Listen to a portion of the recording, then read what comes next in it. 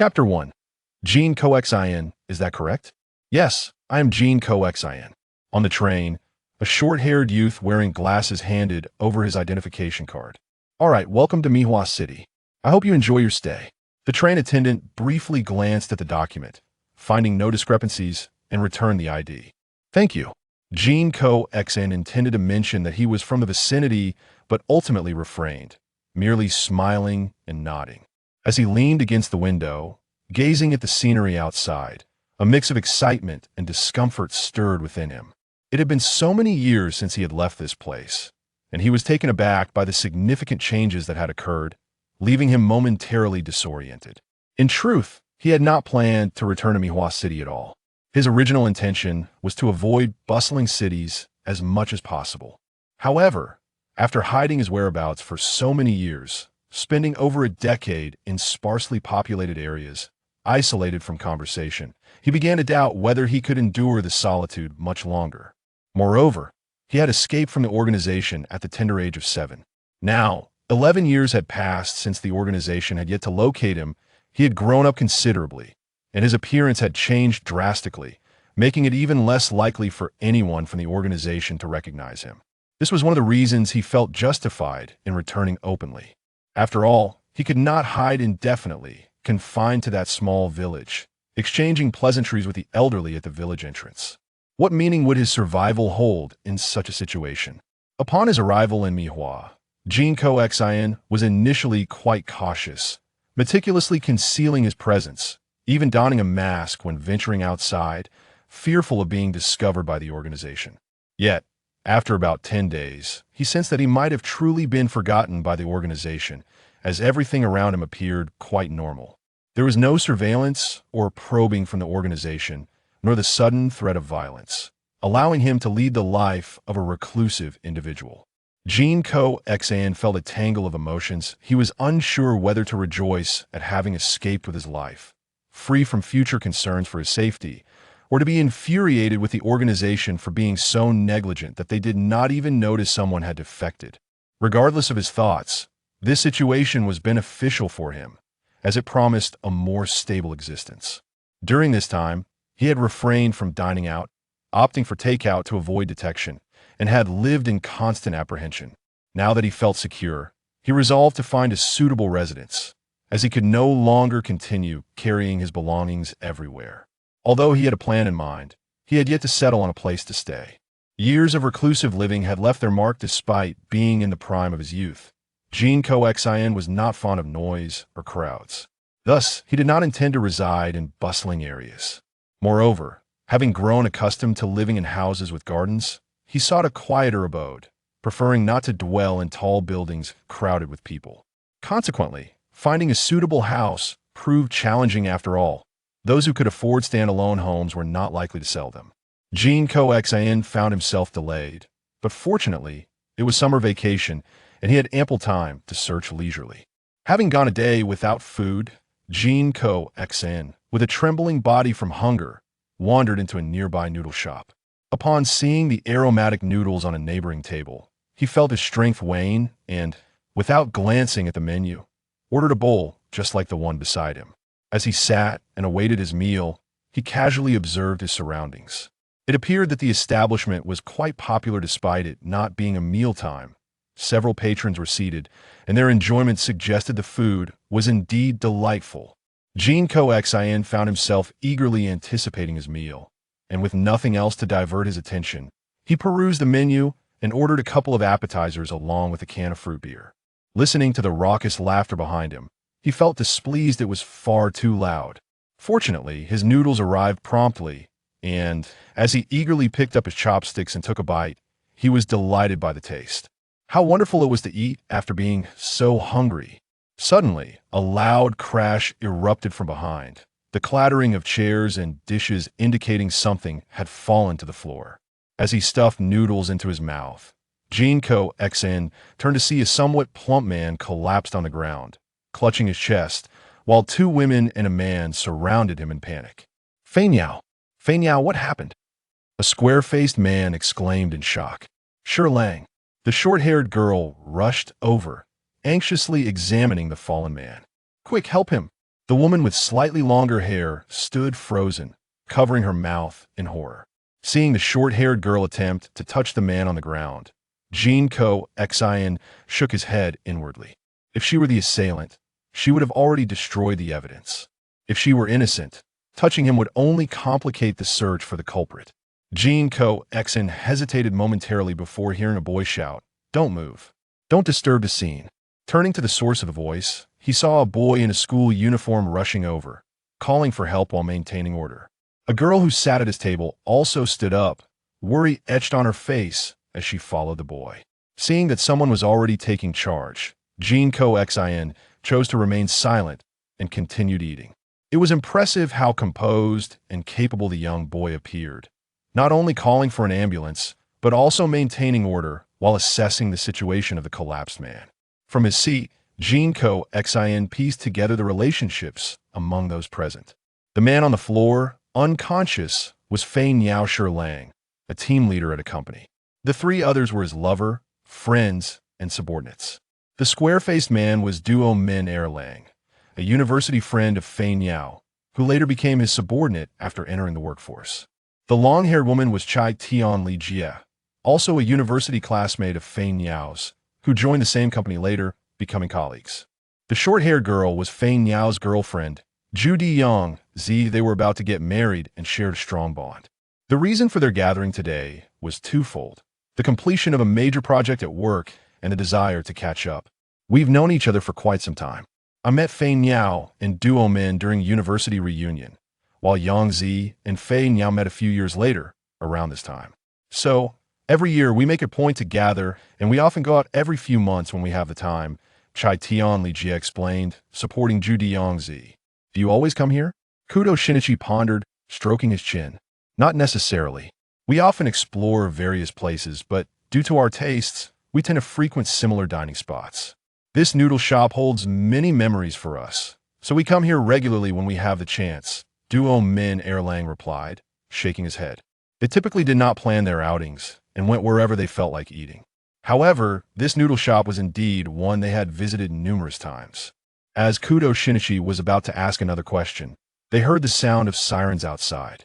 The ambulance and police they had called finally arrived, and Fei Niao was promptly loaded into the ambulance. Fortunately, his condition was not too severe. He remained unconscious, but was stable. Although the cause of his unconsciousness remained unclear, this was good news for everyone. The police quickly cordoned off the area and began questioning all present. Jin Kouxin felt unconcerned. His background was exceedingly clean, and he had nothing to fear from any investigation. However, while the restaurant had seemed relatively empty before, the current gathering revealed just how many patrons had been present. Fei Lang, his friends and lover, the two men at another table, the previously conversing boy and girl, and Jin Kouxin himself all were merely diners. Including the kitchen staff and two waiters, the number of people had increased significantly, especially considering many of them could potentially be the culprit. Although Jin Kouxin could not ascertain how Fei Lang had been poisoned or who had done it, he instinctively felt that Fei Niao's condition was not a result of mere illness. Jin Kouxin continued to observe the young boy who was bustling about, conducting various investigations, finding the entire situation rather intriguing. This boy, Kudo Shinichi, seemed quite familiar with the police and appeared to be a detective of considerable skill. He had never encountered such a young detective before. The sight of a teenager engaging in sleuthing was somewhat amusing, yet it ignited a spark of competitive spirit within him that on a typically languid day, Jin Kouxin found himself unexpectedly intrigued, turning his gaze to the scene unfolding beside him. The trio of companions accompanying Asaka Shuro and the chef staff were the prime suspects. The two gentlemen seated at another table, while acquainted with Asaka Shuro, had merely crossed paths within the confines of the establishment and were not genuinely familiar with one another. Moreover, during their meal, there had been no interaction between them. Thus, they could be dismissed as suspects. The young detective and his companion were naturally excluded by the police as well. Although Jin Kouxin had been fixated on the front, he had also taken note of the individuals in the restaurant. The young detective and his friend had arrived after him, by which time Asaka Shuro had already been present for some time, and there had been no overlap in their interactions. As for Jin Kouxin, He had only recently returned, rarely venturing out, and was not acquainted with Asuka Shiro or his companions, nor did he harbor any grievances against them, thereby placing him beyond suspicion in the eyes of the authorities. Nonetheless, Jin Kouxin believed that the chef and the staff should also be deemed innocent. This establishment differed from others here. The chef prepared meals in the back kitchen. Thus, he was oblivious to the patrons in the front and their culinary choices. The staff member responsible for serving could potentially have poisoned a dish midway or colluded with the chef to deliver a specific meal to Asuka Shiro. However, according to the staff, Asuka Shiro and his friends ordered quite casually, without any particular preferences. Once the dishes were served, it was up to them to decide what to consume. This point was corroborated by Kikuchi Yoko, who not only nodded in agreement, but also provided a lead. She and Asuka Shiro had tasted each other's dishes. Yet, after Kikuchi Yoko finished her meal, she felt no discomfort nor detected any odd flavors, whereas Asuka Shiro collapsed shortly after beginning his meal.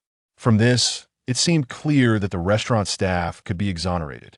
Thus, the suspicion now rested squarely on Domenjiru and his associates. But Jin Kouxin found himself perplexed as to which of them was responsible and how the poisoning had been executed.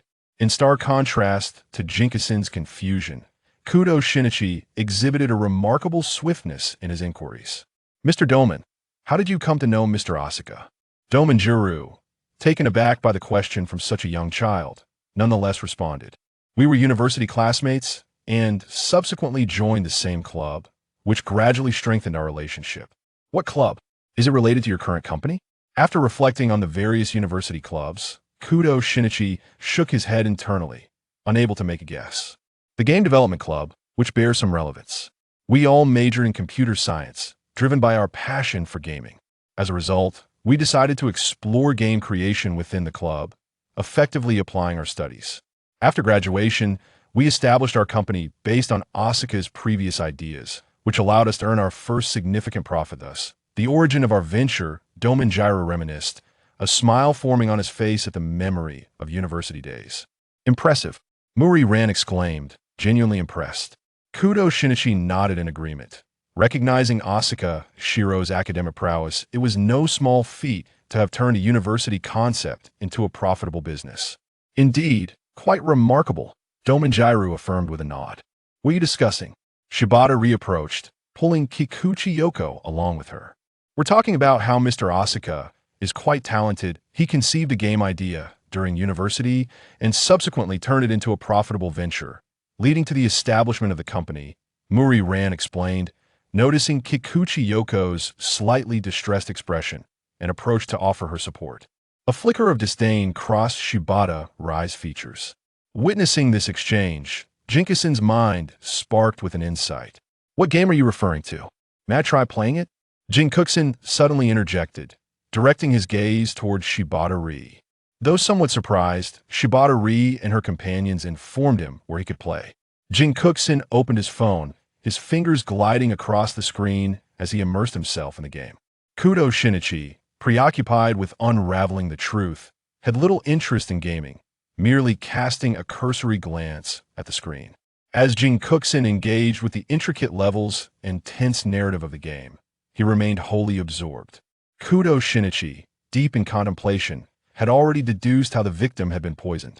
He had also formed a hypothesis regarding the perpetrator, yet the motive behind such an act remained elusive, especially given their close relationship. As the music from Jin Kouxin's game echoed in the background, he approached Kudo Shinichi, a look of confusion on his face, and gently tapped him on the shoulder. "What is it?" Kudo Shinichi inquired, furrowing his brow, uncertain of the older boy's intentions, having observed him either dining or engrossed in his phone since entering the establishment. "Little detective, could you assist me in deciphering this puzzle? I seem to have triggered a hidden task by handing my phone to Shinichi Kudo, but I am not well versed in hiragana. Could you please take a look? I implore you." Shinichi Kudo's lips twitched. What time is it? He was in the midst of investigating clues, yet here I was, asking him how to progress in a game. Initially, he intended to flatly refuse, however. His gaze flickered over the contents of the phone, momentarily rendering him speechless.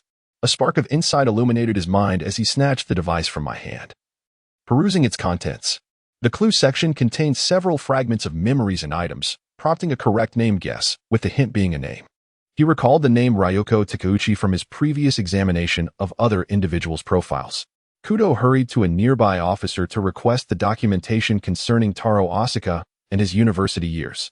Ryoko Takeuchi was a member of the same club as Taro Asuka and his friends during their university days, albeit younger than them, and she had sadly passed away at a young age. Consequently, she had only been mentioned briefly in passing, with little elaboration.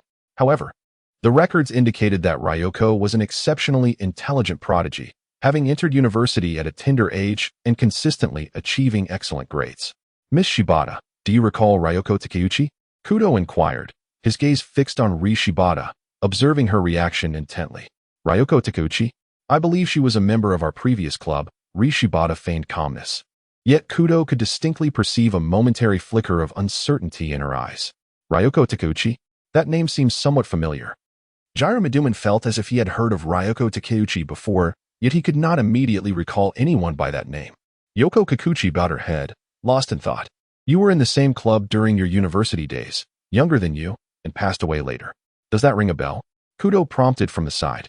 He was uncertain whether they would have any recollection of her, given that they had never mentioned Ryoko Takeuchi before, and according to the records, she had joined the club for less than half a year before her untimely demise. I think I remember. Jiro finally recalled his junior after Kudo's hint. Although the name sounded feminine, that junior was indeed male. However, due to the name's nature, he had often mistaken his gender. He was indeed our junior, joining the club after entering university. However, he was rather reserved and often preferred solitude, so we were not particularly close. Had it not been brought up, I might have completely forgotten about him, Jiro admitted. After all, Ryoko, being somewhat reclusive and having passed away shortly after joining, left little impression on them. Moreover, with the passage of years, he had grown accustomed to believing that the club consisted solely of their small circle, nearly erasing the memory of that individual from his mind. Are you truly not familiar with him? Kudo raised the phone, revealing its contents to the others. The clues within the game not only spelled out Ryoko Takeuchi but also another name, Ri Shibata. This revelation astonished Jiro, for he recognized this game as one previously developed by Taro Asuka. Yet how could the names of Ryoko and Shibata appear side by side in the game? Even if names were present, they should have belonged to Taro, not anyone else. Miss Shibata, what are your thoughts on this? Kudo turned to Ri Shibata. He is my boyfriend. Ri Shibata paused, then lifted her head, revealing a relaxed smile. Boyfriend? Jiro exclaimed in surprise, as all eyes turned to Ri Shibata. Yes. I was actually secretly dating Ryoko, intending to inform you all after some time. But, Ri breathed a sigh of relief, having finally unburdened herself of a long-held secret.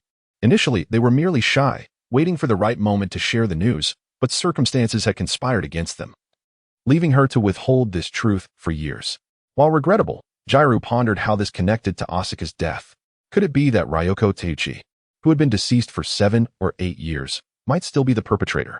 If I am not mistaken, this game was not created by Mr. Asuka, but rather by Mr. Takeuchi, Kudo asserted, fixating on Ri Shibata. Although the game style resembled those later developed by Taro Asuka, the details varied significantly. Moreover, the names included in the game were telling. What of it? Although Taro stole Ryoko's work, so many years have passed.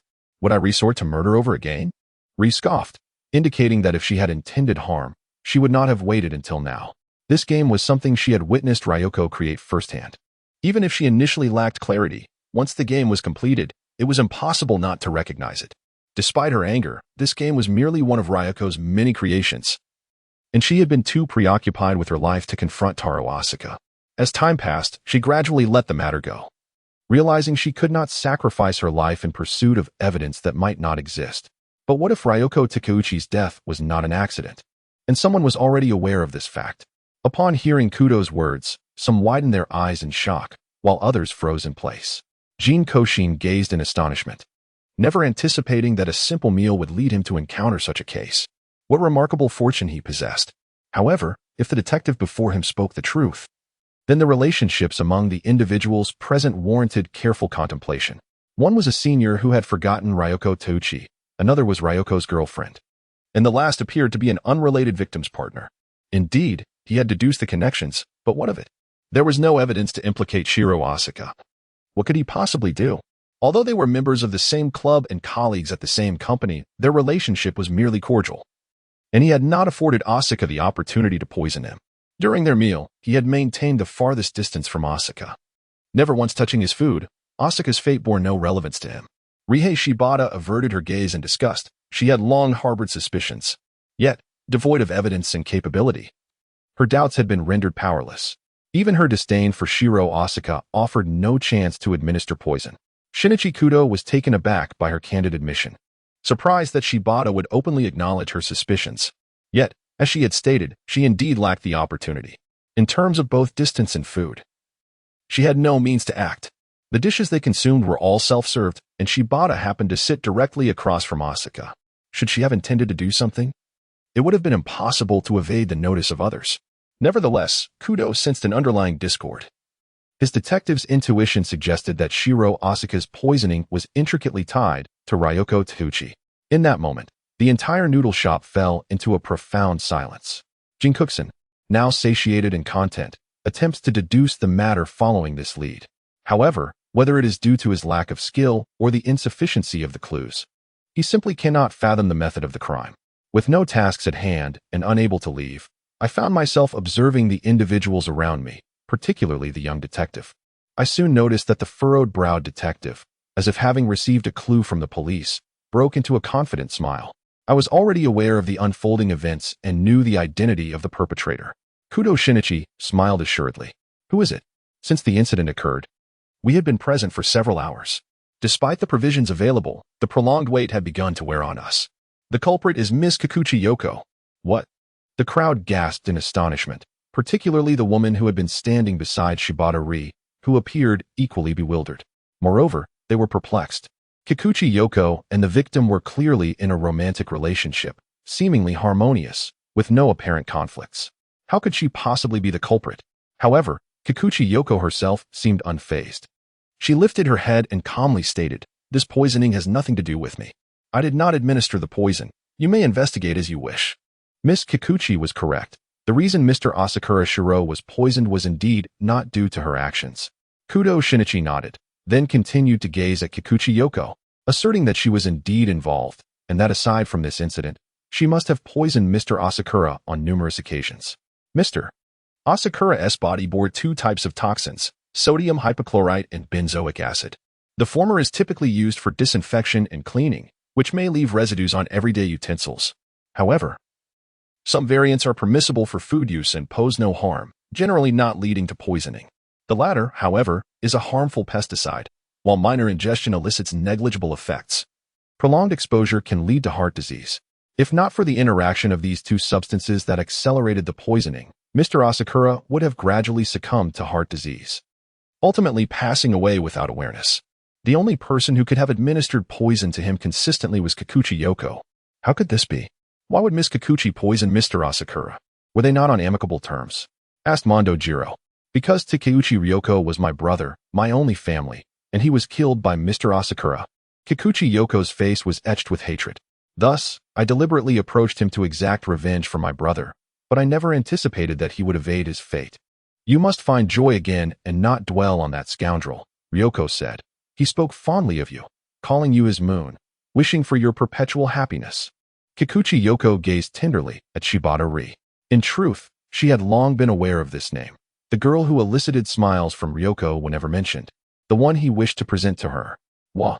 Shibata Ri couldn't hold back her tears upon hearing Kikuchi Yoko's words. She had always sensed Kikuchi Yoko's affection for her, though she had been oblivious to the reasons behind it, even having been bullied by Mr. Asakura. She had never imagined it to be for such a cause. As I watched Kikuchi Yoko being taken away, a weight settled in my chest. I had not anticipated the situation unfolding in this manner. Observing the estate before me, I excitedly took a turn around it. The house, a milky white, was encircled by a black wall, featuring yards both front and back. Though not expansive, they were sufficient. Furthermore, the residence boasted an attic and a basement, and while the furnishings were not necessarily luxurious, they were adequate, coupled with the tranquil surroundings. It was nothing short of my ideal abode. I had never expected to acquire such a property, a fortune attributed to the previous owner's need to depart. Otherwise, I would never have stumbled upon this gem. With a fixed residence established, I moved all my belongings over. I must say, this house truly resonated with my preferences. The surroundings were serene. The nearby neighbors were sparse, and while there were few people around, essential facilities were conveniently located within a 10-minute bike ride. Jin Kouxin could not be more satisfied at this moment. However, despite his fondness for the house, the previous owner had little affection for it.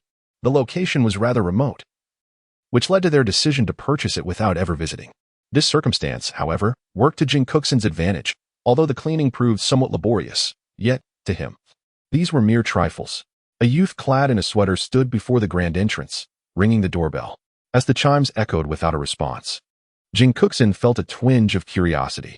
The residents had seldom seen any inhabitants, though he had observed the lights illuminating the house and had heard the sounds of vehicles. Yet he had never encountered anyone.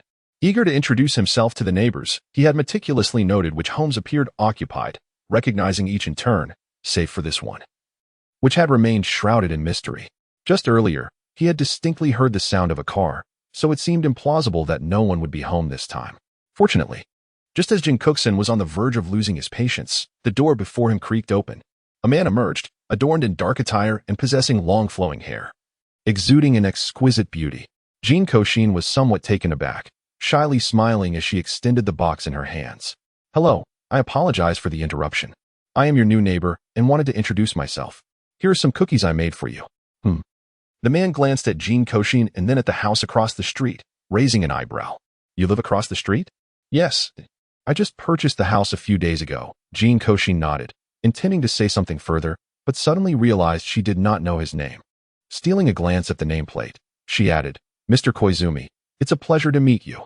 After speaking, she hurriedly pressed the box into his hands, feeling a bit embarrassed before swiftly retreating. As she bounced back across the street, Mr. Koizumi closed the door with a cold expression and entered the house. Inside sat a burly man, clad in sunglasses and dressed entirely in black, his fingers deftly dancing over the keyboard. Upon Koizumi's return, Vodka, having completed his tasks, obediently reported, "Boss, everything has been taken care of." "Good. Look into the new neighbor across the street. See if he has any connections with other organizations." Koizumi sat down, lighting a cigarette, his demeanor utterly indifferent. "Understood, boss." Vodka's fingers continued to fly over the keyboard as lines of unfamiliar symbols flashed across the screen. The information regarding Jin Kouxin is relatively easy to uncover. He is an orphan, devoid of parents, relatives, or friends, having lived an unremarkable life until now as a freshman who has recently gained admission to Daitan University. However, there are discrepancies within his records, as certain details are fabricated, though these are not easily discernible. Consequently, Vodka can only access basic information to relay to Jin. "Brother, that lad is merely an orphan, possessing no extraordinary traits. He is just slightly more affluent than the average person, being a university student who occasionally pens articles to earn a modest income. His demeanor is rather reclusive, lacking in friendships, and just a few days ago, he purchased the house across the street. From the records, there seems to be nothing particularly noteworthy. Nor does he have any affiliations with other organizations. Please conduct a thorough investigation. Let us not overlook any potential dangers." Jin, contemplating with a piece of biscuit in hand, appeared lost in thought. "Understood." Gazing at the spacious yard of the house, Jin Kouxin felt a twinge of longing. In truth, he preferred the serenity of a verdant courtyard over towering skyscrapers. His previous residence was adorned with numerous trees and flowers he had nurtured for a long time. Regrettably, he could not bring them along. Today, Jin Kouxin arrived here, bringing along only a single rose seedling, a mere 20 centimeters in height. Fortunately, the journey was not particularly arduous, and the flower proved to be quite resilient. Otherwise, it might not have endured the trip to Mihua Town. After planting the flower beneath the wall, Jin Kouxin felt inspired to tend to the plants within the yard. To be candid, the garden is rather charming. Although some of the plants do not align with Jin Kouxin's preferences, and the overall arrangement leaves much to be desired. Thus, nearly the entire garden requires reconfiguration. Undeterred by fatigue, Jin Kouxin seized a hoe and commenced weeding. When Jin Jiao and Vodka returned by car, they were startled by the faint sounds emanating from the yard, where a solitary figure was relentlessly digging. One could easily imagine a scene of grave misdeeds unfolding. Vodka even contemplated drawing his weapon, only to be restrained by Jin Jiao. It was then that Vodka discerned that the shadowy figure was none other than the newcomer who had recently moved in. At that moment, Vodka felt an urge to curse. Was this person not out of his mind? Digging holes in the dead of night, armed only with a flashlight, was this an attempt to instill terror? Upon hearing a sound, I realized that Mr. Kurizawa, who resides across the street, had returned home. However, from a distance, I could only discern the silhouette of a vehicle, unable to make out its specific details. Jin Kouxin paid little heed, merely nodding before continuing with his drafting. The evening had grown late, and there remained a section yet to be completed. He needed to hasten to finish it. Otherwise, he was uncertain when he might next feel inspired. Vodka gazed at the figure across from him, somewhat speechless. In the dead of night, instead of resting, one was toiling away. During the day, he had scarcely ventured out. Yet here he was, industriously engaged. What a peculiar situation. Brother, Vodka was at a loss for what to do, turning to Jin for guidance. Just go inside. Jin glanced over before dismissing the matter, turning to walk into the courtyard. He too felt fatigued, having been busy for several days. And today he had finally managed to complete his tasks, allowing himself a moment of respite. As for inconsequential matters, he would let them be. The next day, Jin Kouxin belatedly realized that he might have startled Mr. Kurizawa and the others the previous night, feeling a twinge of embarrassment. Observing his own courtyard, Jin Kouxin picked some fruits from the tree and knocked once more on the door of Mr. Kurizawa's residence. Fortuitously, Jin had many places to stay and rarely returned to this house, but had recently been handling matters nearby, which made this location convenient for his current stay. Moreover, at this hour, Jin would typically be out. However, luck was on Jin Kouxin's side, as Jin happened to be resting today. Thus, he did not intrude upon an empty home. Though Jin was on a break, he was accustomed to staying active and was inside practicing martial arts. As Jin Kouxin knocked on the door, Vodka was engaged in a spirited contest, pressing the vodka bottle against the ground in a vigorous display. Upon hearing the knock, a wave of elation surged within him. Splendid! Finally, an end to this. If the contest continued any longer, he would genuinely need to rest. Jin rose to his feet, and Vodka hurried to the door, surprised to find Jin Kouxin on the other side. After all, this fellow was known for his reclusive nature. Vodka had previously conducted a thorough investigation and monitored him for some time, concluding he seldom ventured outside. Yet, here he was, repeatedly seeking them out. Could it be that their elder brother's conjecture was indeed correct? Was he truly a rat from somewhere? After pressing the doorbell, he stood at the entrance, uncertain whether Mr. Kurizawa was home. However, since the car was parked outside, it was likely that he had not gone out. As Jin Kouxin waited for merely a few minutes, just when he believed that no one wished to depart, the door unexpectedly swung open. Accepting the vodka, he poured himself a cup of cool tea, smiling as he nodded. Meanwhile, both Jin Jio and Vodka regarded the young man before them with a sense of perplexity, uncertain of his purpose for being there. Jin Kouxin found herself perplexed as to how she had ended up in this situation. Initially, her intention had merely been to drop off her belongings and depart. However, now that she was present, remaining in silence felt somewhat awkward. She nervously pinched her fingers and took the initiative to speak. Mr. Kazumi, I apologize for the inconvenience I caused yesterday. In the midst of my work, I inadvertently lost track of time and may have startled you. These are fruits grown in the yard. I've tasted them and found them quite delightful. I brought them for you. Feeling a bit anxious, she hesitated mid-sentence, realizing it might not have been the most appropriate thing to say, and quickly rephrased her offer. She extended the basket she had been holding, filled with an assortment of common fruits such as plums and apples. Though ordinary, they appeared fresh and were not entirely inappropriate as a gift. Chin-ju nodded in acknowledgement, and Vodka accepted the offering, engaging in casual conversation with Jin Kouxin. The two found themselves enjoying a lively exchange, discovering shared interests. With Chin-jo occasionally contributing a remark, the trio appeared to be quite harmonious in their interactions. The conversation became quite lively, yet I couldn't help but think of my own affairs. Moreover, since we were not particularly close, I took my leave after 20 minutes. After Jin Kouxin departed, Vodka turned his gaze towards Jin. Brother, I sense no issues with him. He appears to be an ordinary individual. Should we continue monitoring? During their previous conversation, Vodka had extracted a plethora of information, nearly inquiring about Jin Kouxin's choice of undergarments. He perceived Jin Kouxin as an unremarkable person. Aside from his striking appearance and somewhat peculiar preferences, he was, in essence, exceedingly mundane, devoid of anything warranting attention. Jin's eyes wandered aimlessly. Although Jin Kouxin's demeanor seemed entirely normal, he instinctively felt that there was something amiss, though he could not yet discern what it was. Proceed. In the supermarket, Jin Kouxin meticulously selected the snacks he wished to purchase. With the house already secured, it was only natural to prepare the interior. having previously rented accommodations. He had been wary of the possibility of an abrupt relocation, which left him hesitant to acquire too many belongings. His past purchases had been made gradually. Now, however, he could indulge freely. 1 bag of potato chips, a whole box of instant noodles, and several boxes of delectable biscuits. And let us not forget the milk, cake, and ice cream. Jin Kouxin moved with the exuberance of one just liberated, darting through the supermarket, selecting various items that piqued her interest. This one, and that one, and this one too.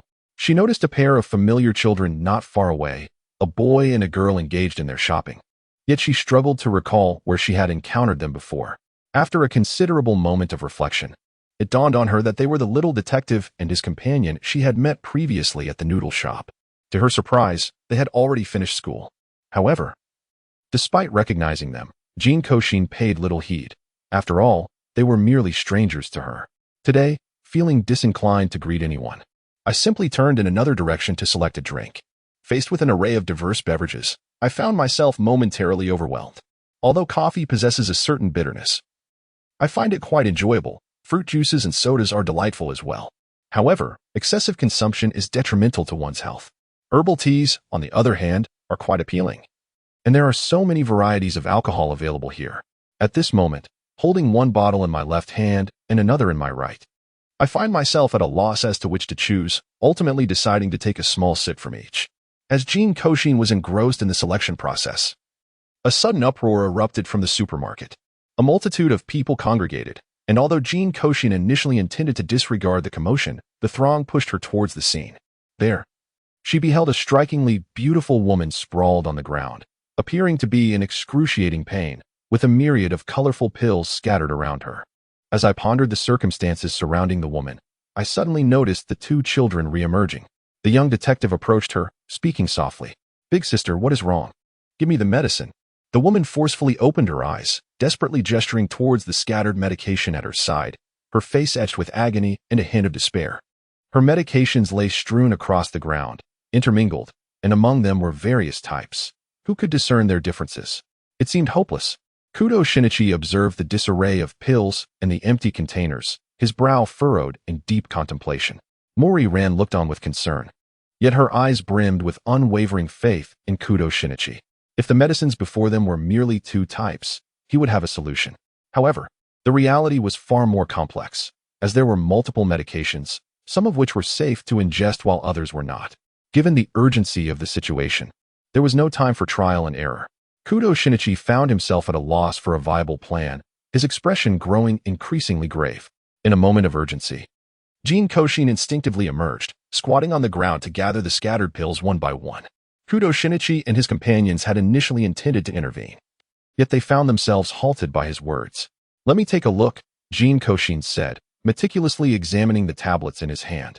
He was able to discern subtle differences among them, such as texture, the coarseness of the powder, the shape of the pills, and the minuscule markings upon them. This newfound ability was a result of his extensive experience with various medications. Jin Kouxin inquired about the medication that the woman was supposed to take, asking where it was located and the required dosage. He scraped a bit of powder from the original container and, after a brief examination, discerned the appropriate medication for her.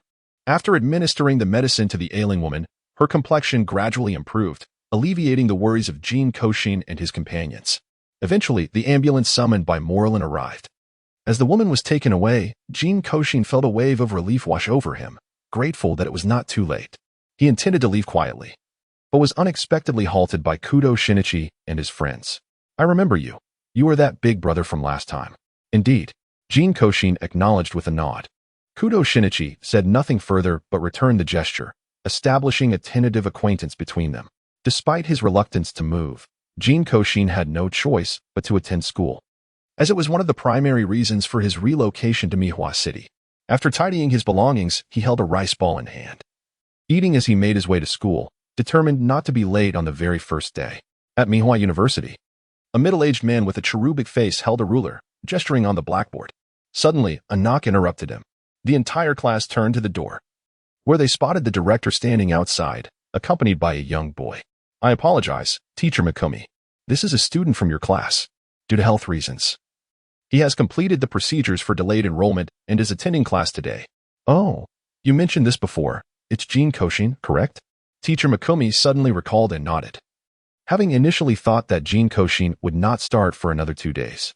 Yes, teacher, Jin Kouxin replied obediently, a pleasant smile gracing his face. Teacher Mikumi nodded inwardly, noting that he seemed compliant and unlikely to cause any trouble.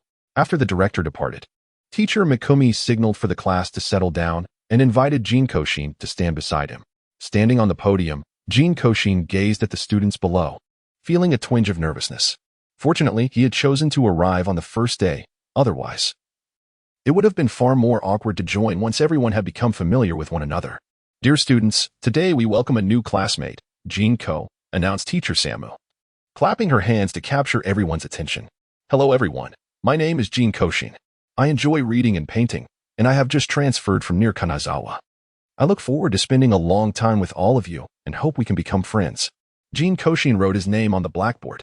The students below curiously observed their new classmate, and one lively student greeted him enthusiastically, eliciting a shy smile from Jin Kouxin, revealing a small dimple at the corner of his mouth. All right, Jin Ko, please find a seat wherever you like. Teacher Sanmu indicated an unoccupied spot nearby. Okay, he replied.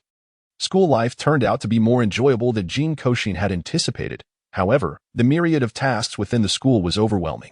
Being new, he had to complete numerous formalities. Additionally, he needed to catch up on various activities that other students had participated in, leaving him utterly exhausted after a few days.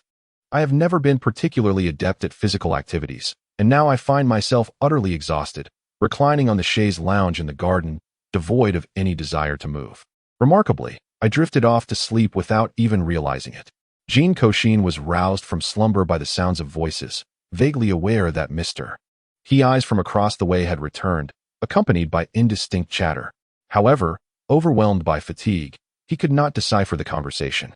In a daze, he made his way back to his room, collapsing onto his bed and succumbing to a deep sleep until dawn.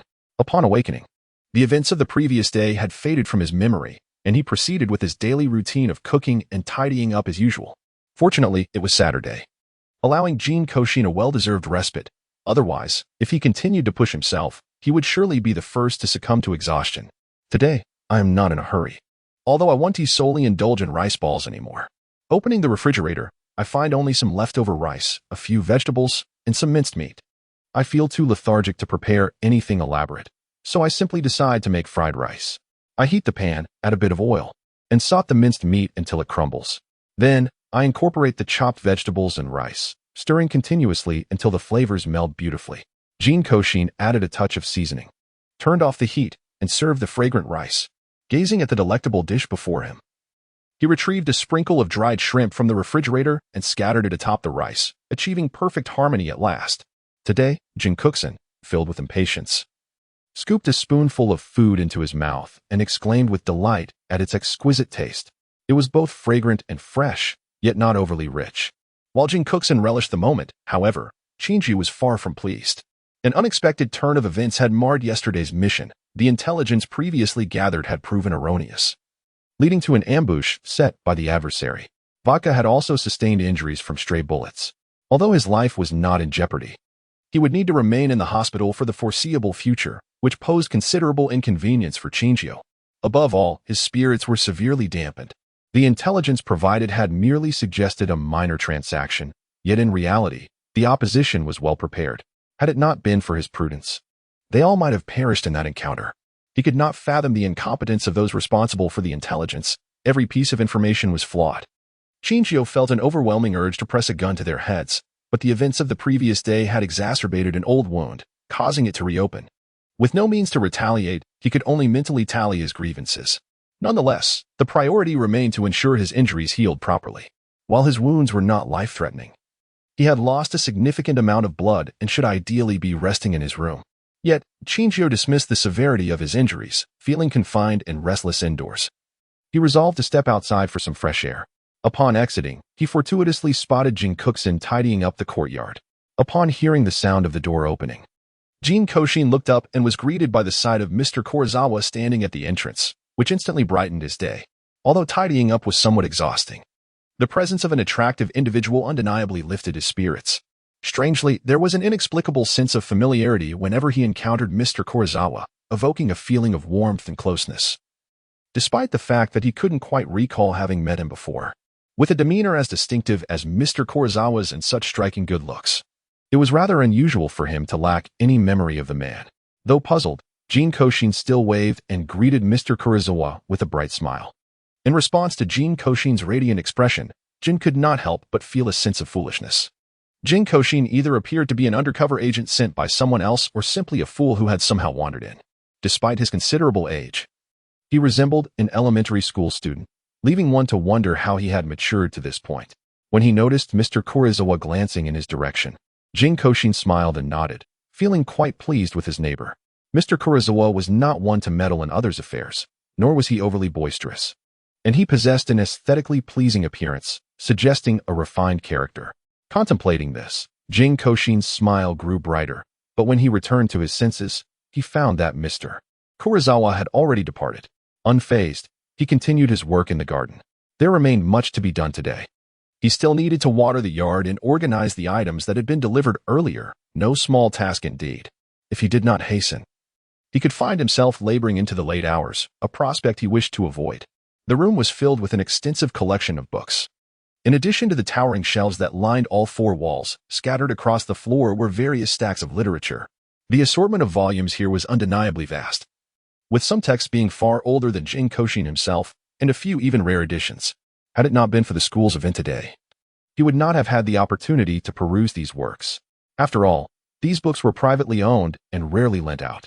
Although Jin Kouxin had a fondness for reading, he lacked the standing to request a loan. Today, he was fortunate to benefit from the occasion. In the past half-month, Jin Kouxin has been thriving in school life, and has even discovered a club that suits him perfectly, book appreciation. This marks his inaugural participation in such an outing. He initially anticipated merely visiting a few libraries, but to his surprise, the president led them to this remarkable place. At this moment, I am marveling at the remarkable abilities of my classmates, each one a master of subtlety. The private collector of these books is a retired official, although he has stepped back from his career. He possesses considerable prowess and is a senior figure to many. However, now that he is retired, he seeks to enjoy a peaceful life, choosing to shut his doors to visitors. Otherwise, this place would undoubtedly be overflowing with admirers. Earlier, Jin Kouxin had also heard about this esteemed gentleman. Therefore, it was quite unexpected that they would host a club activity here. Indeed, their president is quite remarkable. Observing the old gentleman chatting amiably with others not far away, Jin Kouxin occasionally caught snippets of their conversation while searching for a book. Contrary to the assumption of a serious demeanor, the gentleman turned out to be rather gentle, evoking a sense of familiarity akin to that of a beloved elder. Today, I find myself quite fond of this benevolent elder, especially since he is an individual who revels in the pleasures of reading. Consequently, my admiration for this venerable gentleman has surged significantly. However, having arrived here, I am determined to indulge in a thorough exploration, for there are numerous books I am eager to peruse. In a serene corner, Jin Kouxin immersed himself in a book of his choosing, enveloped in the tranquil sound of turning pages that filled the room, punctuated only by the occasional rustle of paper. The elderly gentleman's assistant would occasionally lend a hand in locating books, contributing to the harmonious atmosphere that pervaded the space. As he gazed intently, he became lost in thought. When he finally regained his awareness and glanced at the clock, he realized that 2 hours had slipped by. The classmates who had initially been engrossed in their reading were now embroiled in a heated argument. At this moment, the tranquility was abruptly shattered by their cacophony, wherein one could faintly discern a dispute unfolding between the elderly gentleman and the book, suggesting that a matter of significance had arisen, preventing their departure. Initially, I was indifferent to these matters, but as I listened, a sense of unease began to creep in. Although this house is quite spacious, it surely cannot accommodate only the elderly gentleman and his companion. Why, amidst such fierce quarrels, has no one thought to summon the old man, even at a considerable distance? Given the time that has elapsed, there ought to be some news by now. How is it possible that there is not a single word? Surely, nothing untoward has occurred. Jinko's heart sank abruptly, a foreboding sensation enveloping her. Amidst the throng, she beheld the lifeless body, eliciting a swirl of complex emotions within her. She never anticipated that attending a mere event would culminate in a death, particularly that of the very owner of the house. Although my knowledge of politics is somewhat limited, I am acutely aware that the passing of this gentleman is undoubtedly a significant matter, especially given the evident circumstances of foul play. As anticipated, while the students stood bewildered in place, the vicinity of the house had already been cordoned off, with the late gentleman's aides standing solemnly before them, instructing them to return to the study. Within the room, this gathering of 17 and 18-year-olds began to chatter animatedly among themselves. Despite nearing adulthood, they were still a group of university students unacquainted with the harsh realities of life, and naturally, they were quite flustered by this unprecedented event. A few of their quicker classmates happened upon the old gentleman's lifeless body, and at that moment, several were left trembling in fear, with 2 or 3 huddling together, their faces etched with terror. The president and vice president of the group hurriedly endeavored to soothe their frayed nerves, offering quiet words of comfort. The students in the club were not particularly familiar with each other. Thus, they merely observed from the sidelines, assisting with the occasional offering of tissues. After comforting the frightened few, the president inquired about the details of the earlier events, although all were present at the scene of the old gentleman's demise. Due to the overwhelming number of people, only the initial witnesses truly grasped the situation. The majority were obstructed from a clear view, and even those who managed to catch a glimpse saw little more than fleeting impressions. Consequently, only those few who were initially startled had a clear sight of the scene. We held a deep admiration for the old gentleman, and we wished to speak with him. After the servants informed us of his location, we approached. However, the door was closed. We called out a few times, but no one answered. After waiting a while at the entrance, we decided to leave, murmured a round-faced girl. Later, after returning and spending some time, we heard from the butler that the old gentleman should be awake by that hour. We ventured back to check, and this time, when we knocked, the door swung open. Upon entering, we found the old gentleman collapsed on the floor. Alarmed, we rushed forward, only to be confronted with the chilling sight of him lying there in a grotesque manner, which startled us into screams. It was then that you all arrived. Recalling the horrifying scene, the girl shrank into her friend's embrace, her face awash with terror. Was there any fatal injury on the old gentleman? No. There was no blood or visible wounds on him. A short-haired girl hesitantly shook her head. And what else? I saw the old gentleman clutching his neck, appearing to be in great distress. It seems we are not leaving today, the vice president said with a resigned smile, exchanging a glance with the president. Given the gravity of the situation and their possible involvement, it appeared they would have to remain for questioning. If the old gentleman had succumbed due to a weapon, such as a knife or a firearm, it would certainly have no connection to them. After all, they had undergone thorough inspections upon entry. They possessed no weapons, not even a longer knife, making it impossible for them to commit murder. However, with the cause of the old gentleman's death still shrouded in mystery, it seemed they were bound to stay. Jin Kouxin's emotions have grown exceedingly complex. Although the precise circumstances of the old gentleman's demise remain shrouded in mystery, hearing her classmates speak of it instills in her a sense that the matter is anything but straightforward. If one were to consider who might harbor motives or suspicions, it would undoubtedly be her cohort of students, as the incident transpired shortly after their arrival. Nevertheless, the other inhabitants of the residence are not without their own suspicions. Jin Kouxin and her companions gained entry only after undergoing stringent scrutiny. Apart from their mobile phones, they possess nothing but their cloth garments, and in their hands, they hold merely paper, devoid of even a single pen, rendering them entirely without weapons. In contrast, the other residents enjoy unrestricted access to the premises, and their closer, more familiar relationships with the old gentleman afford them greater ease in earning his trust, thereby making the act of murder far more convenient for them. Jin Kouxin, in comparison to others, is still more inclined to trust her classmates. After all, if their identities were questionable, the old gentleman would surely not have permitted their entry. The defense system here, along with various other mechanisms, is undeniably formidable. Without an invitation, one would be utterly unable to gain access. Thus, why would they contemplate causing a disturbance, let alone create such a significant uproar? Observing the police as they methodically photograph and gather evidence, Jin Kouxin joined the crowd in providing her statement. Most individuals, including herself, were largely unaware of the specifics surrounding the incident, resulting in their accounts being rather straightforward, merely consisting of a few inquiries before concluding. Today, Jin Kouxin unexpectedly encountered a familiar face among the police, none other than the young detective with whom he had crossed paths a few times before.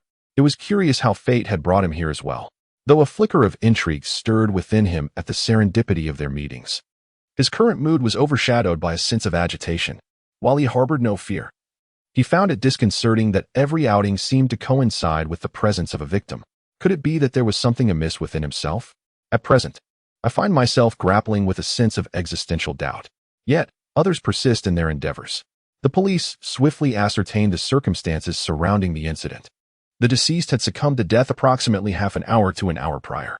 Their skin exhibited a purplish hue, pupils were dilated, and there were markings around the neck indicative of strangulation. The cause of death is surmised to be asphyxiation due to strangulation. However, the weapon remains elusive. It can only be inferred to be a soft, cord-like object, though its exact nature remains undetermined. Kudo Shinichi and an adult male companion began to survey their surroundings. Their movements strikingly synchronized, almost mirroring one another. The police conducted an examination of the vicinity surrounding the victim's room, which was notably sparse. The residence in question is a standalone villa, with the central area occupied by the house, while the remainder is adorned with vegetation. Aside from the essential rooms, there exists only this library, with no other structures present. The perimeter of the house is secured by bodyguards, rendering it implausible for anyone to slip inside unnoticed. Thus, the perpetrator may well be among those within the house. The cause and timing of death further corroborate this theory. As the victim had been deceased for no more than half an hour before discovery, and with no one entering or exiting the courtyard, it is unequivocal that the assailant could not have departed from this location. Consequently, the individuals present in the room are highly suspect. However, the multitude of occupants today complicates the investigative process. The group of students, comprising 10 individuals, found themselves in a house that, aside from the deceased, included a butler, 2 servants, and 4 security guards stationed outside. The guards, due to their external duties, could be easily ruled out as suspects. However, the remaining individuals all possessed a potential motive for the crime, particularly considering many had connections to the deceased. The butler had been in close proximity to the deceased for many years and had long been rumored to be the deceased's illegitimate child, sparking a myriad of gossip surrounding their relationship. The male housekeeper had known the deceased for quite some time, albeit with a penchant for gambling that had led him into financial straits. Despite his vices, he was skilled at driving and possessed culinary talents, which ultimately led to his introduction to the deceased. The deceased, finding him satisfactory, took him under his wing, providing him with sustenance. Although he had amended several habits, his affinity for gambling persisted, and he had recently sought an advance on his wages, only to be met with rejection. The female housekeeper, who occasionally procured groceries for the household and maintained its cleanliness, was not particularly fatigued by her duties. However, she was known for her incessant chatter, and her relationship with the deceased was generally harmonious, devoid of significant conflict. As for the group of students, their records indicated minimal interaction with the deceased, having only organized a casual event at this location by chance. Yet, Kudo Shinichi and his companions sensed a more intricate layer to the situation. Although the elderly gentleman had a mild temperament, he was not easily approachable, especially given the presence of numerous valuable books. It was improbable that he would allow such a rowdy group of students into his library without some prior acquaintance, implying that at least one among them was familiar enough with the old gentleman to warrant such privilege. This notion captivated Kudo Shinichi's attention towards the students, while Kudo Yusaku seemed preoccupied with scrutinizing photographs of the deceased's body. It is indeed a testament to their connections that they are able to host events here. The president of the club is an avid reader, and he is acquainted with the elder members of his family and the venerable gentleman. He has also had the pleasure of meeting the gentleman himself, which has afforded them the opportunity to read here. While not particularly easy to investigate, this knowledge is hardly a secret. The group of individuals surrounding him, aside from those hailing from affluent families, predominantly consists of those with power or prestige. Except for himself, who is an orphan, the familial backgrounds of the others are quite distinguished. However, the connections to the deceased are rather limited. Firstly, there is the president, whose family had a close relationship with the deceased.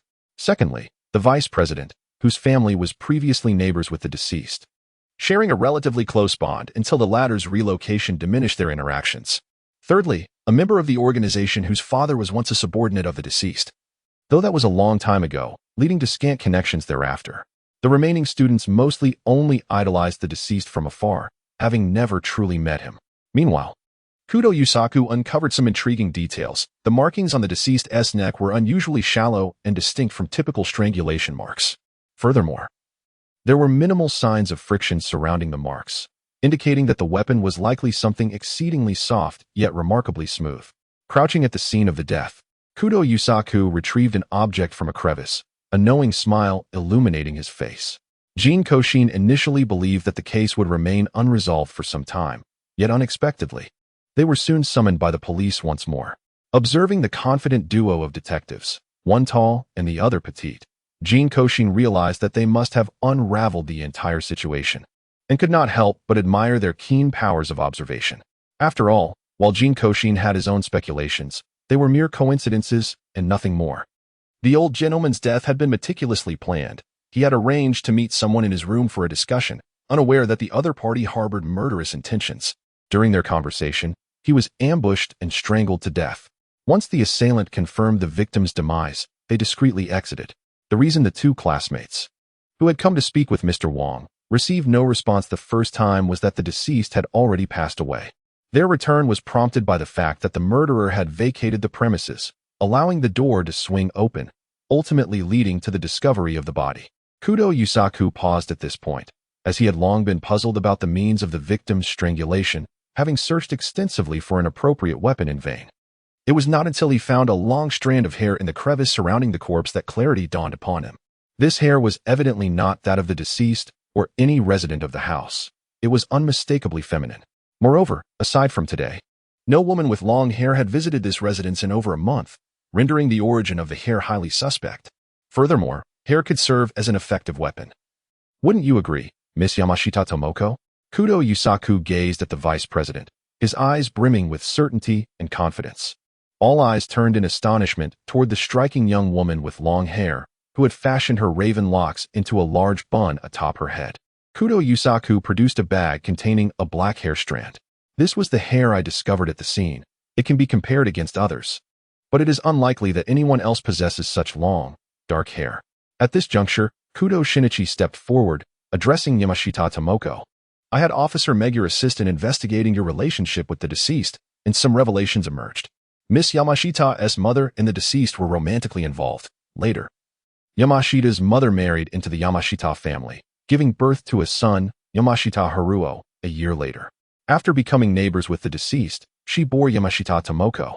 Due to her lack of resemblance to her father, Mr. Yamashita, she bore a striking resemblance to the deceased, which led to her being marginalized at home. Yamashita Tomoko interjected, lifting her head and speaking calmly. You are correct.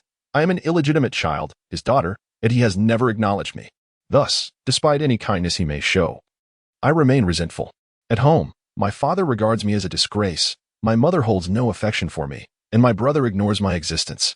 Therefore, even though my needs are met and I lack for nothing, I still harbor resentment towards him. I asked if he would recognize me, even if only to grant me an identity. Even if, as a goddaughter, he refused, which led me to kill him. Because of the butler? Kudo Yusaku adjusted his glasses, his eyes reflecting a hint of pity. Indeed, both of us are illegitimate children, yet he could keep you by his side, even allowing others to know of his identity, while he refused to grant me any status. Am I truly that unworthy? A flicker of agitation crossed Yamashita Tomoko's face, though she quickly regained her composure. That is not the case. You have misunderstood. I am not Mr. Yamashita's son, but rather an orphan whom he previously sponsored. Out of gratitude, I became the butler here. As for the rumors circulating outside, they are mere fabrications. In reality, I have no connection to Mr. Yamashita. As for Miss Tomoko, Mr. Yamashita's status precludes him from having an illegitimate daughter, as it would tarnish his reputation. The moment he shows any inclination, your true relationship would become fodder for public scrutiny against him. The butler shook his head, gazing at Yamashita Tomoko. Then must I forever be denied an identity? Yamashita Tomoko paused, then scoffed derisively. The Yamashita family rejected her, and her biological father dared not acknowledge her. Even her mother and brother showed her disdain. Why then was she brought into this world? Why must she bear the weight of it all? As Yamashita Tomoko was taken away by the police, Jin Kouxin found himself at a loss for words. He had always sensed that the vice president harbored some burden, yet he never imagined it would be this, nor that it would drive her to such extremes. The event concluded in a rather anticlimactic manner. After leaving, Jin Kouxin did not return home immediately. Instead, he sought a place to sit for a while. With a can of fruit beer in hand, he leisurely sipped while observing a couple nearby engaged in a heated argument. Intrigued by their gossip, had he not encountered an acquaintance? Fearing recognition, he would not have hurriedly departed. The autumn air was crisp and refreshing. After hiding at home for 2 days without anyone seeking him out, Jin Kouxin felt a sense of relief. It seemed the previous encounter had merely been a coincidence, and he had not been recognized. This was to be expected, as he had left at the tender age of 7 or 8, and now at 18. It was likely that the other party would not recognize him. A child of 7 or 8, alone and abandoned, who could say whether he would survive to adulthood? Yet, Jin Kouxin was content with his current predicament, for he had at last attained his freedom. Having set his mind at ease, Jin Kouxin decided to venture out to procure some necessities, as the provisions at home had been depleted. Just a couple of days prior, he had observed the fruit trees in a neighbor's garden, laden with enticing fruits, which stirred a longing within him. There was ample space in his own yard, and he contemplated purchasing a few fruit trees to plant there. However, he had yet to decide which varieties to acquire. The blossoms of peach, apricot, and pear were all exceedingly beautiful. Yet, he could not consume them in abundance, and he was also allergic to peach blossoms. He pondered whether persimmon and orange trees would bear flowers, as he had a fondness for those fruits and considered acquiring 2 of each. After estimating the available space in his yard, he had already envisioned where the fruit trees would be planted. In addition to the trees, he intended to add a few more items to his garden. Nevertheless, he was in no rush. There was plenty of time ahead, and he could take his time to enhance his surroundings. Hello. The total comes to 30,000 yuan, the vendor announced. Swipe card. Jin Kouxin retrieved a sleek black card from his pocket and handed it over. After inscribing his home address on a piece of paper, he gestured towards several saplings nearby, requesting assistance in delivering the items to that address. Once his purchases were complete, he meandered aimlessly, recalling that his household supplies seemed insufficient, and many items needed replenishing: apples, oranges, dragon fruit, mackerel, chicken, pork belly, king oyster mushrooms, crab mushrooms, shiitake mushrooms. Cradling the freshly acquired bread and fruits and vegetables, Jin Kouxin hummed a tune as he strolled along the path. Suddenly, he sensed something amiss. There was both good news and bad news ahead. The bad news was that he appeared to be followed, and the pursuer had trailed him for quite some time, their intentions unclear. The good news, however, was that the individual lacked skill, suggesting they were not aware of his identity, nor were they a genuine threat, rendering the situation not as dire as it could have been. Jin Kou's heart yearned to shake off the persistent follower, yet he found himself incessantly trailed, which inevitably stirred a sense of irritation within him.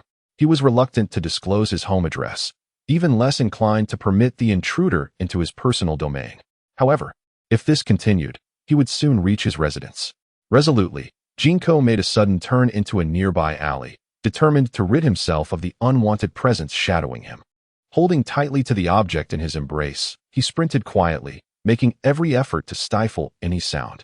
The group of pursuers was closing in rapidly, and he was taken aback by their audacity. They were actually attempting a brazen robbery.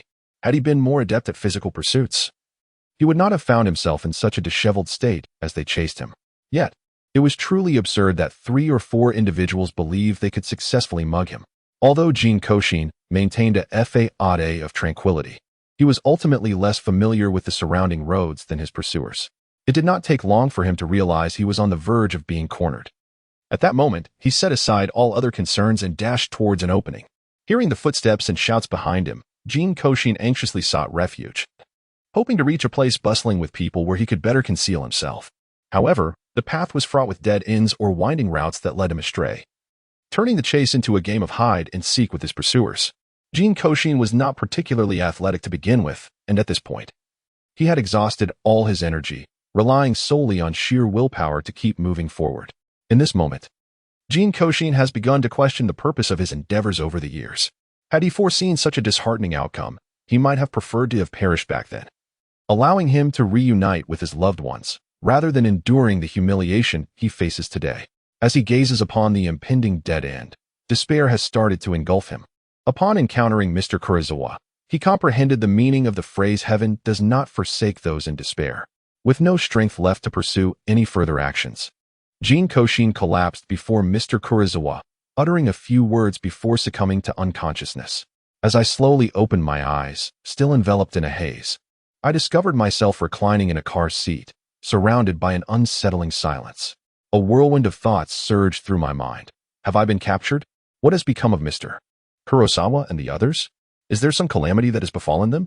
I appeared to be unscathed, raising the unsettling possibility that my abduction might serve some other purpose. Now, he remained silent, quietly observing his surroundings. The vehicle seemed to be stationary, with no audible breaths from others inside, and an eerie stillness enveloping the area. It appeared that the car had halted in a desolate, silent place, and the driver was absent from the vehicle, leaving him to ponder whether they were merely lurking outside. Another perplexing detail was that he found himself unbound, a puzzling circumstance indeed. Could it be that they were so certain he would remain in slumber indefinitely? A multitude of thoughts flitted through my mind as I gazed at the scenery beyond the car window. Shinjio leaned against the vehicle, smoking. When he heard a commotion from the car behind him, turning his head, he was greeted by the sight of Jin Kouxin, who had just opened his eyes and looked up to see him, smiling as he offered a cheerful greeting. "Mr. Kurosawa." As I gazed at the long hair by the car window, a sudden realization struck me. I must have been rescued by Mr. Kazumi. I feigned the appearance of just awakening, and, indeed, there he was, my anxieties finally alleviated. "Mr. Koizumi, I owe you my gratitude today. Had it not been for you, I surely would have encountered dire circumstances. Thank you." I stepped down from the vehicle and bowed before him in appreciation. "By the way, where is the gentleman in sunglasses? I noticed those individuals wielding knives. Were you unharmed?" "No, he went to buy something," replied Jin, observing the familiar stranger before him, a cigarette poised in hand, unmoved. "How did you happen to be there today? Did you witness anything unusual?" These two questions lingered in his mind. The reasons he had remained after rescuing me and had placed my unconscious form in the car. He had ventured there for a clandestine transaction, the location shrouded in secrecy. Previously investigated. How had I come to be there? Furthermore, what had I seen before losing consciousness? I went out to purchase something, and on my way back, I noticed someone following me. Fearing for my safety, I sought refuge in an alley to shake them off, but in my haste, I became lost and nearly caught. Had I not encountered Mr. Koizumi, I would likely be in grave peril by now. A shiver of trepidation coursed through me. While I did not fear death, I certainly did not wish for such an untimely demise. It would be far too frustrating.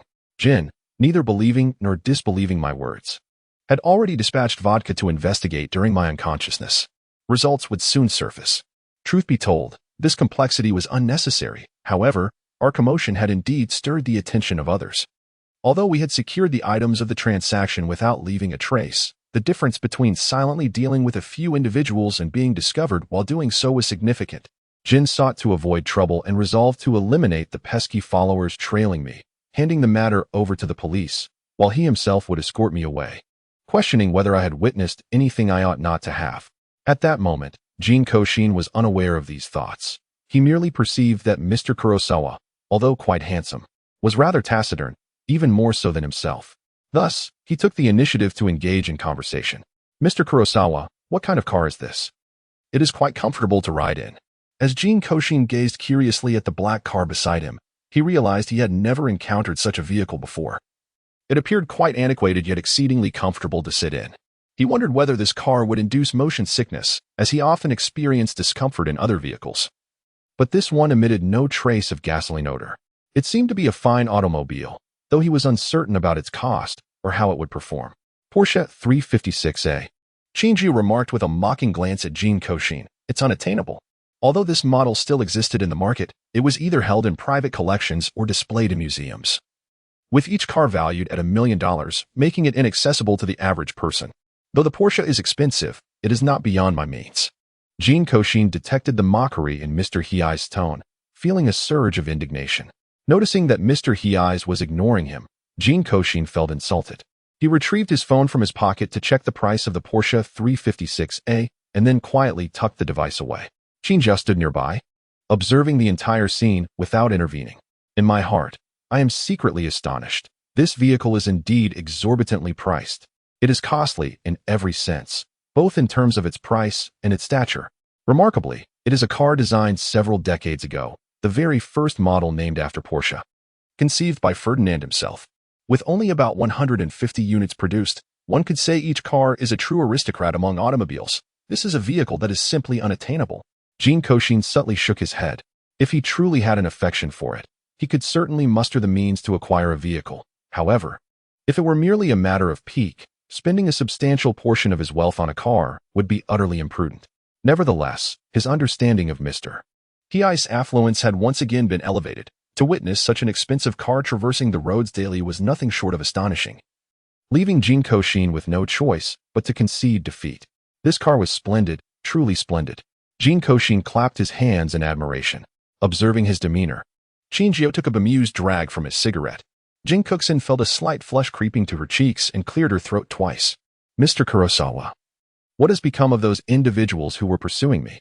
They have been taken to the Public Security Bureau. Oh, Mr. Kurosawa, may I inquire your given name? The nameplate bears only your surname, and I find myself in ignorance of your full identity. My name is Jin Kouxin.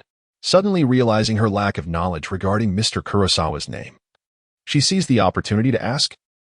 Jin grew increasingly suspicious of the person before him. Not only had this individual abruptly moved into a previously uninhabited residence across from him, but he had also engaged him in conversation on multiple occasions.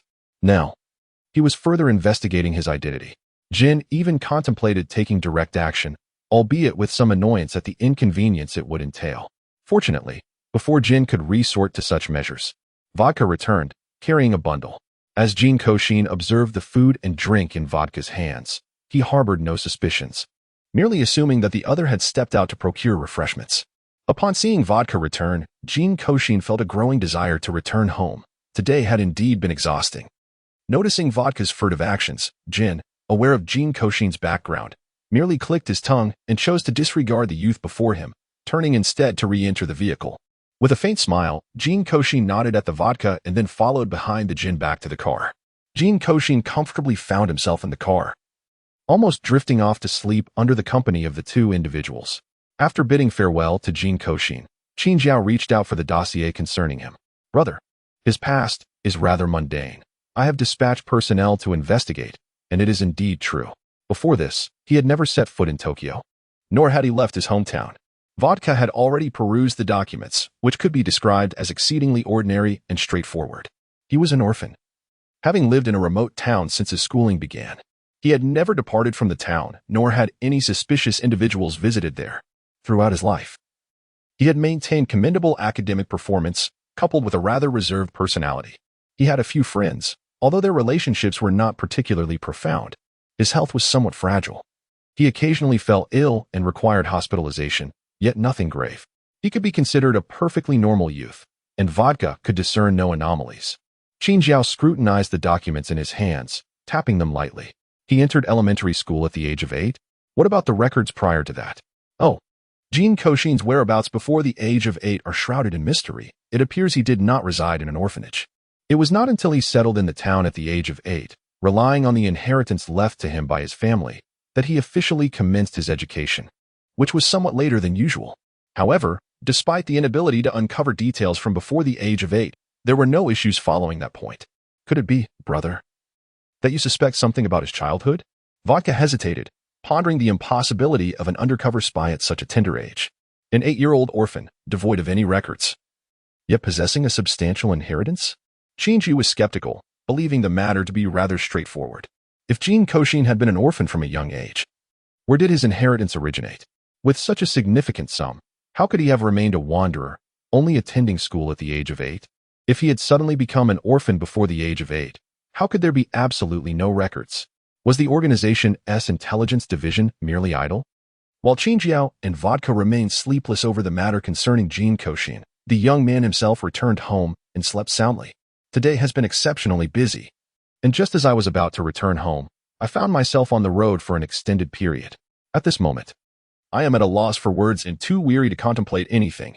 All I desire is a restful reprieve. Although Mr. Kurosawa's vehicle offers a remarkable level of comfort, it pales in comparison to the embrace of my own bed at home. As Jin Kouxin lay on the bed, it was but a brief moment before slumber enveloped her. Upon awakening the following day, she found it to be well past 9 o'clock. Stretching her limbs, she felt a lingering fatigue in her legs. A desire to prepare a delightful meal stirred within her, but then she was abruptly reminded that the provisions she had purchased the previous day had been discarded midway, leaving her pantry rather sparse. A sense of regret washed over her as she rummaged through the refrigerator, discovering a modest assortment of vegetables remaining. Without hesitation, she retrieved them all: a solitary tomato, a piece of eggplant, a small potato, a segment of sausage, and a rather firm piece of bread. With deft hands, she diced the tomato and eggplant, sliced the potato and sausage, and tossed them into a pan for a quick stir-fry. A splash of water followed, accompanied by a medley of seasonings. To enhance the dish, she added a beaten egg, allowing it to mingle with the ingredients. Finally, she introduced the bread, cut into chunks, along with a sprinkle of cumin and dried shrimp, allowing the concoction to simmer into a delectable creation. He indulged in the meal with great satisfaction, and indeed, his culinary skills were commendable. The flavors were truly delightful. Although Jin Kouxin yearns for a day of restful repose, an abundance of matters demands his attention. The individuals apprehended yesterday were escorted to the police headquarters. However, due to Jin Kouxin's prolonged unconsciousness, no formal statements were recorded. Today, he must visit the Public Security Bureau to provide a supplementary statement and procure replacements for the items he lost during his escape yesterday. As the pantry at home is alarmingly bare, the excursion to the police headquarters was not particularly daunting for Jin Kouxin. Despite the officer's stern demeanor, they recognized his youth and did not impose undue pressure upon him. They merely inquired about simple matters before allowing him to depart. The case itself is not intricate. Jin Kouxin's substantial purchases had drawn their attention, leading to their intent to commit robbery. However, the bizarre nature of their actions startled him, prompting his frantic flight and resulting in the current predicament. Now, those who ought to be imprisoned have been, and those deserving of correction will be educated, leaving little else to be addressed. As Jin Kouxin meanders through the marketplace, selecting from the array of food items he had previously chosen, he finds himself lost in thought. If memory serves him correctly, Mr. Kouxin was not alone yesterday. He distinctly recalls a third individual standing beside Mr. Kouxin. Yet, whether in the police statement or the implications of Mr. Kouxin's words, it seems that only the two of them were acknowledged. Although Jin Kouxin has great confidence in his memory, he intends to remain oblivious to the preferences of Mr. Kurosawa and his companions since they are unwilling to divulge them. However, thanks to them yesterday, Jin Kouxin is uncertain about what Mr. Kurosawa enjoys. As he gazes at the array of items on the shelves, he recalls that Mr. Mizuzuka is fond of idols and delectable treats, yet Mr. Kurosawa seems to be quite indifferent about his own likes, exuding an air of aloofness. Nevertheless, this is not too challenging for Jin Kouxin, with the supermarket's diverse offerings. He swiftly selects his targets. Meanwhile, Jin and Vodka are perusing their documents, contemplating their evening plans and tasks. The sudden sound of the door interrupts their thoughts. Without lifting his head, Jin deduces it must be Jin Kouxin, as no one else would come. Noticing Jin's silence, Vodka rises to open the door. Soon after, Jin Kouxin stands at the threshold, cradling an enormous box. Upon seeing the door ajar, he quickly utters an apology for the intrusion and requests assistance. "What is this? Such a large box?" Vodka exclaims, taking the sizable container from Jin Kouxin, realizing it is not particularly heavy, merely voluminous, which piques his curiosity. Jin, drawn by the commotion at the door, glances over and frowns upon observing the 1 cubic meter box in Vodka's arms. Had he not just checked on Jin Kouxin, he would have assumed this oversized package warranted a bullet. "Thanks to you all yesterday, I wasn't sure what you liked, so I prepared some snacks to share. Each type of snack varies in flavor. Take a look and see what you fancy." Jin Kouxin smiles as he places the box on the table. Opening it reveals layers of delicacies. The white ones are savory meat pastries, the red ones are spicy, the yellow ones are sweet, the blue ones are bitter, and the green ones are sour. "Please, choose what you like." Indeed, Jin Kouxin thought it prudent to prepare a variety of flavors, ensuring there would be something for everyone. Fearing they might not have enough, he made 7 or 8 of each type, culminating in over 40 assorted snacks filling the box to the brim. Vodka is utterly astonished, while Jin is rendered speechless by the sheer magnitude of Jin Kouxin's gesture. He knows the intention behind it is gratitude, yet the scale of it is overwhelming. With so many snacks, they ponder how long it will take to consume them all, especially with such an assortment. At this moment, Jin is genuinely convinced that Jin Kouxin is not an undercover agent, for no spy would be quite so foolish. As Jin Kouxin observes Vodka sampling the snacks he brought, he engages in light conversation, learning much about them and their tastes.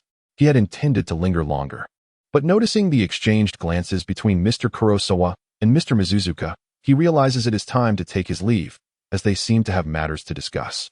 After bidding farewell to Jin Kouxin, Jin and Vodka survey their surroundings before departing in their vehicle. As days pass, Jin Kouxin's school life unfolds in a beautifully mundane rhythm. He attends classes punctually, returns home on time, and indulges in culinary pursuits during his free moments. He relishes the opportunity to venture outdoors, armed with a good book and a refreshing drink, savoring leisurely afternoons. After class, while reclining on his desk and gazing out at the scenery, he overhears classmates chatting behind him. The houses are quite spacious, aren't they? Wouldn't it be nice to spend a couple of days there? One dark-haired boy suggests. They have everything, including hot springs.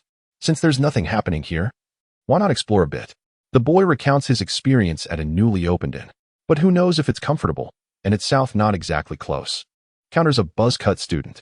Exactly, such a large and one tea come cheap.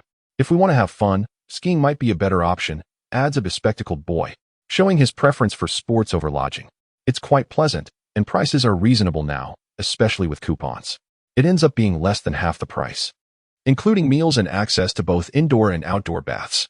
If it weren't for the timing, it wouldn't be discounted, the first boy insists. Actually, it's my relative's place, but I suspect I've hit the wrong timing. It's currently off-peak, and not many people go there. So I'm trying to attract some guests. He explains. The inn has everything: a restaurant, swimming pool, hot springs, library, entertainment room, and more. Unfortunately, its remote location and poor timing have kept guests away. They're nearly operating at a loss, which is why the prices are so low. With a coupon, you can stay for 3 days for just 3,000 yuan. 3,000 yuan for such a deal. It's a pity I've already planned to visit my grandmother. Otherwise, I would have considered it, replies another. Yes, at this point, everyone has pretty much decided where to go, so it's unlikely to find many takers. The dark-haired boy sighs, realizing that with the upcoming holiday, most have already made their plans. Jin Kouxin, listening intently from the side, found himself quite intrigued. Lacking close relatives, he had initially intended to spend the day at home. However, venturing out now seemed rather delightful, especially since he harbored a fondness for natural scenery. Though he was uncertain about the distance to their destination. Classmate on the mountain, where exactly is that place you mentioned? Are there any discounts available? Clutching the discount coupon, he navigated his way there, reluctantly acknowledging the tranquility of this location, albeit its elusive nature. The journey had nearly made him nauseous, though fortunately, he did not suffer from motion sickness. Otherwise, it was doubtful he would have been able to endure the trip. As he gazed upon the target destination, a secluded, ancient mansion hidden within the forest, Jin Kouxin felt a surge of anticipation. This place appeared quite splendid, boasting not only breathtaking views, but also an imposing structure. The owner, a man in his 30s who introduced himself as Gu Village, provided Jin Kouxin with an overview of the various facilities. I apologize, but this house has seen little visitation, so certain areas remain closed off and will likely not be accessible until tomorrow. However, the library, hot springs, and swimming pool are available for use. As for meals, you may dine at the restaurant in front, or we can arrange for delivery to your room with prior notice. No worries. I am rather fatigued after a day of travel and can explore tomorrow, Jin Kouxin replied, showing little interest in the amenities. He waved his hand dismissively, inquiring, will the restaurant be crowded this evening? I do not particularly enjoy the presence of numerous individuals, if there are too many. I would rather dine in the confines of a room.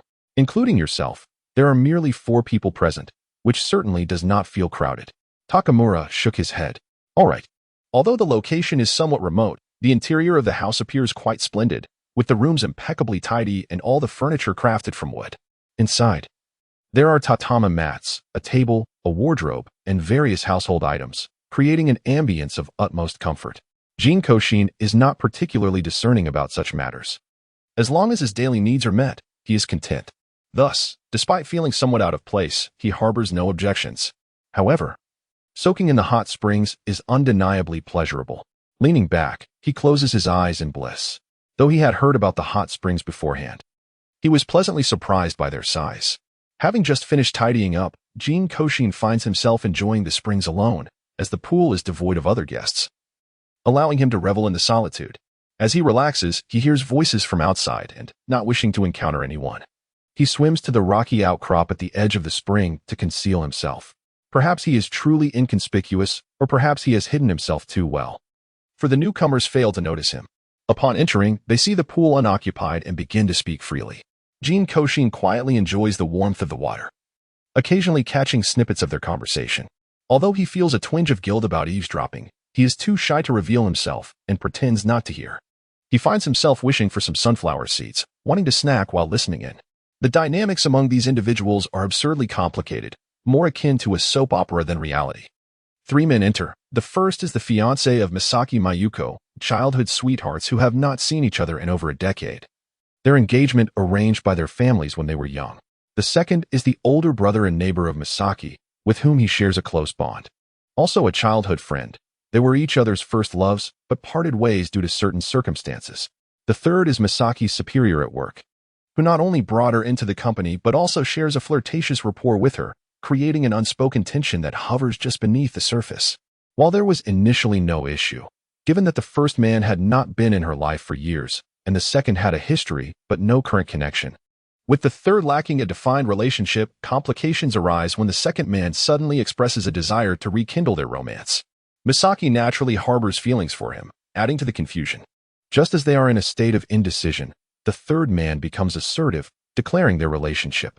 This unexpected turn of events forces a choice upon Misaki, complicating matters further when the first man reappears, insisting on fulfilling their engagement and presenting evidence of their family's initial approval. This situation creates a veritable love triangle. The first man is the fiancé, the third is the boyfriend, and the second, though seemingly without a defined role, is emotionally the closest to Misaki. They are all astute, quickly becoming aware of each other's intentions, leading to a more tumultuous atmosphere. Their gathering is intended to compel Misaki to make a decision. As the three men soak in the springs, the air thickens with tension, though no physical altercation occurs. The atmosphere is fraught with sarcasm, veiled insults, and reminiscing about the past. Jin Kouxin, hidden behind the rocks, feels a sense of dread at the thought of being discovered. Amidst this male rivalry, two women are also woven into the narrative, the object of their affections, Misaki Mayuko and Mitashiro, who harbors feelings for the first man and expresses disdain for Misaki, believing she is unworthy of him. The convergence of these characters feels like a melodramatic novel, leaving Jin Kouxin curious about the allure of the protagonist, who captivates them all. Fortunately, despite the bickering, the men do not engage in any overt conflict and eventually disperse after a while. Only after confirming their departure does Jin Kouxin groggily emerge from the hot spring. His mind clouded, yet one fact remains clear: the entangled relationships among these individuals are exceedingly chaotic. Jin Kouxin harbored little interest in such matters. After enjoying a soak in the hot springs, he felt quite fatigued and thus lacked the inclination to observe what others were engaged in. He casually picked up a few items and returned to his room. Even though the individuals he had conversed with earlier were dining in the restaurant, he found no desire to pay them any mind. It was quite common for one or two men to take a liking to someone. However, three men simultaneously vying for the affection of a single individual, each exhibiting an attitude of exclusivity, struck him as peculiar. Jin Kouxin did not believe it was solely due to the girl's beauty or amiable personality. After all, this was not a cliché romantic drama. How could a fiancé, a boyfriend, and a first love coexist while being so infatuated with the same person? Moreover, they had brought her along, and it seemed they had also invited the girl who fancied the leading man. While he sensed that the situation was more complex than it appeared, he was not inclined to investigate further. He simply wished to rest.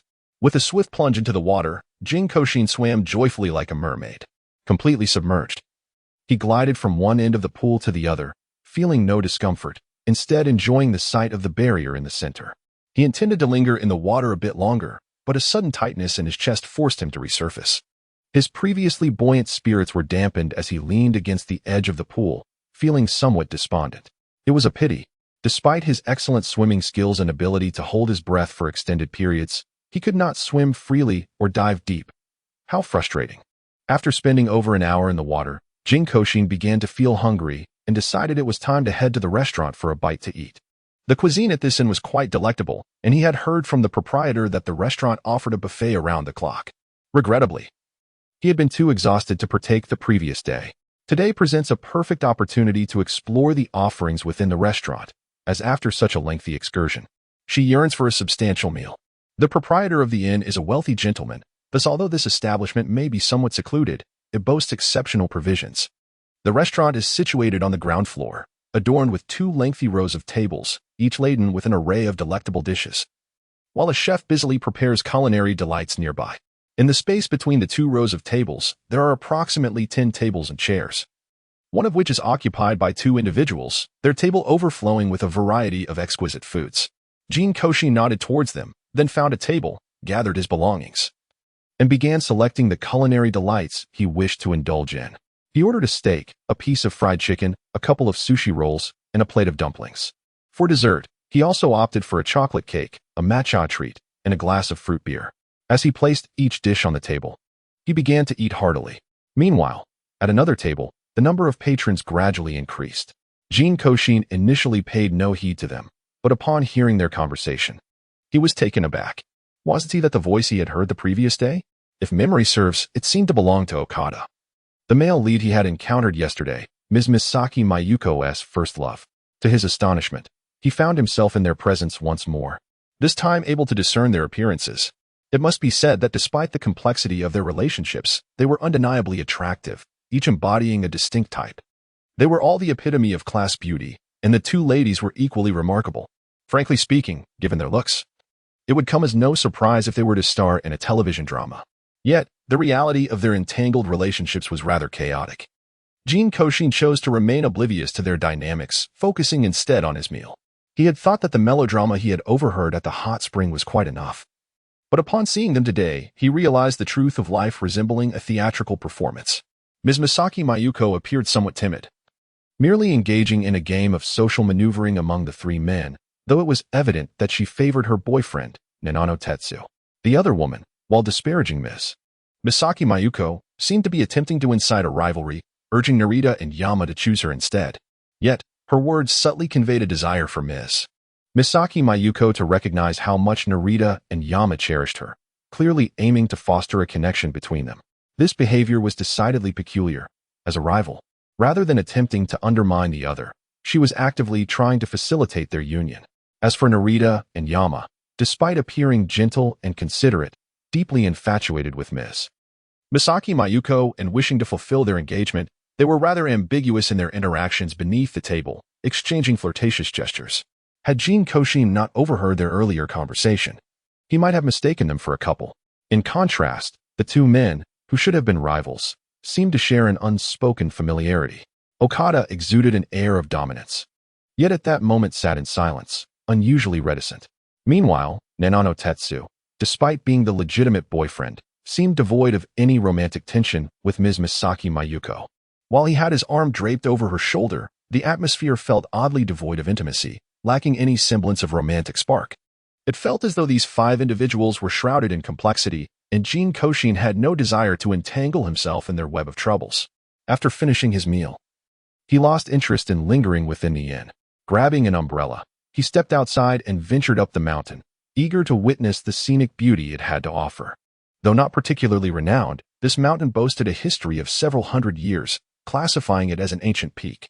Numerous small animals, such as foxes, rabbits, and deer, roamed the area, seemingly unafraid of humans, and should fortune smile upon him, he might even have the opportunity to touch one. Jin Kouxin ascended the mountain not solely for the sake of the animals, but also to visit the shrine atop the hill and request 2 talismans. During his previous visit to Mr. Koizumi's residence, he had detected the metallic scent of blood in the air. Though uncertain if Mr. Koizumi had sustained an injury, he felt that acquiring a safety talisman was indeed warranted. After all, had it not been for the assistance of Mr. Koizumi and his companions, it was likely he would not be standing there at all. Therefore, seeking 2 safety talismans would provide him with a sense of reassurance. One would be bestowed upon Mr.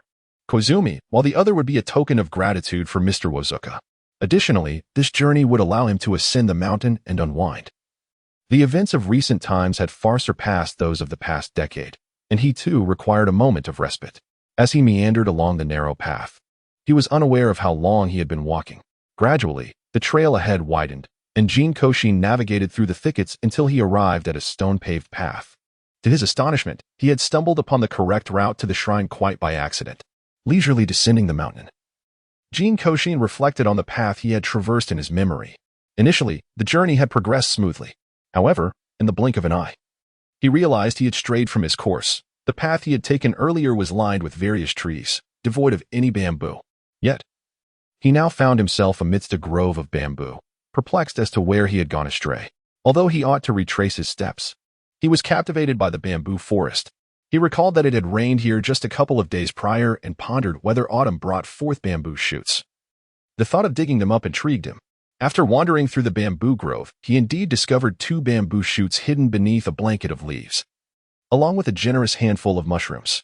On this day, the eager heart of Jin Kouxin led him to forage for mushrooms. The mountains provided abundant resources, with sunlight and water perfectly suited to their growth, resulting in a plethora of mushrooms emerging from the earth. Among them were even some rare varieties. Although Jin Kouxin was not particularly fond of vegetables, he harbored a deep affection for fungi. After an hour of gathering, he finally remembered to return, only to find himself burdened with a considerable haul. Gazing at the pile before him, he realized his pockets were empty. As the sun dipped below the horizon, painting the sky in hues of purples and pinks, Jin Kouxin appeared at the inn's entrance, holding an open umbrella filled to the brim with mushrooms and bamboo shoots. With joy, he selected a few to take to the kitchen, requesting the chef's assistance in preparing them. The remainder he intended to bring back to his room, considering it a special souvenir. Sitting on the windowsill with a can of chilled cola, Jin Kouxin admired the view outside, a smile gracing his face as he lost himself in thought.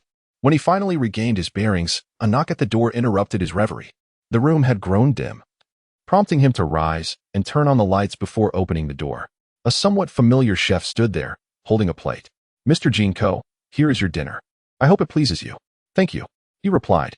The chef continued in a hushed tone, "At 9:30 this evening, the owner is hosting a night talk downstairs. If you are interested, you might want to attend. He has prepared quite an array of fine wines." With that, the chef winked playfully. In a moment of levity, Jin Kouxin found herself laughing, realizing that she had indeed indulged in a fair amount of alcohol over the past few days. The locals seemed to have discerned her fondness for libations. "Very well, I shall arrive punctually." With her gaze fixed on the meal before her, Jin Kouxin swallowed hard and retrieved the condiments she had brought along.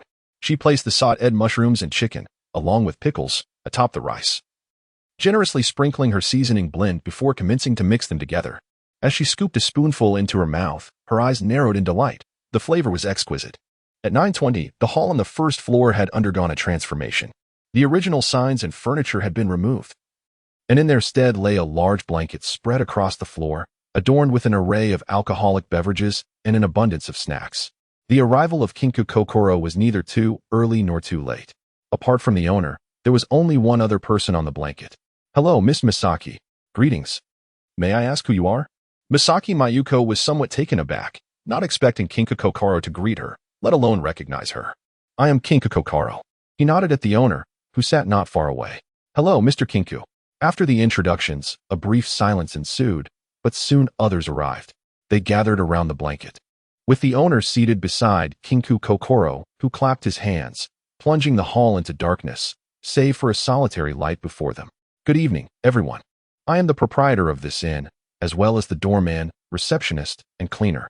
Due to the limited number of guests, I have not hired many staff, so I must handle many tasks myself. It has been 2 years, and this is the first time I have seen so many visitors. I must admit, I am quite thrilled. Honestly, I was contemplating closing this inn, never expecting to welcome such a crowd. Unsure of everyone's preferences, I arranged this tea party to foster conversation and familiarity, serving as a cherished memory." The owner was evidently excited, though he did not lack funds. The thought of transforming his inn into a solitary villa had been disheartening. Now, having finally gathered guests, he would not hesitate to invest money even if it meant incurring losses. The group introduced themselves, and Kinku Kokoro learned their names. The heroine, Misaki Mayuko. The second female lead, Toshiro Mai. The male lead, Narita Kazuyama. The second male lead, Okada Kan. The third male lead, Minamino Tetsu. And the owner, Eiji Naohiro. With only a few of them present and the ambience encouraging, they decided to share stories to see whose tale was the most peculiar and frightening, with the loser facing a drinking penalty. If no one was frightened, the storyteller would be required to consume double the drinks. The first to share was the owner, Eiji Naohiro. Decades ago, a couple gave birth to a pair of twins. However, due to family customs, they could retain only one, while the other was destined for death or both children would be rendered worthless. The couple swiftly made their choice, publicly declaring they had a son. They showered their son with affection and resources, nurturing him into an exceptional individual. By his 20s, he had fully taken over his parents' enterprises, embodying a prodigy. Eventually, people noticed a change in him. He became erratic, underperforming, and frequently lost his temper, failing to recognize those from his past. Initially, they attributed this to the after-effects of near drowning, suspecting amnesia. Yet, further scrutiny revealed his mannerisms and habits diverged significantly from those of the former gentleman. The more they observed, the more pronounced the discrepancies became. An investigation unveiled that the gentleman's parents had indeed given birth to twins, one of whom had perished due to familial reasons, leaving the surviving twin. Through various inquiries, it was suspected that the peculiar gentleman was the abandoned infant, a theory later substantiated. The detective endeavored to restore the original gentleman, believing everything would revert to normal. However, unbeknownst to the detective, he was a minute too late. The restored gentleman expressed gratitude to the detective and rewarded his loyal subordinate. Yet, that night, after falling asleep, he suddenly awoke, sitting up and lighting a cigarette he previously never smoked. Gazing into the mirror, a strange smile crept across his lips. He, Misaki Mayuko and the others shrank into a huddle, while Eiji Naohiro observed them with amusement, pouring them all another round of drinks. Jin Kouxin, filled with curiosity, sipped from her glass and stole a glance at Jiang Zijiru. It's my turn, declared Tashiro Mai, who was seated nearby, as she set down her cup. The room was shrouded in darkness, the curtains tightly drawn, while Jin Kouxin lay sprawled on the floor, lost in deep slumber. However, the clamor from outside roused her from her dreams. Squinting, she fished her phone from her pocket to check the time. It was already 9 o'clock, yet, having indulged in late-night revelries the previous evening, she had only managed to fall asleep at 3 in the morning. She was still far from fully awake. How energizing it was for them to rise so early. As I flipped over in bed, I felt disinclined to pay any attention to it. Instead, I tucked myself back under the covers, hoping to continue my slumber. Yet, faintly, I discerned an unusual commotion outside, as though it were not merely conversation.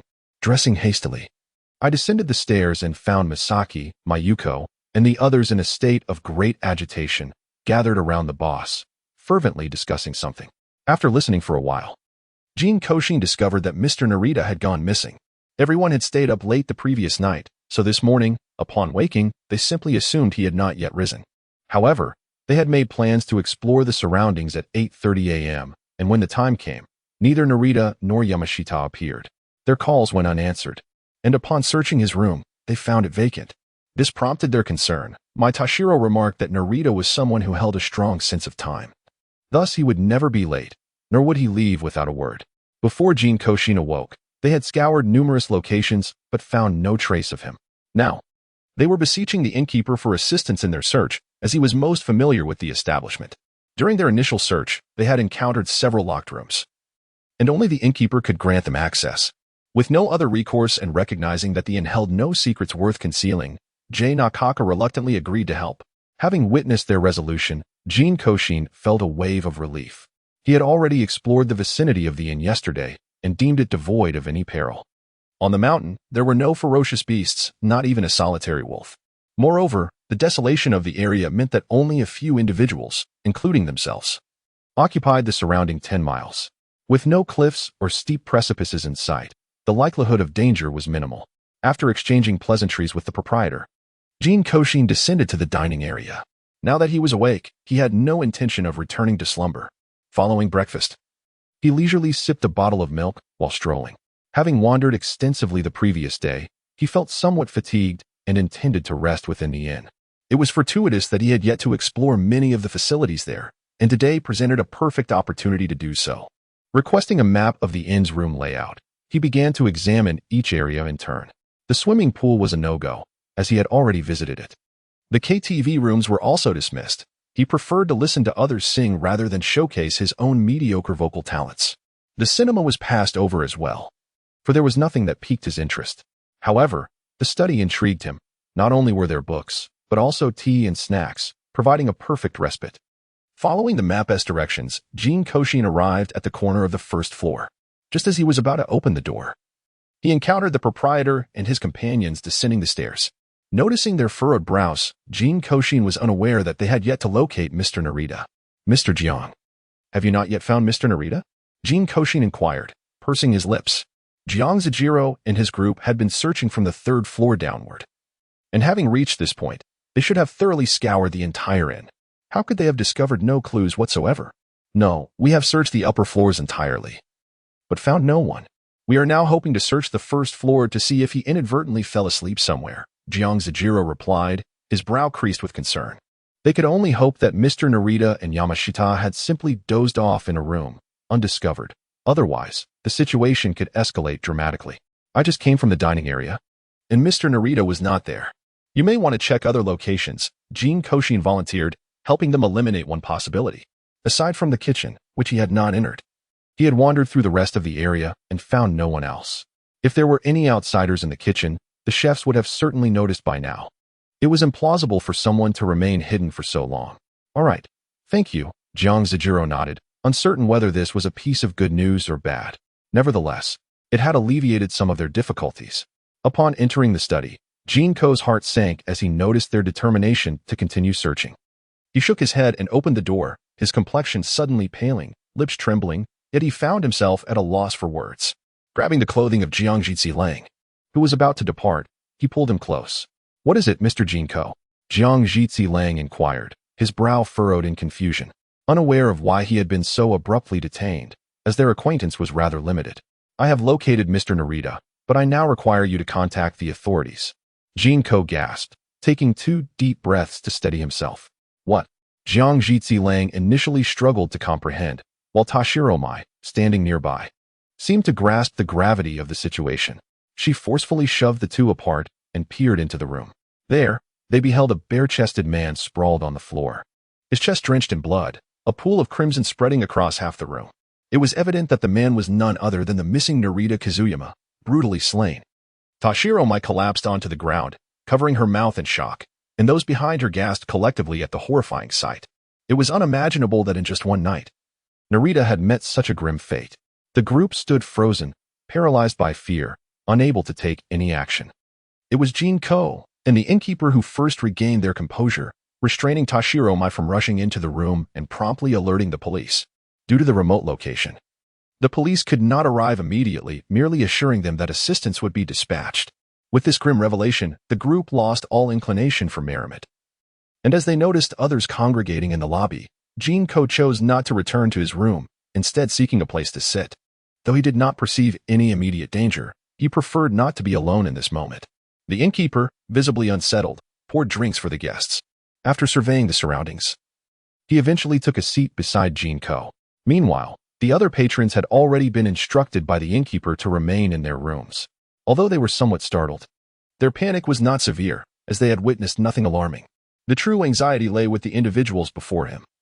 The death of Narita Kazuyama was deeply distressing for Toshiro Mai, who had long harbored feelings for him. The reactions of the others, however, were peculiar. Miss Misaki Mayuko, though betrothed to Narita, was not particularly close to him. Thus her lack of sorrow was understandable, even her fear. Yet, she remained silent, a hint of relief apparent. Nanano Satoshi's expression was one of palpable dread, the calm demeanor he usually wore entirely absent.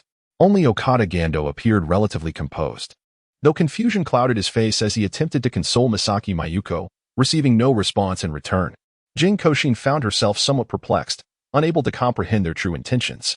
After more than an hour, the sound of an approaching vehicle finally reached her ears, but upon stepping outside, she was met with disappointment.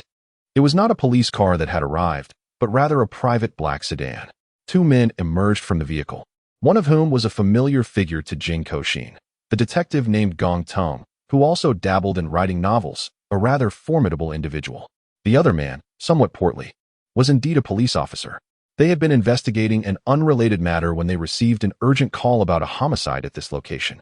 Due to the remoteness of the area, they would likely not be able to arrive until the afternoon, and thus they were asked to come and take a preliminary look.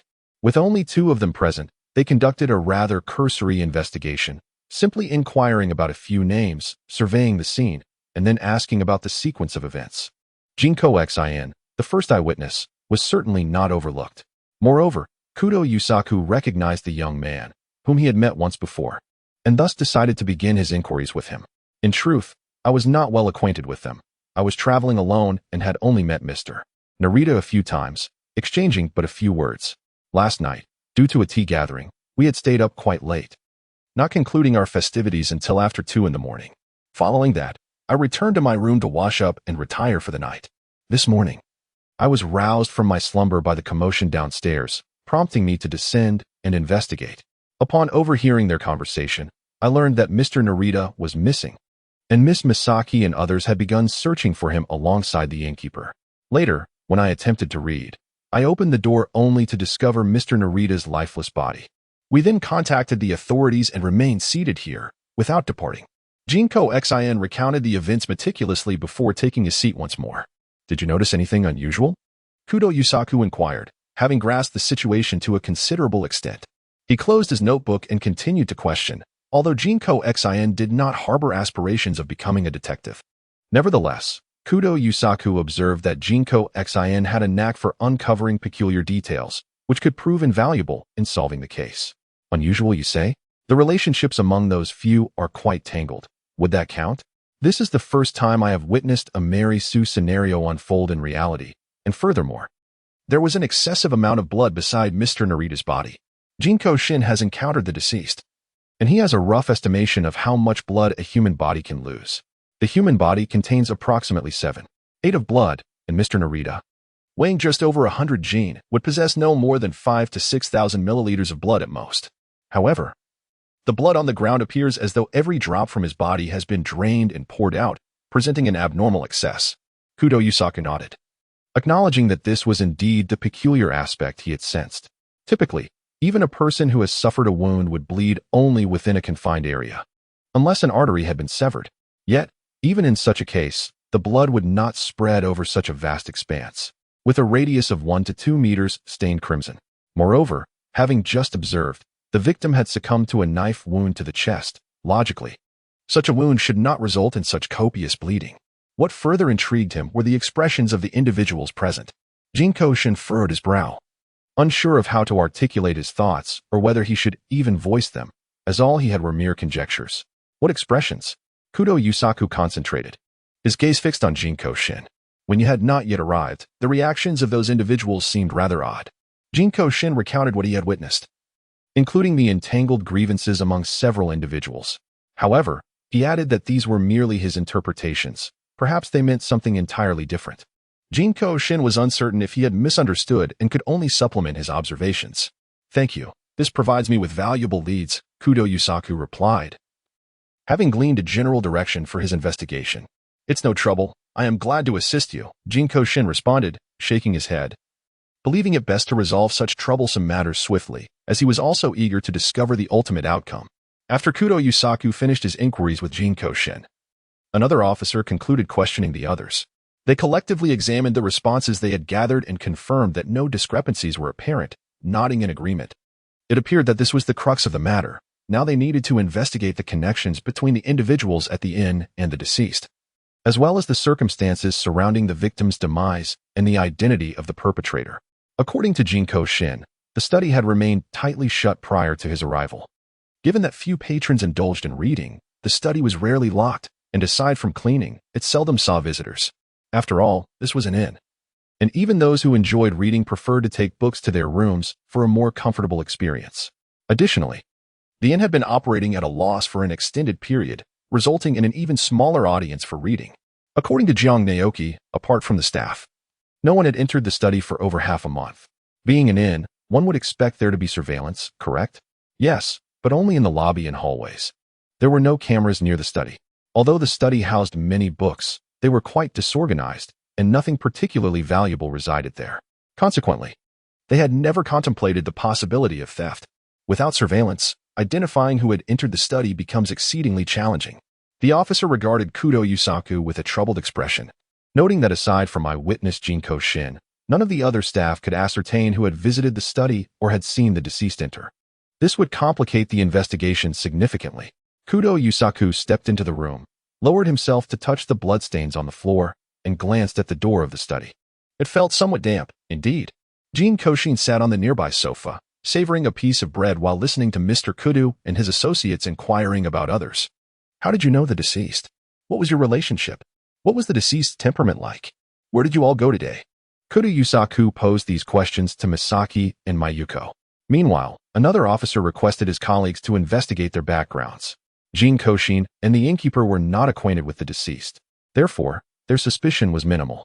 After a brief inquiry, they merely sat aside, ensuring that no one wandered about aimlessly. Although he initially had no intention of staying longer, now he finds himself indifferent to the idea of extending his visit. Others, however, were not so fortunate. They began with deceitful claims to obscure certain truths. Yet, Upon encountering the documents presented by the officer, they fell silent, responding to inquiries with newfound sincerity. Miss Misaki, you assert that you are entangled in emotional turmoil, uncertain of whom to choose, and thus sought solace here. However, our investigation reveals you to be a person of strong will and vivacious character. Contrary to your portrayal of weakness, your grandfather, being astute, must have been aware of their intentions long ago. Brother Yusaku Kudo gazed at the documents while observing the young woman before him, adorned in a light yellow dress with flowing black hair. Indeed, I am not weak. Yet, I speak the truth. I am unfamiliar with Narita and Yama, and it has been years since I parted ways with Kanman. Although I harbor a slight affection for Senpai Minamiya, it does not reach such depths. Therefore, our relationship remains purely professional. I only recently learned of my grandfather's arrangement regarding a betrothal, and it perplexes me how so many seem to be aware of it despite my silence. Subsequently, a senior colleague confessed his feelings. Kanman sought reconciliation, and with the prospect of a betrothal looming, my life became chaotic. I understand that their interest in marriage is motivated by the substantial inheritance left to me by my grandfather, and thus, I am unwilling to allow them to achieve their aims so effortlessly.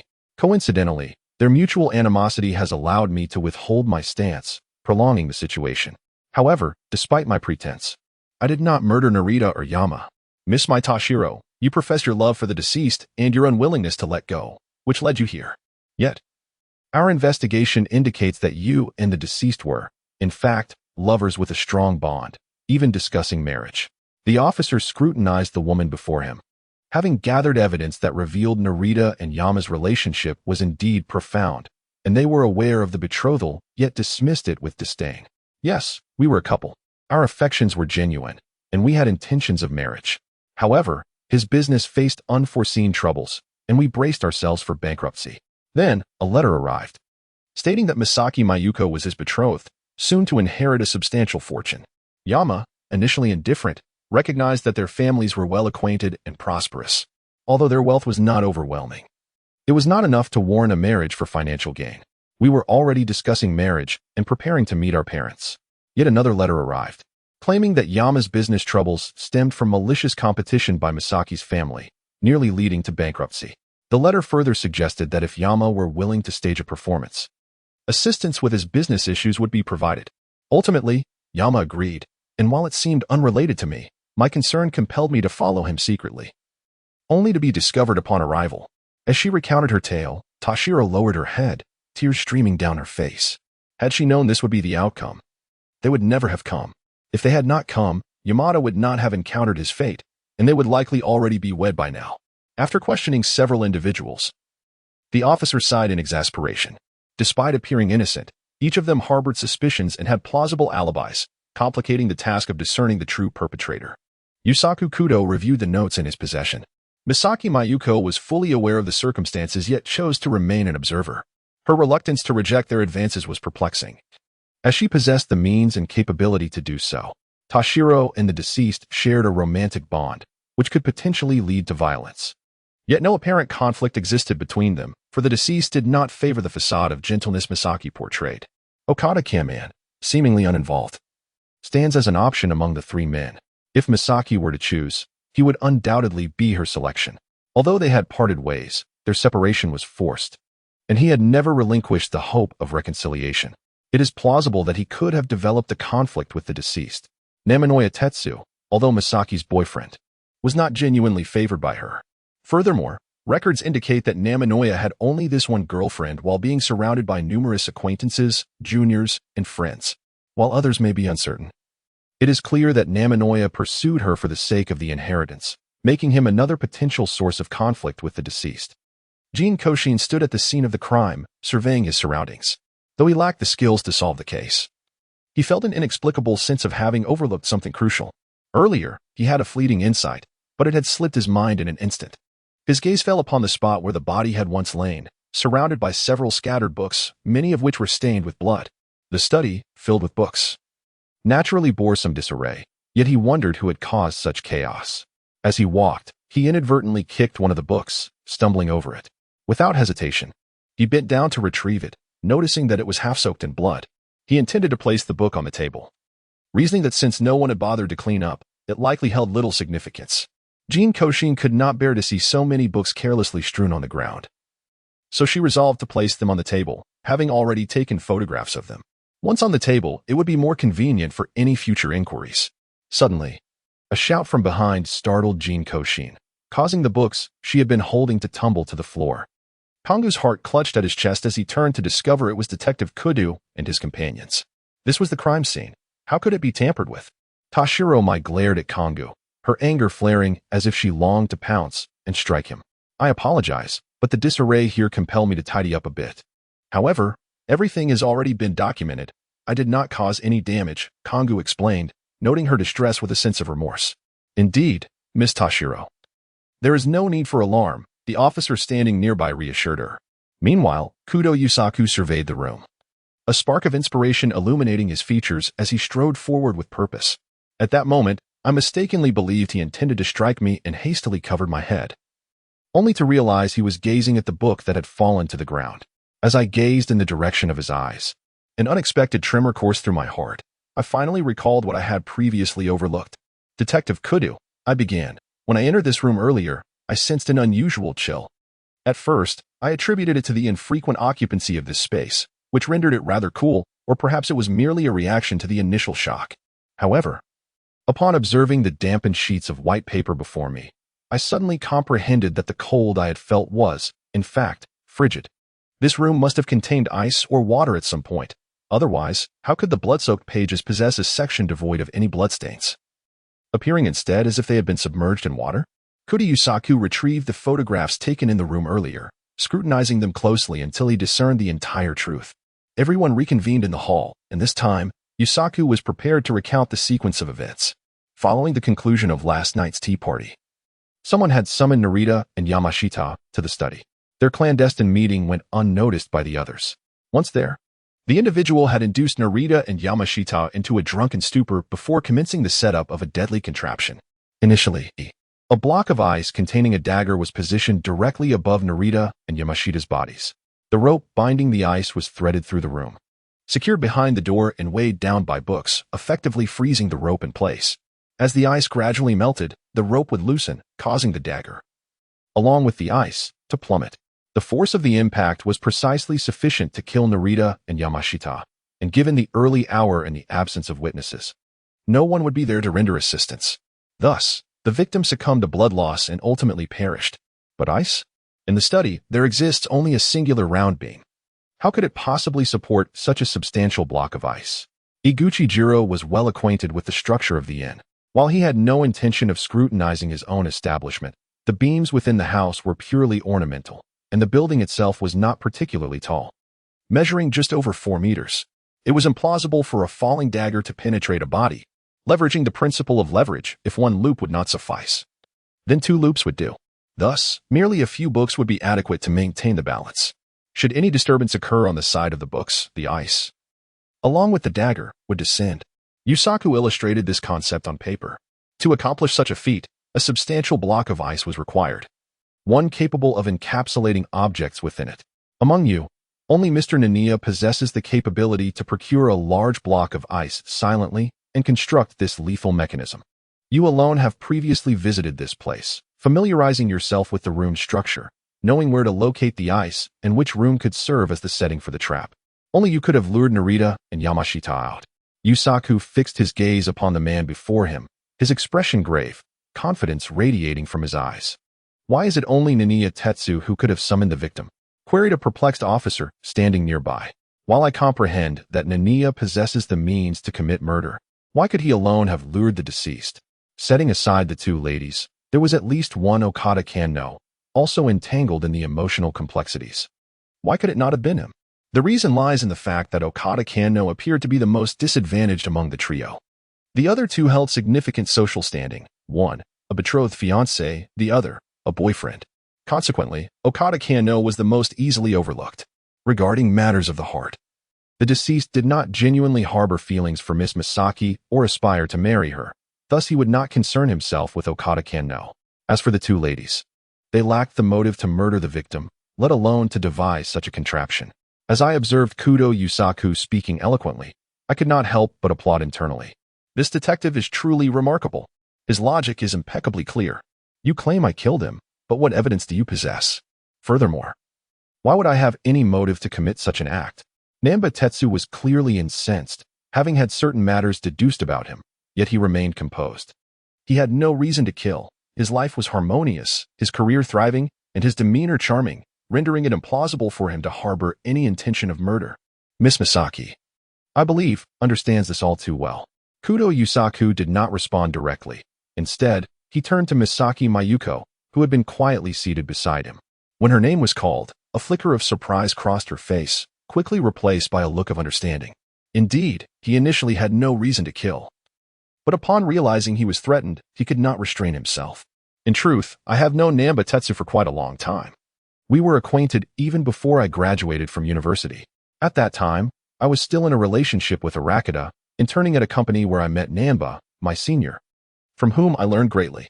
Due to various circumstances, we developed a pleasant rapport, even becoming friends. However, he somehow discovered the will left by my grandfather, which stipulated that upon my marriage, I would inherit a considerable fortune. At that time, I was unaware of this fact, yet he was not. Subsequently, he began to approach me more frequently, even going so far as to pressure Arakida into breaking up with me. Initially, I was oblivious to his intentions, but it ultimately led to our separation.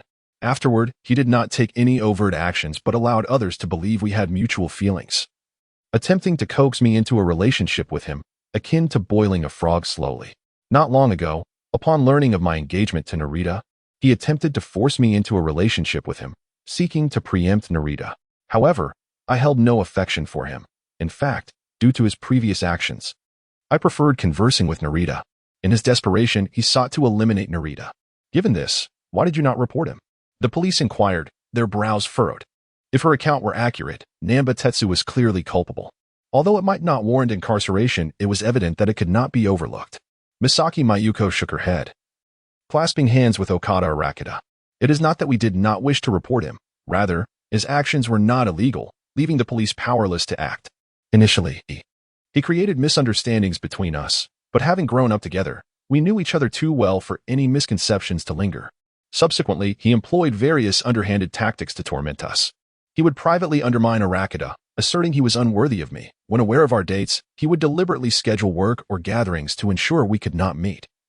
He set traps at work, compelling us to sign 5-year contracts that forced Arakida as company to assign him far away, effectively binding us and making resignation impossible. He deliberately led others to believe I had affections for him, knowing Arakida's reputation as a school bully, thus manipulating those around us to pressure me into a relationship with him. Ultimately, he coerced me into parting ways with Arakida. Though his methods were revolting, there were no legal loopholes to exploit. Even the contracts he coerced us into signing were entirely legitimate, albeit with an excessive duration. As she recounted these events, Misaki Mayuko was filled with disdain and hatred. It was because of this man that she was forced to part with her first love and was continually treated as a possession, all while being coveted for her grandfather's inheritance. The current situation has indeed left me quite disgusted. Though my feelings towards Tetsu Naniya were never particularly favorable, I never anticipated such repulsiveness from him, nor such despicable tactics. It is ironic that he presents himself with the facade of a gentleman. The others present also furrowed their brows, instinctively distancing themselves from Naniya. All this is merely your one-sided assertion. Who can prove that I am the murderer? Naniya sneered at the crowd, confident that even if the truth were known, there would be no evidence to implicate him. Surely none of you have entered the study? Yusaku Kudo inquired suddenly. No, the study has remained untouched since it was cleaned a week ago, Nataka Jiang replied, shaking his head. There is no necessity for frequent cleaning. Typically, if no one enters, we merely dust it every 10 to 15 days. Actually, I did enter, Kokojin said, nodding. He had been inside earlier that day. While it seemed the others were kept at bay, the study contains a specific pesticide meant to deter insects. Anyone who has been inside would inevitably come into contact with it. While the residue is not significant, since Mr. Naniya claims he has not entered. Surely there is no trace on your clothing or shoes. Kudo continued, nodding in understanding. What? Naniya sprang to his feet, his face pale with fear as he glanced between Jiang and Kudo, eager to discern the truth behind their claims. Indeed, the study had been treated with a special agent, as many books had not been frequently opened, raising concerns about insect infestations or rodents. I had instructed for the agent to be applied liberally. as it poses minimal risk to humans, and there should still be some residue present. Jiang nodded, realization dawning upon him. Had he not been reminded? He might have forgotten that he had applied the substance in the study. If the culprit had indeed been inside, they would have surely acquired traces of it. Observing the crumpled figure of Nania on the floor, none anticipated that the case would reach resolution so swiftly. With the evidence presented by Kudo, Nania confessed. As the group prepared to depart, Jin contemplated hitching a ride with the police, following closely behind. However, he was taken aback when Misaki Mayuko was intercepted. Miss Misaki, you were the one who wrote to Mr. Narita, were you not? Kudo inquired, fixing his gaze on her. Misaki tilted her head, smiling. Detective Kudo, why would you think that? Why would I seek to complicate matters for myself and create a fiancé? Because of Mr. Nania, Kudo replied with a sigh. Mr. Nania had previously mentioned that he learned, by coincidence, during your internship, that your grandfather intended to leave you a considerable inheritance. It was precisely this inheritance that prompted him to approach you, coercing you to sever ties with others. For years, he systematically eliminated your chances of associating with other men, aiming to claim the wealth your grandfather intended for you. Time has passed, and both you and Mr. Nania have grown impatient. He can no longer wait, and you can no longer endure the situation. Thus, Mr. Nania resolved to force you into a relationship, yet you were unwilling. After all these years, you have rekindled a connection with Mr. Okada, making it unlikely that you would accept someone who coerces you. Consequently, you sought a means to disrupt his plans. And you fortuitously recalled your childhood betrothal to Narita Kazuyama. Upon learning of his circumstances, you orchestrated a plan to create chaos, thereby thwarting Mr. Nania's original intentions. As long as you could delay, you sought to escape this predicament. Have I overlooked anything, Miss Misaki? Ah, no, you have captured everything correctly. Misaki lowered her head, a sudden smile gracing her lips. Lifting her gaze, she fixed her serious stare upon Kudo. Indeed, it was I who deliberately sought out Narita Kazuyama to divert Nania's attention, allowing me the opportunity to be with Kanu. If we could marry successfully, then his plans would be entirely foiled. However, I never anticipated that he would resort to such brutality, killing Mr. Narita. This is beyond my expectations. What? You wrote the letter? My Tachibana, frozen in place, was shattered upon hearing Misaki's admission, attempting to lunge at her, only to be restrained by Kanu.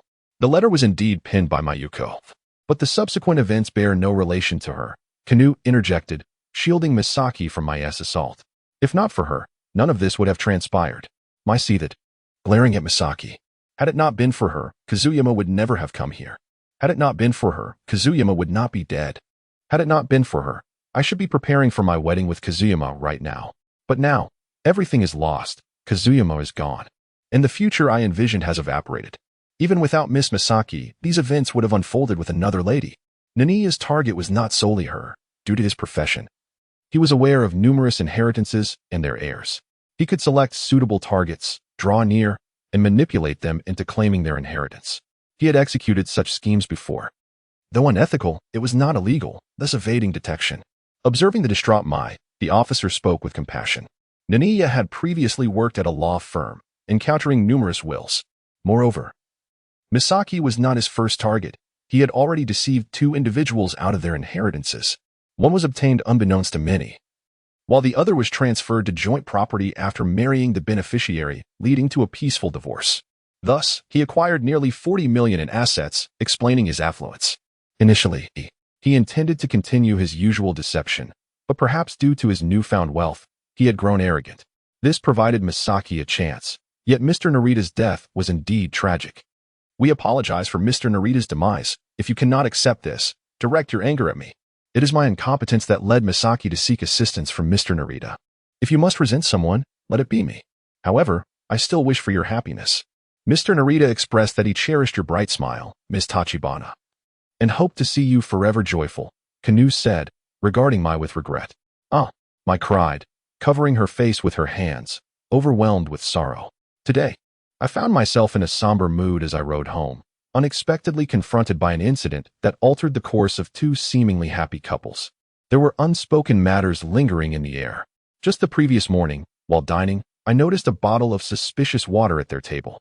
At the time, my thoughts did not wander in that direction. I presumed it was merely a case of accidental contamination and replaced it with a fresh bottle, leaving the tainted one behind. It dawns on me that the toxic water must have belonged to Mr. Okada. as he is the only one among us who consistently carries a bottle due to his penchant for sports.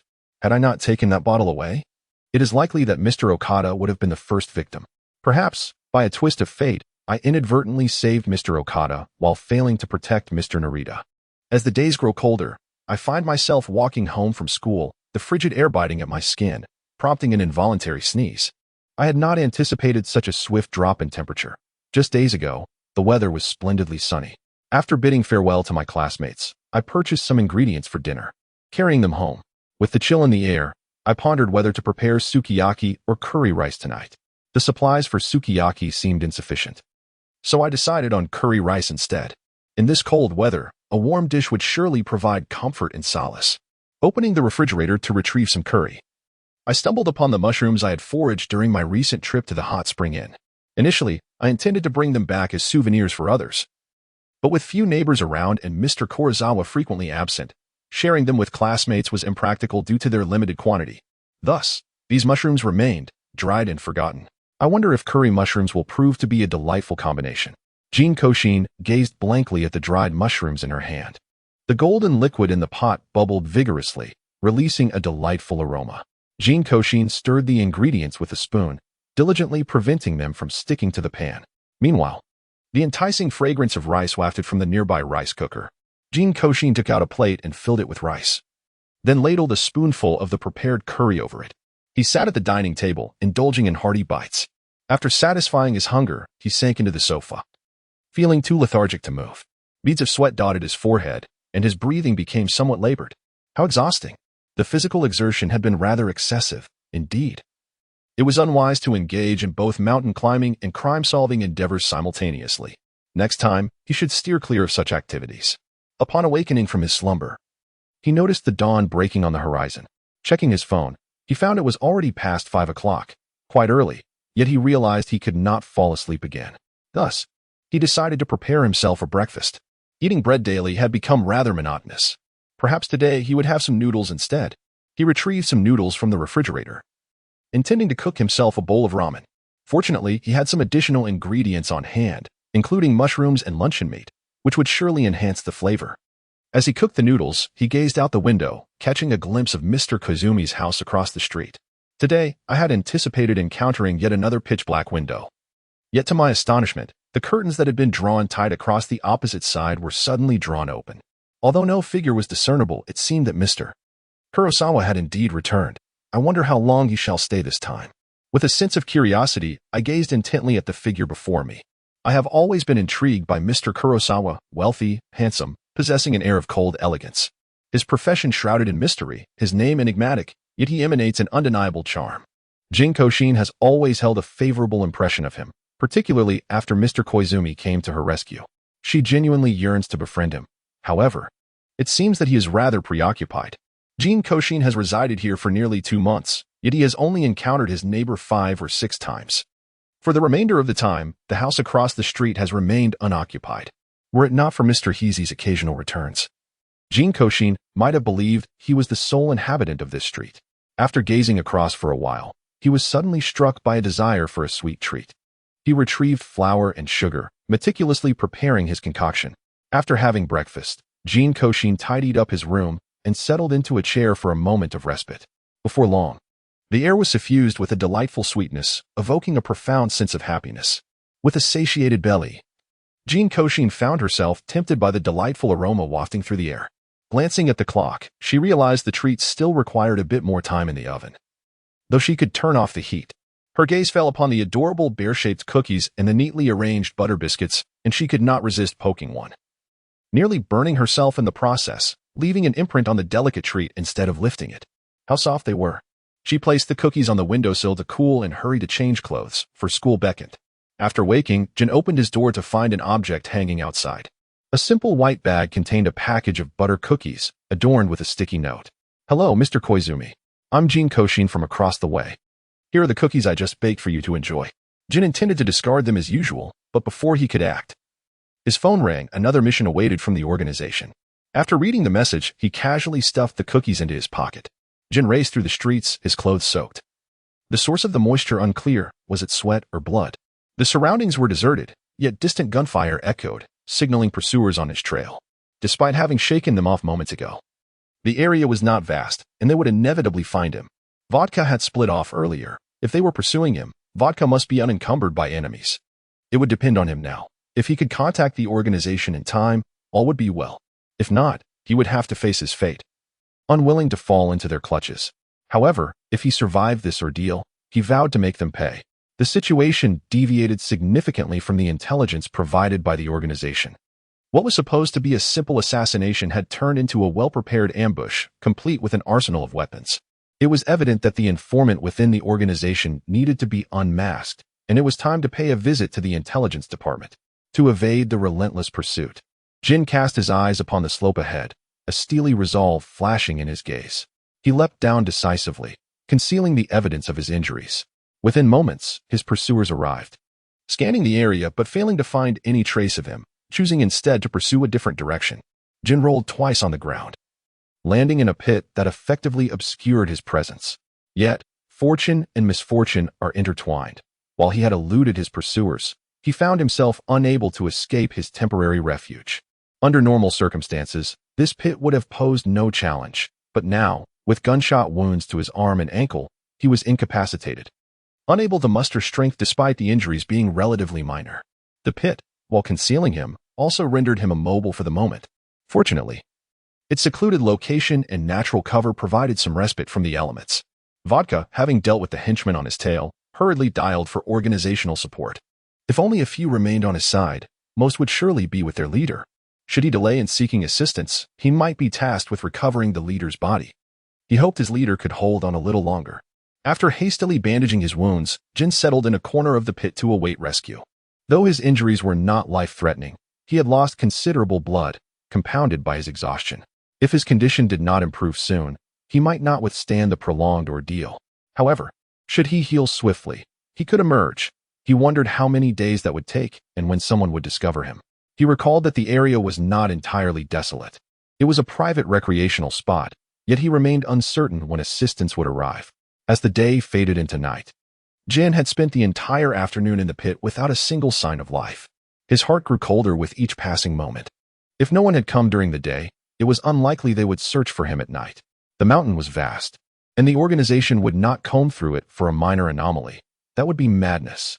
He chewed on some fallen fruit, leaning against the wall with closed eyes to conserve energy. Yet, despite his meager meal, hunger gnawed at him. The scant sustenance offered little in the way of nourishment. And with his injuries, he felt increasingly cold. If he did not procure food soon, he risked losing consciousness. His immediate need was self-preservation, conserving his strength while waiting for recovery or rescue. He decided to search for something to eat. As he wrapped himself tighter in his clothing, he felt something in his pocket. Pausing, he pulled out a small bag containing several cookies, some crushed from the vigorous movement. Despite their unremarkable appearance, they looked enticing, especially given his predicament. Jin dismissed any thoughts of their contents. Survival was paramount. He placed a cookie in his mouth, and a wave of buttery sweetness enveloped him. Initially cautious, he soon savored the treat as his body reacted positively. Although the cookies were not particularly visually appealing, their flavor was delightful, rich with creamy and toasty notes, not overly sweet or cloying. Crucially, they were substantial enough to provide nourishment. Just 2 would suffice for a meal. The bag contained sufficient cookies to sustain him for 2 days. When Jin awoke, it was the 3rd day. Various circumstances had kept him in the pit for nearly 30 hours before he was finally rescued.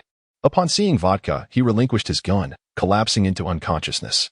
At the hospital, the doctors could not help but express their relief that it was Jin, whose resilience had saved him.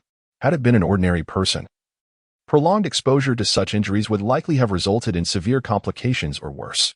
Though Jin was saved, he spent 3 days in the hospital recovering. His injuries were neither trivial nor severe, but the risk of infection and fever posed a genuine threat to his life.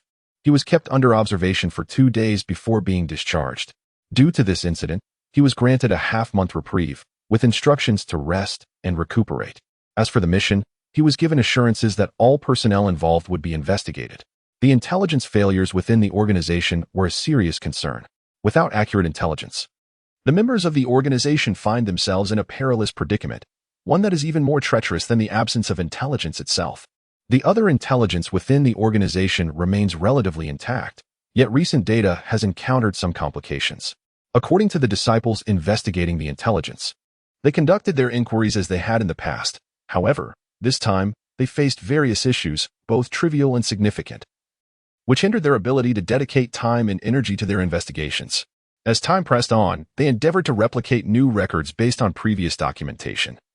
Yet due to the differing individuals monitoring the situation, they possessed only fragmented intelligence. Consequently, they failed to recognize the discrepancies within the opposing intelligence. As the intelligence personnel perished at an alarming rate, replacements were swiftly appointed, leaving the new investigators oblivious to the methods employed by their predecessors. Similarly, they were misled and distracted, resulting in the fabrication of their own records. Thus, nearly half a year's worth of intelligence was predominantly a concoction of falsehoods, leading to the erroneous information received by Jin, who misjudged the strength of the adversary and nearly lost his life. The few who engaged in this mendacity met their demise.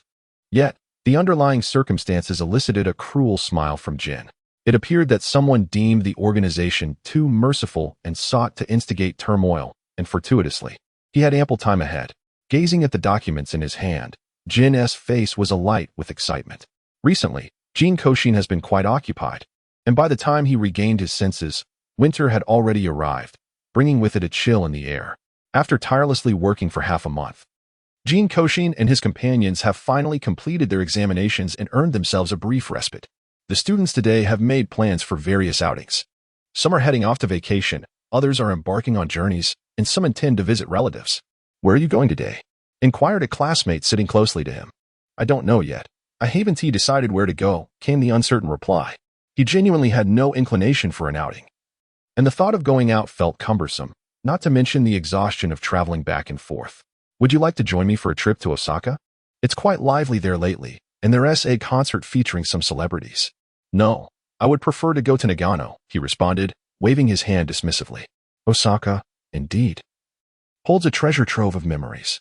The scenery there is truly splendid, yet he hesitates to venture back, having lived there during his childhood. He feels that while people from other places might not recognize him, the chances are slim in Osaka. Who knows if there might be one or two individuals with a sharp memory who might still remember him. The thought of being recognized is quite daunting. As I stroll home, a lollipop nestled between my lips, I peruse the offerings at the various stalls, my backpack slung over my shoulder. With no classes to attend tomorrow, I can afford to indulge in a later bedtime tonight. Perhaps I shall treat myself to some grilled meat and procure a few snacks. I recall there are still some vegetables at home. Why not prepare everything together? There's no fear of excess. As I pondered while selecting items, I unexpectedly lifted my gaze to behold a familiar figure. It appeared to be Mr. Kurosawa, yet he was clad in a khaki top and black trousers. His head adorned with a hat of a somewhat brownish hue, exuding an air of youthful vigor. In a moment of uncertainty, Jin Kouxin scrutinized the man before her, and after glancing outside at the passing vehicles, she confirmed that the seemingly gentle gentleman was indeed the cold and aloof Mr. Koizumi. Upon noticing her gaze, Jin Kouxin smiled and waved. "Mr. Koizumi, it has been a while." "Indeed," he replied, with a slight nod, surprised by the serendipity of encountering Jin Kouxin. "Have you just returned today?" she inquired, wishing to engage in small talk but finding herself at a loss for words. Ultimately, she decided to express her intention directly. "If you have no prior engagements, may I treat you to dinner? I am yet to properly thank you and Mr. Yuzuka for rescuing me last time." While she had already expressed her gratitude to Mr. Yuzuka with a few cherished signed photographs of idols, she hesitated to approach Mr. Koizumi, fearing he might decline or be inaccessible. Yet, the thought of expressing her gratitude had lingered in her mind, as she not only wished to extend her thanks, but also to cultivate a positive relationship with him. For reasons unknown, Jin Kouxin held a particular fondness for Mr. Koizumi, finding her interactions with him quite delightful. Although their conversations had been scant, her admiration for him had not waned. Perhaps it was due to his striking appearance and his genuine nature, a man unaccustomed to deceit. "Very well," he began, initially inclined to refuse, as he was wary of unfamiliar fare. However, upon noticing the treats in Jin Kouxin's hands, he recalled the cookies and, with a shift in thought, acquiesced. "Shall we meet tonight then? Is there anything you do not eat, Mr. Koizumi?" Jin Kouxin was taken aback by this unexpected acquiescence, as she had not anticipated he would agree. "Nothing in particular." "Splendid. Then I shall see you this evening." Elated, she clutched her belongings and resolved to procure additional delicacies, planning to prepare a sumptuous feast that night. On a round table stood a stove, surrounded by an array of meats and vegetables, accompanied by various seasonings. As Jin Kouxin busied herself in the kitchen, preparing the freshly purchased duck, a knock on the door interrupted her. Recognizing it was Mr. Koizumi, she promptly carried the duck outside to open the door. Although Jinjiu had previously conducted a thorough investigation into their new neighbor, it was their first encounter in person. The courtyard was adorned with a variety of trees and flowers, and a swing nestled in a corner added a touch of warmth. Inside the house, most of the decor featured light colors, with occasional splashes of green and blue, creating an aesthetically pleasing atmosphere. Mr. Koizumi, please take a seat. The meal will be ready shortly, Jin Kouxin urged, inviting him to sit down and offering him some fruit to enjoy in the meantime. She hastened back to the kitchen, and within 5 minutes, she had brought out an array of dishes, filling the table to the brink of overflow. How does it taste? Jin Kouxin asked with anticipation, her eyes fixed on Jinjiu, who was tasting the food for the first time he had prepared for someone else. Jinjiu picked up a piece with chopsticks and sampled it, finding the outer crust crisp while the inside was tender and savory. Although the presentation was modest, the flavor was undeniably delightful.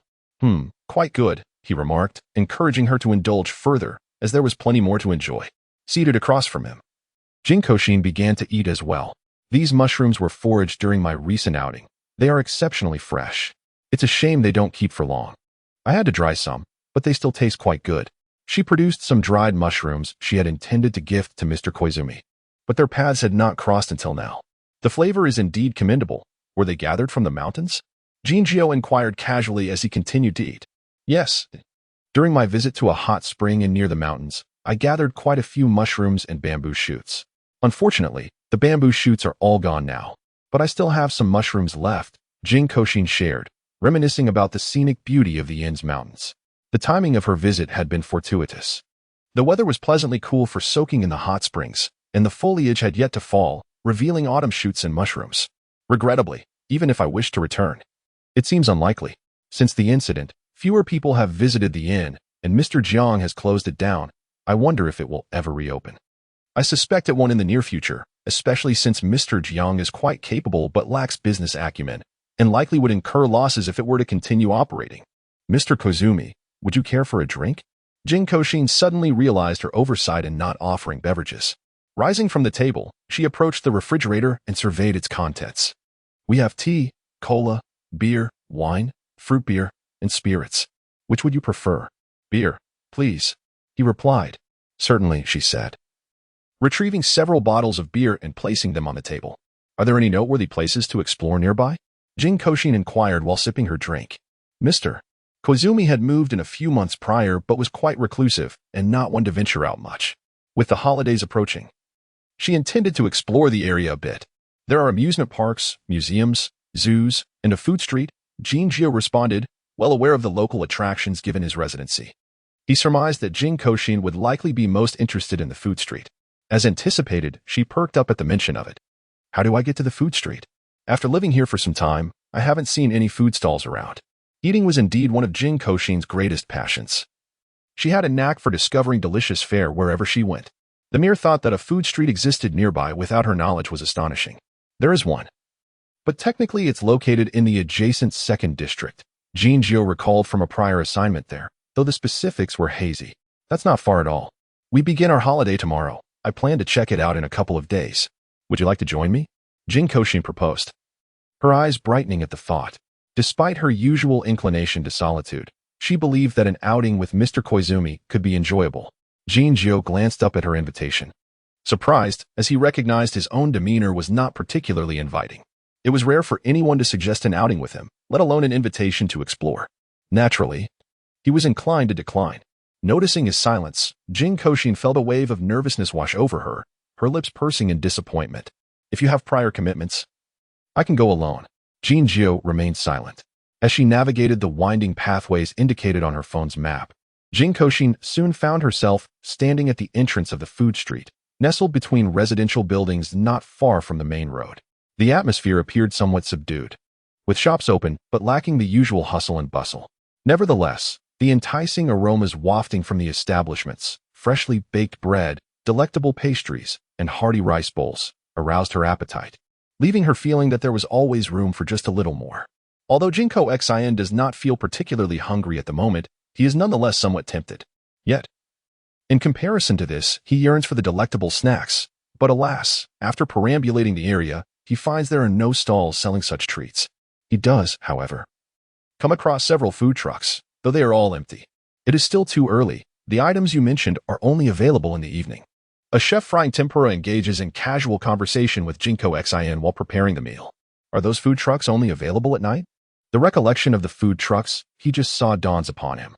Indeed, this place comes alive at night, yet there are also many enjoyable activities during the day, such as dishes that can only be savored in the sunlight and the games available at the arcade over there. The daytime crowd is somewhat sparse, allowing for more leisurely enjoyment of food and activities. When night falls, the throngs may become overwhelming, making it difficult to enter. This is not an excuse, but rather a reflection of reality.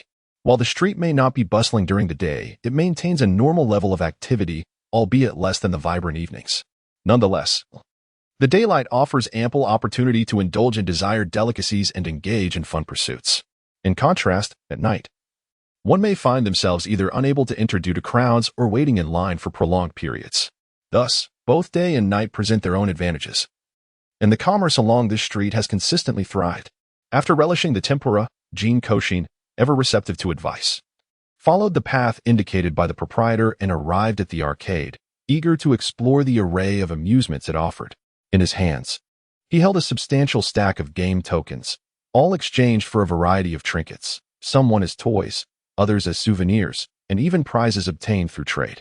As Jin Kouxin strolled along the street, bag in hand, the sky gradually darkened. The number of people in the food street began to swell, as the previously parked food carts were now in operation, filling the air with an array of tantalizing aromas. With the onset of night, colorful lights flickered to life, transforming the once mundane street into a dazzling spectacle reminiscent of a starry sky. Small stalls appeared along the roadside, offering a plethora of delicacies such as takoyaki, sushi, grilled fish, and countless others, alongside various game booths. The street was alive with visitors, each stall boasting long queues. And Jin Kouxin felt a sense of fortune for arriving early. Otherwise, his enjoyment would have been fleeting. Regrettably, the delectable treats he had consumed earlier had long since been digested, and hunger once again gnawed at him, prompting him to join the throng of newcomers in line. As Jin Kouxin stepped into the establishment, his gaze quickly fell upon two familiar figures, Mr. Kurosawa and Mr. Wazuka. However, they appeared to be preoccupied with some matter. Oblivious to his presence, Jin Kouxin chose not to greet them, instead opting to find a seat and peruse the menu. Having spent the afternoon engaged in various activities, he felt a gnawing hunger. The meager sustenance he had consumed earlier had long since been digested, and he fancied he could devour half a sheep at that moment. I would like one of these and one of those, and also a bowl of fried rice without mustard greens, he noted, marking several items on the menu. Flipping it over, he scrutinized the beverage options, feeling uncertain about his choice. A drink with a pleasing flavor, please. Unable to decide, he simply surrendered the menu to the server, requesting them to select a drink at their discretion. Very well, please hold on. While seated and awaiting his meal, Jin Kouxin listened intently to the voices behind him, though he could glean nothing of substance. Nevertheless, he noted that Mr. Kurosawa and his companions appeared quite serious this evening, engaged in what seemed to be a significant discussion. Although Jin Kouxin yearned to seek out Mr. Koizumi and his associates, he felt an overwhelming sense of hesitation, fearing that his presence might intrude upon their serious matters.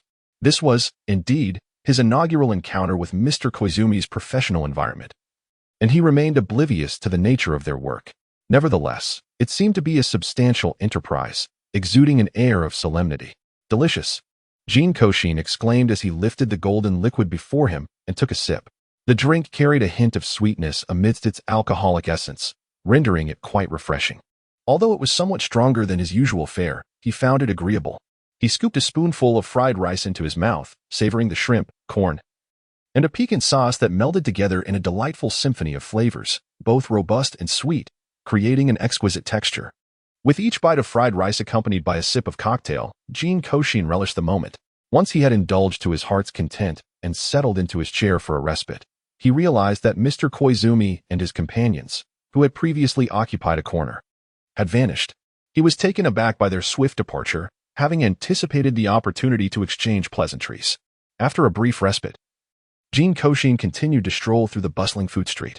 He indulged in a box of delectable meatballs, 2 skewers of grilled squid, and a selection of rice cakes. accumulating an impressive assortment of treats in his hands. Observing the throngs of people and the vibrant lights adorning the street, an impulse struck him to capture the lively scene before him. Without hesitation, he retrieved his phone and began snapping pictures amidst the lively crowd, the crowded stalls, and the colorful designs above the shops. After taking numerous photos, Jin Kouxin felt something was still amiss. He yearned for a panoramic shot. Yet the street offered no vantage point. Glancing around, he soon discovered an ideal location. A tall building loomed not far away, and he surmised that the rooftop would provide a splendid view of the entire street. Although the clarity of the image was uncertain, it would serve as a cherished memento. With his hands laden with various items, Jin Kouxin made his way toward the building, only to encounter gin and vodka at its base. Mr. Heisei, Mr. Yuazuka. Jin Kouxin greeted them with surprise. What brings you here? With his left hand in his pocket, Jin fixed his gaze on Jin Kouxin, while vodka halted in his tracks. I came to the food street to enjoy some delicacies. The scenery is quite appealing, so I thought to take a photo. I believe this building offers the best shot. Jin Kouxin explained, gesturing to the items in his grasp. Mr. Heisei, have you both finished work? How did you know? Vodka inquired, astonishment evident on his face behind his sunglasses. I spotted you while dining in the restaurant earlier, but you seemed engrossed in a discussion about work. So I refrained from approaching, Jin Kouxin replied, pointing to the restaurant where he had just eaten. Vodka glanced at Jin, noting that they were merely dining and likely had no pressing matters to attend to. Though Jin remained still with his hand in his pocket, he ultimately did not act. Jin Kouxin sensed an unusual atmosphere but attributed it to their work-related concerns. Mr. Heisei, would you like to explore or grab a bite to eat? He asked again, hopeful that this time they might accept his invitation. No, Vodka instinctively began to refuse, but was interrupted. Yes, Jin nodded, much to the astonishment of the others present. Although Jin Kouxin hoped that Mr. Kurosawa would agree, he did not anticipate it would be so effortless. After all, Mr. Kurosawa seemed rather disinclined towards shopping. Vodka was even more astonished, as Jin had never been fond of such outings, often disregarding the presence of that woman in the organization. It was surprising that he would consent to it today. However, he quickly realized that his elder brother must have other matters to discuss with Jin Kouxin. Otherwise, he would not have acquiesced. Jin Kouxin strolled alongside Shinjio, his earlier desire to capture a photograph now forgotten. After all, moments for photos could come and go. But Mr. Kurosawa's acceptance of his invitation was a rare occurrence. Mr. Kurosawa, Mr. Yuzuka, do you have any particular places you wish to visit? At this moment, Jin Kouxin had already satiated his hunger, yet his thoughts lingered on whether Mr. Kurosawa and the others had dined. Let's south go to this place. Jin paused before a shop, and Jin Kouxin glanced up, realizing it was directly across from the restaurant they had previously visited. All right. Jin Kouxin naturally had no reason to decline. Upon entering, he soon discovered that this establishment was not a restaurant, but rather a CAF.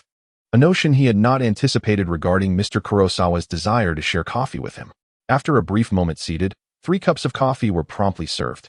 As Jin Kouxin savored the delightful aroma of coffee, he could not resist taking a sip. It was simply exquisite. Haven't you ventured out? Shinjio leaned back in his chair, observing Jin Kouxin. He recalled that during their last encounter, Jin Kouxin had mentioned a holiday. No, I was too indolent to go out, so I thought I would just stroll around here.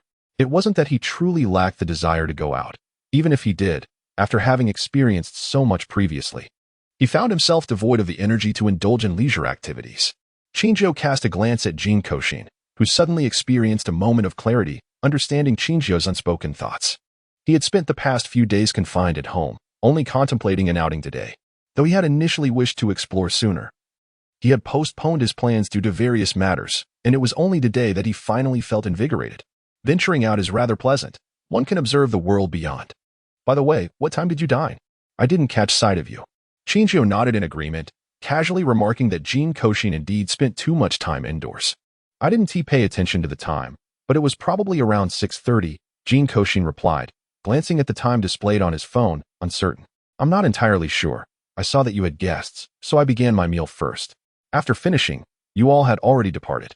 Perhaps your conversation had concluded by then. Jinko's mind wandered as he took a sip of coffee. Do you know the person dining with us? Vodka inquired, gazing at Jinko with curiosity. I don't know them at all. Why? Jinko shook his head. Then why do you think we were discussing work? Vodka glanced at Jin and continued his questioning. They were merely seated together. Jinko couldn't possibly have overheard their conversation, So what prompted his conviction that they were engaged in work-related matters? Your expressions were rather serious at the time, which didn't resemble a gathering of old friends, and your attire was quite formal. So I assumed you were conversing about work.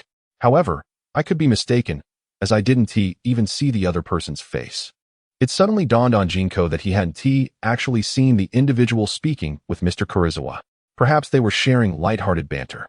It was merely his lack of sight that led to his misinterpretation. You guessed correctly. We were indeed discussing work, Vodka interjected, swiftly redirecting Jinko's wandering thoughts. It seems my intuition was accurate. I recently encountered a remarkably skilled detective, and it left a profound impression on me. Consequently, I delved into some detective literature. Now, whenever I encounter a situation, I can't help but engage in a bit of reasoning. My apologies. Jinko felt a twinge of embarrassment, recalling how impressive Mr. Kudu was, which sparked a desire in him to learn about detective work. However, he seemed ill-suited for the role. His deductions often proved less accurate than mere wild guesses. It's nothing to worry about, Jin said, taking a sip of the coffee before him. For some inexplicable reason, Jinko felt a wave of relief wash over him and silently marveled at how cool Mr. Kurizawa truly was. Yet, he wondered, did that individual have something significant to discuss? He sensed that they valued whether he knew that person, which struck him as peculiar. He is merely a talent from another company. We were just exchanging pleasantries. It's simply that he wishes to remain unrecognized to avoid any negative implications, Jin explained. Jin Kouxin nodded in understanding upon hearing his words, having already pieced together the sequence of events in her mind. It seemed that the other party was an elite from a different company, and Mr. Kurizawa's firm likely sought to recruit him, while he himself appeared to harbor some inclination to change jobs. However, as he had yet to make the leap, he was keen to avoid detection within his current company. Rest assured, I shall remain silent, she assured him, and truthfully, I have no knowledge of what he looks like. Jin Kouxin wiggled a few fingers playfully.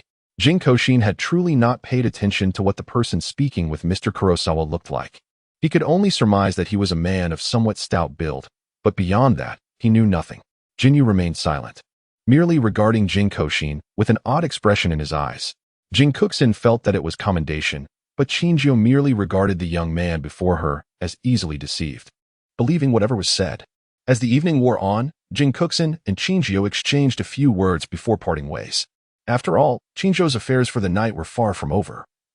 She had other matters to attend to and simply could not spare the time to accompany Jin Kouxin for leisure. As I leisurely strolled home, I could only feel an overwhelming sense of exhaustion enveloping me. Today was indeed a joyful day. I indulged in many delicious dishes and engaged in various entertaining games. Regrettably, it seems I may have overexerted myself, and coupled with environmental factors, I now feel my heart racing. Pressing my lips together, I place a hand over my chest. Feeling a tinge of melancholy, so many years have passed. Not only have significant changes occurred in my surroundings, but I too have matured. The surgeries I underwent in my earlier years were, after all, impulsive decisions. The fact that I have managed to navigate through these years safely seems to me the work of some mysterious force, allowing me to grow gradually. Yet, life is not a fairy tale, and my heart cannot perpetually beat. The surgeries I underwent in the past saved my life, but now, I find myself ensnared in a dire predicament due to those very procedures. The materials used in my previous surgeries were of excellent quality, perfectly integrating with my heart, enabling me to live safely like an ordinary person until the age of 18. However, as my heart has grown, the components that repaired it remain unchanged, no longer suitable for my body. Because these materials have fused with my heart, I cannot undergo another surgery. It would be akin to tearing my heart apart. Now, all I can do is pray that these materials continue to support my body, or that my body learns to adapt to them. Otherwise, I might need to seek a place for myself. As I opened my eyes, gazing into the dimly lit room, I swiftly drew back the curtains, allowing the radiant sunlight to pour in. As Jin Kouxin yawned, he turned on the television while preparing breakfast for himself, despite the hour already being late. The news broadcast was on, but he paid little attention. He gathered that a politician had passed away the previous day, and that another region had experienced an earthquake. Placing his bread and milk on the table, he switched channels and began to eat while watching. Observing the barren yard, stripped bare by the cold weather, Jin Kouxin felt indifferent. He preferred the yard's starkness over the prickly pine needles. With a warm sun shining outside, he settled onto the swing in the yard, basking in the sunlight. Holding a Sudoku card, he filled it in sporadically, exuding an air of elegance that was quite soothing. In the yard, Jin stood, catching a glimpse of Jin Kouxin, paused for a few seconds, and then drove out his beloved car. Hearing the roar of the engine, Jin Kouxin looked up to see Mr. Heir's and smiled, waving his hand. Jin remained silent, though his expression was less icy than usual. The car sped past as Jin Kouxin returned to his Sudoku. Inside the vehicle, Vodka was typing away on a laptop. Today, the boss was heading to Shinya for a transaction that required his personal attention. The counterpart was a biologist in possession of crucial research data, and the organization preferred to bring him back alive. If that proved impossible, then a different course of action would be taken. Without turning back, Jin succinctly stated time, location. At 3 p.m., Vodka, while searching for information, curiously gazed at Jin. Boss, why are you so kind to Jin Kouxin? If I didn't know for certain that the man before me is truly you and not an imposter, I might suspect someone had disguised themselves as you. Jin had always been cold towards both allies and outsiders alike, yet he displayed a softer temperament when it came to Jin Kouxin. Though somewhat dismissive, it was still an improvement over his treatment of others, which puzzled Vodka. He couldn't fathom what specifically endeared Jin Kouxin to Jin. Too foolish to see it. Jin replied, his tone laced with disdain.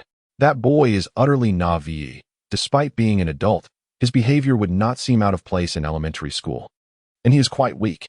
Normally, I would disregard such individuals, but Jin Kouxin happens to be my neighbor, constantly in my line of sight. I prefer not to appear overly aloof, so I naturally temper my demeanor. Furthermore, while I do not particularly like him, I do not harbor any animosity either. Looking at him feels akin to observing a simpleton, thus my patience is somewhat greater. He is not a troublemaker, which makes interactions with him rather pleasant. Vodka was taken aback by this response. He had almost suspected that Jin was interested in bringing that boy into the organization, causing him to worry about his own position being usurped. Thankfully, that was not the case. After placing the freshly baked cake onto a plate, Jin Kouxin continued pouring batter into another container and placed it in the oven to heat. On the table, 4 or 5 pieces of baked cake and bread already lay, products of his idle time. However, his initial attempt had resulted in an excess due to miscalculating the proportions and timing, leading to several failures and leftover batter. In a moment of practicality, Jin Kouxin resolved not to waste the batter, opting instead to bake it all, knowing well that he relished the outcome. Baking a larger quantity would not only satisfy his appetite, but also spare him the effort of preparing breakfast, thus yielding a delightful twofold benefit. He set aside a portion of the freshly baked bread, hanging it at Mr. Kurosawa's doorstep, relieved that the cooler weather would prevent spoilage. Surely, Mr. Kurosawa would return soon. With the gun pressed against the temple of the individual before him, Jin presented 2 stark choices: join the organization or face death. The recipient of this ultimatum visibly flinched at Jin's ruthless demeanor, taken aback by such brazen intimidation. Despite his internal reluctance, he recognized Jin's formidable nature. This was not someone with whom one could negotiate. Moreover, with the weapon so close, refusal was not an option. Although he was loath to serve the organization, he was even more averse to the thought of an unjust demise. Upon receiving a positive affirmation, Jin holstered his weapon. Vodka approached, instructing the individual to proceed ahead. The elder brother's efficiency was indeed impressive. The task was completed in under 15 minutes.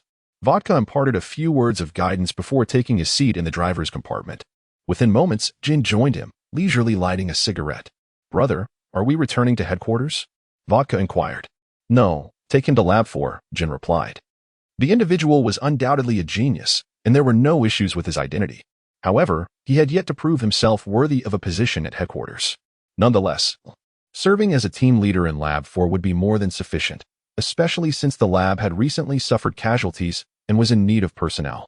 Understood, Vodka responded, redirecting the vehicle towards the outskirts of the city, while the passenger in the back seat remained silent, feeling resigned to his fate. Regardless of the destination, he preferred to focus on his own affairs, hoping to avoid any further encounters with the living embodiment of death. In the heart of a bar, a stunning woman captivated the audience with her sultry voice. Despite the throng gathered around the bar, the atmosphere remained surprisingly serene.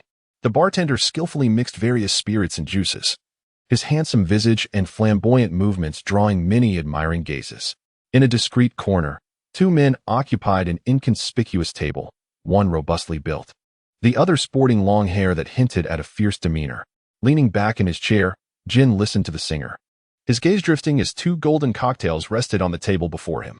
Vodka sat quietly beside him, occasionally sipping from his own drink. The ambience was undeniably relaxed, emboldening Vodka to speak. "Brother, do you enjoy music?" Despite their time together, Vodka had never discerned Jin's preferences. He himself was an aficionado of idols, relishing concert memorabilia. While others in the organization had varied interests, some cherished jewels, others sought thrills, and a few were consumed by madness, indulging in murder or experimentation. However, Jin's hobbies remained elusive. Apart from his penchant for exercise and his affinity for cars and firearms, he appeared indifferent to other pursuits. He showed no overt desire for wealth, power, or sensual pleasures. Nor did he share the murderous or experimental obsessions of some. Yet, it seemed that Jin had a particular fondness for music, often visiting bars after missions. Ordering a drink he seldom consumed, yet fixating on the performers. Vodka mused that, were it not for the variance in vocal talent, he might suspect Jin had a favorite singer. The performance was indeed commendable, yet Jin's expression betrayed neither joy nor disdain. His response seemed merely a casual remark. Vodka fell silent, realizing that perhaps his brother did not truly relish the music after all. In truth, while the singers were talented, Vodka personally preferred Miss Ingzi's renditions, less refined, perhaps, but brimming with excitement. Having tidied up, Jin Kouxin planned to venture out for a meal, having spent too long indoors and yearning for something delectable. He had grown weary of bread and fried foods, craving something more satisfying.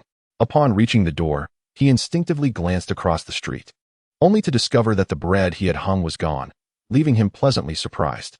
Mr. Kurosawa had returned sooner than expected. He had anticipated retrieving the bread himself, but was delighted to see it had been taken. "Today, I shall deliver a loaf of bread. Tomorrow, perhaps some fruit." Might this lead to a swift acquaintance with Mr. Kurosawa? He possesses a genuine interest in Mr. Kurosawa, although he is accustomed to solitude. The prospect of forging a friendship delights him. Furthermore, this friend is exceptionally attractive, and their compatibility is striking. Their character aligns with his preferences. Despite sensing Mr. Kurosawa's aloof demeanor, he yearns to take a chance.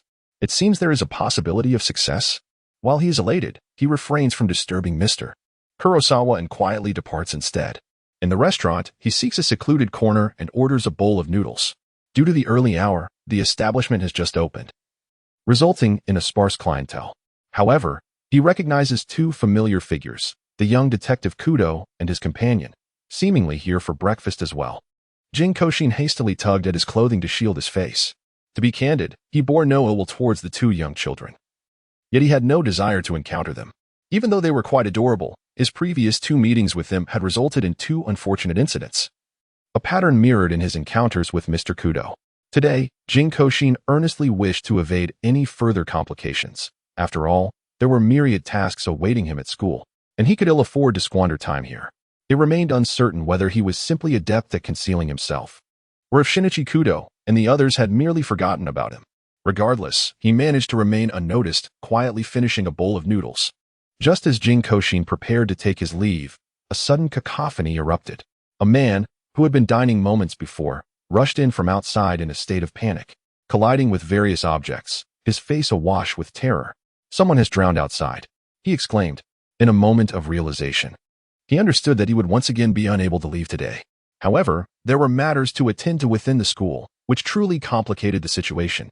Kudo Shinichi, maintaining his composure, instructed those present to secure the scene and refrain from disturbing the body. He also urged everyone in the restaurant to remain still and await the arrival of the police. Meanwhile, the long-haired young girl clutched tightly to Kudo Shinichi's garment. Perhaps influenced by his calm demeanor, as Muri Ran dialed the police hotline. Feeling vexed, I returned to my seat and ordered a glass of lemonade, drinking it in a fit of frustration. Before long, the wail of police sirens echoed as several officers arrived at the restaurant's entrance. Shinichi Kudo and his companions approached them, explaining the situation at the establishment to the lead officer. As he observed the few officers at the entrance, Jin Kouxin found himself struck by the sheer number of police he had encountered over the past few months, more than he had seen in the last decade. The officers before him appeared familiar, having crossed paths during previous cases, though he struggled to recall their names. "Kudo, Ran, what brings you here?" Officer Magyar was taken aback upon spotting the children of his friends. This marked yet another occasion he encountered them at a crime scene. "Our parents and uncle have gone out, so Ran and I came here for breakfast," Shinichi Kudo remarked, curling his lip at the thought of their unreliable guardians. His parents were constantly flitting about, seeking entertainment wherever they could, leaving him alone. As for their uncle, he seemed perpetually engaged in drinking or gambling, leaving the two children to fend for themselves. Officer Magyar, clearly aware of the situation, nodded in understanding without further comment. The lead officer examined the condition of the body and beckoned Officer Magyar and the Kudo children over. "You are witnesses. Could you elucidate the circumstances here?"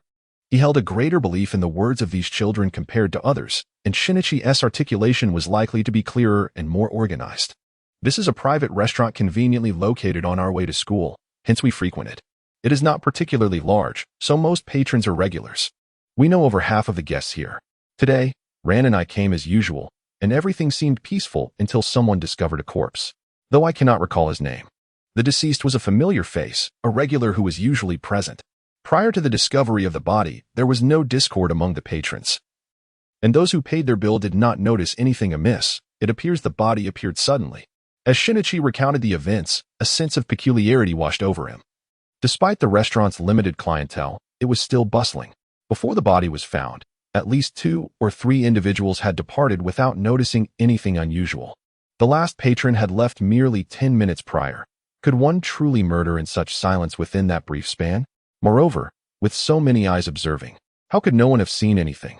The restaurant's structure seemed somewhat uncharacteristic of an eatery, occupying an area of 400 to 500 square meters. The establishment comprised less than half of the total space, with the remainder devoted to a garden filled with various plants. Typically, larger restaurants were preferable, even if adorned with flora, yet this layout resembled more of a private residence. You are correct, this used to be a private home. However, as the neighborhood developed and the population increased, surrounding houses transformed into commercial properties. I opened a restaurant here but retained the original structure. Although it is somewhat small for a restaurant, it suffices. The expansive garden, rich with plants, has drawn many patrons, thus I have no intention of making changes." The owner of the restaurant approached. "Do you have the floor plan of this establishment? Aside from the entrance, are there any other exits?" The officer nodded, emphasizing the urgency to ascertain how and when the victim had died. Their observations indicated only 2 doors leading in and out of the restaurant. However, they were unaware of any concealed passageways. "There are indeed some," the owner replied hastily, retrieving several sheets of paper from a room. "This is the layout of the premises, though modifications have been made since it was originally designed. The intermediate rooms have been opened up, leaving only the kitchen, restroom, and my living quarters at the back, with the remainder now serving as the main dining area." The layout appeared uncomplicated, originally a standard 3-room apartment, now reconfigured into a 1-room space. The house was divided into front and backyards, with the latter featuring a small koi pond. The deceased had been found near the koi pond, and the coroner's examination suggested drowning as the cause of death. While this explanation seemed plausible, it was riddled with inconsistencies. The pond, although present, was rather shallow. It was inconceivable for even a child to drown in its waters. How then did a healthy adult over 1.7 meters fall victim to such a fate? Are the front and backyards identical? Initially, yes. There was a 1-meter gap between the house and the yard wall, allowing passage between the two. However, a tree was planted in that gap, which has since grown large enough to obstruct any visibility of the pathway. Since the tree's growth, we have not traversed that route in years. Only a few neighbors and close acquaintances recall it. I nearly forgot about it until you inquired. So it is feasible to traverse undetected from the front to the backyard? The officer sketched a diagram, suddenly grasping the implications. The restaurant's main entrance was at the back, so patrons typically entered from that direction, with only a select few familiar guests opting for the front. For the staff, it mattered little whether one approached from the front or the back, yet for outsiders, the distinction was significant. If it is not too much trouble, it might indeed be possible to pass through. The owner hesitated, recalling a time when he believed a passageway existed. Upon reaching the location, he pointed. Indeed, a tree had taken root between the house and the wall. While the foliage was dense, some gaps remained, albeit small enough for a slim figure to squeeze through. Given the location's seclusion, it would be challenging for anyone to notice someone passing through, allowing direct access to both the front and backyards. Prior to the tree's growth, we often traversed this way, especially in summer when it provided shade. However, as the tree expanded and surrounding grass grew taller, we neglected to maintain the path. Over time, it became overgrown, and the grass reached heights rivaling a person, making passage cumbersome and dirty. This route requires thorough examination, Officer Meagher instructed, directing his colleague to assess the passageway and its connections to the interior of the house. In addition, the relationships between the patrons and the deceased warranted investigation. From the narration of Shinichi Kudo, it is evident that the individuals within this restaurant are likely acquainted with one another, and their interactions undoubtedly encompass a myriad of connections that may pertain to the deceased. Several young officers nodded solemnly, aside from the victim. This establishment harbored more than 10 individuals, including both patrons and staff, each of whom could potentially be linked to the deceased in some manner. As for determining who may harbor suspicions of committing the crime, that shall depend on the outcomes of their investigation. Following behind Shinichi Kudo and his companions, Jin Kouxin cast a glance at the narrow path obscured by trees. Based on his experience, the path measured approximately 1 to 1.5 meters, with the planted tree situated precisely in the center. Although it did not appear particularly tall, it was rather thick, and its branches and forks obstructed a considerable amount of space. In the present moment, one cannot discern the sentiments of others, however. It is worth noting that during his childhood, he was rather mischievous, having ventured into trees and even into dilapidated houses with holes. Although he was not particularly agile, it remains uncertain whether this was due to his character or simply the result of practice, but he seldom incurred injuries while navigating such spaces. He possessed a unique insight, able to swiftly ascertain whether passage was feasible. The tree before him, with its densely packed branches, posed a challenge. Standing upright or even bending over would likely result in the branches snapping. To traverse it, he would need to crouch or lie down. Yet this would inevitably crush the grass surrounding the tree. Nevertheless, at this moment, it appears that there is no significant issue at hand. Before I could take a closer look, the officer led me into the dining area. Please remain calm. We are merely here to take your statements, she instructed, her voice steady. Kindly introduce yourselves, specify the time of your arrival, your relationship to the deceased, and whether you ventured outside today. A female officer clapped her hands to garner attention, flanked by several others equipped with notebooks. Jin Kouxin, reluctant to stand out, positioned himself in the middle, confident in his innocence as he listened to the conversations of others. Apart from him, 6 guests were present, along with the shop owner, 2 chefs, and 2 waitstaff. Excluding Kudo Shinichi and his companions, there remained 9 individuals of interest. Among these 9, all had some acquaintance with the deceased, with 4 having both a relationship and an alibi. The shop owner, Iriji Masato, was a longtime neighbor of the deceased, Mitaka Ichiki, having known each other since childhood. They had lived apart for many years, only returning to the vicinity in the past 2 years. At the time of the murder, the owner claimed to have been resting in his room, with no one to corroborate his alibi. Furthermore, as he resided within the establishment, he was most familiar with the premises, making it convenient for him to choose escape routes or dispose of the murder weapon. Chef Issei Yashisada had worked at the restaurant for many years, essentially considering it his home. The deceased, known for a rather flamboyant personality, had previously engaged in heated arguments with Issei, even coming close to blows, an incident documented at the police station. When the murder occurred, Issei was in the storeroom searching for supplies and returned only after the body was discovered, leaving his whereabouts unverified. His extensive tenure at the restaurant rendered him equally knowledgeable about the establishment as the owner, placing him under suspicion. Server Yoshioka Kazuma had been employed at the restaurant for nearly 2 years, characterized by a lively demeanor and a long-standing dislike for the deceased.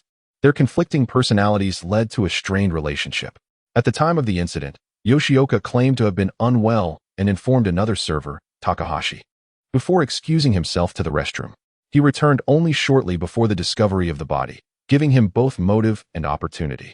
The customer, Kamiho Hideko, was a strikingly attractive woman who had been the object of the deceased's affections. Despite his persistent advances, she had repeatedly rebuffed him. The deceased's unwavering devotion, even altering his dining schedule to coincide with her visits, led to her growing disdain toward him. At the time of the murder, Kamiho had merely stepped out to use the restroom and returned swiftly. However, a note found on the deceased's body, inviting him to meet, bore her signature. Although she claimed ignorance, the officers included her among the suspects. Lastly, the 5th individual of interest was, indeed, Jin Kouxin. Jin Kouxin never anticipated that he would become one of the suspects. However, although he had never met the deceased before, there indeed existed a conflict between them. Jin Kouxin is generally of a calm disposition, never prone to quarrels. However, today, as he arrived for a meal, he found himself rather irked. Due to school commitments, He could afford to arrive late, yet he wished to reach early. He came half an hour ahead of time for breakfast, fearing he might not have enough time.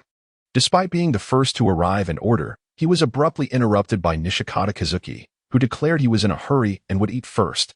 Jin Kouxin was initially not inclined to anger. After all, he had arrived early and could afford to wait. Yet, Nishikata not only usurped Jin Kouxin's meal, but did so without an apology, wearing a smug grin.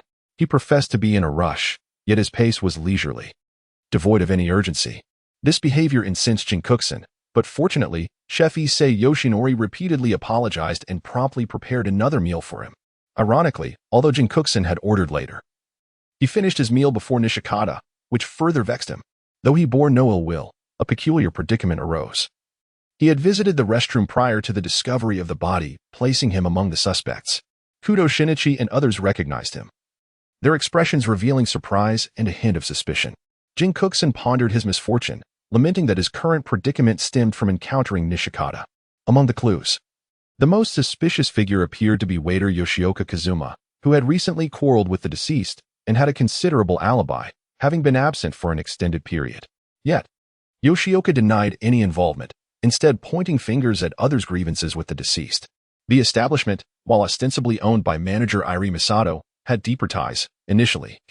Masato's family and the deceased's grandparents were neighbors with a cordial relationship, leading to their homes being built closely.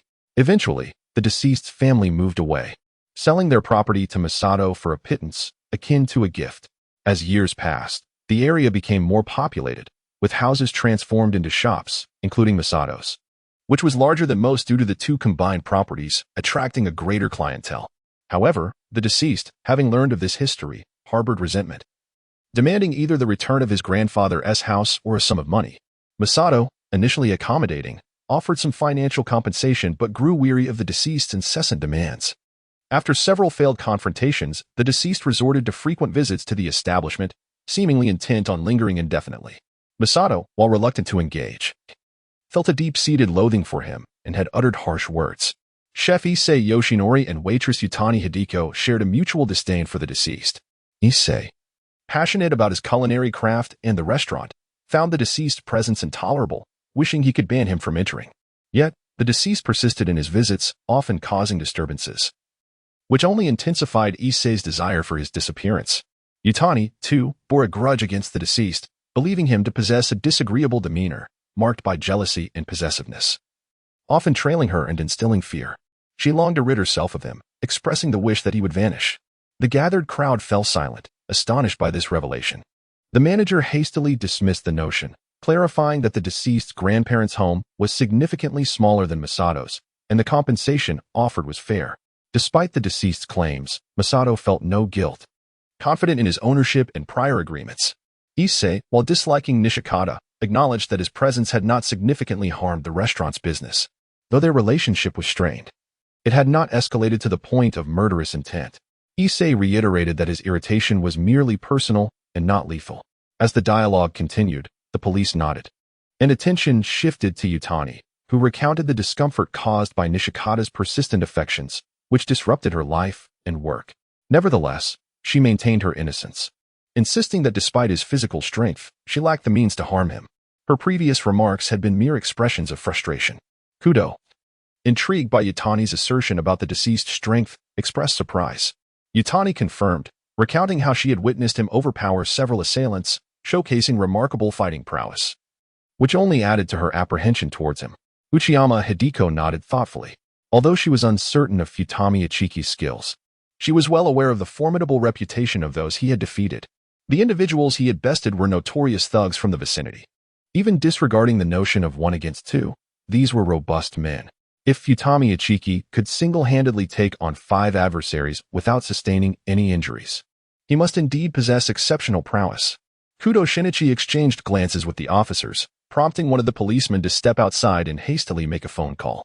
If Uchiyama Hideko's assertions were accurate, then the perpetrator could not be someone whom the victim had placed immense trust in, but rather an exceptionally skilled individual. Otherwise, it would have been utterly impossible for them to overpower Futami Ichiki. During the waiting period, Kudo Shinichi and his companions continued to investigate other leads, pacing back and forth in the room. As for Kinkuchi, he had been overlooked by them. The discord between Jin Kouxin and the deceased holds little significance. It merely stems from mutual disdain, compounded by minor disagreements that led to a few heated exchanges. After a brief conversation with Jin Kouxin, wherein his circumstances were assessed, the police released him, as he bore no suspicion of involvement in the crime.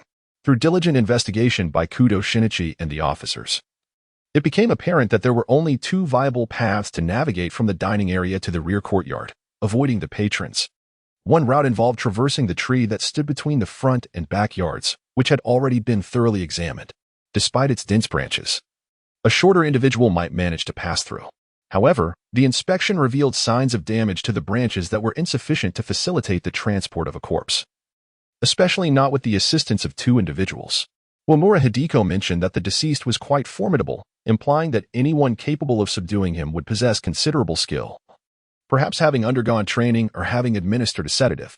The only individuals who could achieve such a feat were either too frail to move the deceased or overly robust to navigate that particular route.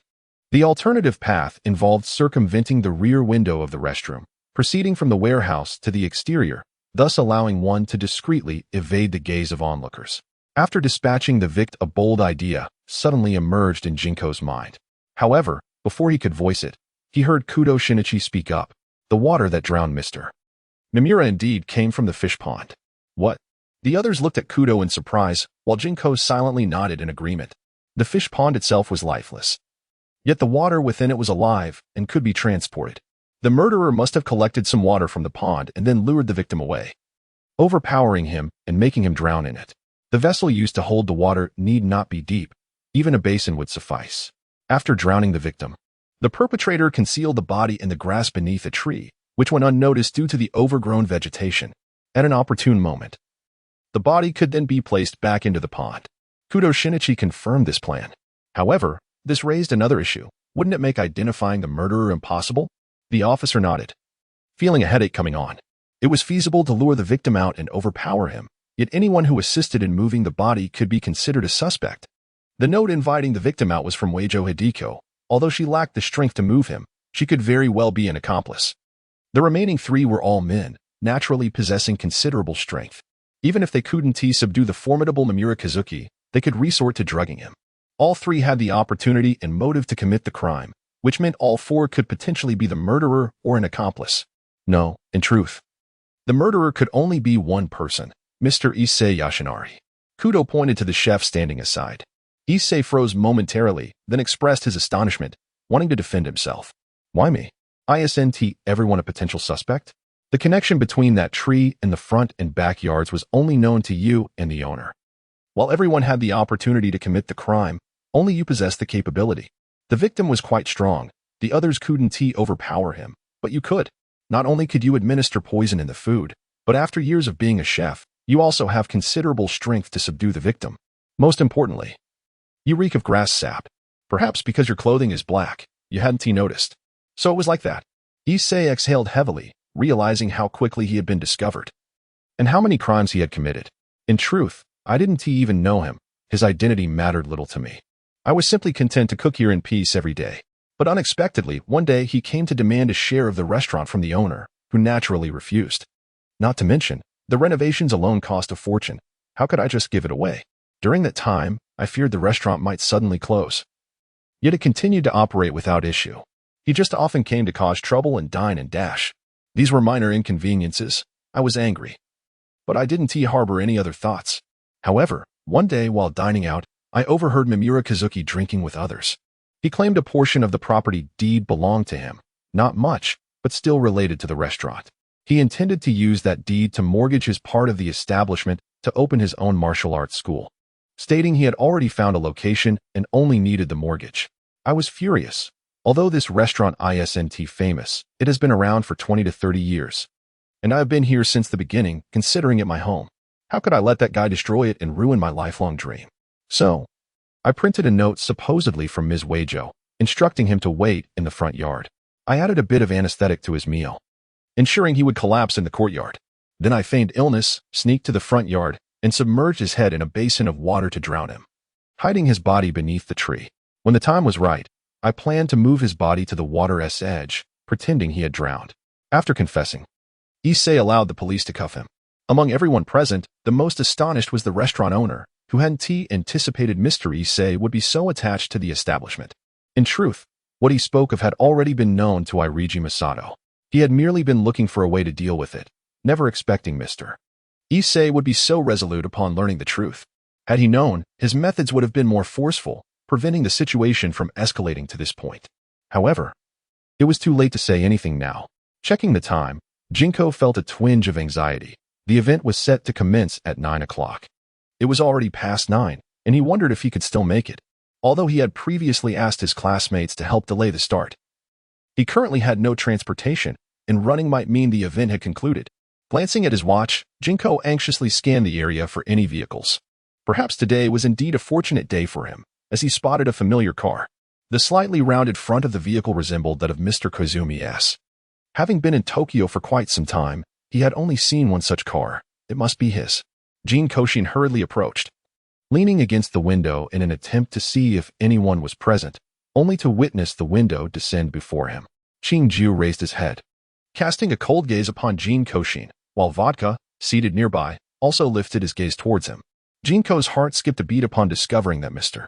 Kurosawa and his companions were seated in the car. Noticing Mr. Kurosawa's slight displeasure, he sheepishly scratched his head, presuming it was due to his indiscreet observation of them. Mr. Kurosawa, are you all busy? Jinko managed a thick-skinned smile. Seated in the vehicle, he breathed a sigh of relief, grateful that Mr. Kurosawa and his companions were nearby and had agreed to assist him. Thanks to you and Mr. Yuzuka today, or else I would have been late. Curiosity piqued, Vodka inquired. Is there a special event happening at your school today? It seemed rather unusual for a celebration at this time, and he couldn't recall any recent holidays. Indeed, winter has arrived, hasn't it? The school is nearing its break, so we plan to have a little festivity before the holiday. A few of our classes decided to organize a small celebration, and today happens to be the starting point. Such events are typically not bound by a strict schedule, as the intention is merely to create some merriment. However, I registered for one of the segments, which I must attend. I had calculated my timings perfectly, but unforeseen circumstances arose. Thankfully, I encountered you. Otherwise, I would have sprinted there. Jinko opened up, albeit with a hint of gloom in his voice. Everything had been meticulously planned, a leisurely breakfast before heading to school to enjoy the performances of fellow classmates. Yet, an unfortunate incident had derailed his plans. He was uncertain if he would even make it to his own segment, let alone witness those of others. We were merely passing through, but what incident occurred nearby? Vodka glanced at Jin, who was aware that their presence was merely coincidental due to a recent assignment in the vicinity. They had just completed their task and intended to leave when they encountered Jinko. To avoid raising any suspicions, they offered him a ride. Was there another occurrence at that location? Or did their target get discovered so swiftly? Jin's attention shifted entirely to Jinko, his hand resting over his chest. If Jinko were indeed in trouble, the next moment could spell farewell to this world. Yes, the restaurant where I had breakfast this morning was the scene of a murder. Today, Jin Kouxin shivered and recounted the events of the morning. It was precisely because he had been detained that he found himself delayed until now. This timing is quite troublesome, he lamented. Had I left earlier, I would have made it to school on time. Had I left later, I could have simply taken a day off. Yet, it is this precarious timing that is most exasperating. Vodka internally expressed astonishment. Not due to the murder that had occurred at the restaurant, but rather the sheer coincidence of it all. Jin raised his head and cast a glance at Jin Kouxin. Their target was Yoshikawa Kazuma, who happened to be a peripheral member of their organization and possessed a document that needed to be delivered to Jin and his team. They had planned to meet at 7:20 in the morning, but after returning to retrieve the document, he had not returned. They all assumed he was attempting to escape, only to discover that the area was surrounded by police cars. Unfamiliar with the situation, they had waited nearby. Only moments ago had they witnessed the completion of the transaction. And due to the overwhelming presence of law enforcement, they had to part ways hastily. They had not even had the chance to investigate what had transpired, only to learn subsequently that a murder had occurred. Vodka murmured to himself, "Indeed, I never expected to encounter another murder." Jin Kouxin sighed, feeling somewhat cursed since moving here, as this marked the fourth case he had stumbled upon. At this rate, I fear I might one day find myself a suspect. I certainly do not wish to be seen by the public. That would be utterly disastrous for me. Death is indeed quite terrifying for the average person. Hearing his complaints, Vodka assumed Jin Kouxin was afraid of the dead and casually remarked, unless one belongs to our line of work or those with special professions. The average person may go their entire life without witnessing a corpse.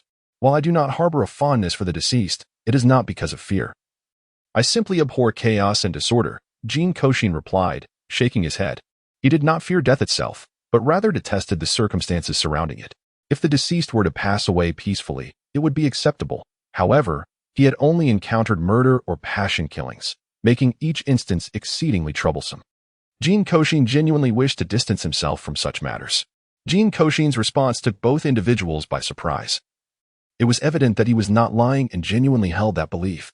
This was contrary to their expectations, as they had anticipated him to feel sorrowful, lamenting the passage of time. To their astonishment, he articulated his thoughts in such a manner, distinct from those within their organization, yet still surprising. Life, in its fragility, makes death an inevitable reality, does it not? Jin Jiao gazed out the window, a cruel smile gracing his lips. Guns, daggers, drugs, clubs, bombs, what unforeseen event cannot seize life? A single gunshot, a mere wound, or a tiny pill is sufficient to erase a person from this world. The lives extinguished at his hands number not in the hundreds, but in the thousands. To him, life is exceedingly fragile. Indeed, life is delicate, yet at times remarkably resilient. While death is unavoidable, the distinction between choosing to die and being killed by another holds significant weight. Jin Kouxin felt compelled to speak but sensed a lack of authority, ultimately uttering only a dry remark. He found his words somewhat ludicrous. Having witnessed countless individuals perish before his eyes, what right did he have to discuss such matters? Jin Jiao chose not to pursue the conversation further. To him, the dead were mere insects. He never deemed their lives significant. How could mere ants possess the authority to determine their own existence? Nonetheless, these thoughts were not suitable for discussion with others. Though he perceived them as trivial, he preferred to avoid unnecessary complications. Whether dealing with Jin Kouxin or the ensuing events, it would merely be a case of seeking trouble where none existed. As Jin Kouxin and Vodka engaged in a light-hearted exchange, the tone of their conversation softened considerably. By the time they arrived at school, Jin Kouxin had already gathered insights into Mr. Yuizuka's favorite idol and the idol's recent itinerary. Mr. Kurosawa, aside from his professional commitments, enjoyed fitness activities, occasionally indulging in literature and music. Thus, Jin Kouxin had gained a deeper understanding of his neighbor. However, after disembarking from the vehicle, Jin Kouxin abruptly halted, turning with a smile to invite them to explore the school, her eyes glimmering with a hint of anticipation and earnestness. Vodka, typically inclined to heed Jin's lead, appeared somewhat interested in the invitation but remained silent, directing his gaze towards Jin instead. Jin Kouxin's unexpected behavior once again took Qinjiao by surprise. He never anticipated that he would extend an invitation to him to attend an event at school. Qinjiao could not recall a moment when their relationship had grown to such a degree, nor did he believe his countenance exuded an inviting demeanor. He inquired with a glance at Mr. Hei's, who appeared puzzled. Feeling somewhat bashful, Jin Kouxin awkwardly explained, "Today marks an event organized by our grade, featuring numerous performances in which nearly everyone participates. We agreed to invite friends or family to witness it, creating a memorable occasion. However, as an orphan, I have not formed any friendships since arriving here and truly had no one to invite. I was prepared to forego the event entirely, but as fate would have it, I happened upon you, Mr. Hei's. Are you fond of such performances? If you're interested, you are welcome to join us. Although my own performance may not be exceptional, we do have some remarkably talented individuals. Several of them are outstanding singers and dancers." As I gazed into Mr. Kurosawa's eyes, the eloquent words that once flowed from my lips transformed into candid truths. For reasons unknown, I felt an inexplicable fear, rendering me incapable of uttering a falsehood in the presence of Mr. Kurosawa. Vodka observed this scene with a perplexed expression, wondering what was transpiring. How could an esteemed figure like my brother possibly attend a student event? Just as I contemplated leaving the moment my brother began to speak, I was taken aback by an unexpected response. "Very well," Jin replied with an air of haughty confidence. The two individuals beside him exchanged astonished glances. Neither had ever imagined that Jin would acquiesce. At this moment, Jin Kouxin had long been mentally prepared for rejection. He merely wished to give it a try, never anticipating that he would succeed so effortlessly. The atmosphere at Teton University was vibrant, as the once spacious grounds were adorned with numerous stages, each showcasing a plethora of performances by students. Nearby, vendors offered an array of beverages and snacks, while students mingled and moved about, exuding a palpable energy. After bringing in the two, Jin Kouxin briefly instructed them before hurriedly dashing inside. Mr. Heis, please feel free to explore for now. I am running out of time and shall find you shortly. As Jin Kouxin chatted and jogged lightly, changing his clothes, neither Jin nor Vodka uttered a word. Once Jin Kouxin departed, they turned to explore their surroundings. Their agreement to participate today was not solely due to Jin Kouxin. It was also motivated by an impending mission. Jin suddenly recalled, upon his suggestion, that they had an assassination task ahead, with the target conveniently located at Tian High School today. Initially, they had not identified a suitable vantage point for their sniper operation and had planned to wait until the target attended an event in a few days. However, Jin Kouxin's mention of Tian University jogged Jin's memory that Tian High School was in close proximity, precisely within their sniper range. Previously, they had dismissed this location due to a lack of plausible reasons to enter, but Jin Kouxin's invitation had opened the door. The abundance of attendees today provided an opportune moment and place. Jin was reluctant to forfeit such a splendid opportunity. Although the distance was a bit far, over 700 meters, it posed no challenge for him. Equipped with a backpack containing the components of a sniper rifle, Jin and Vodka strolled through the campus, appearing to be engrossed in various performances while genuinely seeking the optimal sniper position. Tian University featured numerous buildings, yet few met the necessary height and accessibility criteria. After a thorough exploration, they identified only two potential locations. The first was the main teaching building, whose rooftop offered ample elevation and was relatively vacant due to the event, minimizing the risk of attracting attention. However, the surrounding throng of students posed a risk of discovery during the operation. The second location was a secluded water tower, significantly taller than other structures, allowing for complete concealment. Yet, its remoteness made it conspicuous, and it was locked, making restoration after unauthorized entry impossible. After weighing the pros and cons, Jin ultimately opted for the teaching building. Despite the crowd below, he had confidence in his abilities to remain undetected. While students animatedly debated which performance was superior, no one noticed the two men stealthily entering the teaching building. If anyone had observed them, they would likely have assumed they were parents of students. Ascending to the rooftop, Jin deftly assembled the rifle from the components in his backpack, crouching at the edge while peering through the scope in a specific direction. Vodka stood nearby, vigilant and alert. Amidst the indifference of the crowd, a sharp sound echoed from the rooftop, reminiscent of a pebble dropping to the ground. Minutes later, two men dressed inconspicuously emerged from the teaching building, their backpacks slung over their shoulders, and settled beneath a nearby performance stage, watching quietly. As he stood on the stage, performing on the flute, he followed closely behind his classmates. To his astonishment, he spotted two familiar figures in the audience. He had originally thought that Mr. Kurizawa and Mr. Wazuka had already departed to another location, but to his surprise, they were indeed waiting to witness his performance. The smile that had been lingering at the corners of his mouth could no longer be contained, and the sound of the flute resonated brightly, reaching the audience below. Even more melodious than usual. The flute's notes were graceful and flowing, soon coming to an end, as he descended with the crowd. After a while, he ascended alone. The previous rehearsed performances had concluded, and now it was time for individual displays, which were less formal than the official performances. These personal showcases were much more entertaining, filled with amusing blunders and off-key notes, creating a delightful spectacle. The presentation by Jin Kouxin was rather unremarkable. He donned casual attire, a white shirt paired with black pants, essentially an ordinary school uniform. However, as he stood on stage and began to speak, the audience could not contain their reactions. The strikingly handsome youth sang with a monotonous pitch, devoid of any variation among the 7 notes. His voice flat to the point of sounding more like recitation than song. While his voice was pleasing, none of the notes resonated accurately. Observing the audience, Jin Kouxin felt a flush of embarrassment creep over his previously bold demeanor. He had always cherished singing, yet it appeared he lacked the talent for it. Although feeling a tad self-conscious under the scrutinizing gazes, he reminded himself that his initial intent was merely to entertain, and coupled with his genuine love for singing, he found the courage to continue. However, amidst the sea of disdainful expressions, one individual stood out, a figure intently focused on him, Mr. Heis. Jin Kouxin was momentarily taken aback. He was acutely aware of his own vocal limitations. Aside from nursery rhymes, he had never sung a song correctly, not even the national anthem. Throughout his life, he had never encountered anyone who enjoyed listening to him sing. So why did Mr. Heike seem to take pleasure in it? As he sang, The clouds in the sky compose a melody, golden light, the leaf spirit lingers, the bright starry river is my heart's song wishing for the happiness of my beloved. He couldn't help but glance at Mr. Heike's. For a fleeting moment, their eyes locked, causing Jin Kouxin to quickly avert his gaze, too shy to meet Mr. Heike's eyes again. Later, lying in bed, sleep eluded him, his mind filled with thoughts of Mr. Heike's face. When he closed his eyes, he could almost envision those emerald green eyes and that charming smile. In the stillness, he felt the rapid beating of his heart.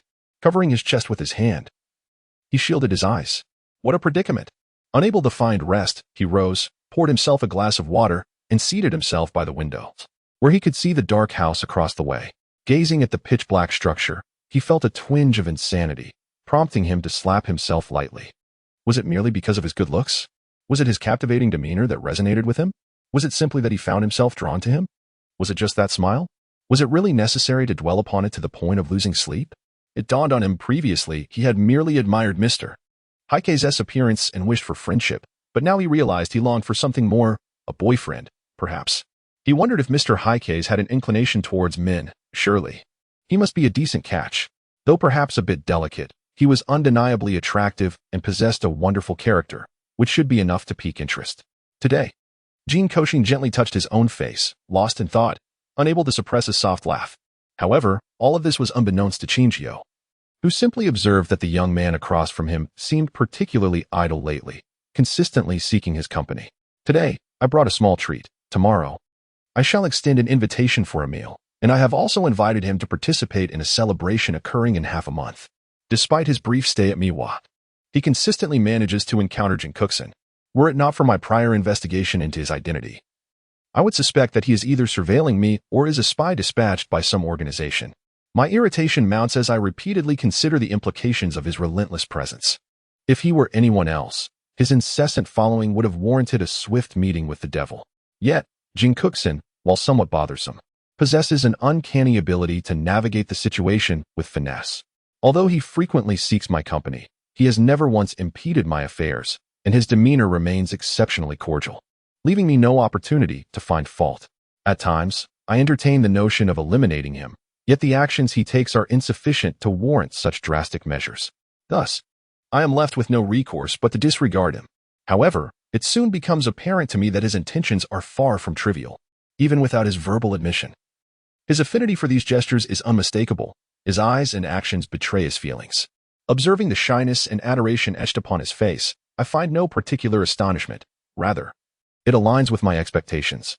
Although I had not previously considered this angle, I was not oblivious to his attentiveness. While he had always exhibited kindness and often gifted me items, his recent attentions are markedly more meticulous. The gifts bear the hallmark of thoughtful preparation, a stark contrast to his earlier casual offerings, and he continuously hints at my preferences with subtle inquiries.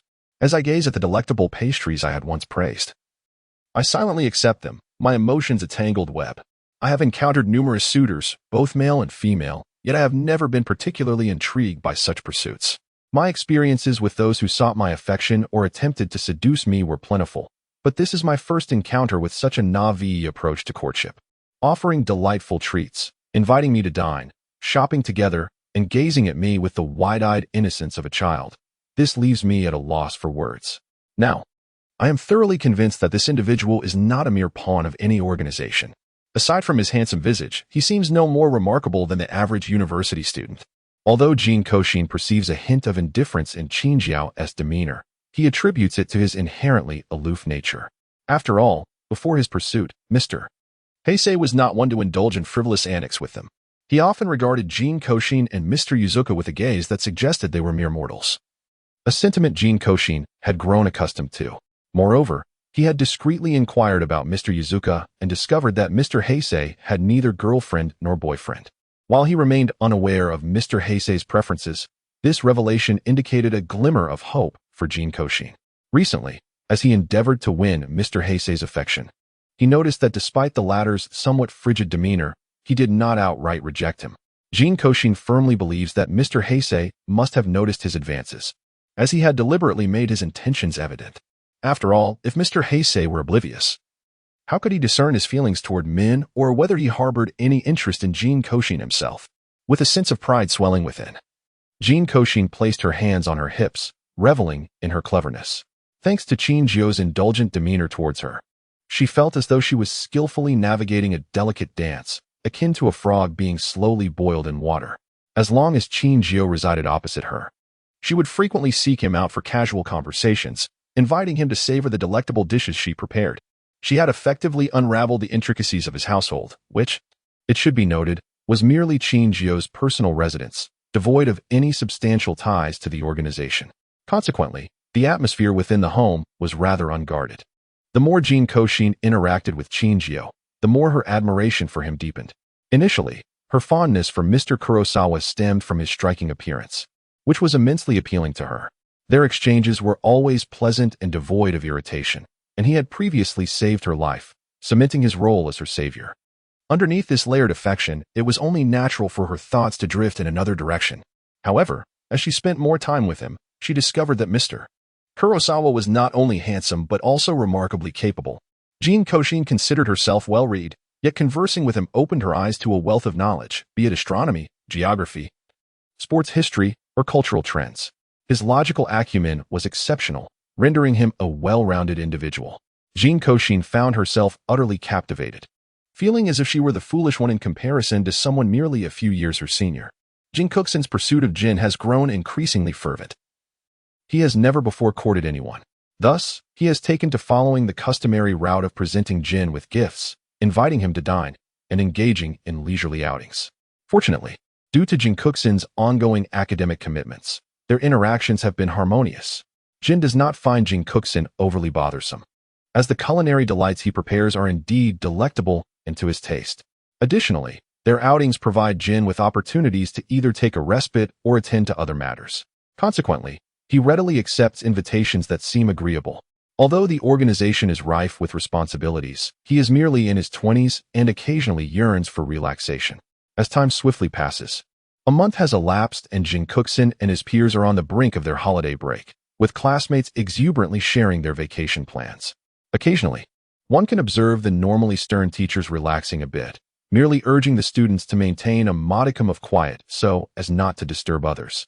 Meanwhile, those instructors who have forged a closer rapport with their students can hardly contain their excitement, joining in discussions about the best holiday destinations.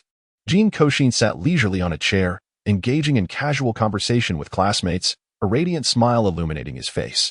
In his heart, he was secretly devising plans for the upcoming holiday, contemplating inviting Mr. Hei's to enjoy some time together, though he was uncertain whether Mr. Hei's company would observe the holiday.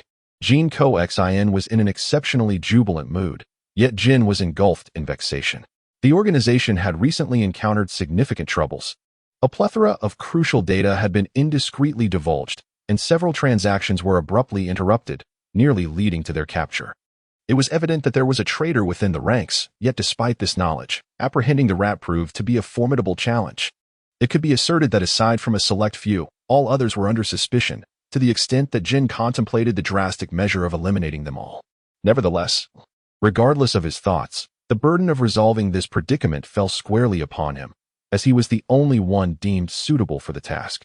Jin dispatched all his subordinates to investigate the individuals in question, apprehending anyone who appeared dubious for interrogation. In an instant, the organization was steeped in trepidation, resulting in a marked improvement in their compliance and decorum.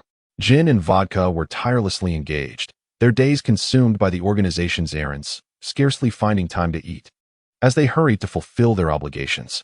Only after thoroughly sifting through the organization's personnel did Jin manage to relax marginally, delegating some tasks to others. In a CAF, Jin Kouxin ordered a cup of coffee and settled by the window to relish the tranquility of the morning. Although alone, he felt no sense of solitude. He was inherently adept at entertaining himself, quickly finding engaging activities even in solitude. He painted, read, practiced calligraphy, or simply observed the passers-by outside, which brought him immense joy.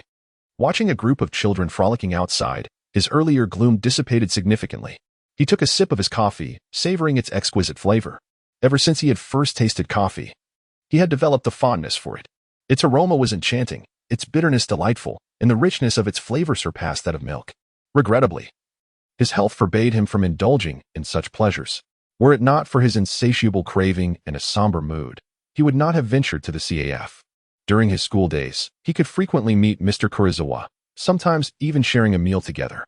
However, now that he was on holiday with ample free time, Mr. Kurizawa was nowhere to be found. It had been over a week since he had last seen or heard from him.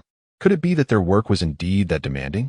The more he pondered, the more his discontent grew, prompting him to take another large gulp of coffee. Suddenly, his attention was drawn to several familiar figures in the CAF, causing him to freeze momentarily.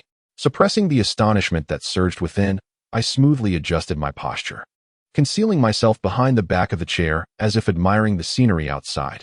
In truth, however, I was exceedingly anxious. To my surprise, during my moment of distraction, I encountered several acquaintances, leaving me uncertain whether this was a stroke of good fortune or misfortune.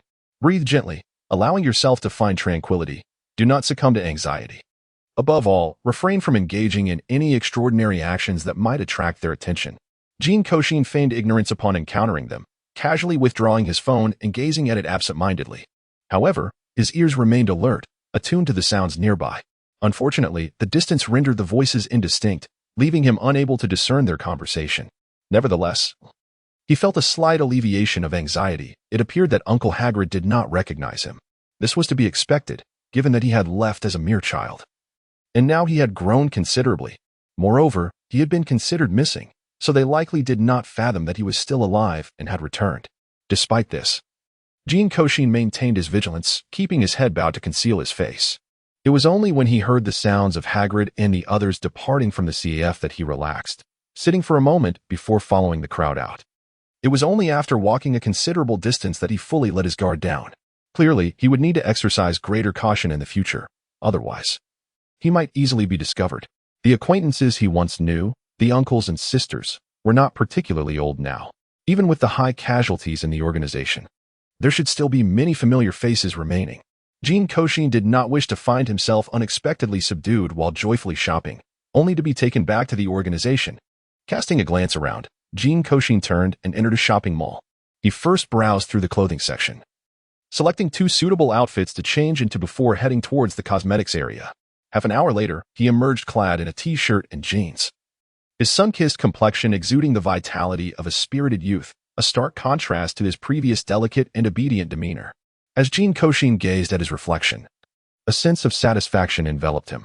This was merely a fade, one that he intended to refine upon returning to hone the skills he had once discarded. By then, it would be intriguing to see who would still recognize him. Although he had only acquired a superficial understanding previously, it was sufficient to navigate encounters with the organization. Feeling as though he had accomplished a significant task, Jin Kouxin was filled with exhilaration and began to wander through the shopping mall. In all honesty, he had not indulged in a shopping spree for quite some time. Previously, his outings had only involved making quick stops for vegetables and basic necessities. While these were adequate for daily sustenance, they merely sufficed for survival. Items such as clothing remained from the previous year, and with the year drawing to a close, it was high time to procure a few new pieces. Today, in a state of emotional turmoil, he found himself hiding in a corner, uncertain of what to say. He merely wished to take a stroll, yet fate had conspired against him, leading him to stumble upon Hagrid and his companions in the midst of a heinous act. What ill fortune he had encountered. Jin Kouxin felt an overwhelming urge to visit the shrine, especially since she had plans to seek a talisman for fortune in a couple of days. The events of the past few days had been utterly absurd. Not only did she randomly stumble upon an organization member while searching for a CAF on the street, but she also encountered them carrying out a mission while merely browsing in a shopping mall. The odds of such occurrences were terrifyingly low.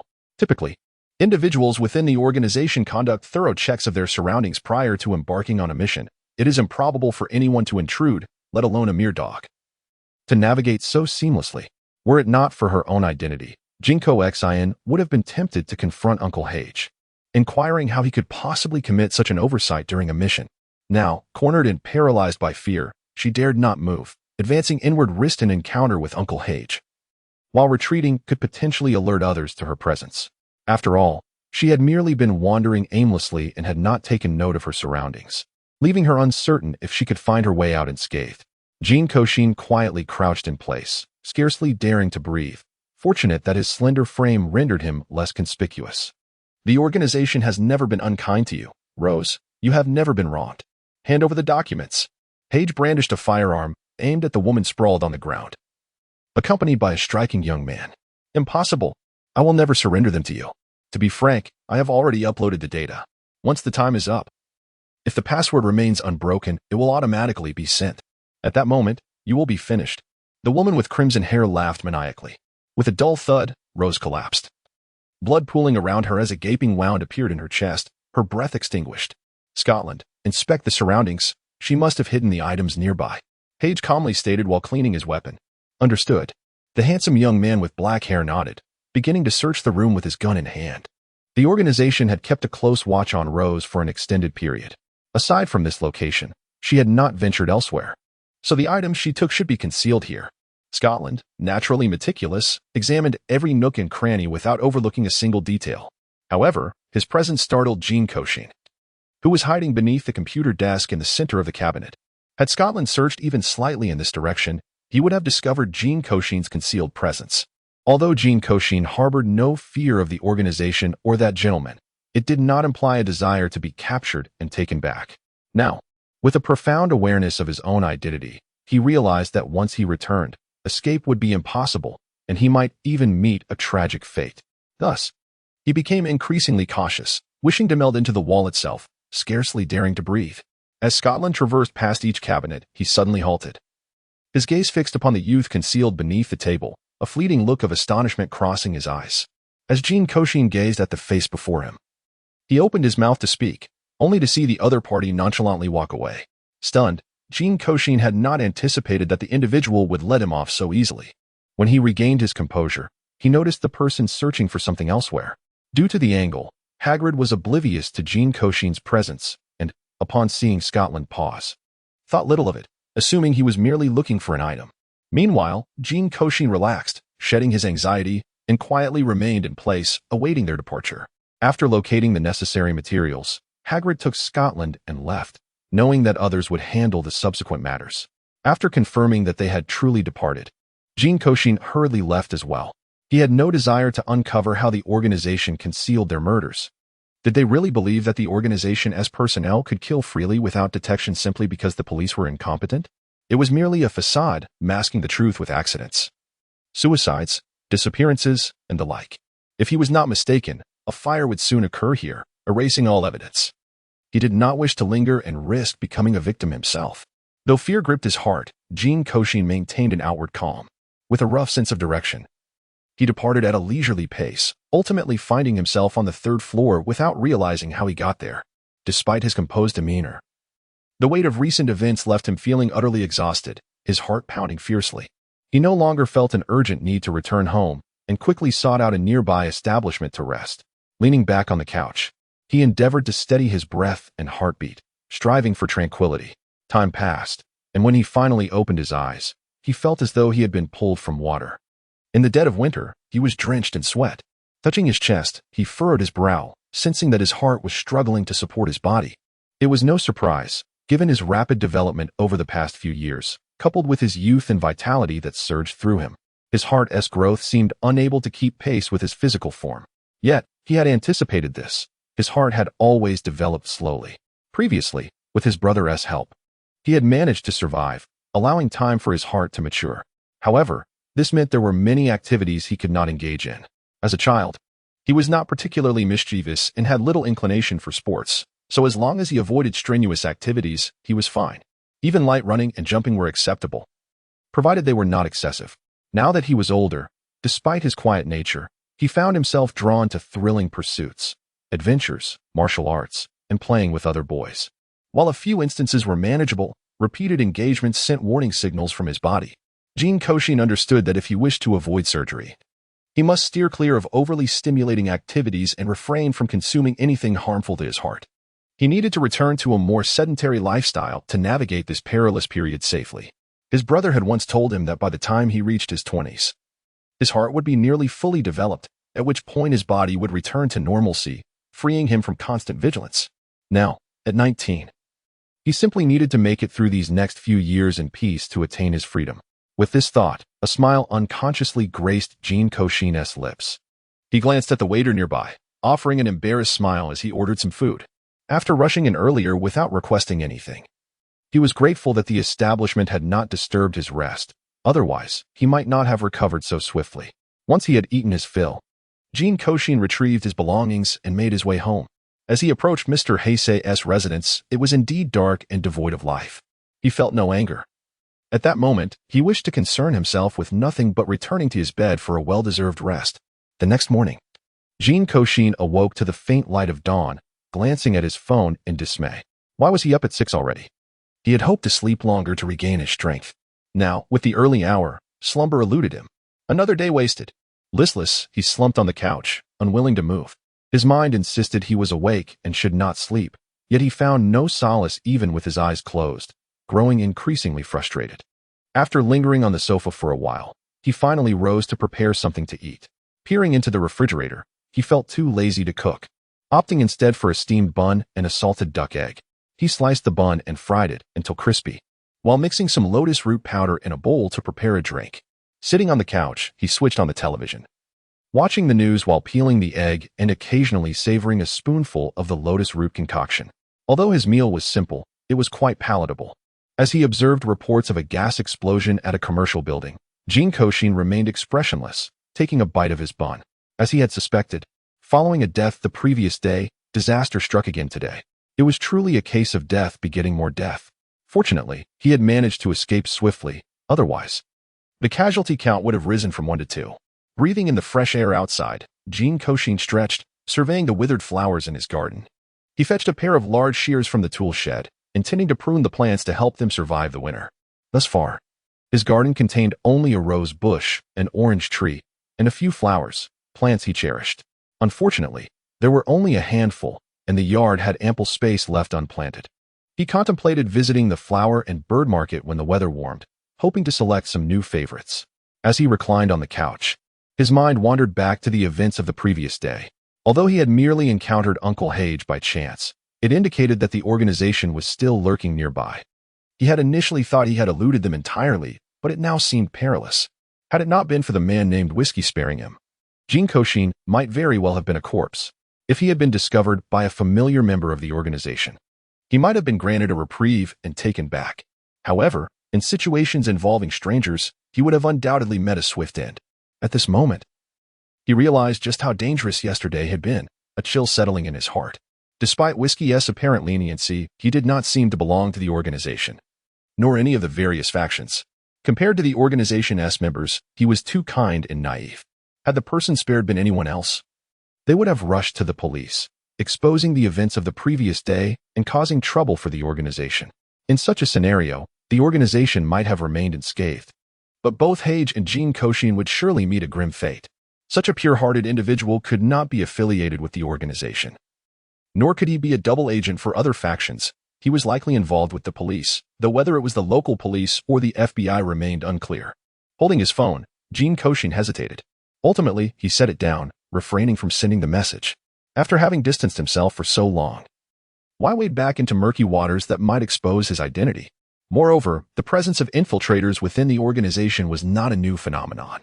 It had been the case over a decade ago, and it was hardly surprising to find it still true now. This time, however, the undercover agent seemed rather incompetent.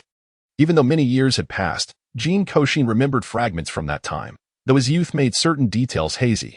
He distinctly recalled a beautiful sister within the organization, kind-hearted and exceptionally skilled, highly regarded by that gentleman. Although she belonged to a different department than his brother, Jin Kouxin's youth had kept him unaware of many intricacies. Thus, as I wandered through the organization, I gradually became acquainted with her. Unlike the typical members, that older sister possessed a gentle demeanor, adept at caring for others. She often brought me sweets and regaled me with tales of the outside world. During that time, I truly cherished her, even nurturing the thought of wanting her to be with my brother. However, both parties felt that my innocent words were dismissed. Although we did not become family, the esteemed position she held in my heart was second only to that of my brother and his companions. Throughout those 6 months, aside from immersing myself in my brother's laboratory, I would seek her out whenever she was available. Yet, as time passed, I ceased to visit her, merely inquiring of a certain gentleman, "Where has the older sister gone?" The gentleman's response has since faded from my memory, but even before I posed the question, I had already surmised the answer. Prior to my last visit with her, I sensed something amiss. I had encountered her photograph and information at Uncle Rum's place. Although my literacy was limited at the time, I could discern the implications through context and inference. From that moment on, I understood that the older sister would likely no longer be by my side, uncertain if it was an attempt to delay the inevitable or a means of farewell. I sought her out before Uncle Rum and the others departed, requesting her companionship for one last play. Jin Kouxin understood that although Uncle Rum and his associates were not virtuous individuals, they would refrain from committing murder in his presence. They would grant him this much time. He led the elder sister to the activity room, which was relatively close to the entrance of the organization. If she were quick-witted, there might still be a chance for her to escape. Jin Kouxin could do no more than this. He felt a deep reluctance to part with the elder sister, but his heart ached even more for his brother. Bringing her here was the extent of his benevolence. Regrettably, by the time Jin Kouxin departed, she had not sensed anything amiss, and he remained unaware of the events that would unfold thereafter. However, judging by the expressions of Uncle Rum and his companions, it appeared that the elder sister was no longer with them. What was done by the heart and mouth at that moment could not escape their watchful eyes. However, the heart and mouth were indeed quite young, merely 5 or 6 years of age, and did not divulge their plans. Thus, they were only subjected to a reprimand. Today, I hold in my hands a photograph depicting a child with a doll-like face and large, expressive eyes, alongside a beautiful woman with soft golden hair. Both are joyfully gazing at the ice cream cones they each hold, a cherished image that represents one of the few memories I possess related to the organization. In his childhood, Jin Kouxin had a profound passion for drawing, albeit with limited skill. His elder brother took it upon himself to instruct him in the art of photography. Eventually, he gifted Jin Kouxin a simple point-and-shoot camera, a present that delighted him immensely. Over the years, he captured countless moments, filling 3 or 4 albums to the brim. Regrettably, an unfortunate incident occurred, and when Jin Kouxin departed, he could only salvage a fraction of those memories. The rest were likely lost to flames. Aside from the earlier photograph, the box contained various other images and scattered mementos, his treasure chest. The box was custom-made, impervious to fire and water, costing a significant sum, yet well worth the expense, as it housed his cherished possessions, embodying not merely memories but his entire wealth. The few items he managed to bring out from the organization mainly resided within this box. Upon encountering someone from the organization yesterday, Jin Kouxin felt an irresistible urge to revisit these photographs today. His fingers glided gently over the surface of the images, and as he gazed upon the familiar faces, a pang of nostalgia surged within him. He found himself missing his brother. In the photograph, his brother appeared youthful and vibrant, with raven black hair, fair skin, and a handsome visage adorned with spectacles that lent him an air of refinement. Clad in a white shirt and black trousers, he resembled a student, his face graced by a gentle smile that naturally endeared him to others. Beside him stood young Jin Kouxin, donning a teal jumpsuit and sporting a doll-like haircut, exuding an innocent charm. Adjacent to them were several of his brother-esque colleagues, along with a gentleman, marking their first group photograph, a result of Jin Kouxin's persistent coaxing. It was indeed a rare keepsake. A few days later, rejuvenated, Jin Kouxin encountered Jin once more, unaware of what had preoccupied them recently. However, given their unfamiliarity, he almost failed to recognize them. Both appeared exceedingly fatigued, sporting dark circles under their eyes that could rival those of a bear, and their attire bore a disheveled aspect. Had their spirits not seemed relatively intact, Jin Kouxin would have considered sending them to a hospital, as they appeared on the verge of collapse. Mr. Kurosawa, Mr. Yuzuka, are you all right? Jin Kouxin inquired cautiously. Jin-ko. Vodka responded somewhat sluggishly, pausing for a moment before continuing. We are fine, just a bit weary. As Jin Kouxin gazed into the obscurity of his eyes, it was easy to imagine that the eyes behind the sunglasses were indeed quite perplexed. Vodka, feeling somewhat despondent, had recently encountered turmoil within the organization, having received intelligence suggesting the presence of an infiltrator. Consequently, the elder brother had been diligently accompanying him in a quest to unearth the traitor lurking within their ranks. Their endeavors involved not only relentless travel and the scrutiny of various documents, but also the grim necessity of interrogating several individuals, resulting in the elder brother eliminating a number of those deemed problematic. With no respite for Jin, Vodka naturally found himself compelled to keep pace, having accumulated scarcely 24 hours of sleep over the past week. Were it not for the glimmer of hope that had finally emerged and the elder brother's imminent return for some supplies, Vodka would still be entrenched within the organization. It was evident, yet despite the gravity of their work, one must also heed the call for rest, for it was apparent that Vodka was on the verge of slumber. Jin Kouxin expressed concern. Although Mr. Yuzuka possessed a formidable physique that appeared somewhat cumbersome, he was typically quite swift in his movements. However, now that he engaged in conversation, his pace had noticeably slowed, prompting Jin Kouxin to feel increasingly disheartened. What a dreadful company this was, imposing such burdens upon its employees. Did they truly believe that their operations could not function without them, leaving no time even for rest? Vodka initially dismissed the notion, but upon hearing Jin Kouxin's remarks, he could not suppress a yawn. Soon, things would be resolved, and in a couple of days, rest would finally be theirs. As Vodka chuckled to himself, he inwardly criticized the situation, acknowledging that while others in the organization were indeed busy, none were subjected to the same relentless pace. His exhaustion was entirely attributable to the elder brother's fervor, who seemed to be fueled by an unyielding zeal, leaving Vodka with no choice but to follow suit. At that moment, Jin emerged. Observing the lively exchange between Jin Kouxin and Vodka, the two engaged in animated conversation, standing there engrossed in their discourse. Jin Kouxin had been attentively observing the entrance of Mr. Kurosawa's residence. Now, upon seeing Mr. Kurosawa emerge, he greeted him with a radiant smile. "Good afternoon, Mr. Kurosawa," Jin Kouxin called out. Kurosawa nodded slightly, his expression somewhat indifferent. However, Jin Kouxin had long since grown accustomed to this demeanor, for he appreciated such aloofness reserved solely for one. "Mr. Kurosawa, the temple fair is approaching in a couple of days. Will you be free to join me? Perhaps we could go together," Jin Kouxin proposed. He had secretly resolved that if Mr. Kurosawa declined this invitation, he would next invite him to an exhibition, and if that too was met with refusal, he would suggest an outing. Surely, one of these invitations would be accepted. If all were to be declined, he could simply move on. After all, Jin Kouxin was adept at letting go. If this did not work out, it would be farewell, for he would inevitably find someone who piqued his interest. Fortunately, this time, Kurosawa did not refuse. "Very well," he agreed. Initially, he had contemplated declining, but then paused, suddenly recalling that there might be leads at the temple fair. According to the information previously gathered, their contact point was indeed within the fair's precincts. It was highly probable that the discussion revolved around the upcoming event. Even if it did not directly concern him, he should attend, just in case. Jin Kouxin's inquiry was merely a casual remark, as he had long been prepared for the possibility of rejection. To his surprise, Mr. Kazumi actually accepted the invitation. This unexpected agreement left him somewhat astonished, considering that Jin Kouxin had only spoken in passing. Although he indeed intended to attend the temple fair, he had not purchased any new attire. After all, he was not acquainted with many people and believed that casual clothing would suffice.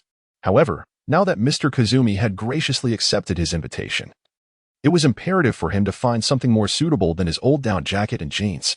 Thus, he rummaged through his entire wardrobe, finding himself in a predicament. Dressed in a blue kimono and holding a fan, Jin Kouxin stood at the crossroads, exuding an air of both youthfulness and vibrancy. His appearance was strikingly different from his usual obedient demeanor. If he had previously resembled a delicate bouquet of lisianthus, now he embodied a budding blue rose, poised to bloom. Jin Kouxin was uncertain whether she had captivated those around her, yet she sensed that she had indeed impressed Mr. Kurosawa, as she caught a glimmer of admiration in his eyes. For reasons unknown, a sudden wave of shyness washed over her, prompting her to shield half of her face with a fan in an attempt to temper the warmth rising to her cheeks. "Mr. Kurosawa, you have arrived. Shall we proceed?" Today, with a light-hearted demeanor, I expressed a desire to hasten our departure. Without uttering a word, Chinjio opened the door to the driver's seat. Today, he did not bring vodka, although his visit to the temple fair was for the purpose of investigation. He had, however, accepted the invitation from Jin Kouxin, which made it inappropriate to bring vodka along. As Jin Kouxin and Chinjio stroll along the path, Jin Kouxin gazes curiously at the various wares being sold at the temple fair. Although he has encountered many of these items numerous times before, each sighting continues to pique his interest. Holding a lantern in hand, he engages in conversation with Chinjio while stealing glances at him. After several furtive looks, he finds Chinjio undeniably captivating. Typically, Mr. Kurosawa exudes a commanding presence in his tailored suit, but today, clad in a waistcoat, he appears considerably more gentlemanly and refined, reminiscent of a distinguished young nobleman. Noticing Jin Kouxin's bashful admiration, it is evident that attractive individuals remain so regardless of their attire, effortlessly drawing attention. Redirecting his gaze, Jin Kouxin sets the lantern aside. After all, these are trifles suited for children, and it would be impractical to carry anything else while holding a lantern. He decides to purchase something upon their return. Mr. Kurosawa, do you have any particular favorites? Jin Kouxin inquires, his eyes scanning the seemingly endless array of stalls at the fair. With such a plethora of options, surely Mr. Kurosawa must have preferences. But what kind of items could captivate him? Jin Kouxin himself is quite fond of games like balloon popping, goldfish scooping, and the delectable street food that one can rarely indulge in. I don't have much of a preference. I lean towards more exhilarating experiences, Qin replies. His disinterest in the fair's offerings palpable. The only aspect that intrigues him is the array of games, though they strike him as rather juvenile. Giant swings? Shooting? Adventures? Or perhaps extreme sports? All seem quite thrilling. Jin Kouxin finds himself in a quandary. Shooting and adventure seem manageable. But the other two options would likely send his heart racing to the point of distress, leaving them bereft of common ground. Have you ever tried them? Qin glances at him, not out of condescension but rather disbelief. Jin Kouxin's frail physique suggests that even shooting might prove too much for him, let alone the more demanding activities. I've tried a couple, accompanied by my brother. However, as I grew older, he forbade me from participating. Jin Kouxin reminisces about his brother, recalling the days when his health was not so fragile, and he was an energetic rascal, constantly climbing and exploring. Unfortunately, as his health deteriorated, his brother arranged for surgery, leading to a more subdued demeanor in Jin Kouxin, as he wished to alleviate his brother's worries and also due to his physical limitations that prevented him from running about freely. Yet, the memories of watching others play outside always stirred a longing within him, especially given the allure of real firearms within the organization, which was particularly tantalizing for someone so young. Occasionally, he would sneak peeks at such activities and had even participated a few times, but ultimately, his frailty extinguished any desire to continue. Years have passed, and the rebellious spirit within Jin Kouxin has resurfaced, igniting a desire to engage in more thrilling games. While he would forego those that require significant physical prowess, he is eager to try bungee jumping or shooting. Let's make a pact to meet up then, Jin Kouxin exclaims, his eyes wide with excitement as he playfully waves his finger. Indeed, Qin replies, noticing the items they hold and the visible fatigue etched upon their faces. Jin Kouxin refrains from further idle chatter, saying, Mr. Kurosawa, you both should attend to your tasks. I shan't intrude any longer, so do take care. He admires the duo, speculating about their professions. They must be quite busy, perhaps programmers or police officers. Yet, something feels amiss. He shakes his head, deciding to let the matter rest. After bidding them farewell, Jin Kouxin, devoid of any immediate plans, returns to the courtyard to fetch a backpack, intending to venture outside for a while. He recalls that a park lies nearby, one he has never visited but seems promising. With the weather so splendid today, it would be delightful to spend some time there. The winter sun casts a gentle warmth upon him, far more pleasant than the sweltering heat of summer.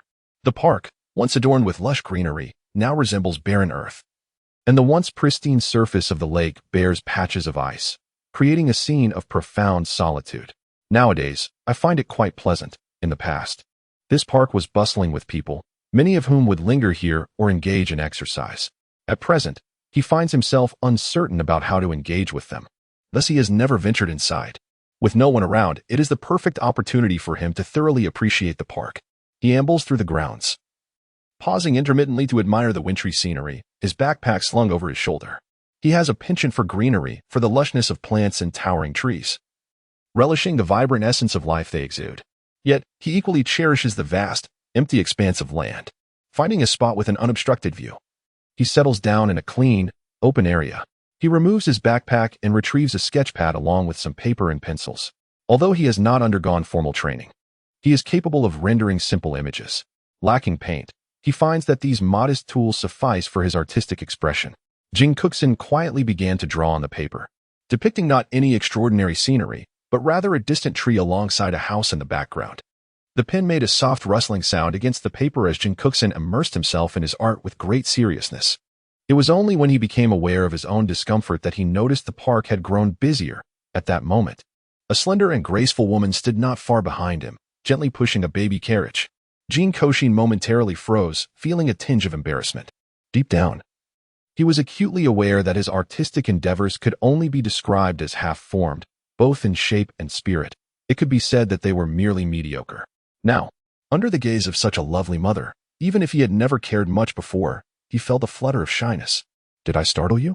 The gentle mother inquired apologetically. No, not at all.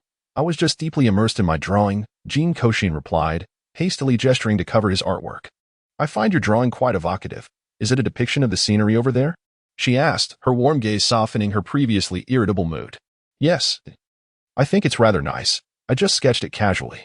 This was his habit. He relished capturing the little corners of everyday life, be it a yard by the window, a suitcase leaning against the wall, or a person dozing nearby. However, his strokes were often rather hasty. This was the first time he had received compliments from another since growing up. That's wonderful. As long as it's something you enjoy, it deserves encouragement, regardless of the outcome.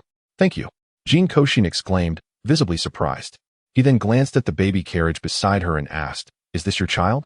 "Yes, this is my little one. Say hello to your big brother." She gently lifted the child from the carriage, her gaze tender as she held him close. "Big brother." The chubby little child beamed, greeting him with an endearing smile. "Hello there, little one. You are utterly adorable." Jin Kouxin extended his hand, only to have it grasped firmly by the baby. "The baby likes you," the mother remarked, astonished. It was the first time her child had taken such a liking to a stranger. "I like the baby too." The child before him was indeed charming, with a sunlit smile that Jin Kouxin found delightful, particularly in those cherubic features. Noticing the baby's interest in his drawing, he retrieved a small sketchbook he had previously drawn in and offered it to the child. "Ha ha ha, drawing!" the baby exclaimed joyfully, dancing with excitement. Seeing her child so taken with Jin Kouxin, the mother decided to linger, allowing him to play with the baby. Today, Jin Kouxin holds the baby's hand, skillfully drawing on paper, both of them reveling in their joyful play. Observing the adorable baby before her ignites Jin Kouxin's interest, prompting her to fold a piece of paper into a flower to present to him. Their merriment continues unabated until the baby's mother arrives to take him home, at which point Jin Kouxin realizes the hour has grown late and twilight is encroaching. With a heavy heart, she bids farewell to the baby, who, in turn, expresses his reluctance with tears, insisting on staying with Jin Kouxin. Ultimately, his mother must intervene, carrying him away as Jin Kouxin waves goodbye with a smile. Yet she cannot help but remember this charming child, eagerly anticipating their next encounter. Suddenly, Jin Kouxin slaps her own face in exasperation, revealing a wry smile. She has been so engrossed in play that she neglected to learn the baby's name or where he resides. Furthermore, she has no means of contacting his mother, which leaves her to hope for another chance meeting.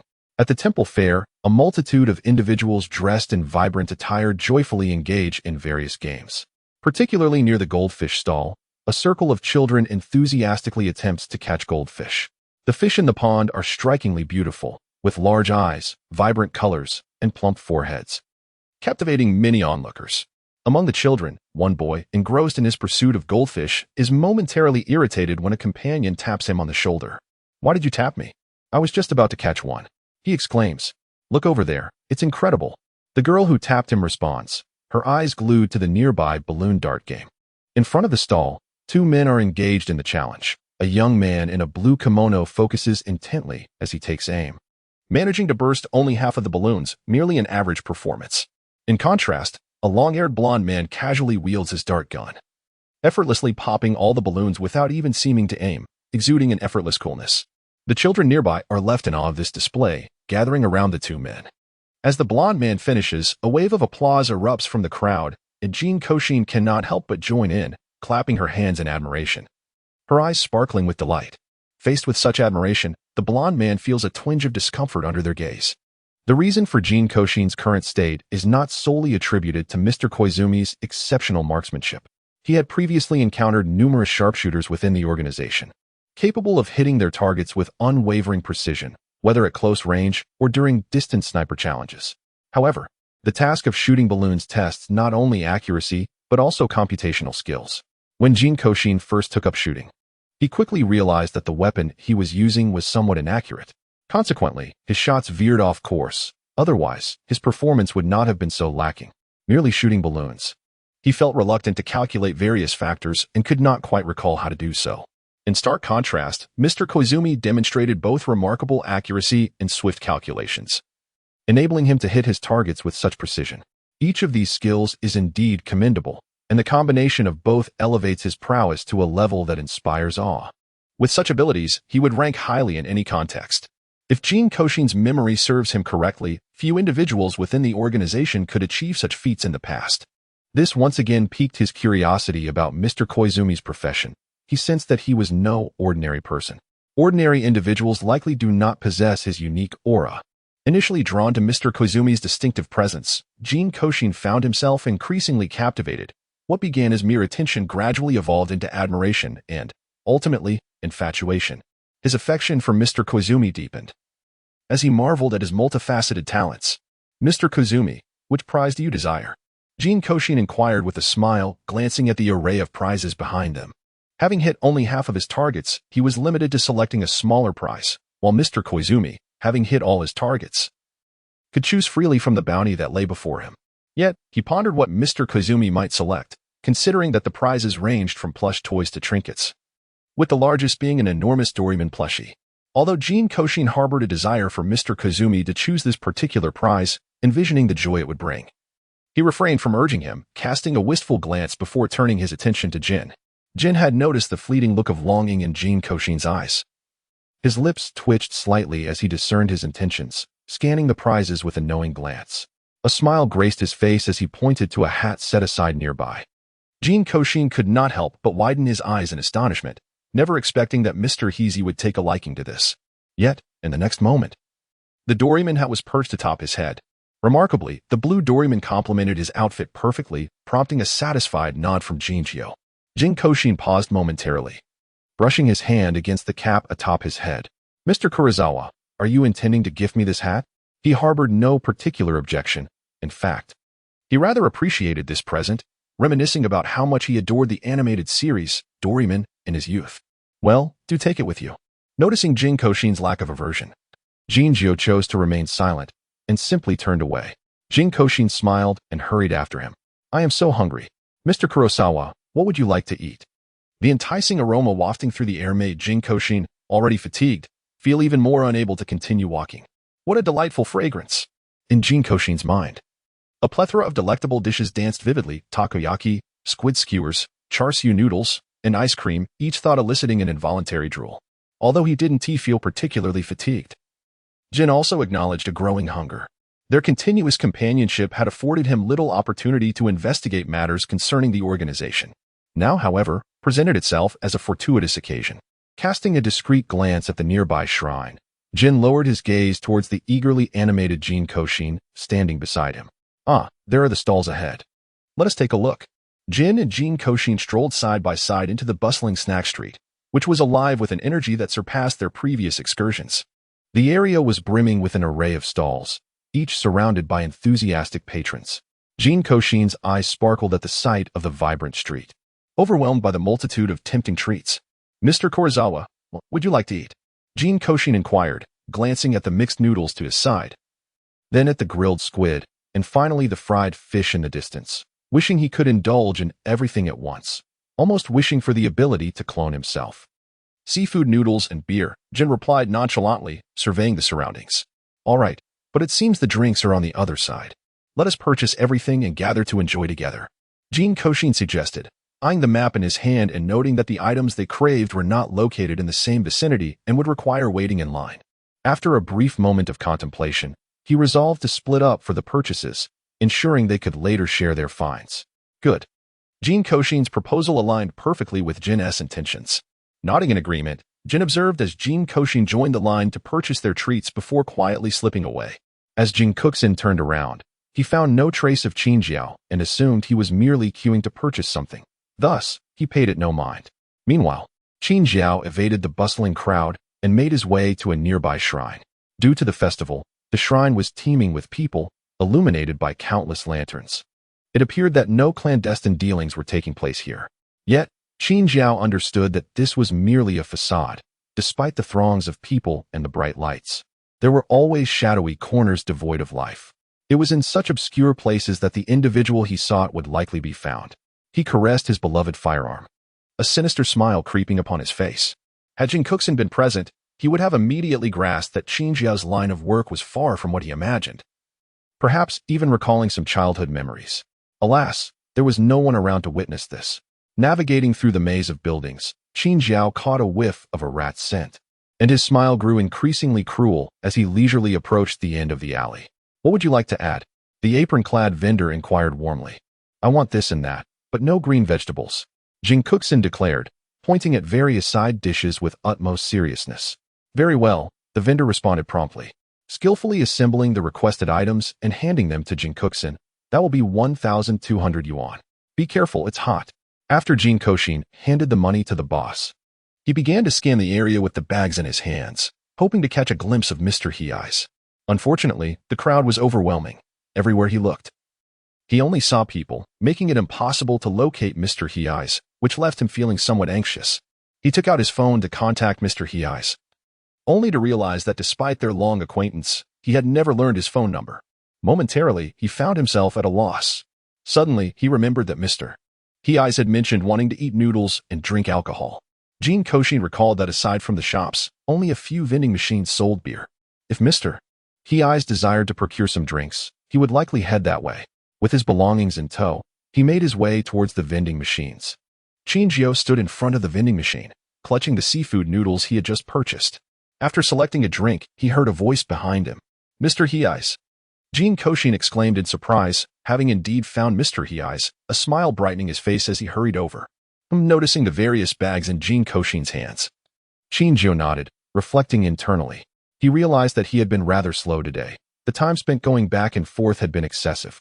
Had he been quicker, he would have returned sooner, and even if Jin Kouxin had been more vigilant, he would not have raised any suspicions.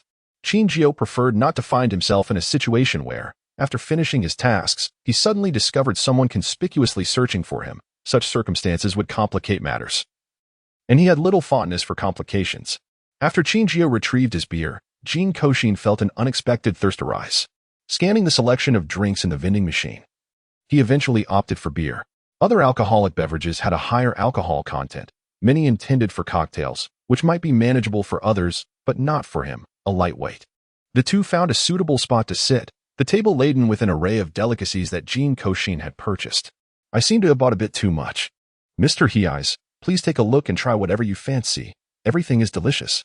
Jin Kouxin suddenly realized he had perhaps overindulged, feeling slightly embarrassed as he glanced at Qinjiao. Thankfully, he had Mr. Heir's with him today. Otherwise, he certainly would not have been able to finish such a considerable amount of food, much of which could not be taken home, rendering it less enjoyable later. He feared he would be left uncomfortably full, as he could never bear to waste food.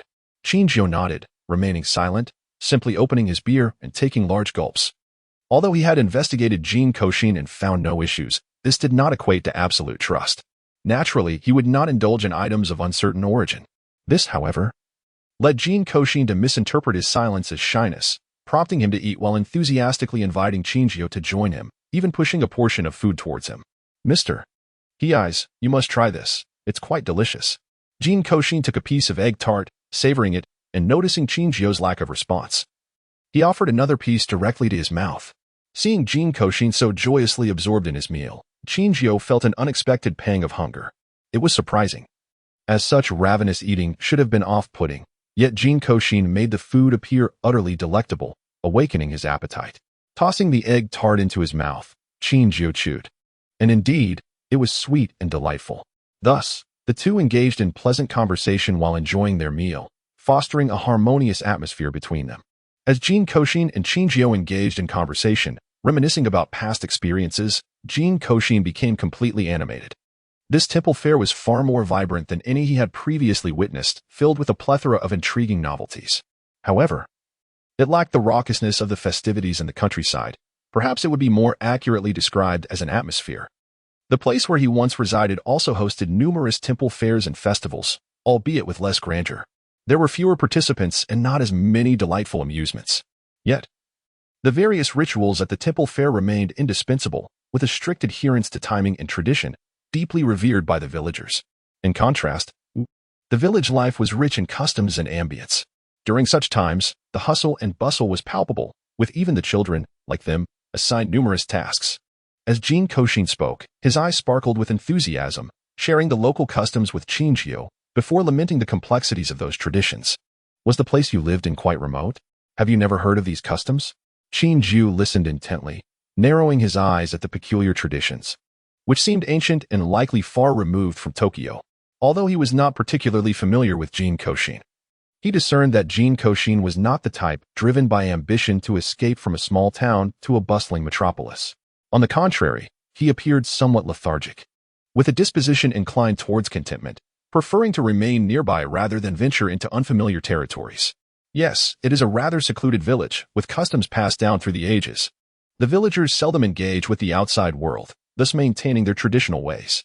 Upon hearing Qin Zhou's inquiry, Jin Kouxin subconsciously snapped back to attention, nodding as he elaborated, but refrained from disclosing specific details about the village. After all, if an organization sought to locate someone, they would undoubtedly conduct thorough investigations, and neighbors like Mr. Kurosawa would certainly not let such matters go unnoticed. Kongu, now filled with trepidation, hoped that one day he would not be exposed, leaving him without a sanctuary. He remained quite fond of the place he had chosen, having successfully concealed himself there for many years without detection. Did you grow up there? Not precisely. My brother and I previously lived in Tokyo, frequently relocating due to his job. After my brother's unfortunate incident, I felt compelled to leave and eventually found my way to this village, where I resided until I returned for university. Sensing the curiosity reflected in Mr. Koizumi's eyes, Kanga recognized that his previous actions did not align with the demeanor of a newcomer to Tokyo. He offered a half-truthful explanation, admitting that he could hardly recall where he originally lived, only that it was among a few familiar places. He was certain he had been to Tokyo before, though the memories eluded him. He chose this location simply because he believed it would harbor fewer members of the organization, making exposure less likely. University? Jin scrutinized the diminutive figure before him. While he should have recalled the details from Vodka's investigation, he found himself uncertain about where Kongu was attending school. Observing the youth's youthful appearance, Jin began to suspect he might be fabricating his story. Due to my health issues, I started school later than my peers, which means I am several years older than them. Kongu replied, his heart steady despite the slight embellishment, as he had only turned 19 recently. As Jin contemplated Kongu's demeanor, he was about to voice his thoughts when suddenly, the air was pierced by the sounds of commotion and the wailing of police sirens. As I turned my head, I overheard someone mentioning that a nearby shrine was ablaze, resulting in casualties. Consequently, the police are currently investigating the cause of the fire. Although the flames were not intense and the casualties were few, the frigid weather typically discourages such incidents, especially those that lead to injuries. This prompted suspicions of possible arson, leading to the decision to alert the authorities. At this moment, my heart furrowed with concern as I gazed upon the shrine, only to be taken aback by the sight of flames. Fortunately, the fire was not particularly fierce. Had it been otherwise, with such a multitude attending the temple fair, the casualties would undoubtedly have been catastrophic. In the wake of the incident, both Jin Kouxin and Qin Zhou found themselves devoid of the desire to engage in dining and conversation. Fortunately, they had nearly finished their meal, prompting them to rise and step aside. The officer, who routinely inquired, soon approached them. Good day, have you visited the shrine? Is there anyone who can vouch for your presence? No, Jin Kouxin replied. I merely bought a few items near the shrine and did not enter. We were together and can corroborate each other's whereabouts. He shook his head, affirming he had not been to the shrine that day. As for witnesses, aside from the stall owner, only Mr. Kurosawa could testify, considering the brief separation during their shopping, which lasted no more than half an hour. It was implausible for them to shop and simultaneously traverse to and from the shrine. I share the same sentiment, Qin Zhou remarked coldly. The officer, having assessed the situation, found no discrepancies and proceeded to question the next individual. Ultimately, after interviewing everyone, no suspicious characters were identified. Preliminary investigations of the shrine suggested that the fire was indeed accidental. While there were several injuries, most were minor, with only one fatality due to the intensity of the blaze. The victim's identity was yet to be confirmed. With no incriminating evidence or motive for arson, the police had no choice but to release everyone, acknowledging that even if a perpetrator had existed, they had likely departed long ago. Thus, the incident was ultimately deemed an unfortunate accident. Following this event, the crowd at the temple fair gradually dispersed, and Jin Kouxin resolved to forego further exploration, opting instead to gather his belongings and prepare for his return. As Jin Kouxin took out his phone, he was astonished to discover that it was already quite late. Initially, he had assumed it was around 7 or 8 o'clock, but to his surprise, it was already past 9, nearing 10. Time flies. It's getting late. Let us return, remarked Qin Zhou, casting a glance at the clock. All right, Jin Kouxin replied, oblivious to the passage of time, merely thinking he had spent too long enjoying himself. In truth, he and Qin Zhou had indeed taken longer than anticipated while procuring their food. Each stall required a wait of 5 to 6 minutes. And the plethora of items Jin Kouxin purchased took at least an hour to gather, his estimate of half an hour being merely a figment of his imagination. Moreover, the reason Qinjiu managed to accomplish everything in due time was not solely due to his leisurely pace. He had also discreetly adjusted Jin Kouxin's watch, causing time to slow down until he could later rectify it upon their return. This manipulation led Jin Kouxin to perceive that time had passed swiftly, culminating in an extended tower meal.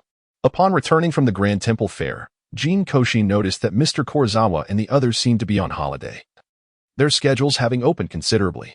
Individuals who had been scarcely seen for 10 days to half a month were now frequently encountered. Upon reflection, he realized that the new year was approaching, and Mr. Kurosawa and his companions likely had taken their annual leave. Furthermore, perhaps due to the festivities of the fair, their relationships had grown more intimate. It was no longer solely Jin Kouxin making the effort. Now, when Mr. Kurosawa encountered him, he would nod and greet him, and their conversations had become more abundant. Jin Kouxin has finally come to understand the nature of his work. He is a pivotal member of a multinational technology corporation.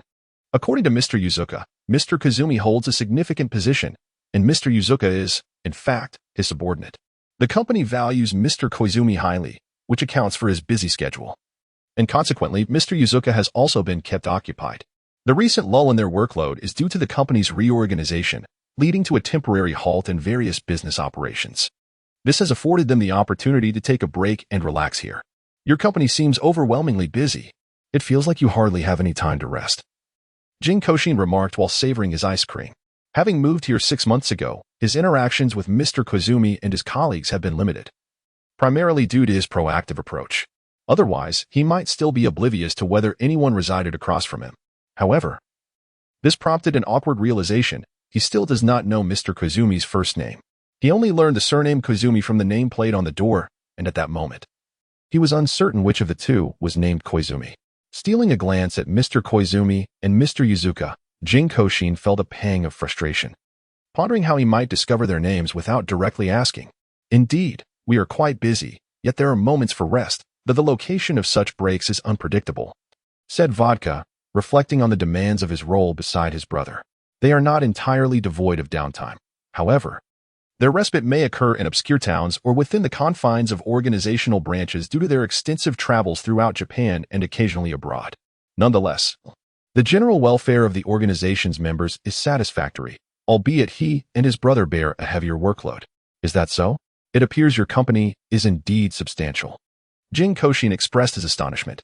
Although he had previously heard of the company's considerable size, he did not anticipate it to be so expansive, with employees commuting for work while also enjoying their time off.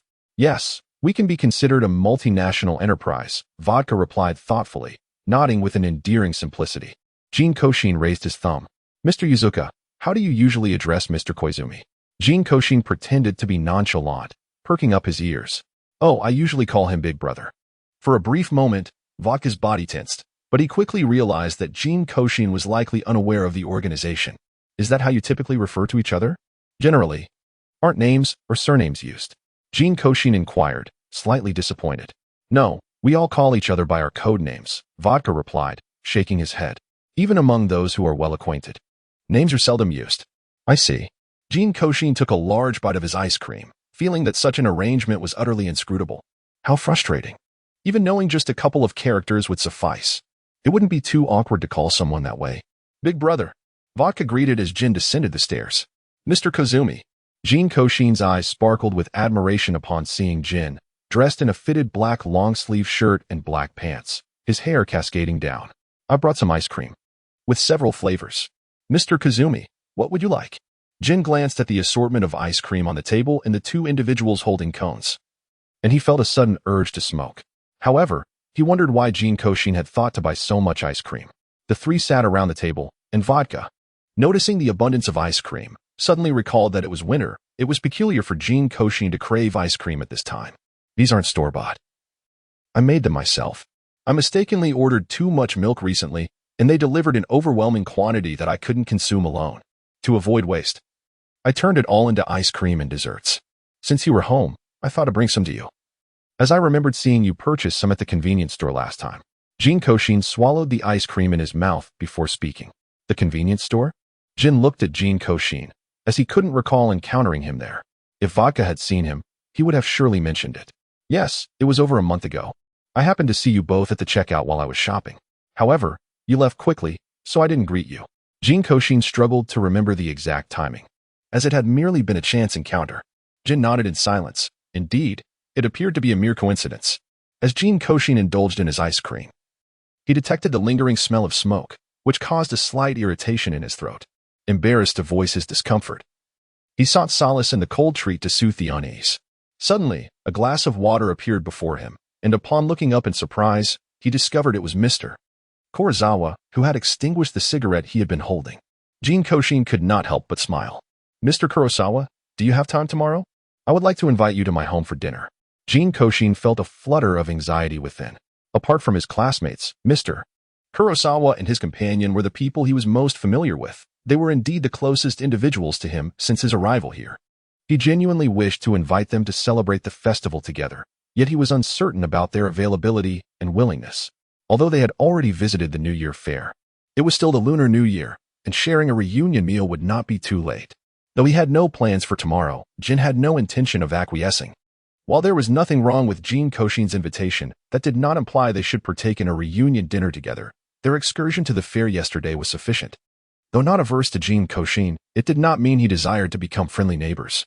Noticing Jin's lack of response, Jin Kouxin recognized that the decision lay with Mr. Kurosawa.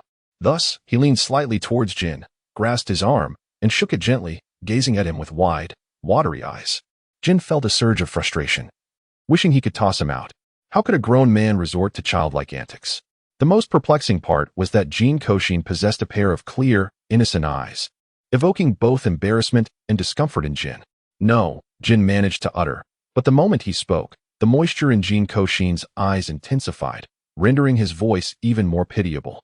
Mr. Kurosawa, sensing a shift in Jin's attitude, felt compelled to exert more effort.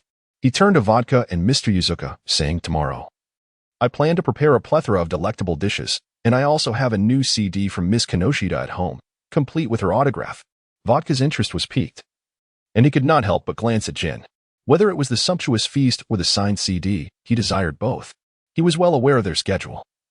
They had no commitments tomorrow evening, and there were not many tasks at hand, so they certainly had time to attend. "Brother," Jin mused for a moment, then nodded in agreement. Watching Jin Kouxin transform from a pitiful, pleading figure just moments before to one filled with joy, Jin couldn't help but smile subtly. With the assurance of their presence, Jin Kouxin radiated excitement, eagerly offering an ice cream to Jin. "Mr. Kurosawa, Mr. Yuzuka, do you have any favorite foods? Or perhaps any dietary restrictions?" Jin Kouxin retrieved his phone, gazing intently at the two individuals before him, a surge of frustration evident in his demeanor. "No," Jin replied nonchalantly, knowing full well that even if there were something to disclose, he would never confide in Jin Kouxin. After all, his willingness to engage with Jin Kouxin stemmed from the latter's naive simplicity and vulnerability, being merely an ordinary person. Yet, it was precisely because of Jin Kouxin's innocent charm that Jin's trust in him was limited. "I haven't either," Vodka chimed in, shaking his head. "All right then. I shall prepare a variety of dishes tomorrow, and you can choose what you like," Jin Kouxin mused, scratching his head, feeling a touch of difficulty in determining preferences. However, he quickly regained his confidence, resolved to concoct an array of delectable treats. This way, irrespective of their tastes, he could cater to them all. "Well, my brother and I have quite hearty appetites," Vodka nodded with a cheerful grin. "Haha, I can eat a lot too. It seems I shall prepare in abundance." Jin Kouxin placed his phone aside, took a sip of water from the table, and upon hearing Vodka's words, his eyes sparkled with delight. The prospect of enjoying a hearty meal thrilled him. It had been ages since he had indulged in a lavish feast. He envisioned preparing all the dishes he had longed for, but could never tackle alone, thus forming a rough plan for tomorrow's culinary endeavors. The blue flames flickered as the sounds of bubbling filled the air. The young man, clad in a light blue sweater and a black apron, sprinkled a handful of buckwheat noodles into the pot, stirring gently. Meanwhile, the oven hummed with activity, its orange light flickering intermittently, filling the air with the enticing aroma of roasted meats. After retrieving the cooked noodles, he submerged them in cold water, rinsed them briefly, and then placed them into a bowl. "Today, I meticulously prepared potatoes, shiitake mushrooms, and a variety of vegetables, slicing them with care. As the oil in the pan reached the perfect temperature, I added the seasonings and vegetables, stirring them fervently. Suddenly, a delightful sizzle filled the air as a long fish released its enticing aroma into the hot oil. Flipping the fish, I sprinkled a medley of pre-prepared spices, and soon the fish exuded a mouth-watering fragrance that made my stomach growl. Rubbing my wrists, I gazed at the table adorned with buckwheat noodles, roasted chicken, spicy fish, curry rice, rice cakes, and stuffed green peppers. Unable to resist, I inhaled deeply. The aroma was simply divine. Checking the time, I speculated that Mr. Kouxin and his companions would be arriving soon, and it suddenly struck me that I had forgotten to purchase beverages. Fortunately, my habit of collecting wine came to my rescue. Although not particularly exquisite, it would suffice for hosting Mr. Kouxin and his friends. Just as I returned from the cellar, carrying 2 bottles of wine, I heard a knock at the door. I hastily placed the bottles on the table and trotted to the door. Standing outside were Jin and Vodka, both dressed in casual attire rather than their usual black. They wore warm jackets, having come over in a relaxed manner. "Come in quickly, the meal is just ready." "Excuse us," Vodka said, handing me a gift he had brought. "Thank you," I replied, pleasantly surprised. I had not expected a gift, merely their presence was already a joy, making this an unexpected delight. Upon entering, they were greeted by a spacious living room furnished with a sofa and various appliances. A few steps forward led to the dining area, where the table overflowed with an array of delicacies, complemented by snacks and fruits, a truly lavish spread. Jin casually surveyed the house, noting it was quite unremarkable and similar to his own, albeit with a newly added wall that formed a small bar area. "What a feast!" Vodka exclaimed, marveling at the spread before him. I wasn't sure what to make, so I prepared some dishes I know how to cook, cobbling together this variety. I admitted, realizing I had inadvertently cooked enough to serve 5 or 6 people. "It looks splendid," Jin remarked, offering rare praise for the meal. "Thank you. Please, have a seat and try it. Let me know how it tastes," I responded, smiling bashfully at their compliments, eager for them to enjoy the meal I had prepared. Though Jin Kouxin's culinary skills may not rival those of a master chef, they are still commendable, and the dishes prepared are quite appealing, with delightful flavors that have garnered the approval of both Qin and Fu Tejia. As they savored the meal, Jin Kouxin uncorked the wine he had brought, pouring it generously for Qin and the others. Meanwhile, he indulged in a refreshing fruit beer. As the evening progressed and the drinks flowed, the guests at the table had nearly finished their meal. Under Jin Kouxin's deliberate influence, Qin and Fu Tejia found themselves somewhat intoxicated, one quietly enjoying his food, while the other clutched an idle photo and babbled in his inebriated state. In the midst of the gathering, Jin Kouxin stood as the only sober individual, observing the inebriation of the 2 others. Setting down the fruit beer in his hand, he approached Jin with a cunning smile. "Mr. Kouxin, Mr. Kouxin?" Jin Kouxin whispered. Yet Jin showed little response. After testing twice, Jin Kouxin finally felt at ease, revealing his true intentions. He pulled a chair and sat before Jin, waving his hand in front of him before commencing his inquiries. "Mr. Kouxin, what day is it today? Mr. Kouxin, do you prefer the day or the night? Mr. Kouxin, what are your hobbies?" Observing Jin's compliant responses, Jin Kouxin finally posed the question he had been most eager to ask. "Mr. Kouxin, what is your name?" "Name?" Jin appeared somewhat perplexed. "Yes, your name. What is it?" Jin Kouxin cautiously probed, wary of rousing Jin from his stupor. "Kouxin Jin," Jin responded after a moment's delay. "Kouxin Jin, a splendid name," Jin Kouxin exclaimed, relieved to have finally obtained the name. He praised, "I must say, Mr. Kouxin, your name is quite melodious. Now, Kouxin Jin, do you have a girlfriend? Or perhaps a boyfriend?" Jin Kouxin continued, his gaze fixated on Jin's eyes, captivated by their allure. To his surprise, Jin's eyes were even more enchanting up close than from afar. "No," Jin reiterated, denying the inquiry once more. Jin Kouxin's heart brightened, filled with a delightful warmth. "What kind of person do you like? Do you like me?" she inquired, testing the waters. However, this time, Qin remained silent, noticing that Qin was thoroughly intoxicated. Jin Kouxin felt a twinge of disappointment, but chose not to press further. "Today has already brought significant rewards. I have learned the name of Mr. Kouxin and discovered that he is unattached. As for the rest, it can unfold gradually, for time is abundant." With joy, I gazed at the serene visage of Kouxin, my heart fluttering with anticipation. Stealing a glance at Vodka, I noticed he was oblivious to my presence, prompting me to gently caress Jin's face. The texture beneath my fingertips was not particularly delicate, yet it felt soft and warm, causing my cheeks to flush with heat, compelling me to withdraw my hand. Suddenly, Vodka called out to me, urging me to join him in watching Miss Musy. Anxious that Vodka might disturb Jin's slumber, combined with my own feelings, I hurried over to sing with Vodka. Unbeknownst to me, Jin, who should have been fast asleep behind me, had opened his eyes. Though there was a hint of inebriation in his gaze, he was evidently alert.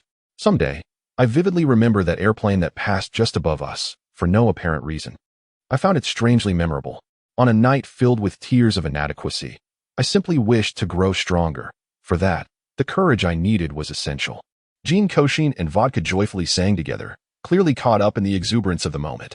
With two individuals nearby succumbing to intoxication, Jin Kouxin fully liberated himself, singing with great delight. However, in terms of musicality, his rendition was far from harmonious, as not a single note adhered to the correct pitch. Yet, the two singers remained blissfully unaware of this fact. Meanwhile, in the background, Jin, who had been resting with closed eyes, keenly perceived the off-key performance. Glancing towards Jin Kouxin, a subtle smile crept upon Jin's lips. To be fair, Jin Kouxin's singing was indeed lacking in quality. Not only was he tone-deaf, but his phrasing of the lyrics was also misaligned, clearly a spontaneous rendition.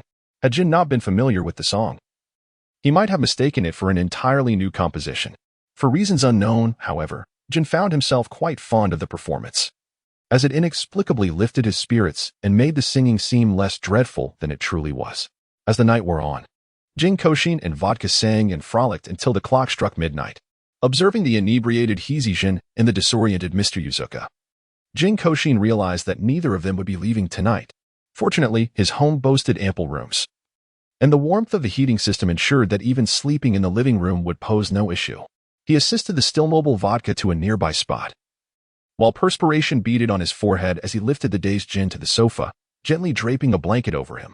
Gazing at Jin's handsome face, Jin Kouxin could not resist stealing a soft kiss upon his cheek. "Good night, Heizijin," he whispered softly. After Jin Kouxin departed, Qin Jiao slowly opened his eyes, still somewhat intoxicated. He touched the areas that had been kissed, revealing a contemplative expression. The following morning, Jin Kouxin, preoccupied with the two individuals resting at home, rose early, albeit too late to catch Qin Jiao and the other person, who had already left. Feeling somewhat disheartened, he lay on the sofa, pouting as he pondered why they had to leave so early, hoping they could have stayed for breakfast. However, upon glancing at his phone, a smile crept onto his face. Fortunately, he had exchanged numbers with Hei's and the others the previous day, making future communications more convenient. Yet, he was taken aback to find their first message was a farewell. Jin Kouxin's emotions became somewhat complex as he replied to the text. In the Porsche 356A, Vodka sat quietly beside him, nursing a slight hangover. That morning, an unexpected message from the organization directed his elder brother to handle a transaction, the location being rather distant and the timeline pressing. Consequently, he had no choice but to rise and sit in the car. Though he was still feeling the effects of yesterday's indulgence, leaving the driving to his brother, his elder brother appeared to be in a rather complicated mood. He seemed neither particularly well nor entirely unwell. Vodka found himself utterly perplexed, opting to remain silent and act merely as an instrument. He vaguely recalled hearing something the night before. Jinko had seemingly posed a question to his brother. However, the details were hazy due to his inebriation, and he assumed it was not of significant concern. If it were, his brother would have dealt with it already. He also doubted that Jinko could extract anything meaningful from his brother simply because of a few bottles of alcohol. That would be far too trivial. How exhausting. Jin Kouxin yawned, dragging himself out of bed. The holiday felt all too brief. It seemed as though the new year had just passed, and now he was expected back at school, leaving him with a sense of unfulfilled leisure. Squinting, he donned his school uniform and absently grabbed a piece of bread from the refrigerator, drifting toward school. Along the way, he encountered several acquaintances. Despite Jin Kouxin's somewhat introverted nature and his reluctance to initiate friendships, he had managed to establish a decent rapport with those around him. In less than half a month of residing there, he had become familiar with the local vendors, so even without direct conversation, they could exchange a few words. Jinko, heading to school? Jinko, the ramen you wanted has arrived. Jinko, here's the drink you ordered. When will you come by? After exchanging pleasantries with the local shopkeepers, Jin Kouxin hurried to school, arriving just before the bell rang. Inside the classroom, he slumped over his desk, resembling a puddle of fatigue. I'm so tired. The distance from home to school is still quite far, yet I adore my current residence. There aren't any suitable houses nearby the school. So perhaps I should just wake up earlier for classes in the future. Sigh. His deskmate was unperturbed by Jin Kouxin's exhaustion, as it was a common sight on the first day back after the break. Jin Ko, have you finished your homework? Most of it. But I couldn't find a suitable topic for my practical report, so I hastily wrote about plant growth. It's not too careless. Jin Kouxin retrieved his assignment and opened his report. Ideally, the practical report should have documented a travel experience or a learning endeavor during the holiday. However, with no travel plans and limited activities to engage in, he opted to write about the plants he nurtured in his yard, considering himself somewhat experienced in that regard. Supplemented by some nostalgic photographs he had taken earlier. Plant growth? I haven't written about that in ages. Camaraderie couldn't help but tease, recalling that he hadn't penned such a report since elementary school. However, seeing the lush trees depicted in the report, he refrained from further comment, recognizing that trees were not too trivial a subject. Group leader, how does it look? Is it acceptable? Jin Kouxin anxiously supported his head with his hand, watching the group leader closely. He hoped the submission wouldn't necessitate a redo, as he did not wish to jeopardize his team's grade. Yes, this qualifies as a complete report. However, it's unusual for students to submit such work. Recording a tree's growth takes quite some time. Kimura Nishin assessed the report and set it aside without further issues. I just happened to plant a fruit tree recently and impulsively decided to write about it. Jin Ko, didn't you go out during the holiday? Asked the girl in front. Chico, no, the break was too short, and the crowds were overwhelming. I couldn't decide where to go. Jin Kouxin loved outings, but he preferred the serenity of nature over bustling crowds. That makes sense. You do enjoy tranquility. The short-haired girl nodded in understanding. Exactly, so I opted to stay in. But what about you all? Did you travel during the break? After all, it was over 20 days long. Jin Kouxin inquired. Yes. I visited an ancient temple and participated in a festival. The scenery was splendid, and it was quite lively, a remarkable difference from typical festivals. Chico remarked, reminiscing about the vibrant atmosphere. A festival? I didn't attend. My family and I went to a hot spring villa for some relaxation, Kimura Nishin added, scratching his head.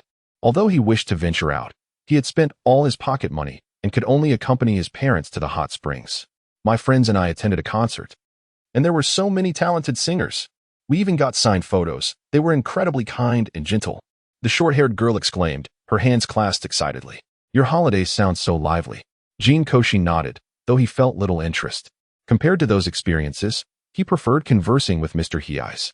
Through their recent exchanges, he felt they had established a preliminary connection and hoped to soon become friends, allowing him to deepen their interactions. Chico began to speak but was interrupted by the ringing of the bell as the teacher entered, prompting everyone to settle into their seats. In the present moment, Jin Kouxin holds a pen in hand, attentively absorbing the lecture delivered by the teacher at the podium. The notes sprawled across the desk fill an entire notebook, which has been flipped open to a well-worn page, clearly having been perused multiple times. Each line stands as a testament to Jin Kouxin's diligent efforts. Meanwhile, Qingjiao sits in his chair, one hand deftly replying to messages, while Vodka quietly sips his drink beside him. Not far off, many others are seated. Yet they maintain a respectful distance from this table, engaging in hushed conversations, wary of the organization's formidable presence. Qingjiao possesses not only exceptional skills but also a ruthless disposition, prompting those around him, including Vodka, to keep their distance. However, Qingjiao remains indifferent to their opinions. His gaze fixed on the messages on his phone, lost in contemplation. The screen displays greetings sent by Jin Kouxin, accompanied by various images of delectable dishes and picturesque landscapes. Since sharing his phone number with Jin Kouxin, Qingjiao has been receiving messages frequently, simple greetings, updates on daily occurrences, and culinary delights. This exchange has persisted for half a month. Although Qingjiao rarely replies, he occasionally responds when time permits, as he does now. Yet, as he peruses the messages, a perplexing question arises. How did their relationship evolve to this level of intimacy? Initially, they were mere strangers. Jin Kouxin was simply an ordinary individual residing across the street from the safe house. Their paths seemingly had no intersection. Subsequently, Jin Kouxin often brought various treats, which Qingjiao initially overlooked, considering that Jin Kouxin posed no threat and was not worth eliminating. Eventually, due to mission-related circumstances, they found themselves residing in the same safe house in Mihua town, which facilitated a slight familiarity, but it remained merely a nodding acquaintance. Now, however, the dynamics have shifted. It is evident that the young man across the way is pursuing him, and Qingjiu perceives the subtle ploys at play. Yet, this approach leaves Qingjiu feeling somewhat cornered. If Jin Kouxin were to boldly declare his intentions, Qingjiu could simply refuse. However, the ongoing casual conversations, neither crossing boundaries nor becoming excessively bothersome, feel akin to striking a blow against a cushion, leaving him with a sense of frustration. In the early days of their acquaintance, Qingjiu could have devised a plan to make Jin Kouxin vanish from existence. Yet, after this duration of familiarity, it is no longer a simple decision. If Jin Kouxin were to abruptly disappear or encounter misfortune, Qingjiu, residing directly opposite him, would undoubtedly be scrutinized. While he has little faith that the Japanese police could uncover anything significant, he is reluctant to become the subject of mockery within the organization. "Brother," Vodka whispers urgently from the side. At that moment, Qingjiu opens his eyes, which gleam with intensity, devoid of any confusion. He recognizes the man approaching as Rum, albeit in disguise, though he questions the sudden visit. "Qingjiu, you seem rather unoccupied lately," Rum remarks with a smile, reminiscent of a benevolent elder. Yet, anyone who perceives him solely as an old man would be gravely mistaken. "Rum, what brings you here?" Qingjiu responds, casting an irritated glance upward. The earlier rats have been dealt with, mere inconsequential figures, but among them was a significant informant for the CIA. Regrettably, they failed to extract any useful information before meeting their demise. Rum expresses his disappointment, lamenting the loss of a potentially valuable asset he had hoped to recruit into his ranks. "It's merely a rat," Qingjiu retorts dismissively, inhaling a puff of smoke. "The organization has seen its fair share of casualties. For now, it is cleaner. And the gentleman has assigned several tasks that I will forward to you in the coming days. Remember to review them, as some are pressing and must be completed within a week." "Understood," Qingjiu nods, acknowledging the routine nature of this communication, skeptical of Rum's visit being solely for this purpose. Additionally, a few new recruits have successfully passed their assessments and received their code names. Evaluate them to see if any are suitable. You can select 2 to replenish your ranks, especially considering your previous losses. Rum finally reveals his true intent. The organization is currently short-staffed due to recent purges, and while he wishes to retain those individuals, he must also consider the needs of other departments. "Whiskey?" Qingjiu squints in recollection, recalling the name. Yes, the 3 codenamed members are Whiskey, Rye, Bourbon, and Scotland. Aware that Qingjiu may not have remembered their names, Rum assists in jogging his memory. "Very well." After Rum departs, Vodka turns to the pensive Qingjiu. "Brother, who do you intend to select?" Vodka, familiar with the 3 newcomers, knows they are all quite capable, each possessing distinct personalities, yet he is uncertain which one Qingjiu favors. "I recall Rye possesses exceptional marksmanship.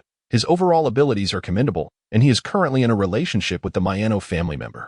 Bourbon, on the other hand, is somewhat akin to Absinthe but is also quite competent across various domains. As for Scotland, he performs adequately, though he lacks any particularly striking attributes." As Vodka reminisces, he concludes, "Given all this, brother, you would likely lean towards Rye, as he is the strongest among them. Moreover, you do not seem to appreciate Absinthe's enigmatic nature." Though Qingjiu remains silent, Vodka has already guessed the choice that resides in his heart.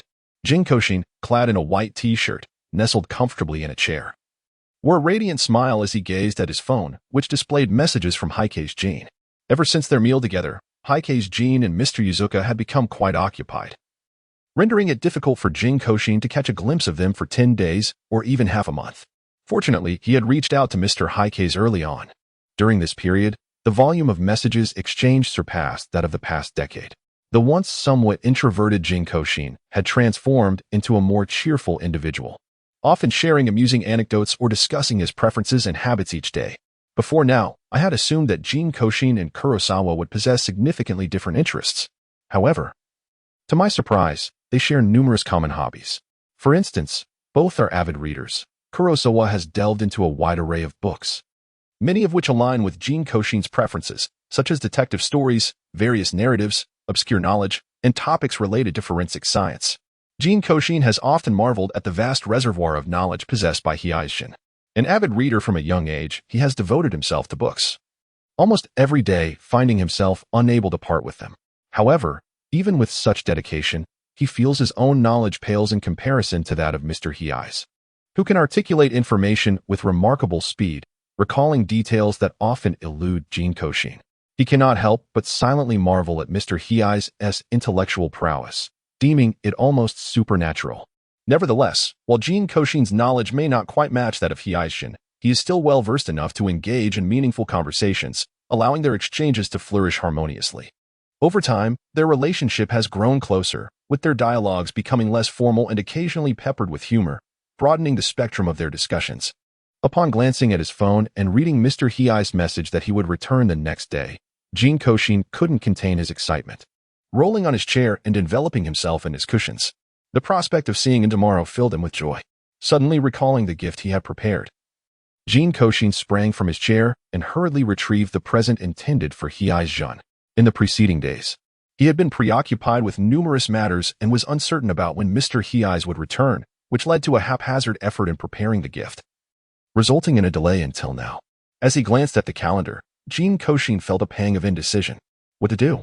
It was now February 7th. Presenting the gift at this time felt premature, yet withholding it left the uncertainty of whether he would have the opportunity to see Mr. Hei's on Valentine's Day. Moreover, the cold weather weighed on his mind. The following day, after a sleepless night, Jin Kouxin finally completed the gift.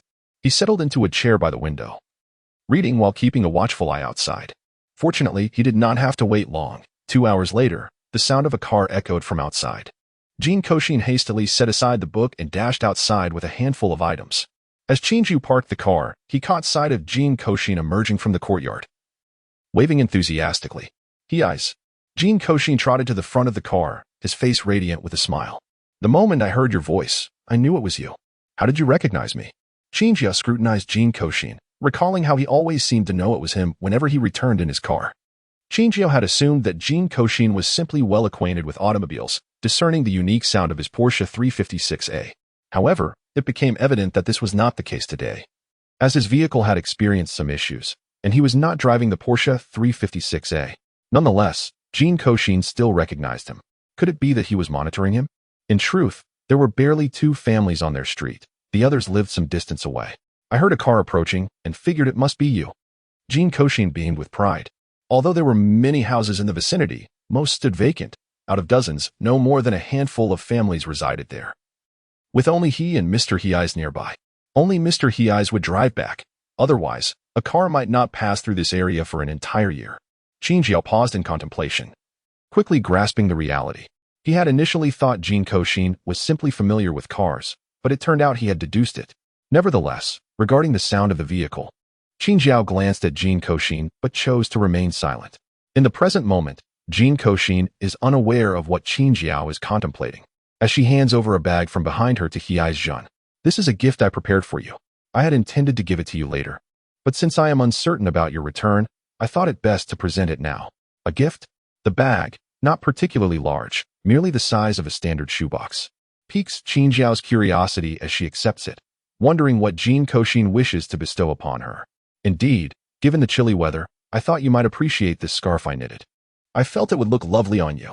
As she speaks, a hint of bashfulness causes her to lower her gaze, observing the gray scarf nestled within the bag.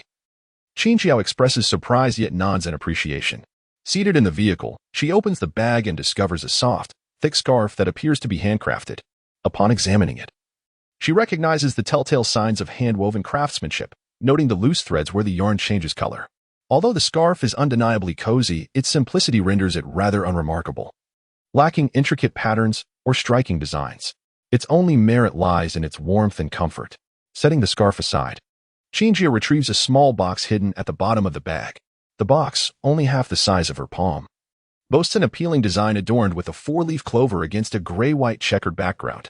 Upon opening it, she finds several small, coin-sized chocolate balls, prompting her to deduce the contents, chocolates, likely in anticipation of the upcoming Valentine's Day. Collecting her items, she drives to the designated location. Brother, the train is about to depart. Vodka exclaims anxiously as he spots Qingjiu arriving punctually, sighing in relief. Qingjiu nods, making her way towards the ticket gate, with Vodka hurriedly trailing behind.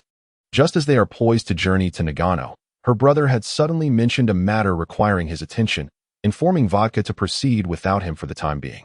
As time ticks away, Vodka, while assured of his brother's punctuality, cannot help but feel a tinge of urgency, pondering what could be so pressing. On February 14th. This is for you, Jinko. Hinata Kikuko presents a box of chocolates to Jin Kouxin. simultaneously distributing other boxes to Kimura and Kagawa Tomoko. Thank you. Jin Kouxin exclaims, pleasantly surprised to receive chocolates meant for her. Hinata, this year's chocolates seem rather scarce. Kagawa Tomoko remarks, eyeing the small box with discontent. In previous years, the chocolates were far more abundant. This year, it feels rather insufficient. Have you been lazy, Hinata? This hardly seems enough. How rude. Hinata retorts playfully, delivering a light punch to Tomoko, who sits down, cradling her head. Just be grateful for what you receive. Hinata rolls her eyes. Thank you, Hinata. Kimura expresses polite gratitude while ignoring the playful bickering between Hinata and Tomoko. Hinata and Tomoko share a bond reminiscent of childhood sweethearts, having grown up together. Regrettably, their relationship lacks any romantic undertones, evolving instead into a platonic camaraderie, characterized by affectionate gestures akin to brothers. Kimura, who is also an old classmate, has long since grown accustomed to their playful antics, finding more enjoyment in tackling problems than observing their interactions. No need to be formal, leader. Hinata chuckles, waving her bag. I must take my leave now. With that, she departs, carrying smaller bags of chocolates to share with other friends. The contents of those bags are evidently less than what is contained in their boxes, bringing a modicum of satisfaction to Tomoko. Tomoko, are you and Hinata truly just friends? You aren't feeling envious, are you? Jin Kouxin inquires, observing Tomoko's expression and suspecting a deeper connection that might hint at a secret affection for Hinata. However, upon hearing this, Tomoko recoils in alarm, clutching herself as though in fright. What a terrifying assumption, Jin. Where do you get the idea that I fancy her? Even if I liked boys, I would never be attracted to her. Tomoko's reaction reveals her true shock at Jin Kouxin's suggestion. Why not? Childhood friends usually share a close bond unless there is animosity. You and Hinata aren't rivals in that sense, so there should be no reason for such aversion. Jin Kouxin finds it perplexing, believing that childhood companions, even if not romantically inclined, should at least be friendly or adversarial. We're not rivals, but neither can we be lovers, Tomoko asserts, sitting up and popping a chocolate into her mouth. Their dynamic has remained unchanged since elementary school. Jokes about their relationship have surfaced in the past, but both have always maintained their current demeanor. As they progressed through school, familiarity bred a comfort that has endured over the years. Kimura, sitting nearby, becomes intrigued, joining the conversation with a smile. Today, Jin Kouxin was inundated with questions, unable to resist gazing at Tomoko Kawada in search of an explanation. Tomoko scratched her head, pondering how to articulate her thoughts. How shall I put it? Kiku and I have indeed been childhood friends, having grown up together since our earliest days. And we even share the same birthday. Our mothers are close friends, so it can be said that Kiku and I were acquainted even before our births. Initially, your assumption about us being childhood sweethearts was accurate, innocent, and carefree. However, a minor complication arose.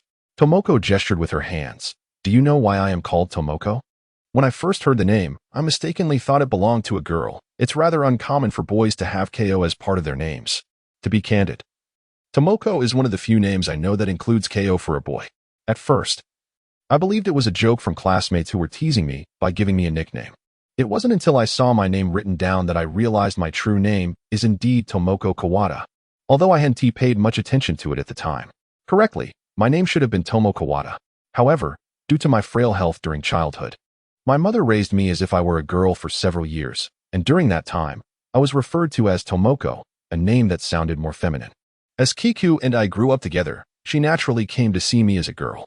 Later, when it came time to register for school, Kiku firmly believed my name was Tomoko Kawada. She not only altered my registration details but also insisted that all our classmates call me Tomoko. Gradually, my name truly became Tomoko Kawada, and no one believed me when I claimed to be Tomo Kawada, thinking I had merely omitted a character. Eventually, I had no choice but to officially change my name. Tomoko wore an expression of lament. Ah, how unfortunate. But what about the reason you say it's impossible? Is it because Hinata changed your name? Jin Kouxin and Kimura couldn't help but chuckle, with Kimura, a former classmate of Tomoko, unaware that she had once been called Tomo. Nevertheless, he did recall that Tomoko often omitted characters when writing her name, and Hinata would always assist her in completing it while gently reprimanding her. He remembered Tomoko's expression of grievance, oblivious to the fact that she had not made an error at all. That's not it.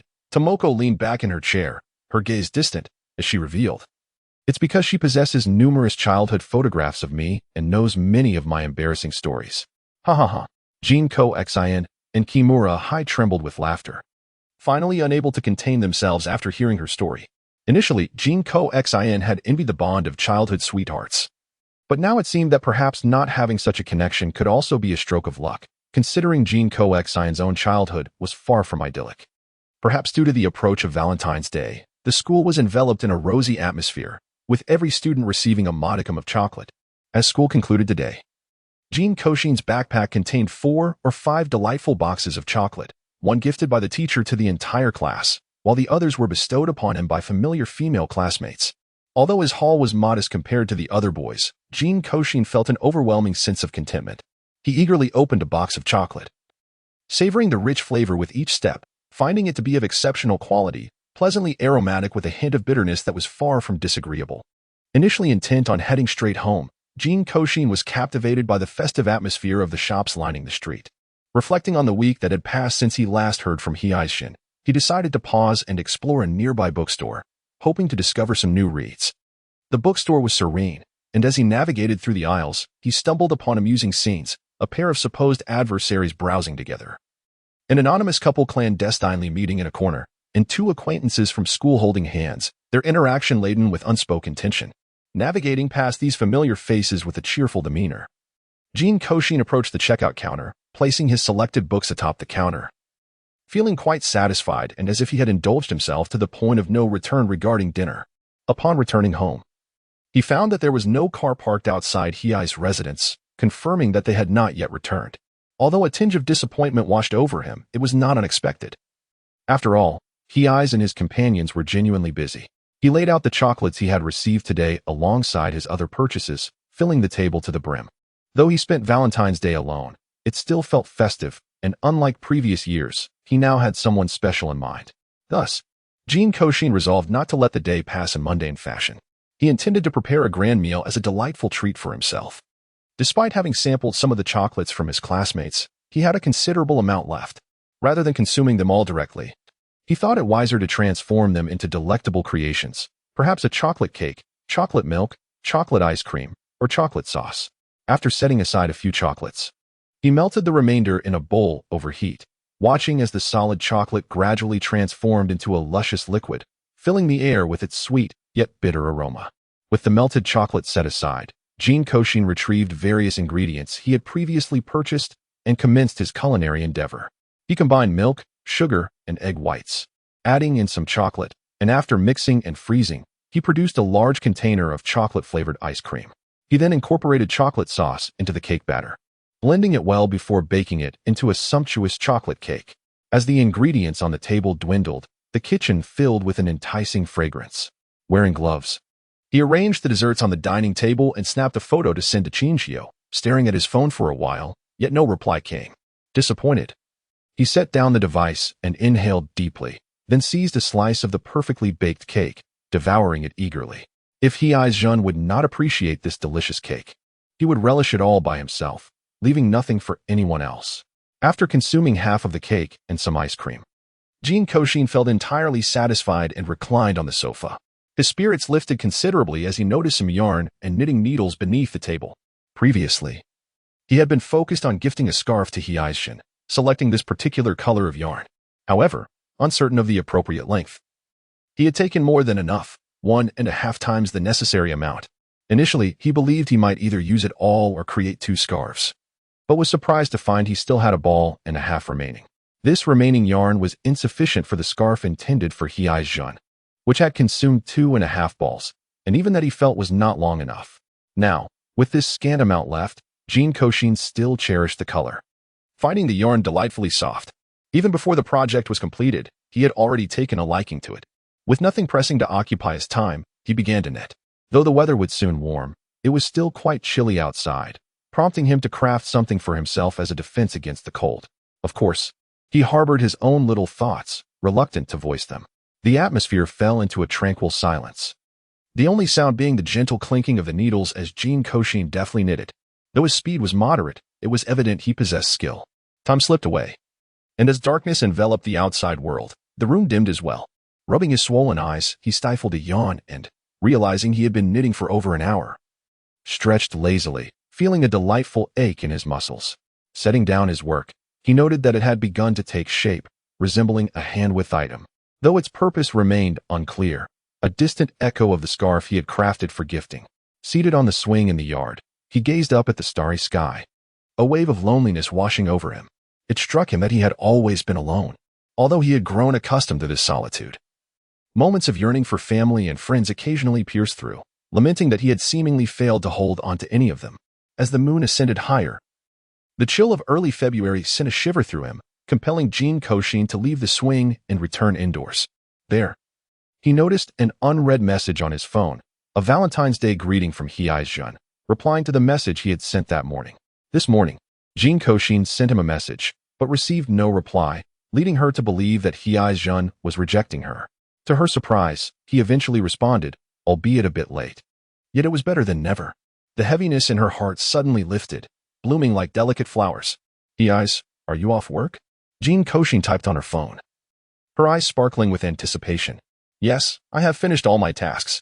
After a moment, Aiding echoed, and Jin Kouxin, clutching her phone, collapsed onto the sofa, her fingers dancing across the screen.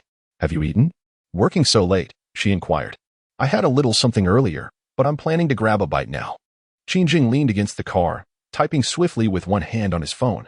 The black vehicle was parked on a quiet street, devoid of any noise. While Vodka was sent on an errand to fetch food, the target of their current mission was particularly elusive, consuming half a day just to track him down, only to discover that the adversary had already set a trap, almost exposing the organization's information online. Fortunately, Vodka was adept with computers and managed to intercept the files. Otherwise, the organization would have faced grave trouble. After resolving these matters, the two finally had a moment to rest and enjoy their second meal of the day. After chatting with Jin Kouxin for a while, they concluded their conversation. Holding the rice balls that Vodka had just bought, Qingjing glanced at the messages on his phone. Let us take a break here for a while, and head to Xinxi tomorrow morning. He pointed at a safe house on the map. Understood, boss, Vodka nodded. Exhausted, Jin Kouxin did not return to her room but instead curled up on the sofa, unwittingly drifting off to sleep beneath a single blanket. The next day, Jin Kouxin awoke to find herself unwell, feeling dazed, with a stuffy nose, constantly sneezing and sniffling. Struggling to rise, she retrieved some raw dumplings from the refrigerator and slowly cooked them in a frying pan. After finishing her meal, she rummaged through her previously purchased medicine, casually tossing the capsules into her mouth without water before tidying up and heading to school. In terms of her health, colds and rhinitis were commonplace. She was accustomed to them, often knowing which medicine to take without needing to consult a doctor, having grown familiar with these remedies. Upon arriving at school, Jin Kouxin listlessly sank into her chair, greeting her classmates before resting her head on the desk, half asleep. It was only when the class bell rang that she opened her eyes. Thus, she spent the day in a daze, awake during lessons and dozing off during breaks. However, upon waking the next morning, she realized her cold had worsened since the previous day. What had merely been discomfort and nasal congestion was now an overwhelming malaise, compounded by fatigue. Lacking the strength to walk to school, she sat by the roadside, waiting for the school bus, recalling that it should arrive around this time. Once she boarded the bus, fatigue overtook her, and she slumped against the seat, succumbing to sleep. After an indeterminate amount of time, she vaguely heard sounds of crying. Opening her eyes, she realized she did not recognize the other passengers, who were not in school uniforms. Most alarmingly, several masked individuals stood in the center of the bus, wielding weapons. Jin Kouxin froze, suddenly realizing she had boarded the wrong bus, and now it was evident that this vehicle was being robbed. Observing the frightened expressions of those around her, she remained still, refraining from any impulsive actions. After all, she was alone and not particularly adept at physical confrontations, lacking any formidable combat skills. Glancing outside, she noted the unfamiliar surroundings. This was not a place she recognized. However, she recalled the bus stops near her residence from her earlier travels. While she hadn't memorized every detail, she remembered that there were 4 types of buses serving that area. The first was the school bus, primarily for students and teachers residing along the route, running from Mihua Town 1st District to Titan Junior High School, connecting to other educational institutions. The second bus headed to the city center, transporting passengers from Mihua Town's residential areas to commercial streets, university towns, and offices, one she frequently used. The third was a suburban bus, typically for those traveling to leisure spots or living far from their workplaces or schools. Operating 3 times a day and covering considerable distances, taking about an hour and a half to 2 hours. Lastly, there was the sightseeing bus, which visited various attractions, including parks and aquariums, but it departed early, and Jin Kouxin had seen it on her way to school. Although it had likely been on its route for nearly 40 minutes by then. The first option was impossible, the second was too remote, while the fourth was time inappropriate, leaving only the third bus as a possibility. Therefore, it seemed they were in the suburbs, and they had likely been traveling for some time. Concern washed over Jin Kouxin. While other buses were manageable, this one had stopped in a desolate area, devoid of life. Given the extended travel time, the vehicle would take nearly half a day for a round trip.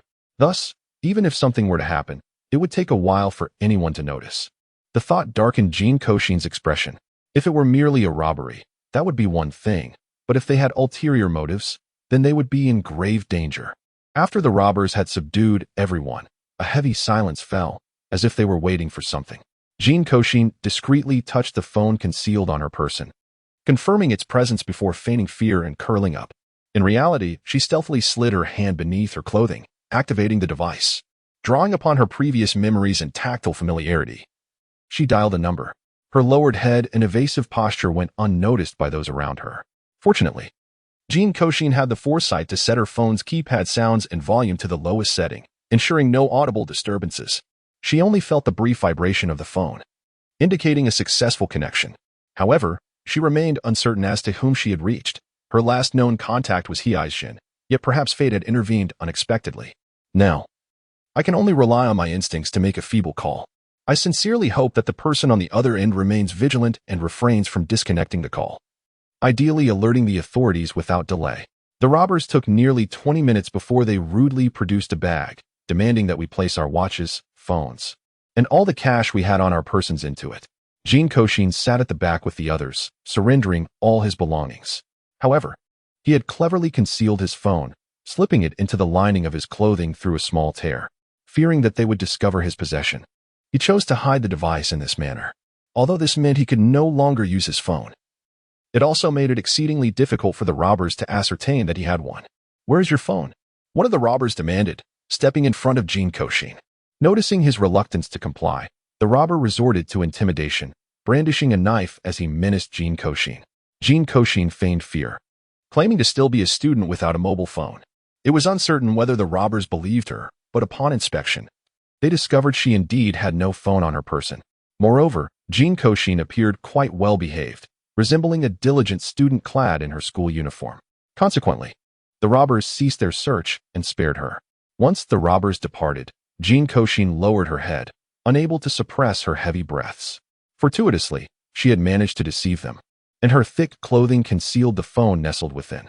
The passengers on the bus were all gripped by terror, hastily relinquishing their belongings in fear that the robbers might turn violent. After all, prior to Jin Kouxin regaining consciousness, the assailants had already shot and killed one individual, whose lifeless body now lay on the ground amidst pools of blood, leaving no one daring to approach. Before long, the robbers, burdened with a bag full of stolen items, strode to the front, carelessly depositing their loot onto a seat without a glance. Noticing the frightened gazes of the passengers, the robbers exchanged cruel smiles, causing many to huddle together in fright. At this moment, a profound sense of nausea envelopes me. Despite the fact that I previously found joy in the laughter of Kurosawa, I cannot fathom why one elicits a desire for embrace while the other inspires revulsion. Such laughter upon his visage is nothing short of a travesty. Greetings. Allow me to introduce myself. I am the Nine of Spades, hailing from Conan. I am aware that none of you are acquainted with me, and truth be told, I am not in need of financial gain. However, the reason we have convened today is entirely due to the authorities. I understand that some of you have taken this opportunity to alert the police, yet that is of no consequence. This is precisely what I desire. Within my backpack lies a bomb. Should the officers refuse to release our leader, then all of you shall accompany him to the grave. Observing the robust bandit, he cast a menacing glance across the compartment, his voice a deep and sinister whisper as he concluded his speech, patting the backpack beside him. All present trembled as they absorbed the bandit's proclamation, coming to understand the dire circumstances that had befallen them. And they could not help but harbor feelings of complaint and fervent prayers within. Jin Kouxin could not help but furrow his brow. Initially, he believed it was merely an ordinary robbery, but it turned out to involve a fugitive and gangsters. The mention of Conan stirred some recollection in him. He had recently read about this notorious group in the newspapers, known for their heinous acts of arson, murder, and theft, truly a band of villains. The litany of their misdeeds was extensive. One could argue that sending each member to prison for execution 10 times would be insufficient, and a sentence of several hundred years would hardly suffice. They had long evaded justice, but during a recent assassination of a politician, they were finally discovered, with one captured by the police. If his memory served him correctly, that individual was due for trial in the next few days. If they intended to rescue him then, it would likely lead them straight to prison. Were they planning to execute a rescue before the trial commenced? A black sedan cruised along the highway, where gin and vodka remained in silence until the sudden ringing of a phone disrupted the stillness. Jin glanced at the caller ID with surprise. It was Jin Kouxin. Typically, Jin preferred sending messages for communication, rarely resorting to phone calls. However, today he had chosen to call, and during a weekday morning no less. Shouldn't he be in class at school at this hour? After a brief pause, Vodka, familiar with his demeanor, noticed the peculiarity and cast a curious glance at Jin. Although Jin found it odd, he answered the call, only to be immediately struck by an unsettling tone on the other end, amplifying the volume. The car was instantly filled with the sounds of terrified sobbing and the menacing threats of a man. Despite the indistinctness of the voice, it was clear enough for them to grasp the dire situation. Jin Kouxin was caught in a robbery, and the assailants were holding numerous hostages, armed with weapons and explosives. This small gang aimed to leverage the hostages to coerce the government into compliance. Listening to the vile threats emanating from the phone, a dangerous glint flickered in Jin's eyes. "Boss," Vodka inquired, seeking guidance on their next course of action. Given their current location, if they hurried back, it would take roughly an hour. Calling the police would expedite matters even further. It seemed Jin was signaling for their assistance in alerting authorities. They needed to report the incident and act swiftly. Jin, absorbing the voice on the phone, tapped his fingers against the car. Understood. Jin Kouxin sat quietly in the vehicle, his deceptive exterior preventing the robbers from noticing him. He meticulously observed his surroundings. 3 assailants in total. One was controlling the driver, wielding an American M1911A1 pistol. Another occupied the front seat with an American M16 assault rifle, while the third patrolled intermittently, brandishing a Nepalese kukri. Not far behind the second robber lay a bag of explosives, and the stolen money was carelessly strewn on a seat near the door, suggesting a casual disregard for their haul. Aside from initially confiscating money and mobile phones, the robbers made no further moves, which raised Jin Kouxin's suspicions. They had previously mentioned waiting for the police. Perhaps they were indeed biding their time? In the vehicle were not only the 3 robbers, but also a driver and 11 passengers. Despite their palpable fear, none had sustained physical harm. A fortunate circumstance given the sparse number of individuals aboard this early morning bus traveling from Mihua town to the suburbs. Otherwise, casualties would likely have been significant. The only victim was the man who had been shot at the onset, now lying motionless on the ground for nearly 40 to 50 minutes, surrounded by a pool of blood. Under the robbers' intimidation, no one dared to approach him, and any chance of saving him had likely evaporated by now. In ordinary circumstances, one would have called the police immediately, unable to bear the presence of a corpse, yet the passengers had now lost sight of such considerations. Among the 11 surviving hostages, some huddled in corners while others clung together for warmth, appearing somewhat stable despite the chaos. However, Jin Kouxin felt a lingering sense of unease, an inexplicable dissonance that eluded his comprehension. His fingers brushed against the spot where his mobile lay, silently wishing for a chance to call for help. Perhaps his unspoken prayers bore fruit, as he faintly heard the sound of police sirens. Gazing out the window, he spotted small figures approaching, and his heart recognized them as the police. Relieved, Jin Kouxin turned to observe the robbers, only to notice something peculiar. They seemed to exhale in relief, their eyes betraying a hint of delight. This detail troubled him, prompting a frown in his mind. Were these individuals not the Conan wanted by the authorities? Even if they intended to negotiate with the police using hostages as leverage, such a display of joy at the sight of police vehicles seemed utterly incongruous. Just as Jin Kouxin heightened his vigilance, police cars surrounded the bus, and several armed officers swiftly exited their vehicles, followed by familiar figures, Officer Matsumoto and Officer Megure. "I am Matsumoto Kiyoshi from the Tokyo Metropolitan Police Department's 1st Investigation Division. You are surrounded. Surrender your weapons and release the hostages," he declared sternly, addressing the bus. The robbers remained silent, their demeanor cold and unyielding. After a short while, one of the smaller leaders stepped forward to negotiate with the officers outside. Inside the vehicle, the hostages felt a tumult of anxiety, torn between a desperate hope for rescue and a fear that the robbers might turn violent, wiping them out entirely. After all, the assailants were armed with guns, knives, and even a bag of explosives, any one of which posed a grave threat. If you wish to ensure the safety of the hostages, you must promptly release our leader. Otherwise, we will detonate the explosives on board, demanding retribution for our leader's life, the robber with the rifle proclaimed menacingly, causing the passengers to tremble in fear. This revelation alerted Jin Kouxin, who realized that his lack of fear stemmed from indifference. He had faced threats of death numerous times before and, by nature, was emotionally detached, slow to react to others' likes or dislikes, including the present peril. Yet, among the hostages, some quaked in terror while others appeared notably unfazed, merely feigning fear to blend in. This discrepancy struck him as highly unusual. Those who exhibited no fear were likely either emotionally detached individuals like himself or hardened criminals or police familiar with death. He pondered the true nature of these individuals among the hostages. Moreover, when Officer Matsumoto had called out, Jin Kouxin noticed fear in the robbers' eyes. They were not indifferent, but rather too frightened to act. If they were indeed members of KN, how could they exhibit such cowardice? As he clenched his fingers, a myriad of thoughts surged within him. He found it hard to believe the identities of these individuals. The police, of course, endeavored to meet the demands of the robbers as best as they could, aiming to ensure the safety of the hostages aboard the vehicle. After all, based on the intelligence they had received, it was evident that the vehicle contained knives, firearms, and explosives. Should the robbers become agitated, the lives of those inside could be in grave jeopardy, which explained their cautious approach. However, they could never acquiesce to the robbers' demand for the release of the KN leader. This individual, responsible for numerous heinous crimes, was nothing short of a demon. They were resolute in their mission to see him imprisoned. After extensive negotiations, both sides made concessions. The police agreed to postpone the examination of the KN leader, while the robbers consented to release one hostage in exchange for a sum of 10 million. Nonetheless, they insisted that the police retreat by 200 meters and retain a few hostages until it was safe to release them. The police acted swiftly in raising the funds, and soon returned with several bags of money, while the robbers remained true to their word, selecting hostages from the vehicle. Jin Kouxin was also among the chosen ones, obediently disembarking from the vehicle alongside 7 others. Now, only 3 robbers remained in the bus: the man whose fate was uncertain, the driver, and the composed couple who had constantly aroused his suspicion. The others, also under suspicion, followed suit and were escorted by the police for reassurance and inquiry. Once they had exited, the bus swiftly departed.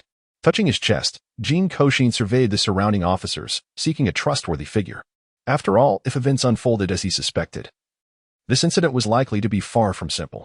Although Jin Kouxin had limited interactions with the police, he had encountered them several times over the past 6 months.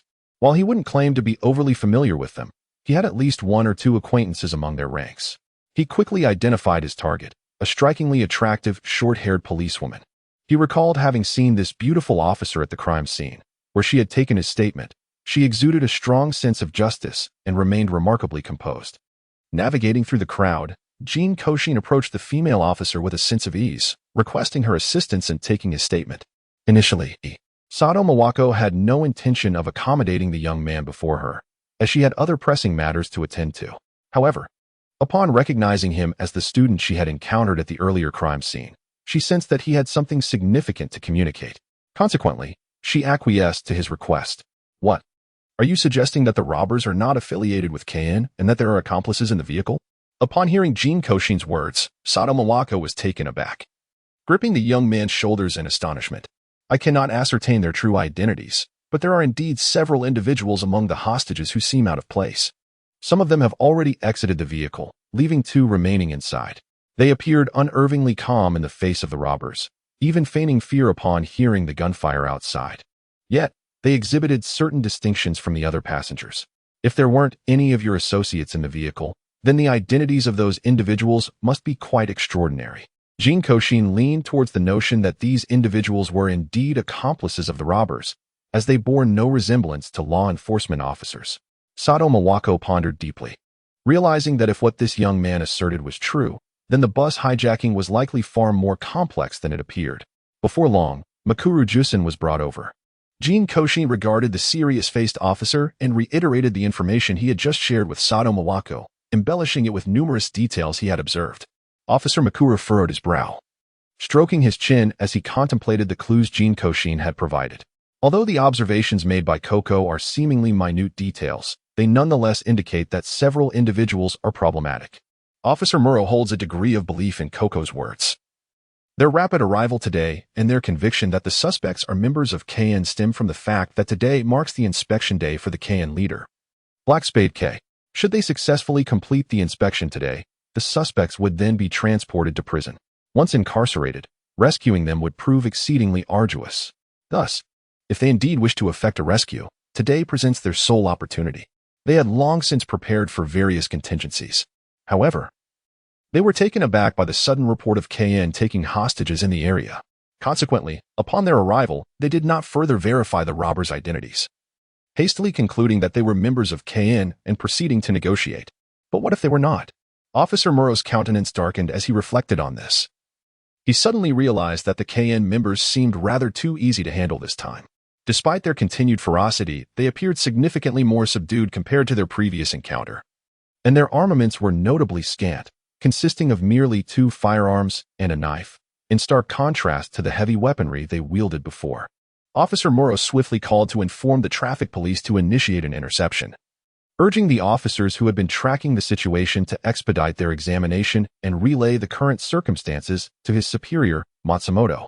In an instant, all officers became engrossed in their duties, while Coco observed them executing various directives with impressive efficiency. Identifying the few hostages he had previously deemed suspicious and rechecking their identities and personal belongings. This investigation indeed unveiled discrepancies. The individuals Coco found suspicious were all acquaintances from school. Yet, during prior inquiries, they had failed to mention this connection, even appearing as if they were strangers. Upon investigation, it became apparent that they lacked any extraordinary experiences, none had been kidnapped, nor had they undergone specialized training. Their personalities had been quite ordinary throughout their lives. The calmness they exhibited in the presence of the robbers raised significant questions. Meanwhile, Officer Muro, accompanied by several officers, was verifying the identities of these individuals and taking their statements. Matsumoto, having received Officer Muro's message, hastily attempted to contact the inspection unit, but his calls went unanswered. Furrowing his brow, Matsumoto proceeded towards his vehicle while simultaneously calling for the police to dispatch reinforcements to the inspection team. He himself would drive to pursue the vehicle transporting the KN leader. If KN's members were not present at this location, it was highly probable that they were lying in wait along the route to the inspection, having received intelligence that the KN organization had taken a bus hostage. They had dispatched half of their personnel to this site, fearing potential complications. However, being misled now suggested that the escort of Black Spade K could face dire consequences. Matsumoto harbored no illusions that the members of the KN organization would relinquish such a fortuitous opportunity. As Jin Kouxin observed the bustling police officers around him, a twinge of unease crept into his heart. It appeared that the KN organization posed a significant challenge to the authorities. Otherwise, there would be no reason for such palpable tension. Feeling the emptiness of his lower hem, Jin Kouxin sought out Officer Magyar and recounted the predicament regarding his phone. After dialing the number, he had refrained from glancing at the screen, uncertain whether it was indeed his friend who had alerted the police. Prior to disembarking, sensing something amiss within the vehicle, he discreetly tucked his phone beneath the seat. Should you require assistance, you might trace the signal from my phone. It seems the other party does not possess a signal jammer, thus it should reveal their precise location. Originally, Jin Kouxin intended to mention that his phone remained connected until he alighted from the vehicle. If he could locate Mr. Kurosawa, he might even uncover the events that transpired in the car. However, after some contemplation, he refrained from speaking up, considering that Mr. Kurosawa's whereabouts were uncertain, and it was unclear whether he would be available. The news from Jin Kouxin is indeed a welcome development for Officer Mumu and his team. Although they have dispatched personnel to monitor the vehicle, they dare not approach too closely. Furthermore, given the numerous crossroads in the vicinity, Officer Mumu and his team cannot guarantee their ability to track in real time. However, with Jin Kouxin's mobile phone, they can ascertain the approximate location of the vehicle. Observing the red dot on the computer screen, representing Jin Kouxin's phone, as it continuously shifts, Officer Mumu feels a surge of excitement. They have found it. Jin Kouxin refrained from disturbing them, choosing instead to step aside, slightly embarrassed as he borrowed a mobile phone from a police officer. He sent a text message to Heis. "Hello, Heis. This is Jin Kouxin. I have been rescued by the police and have safely disembarked from the vehicle without any injuries. I'm currently using a mobile phone borrowed from the police. I am uncertain if our previous communication line is still active, if possible. Could you assist by calling from another phone so the police can hear what transpired inside the vehicle? There may be terrorists present. I sincerely request your help. And I am grateful. Yours, Jin Kouxin." After composing the message, Jin Kouxin stood in a corner, awaiting a response from Jin. Inside the car, Jin listened intently to the sounds emanating from the mobile phone, quickly deducing much from the situation. These individuals were not members of the Conan organization. Their speech and actions had already revealed this fact. Their accents were off, their words almost laughable, and their conduct lacked any semblance of discipline or thoroughness. Even without visual confirmation, it was evident they were of inferior caliber. Upon hearing the police sirens from the phone, Jin relaxed his tense back. The police had arrived quite swiftly this time. The ensuing standoff between the police and the captors further solidified his previous suspicions. These were not Conan members, but rather foolish individuals attempting to exploit the organization's name for personal gain. Jin was acutely aware of who comprised the Conan organization and understood their operations better than the police. Their files lay before him. To think they could leverage Conan's notoriety for profit was naive. The police would surely strip them of everything, and Conan would ensure their suffering was profound. Upon hearing the captor's intent to release the hostages, a rustling noise ensued, followed shortly by footsteps. Jin surmised that Jin Kouxin must have hidden the phone within the vehicle. Indeed, he soon heard the sound of the car starting, followed by conversations among the occupants, the content of which surprised him, prompting Vodka to turn his head in curiosity. When he received Jin Kouxin's message, Jin had been engrossed in fiddling with his phone. Suddenly, an unfamiliar notification appeared, and the atmosphere turned icy. Only after reading its contents did it begin to thaw slightly. Jin Kouxin initially thought he would have to wait for a while, but to his surprise, his phone rang almost immediately. He intended to return the phone to the police officer, yet he found the number somewhat familiar, reminiscent of Saburo Yuzuka's, though he could not recall it precisely. Upon answering the call, Jin Kouxin indeed heard the voices of Mr. Yuzuka and Kurosawa. "Kurosawa, Mr. Yuzuka." Jin Kouxin's cheerful voice resonated through the phone, reaching the interior of the Porsche. "Are you all right?" came the cold voice of Jin, yet to Jin Kouxin's ears it held a certain tenderness. "I'm fine. I wasn't hurt, just a bit startled, but after resting for a while, I feel much better." Aware of Kurosawa's concern for his well-being, Jin Kouxin's tone became somewhat delicate. Although he was not afraid of the robbery itself, the erratic behavior of the robbers had indeed unsettled his heart. Fortunately, after a brief respite, he felt no lingering discomfort. "Well, the line is still open. I can relay this to the police. If you wish to go, then by all means, do so. There is no issue." Jin held no particular bias towards Conan nor any inclination to assist the police, yet if it suited Jin Kouxin's desires, it posed no inconvenience, merely a phone call. As for whether the police would trace them back, that would be underestimating the organization's capabilities and Vodka's skills. "All right, thank you for your help," Jin Kouxin replied with a smile, skipping off to find Officer Magyar. Knowing that Jin Kouxin's phone call was still active, Officer Magyar and his team were overjoyed, particularly as they could directly overhear the events unfolding inside the vehicle. This was immensely beneficial for them. However, they had no time to express their gratitude to Jin Kouxin, instead silently noting this incident, intending to look after the young man in the future. The content of the phone call also took them by surprise. The robbers on the bus were indeed not affiliated with Conan. They had learned from the newspapers about the capture of Spade K, and that there were other members of the Conan organization still at large. With today marking the day of the Conan leader's inspection, believing themselves clever, they attempted to impersonate Conan members to hijack the bus, hoping to coerce the police into releasing Spade K, fully aware that the police would never consent to such a demand. Thus, they thought to extract a ransom under this pretense. Even if this matter were to come to light later, it would be pinned on the Conan organization, leaving them undetected. While they could reap a considerable profit, not only did they think this way, but they also proceeded accordingly, and indeed, they succeeded. Moreover, there were not just 3 robbers. They had several accomplices, including the man who had been shot, tasked with intimidating others and discreetly monitoring the situation to ensure no hostages were uncontrollable, secretly signaling to the robbers. What astonished them even more was what unfolded next. Originally, only 7 individuals remained on the bus, 4 of whom were robbers, while the remaining 3 included the driver. Given the nature of the bus, the robbers could not drive and could not afford to roam about in such an obvious target. Changing vehicles would introduce too many variables. If they did so, they could not take their comrade, who pretended to be shot, with them, nor could they leave him behind, as that would be a certain recipe for disaster. Thus, retaining the driver was essential. Having just one driver posed no problem, as they could easily incapacitate him or worse upon reaching their destination. The driver would not dare abandon the vehicle mid-journey to resist. That would be tantamount to mutual destruction. The remaining 2 individuals were merely to prevent being pursued by the police, intended as hostages. However, the choice of hostages presented some issues.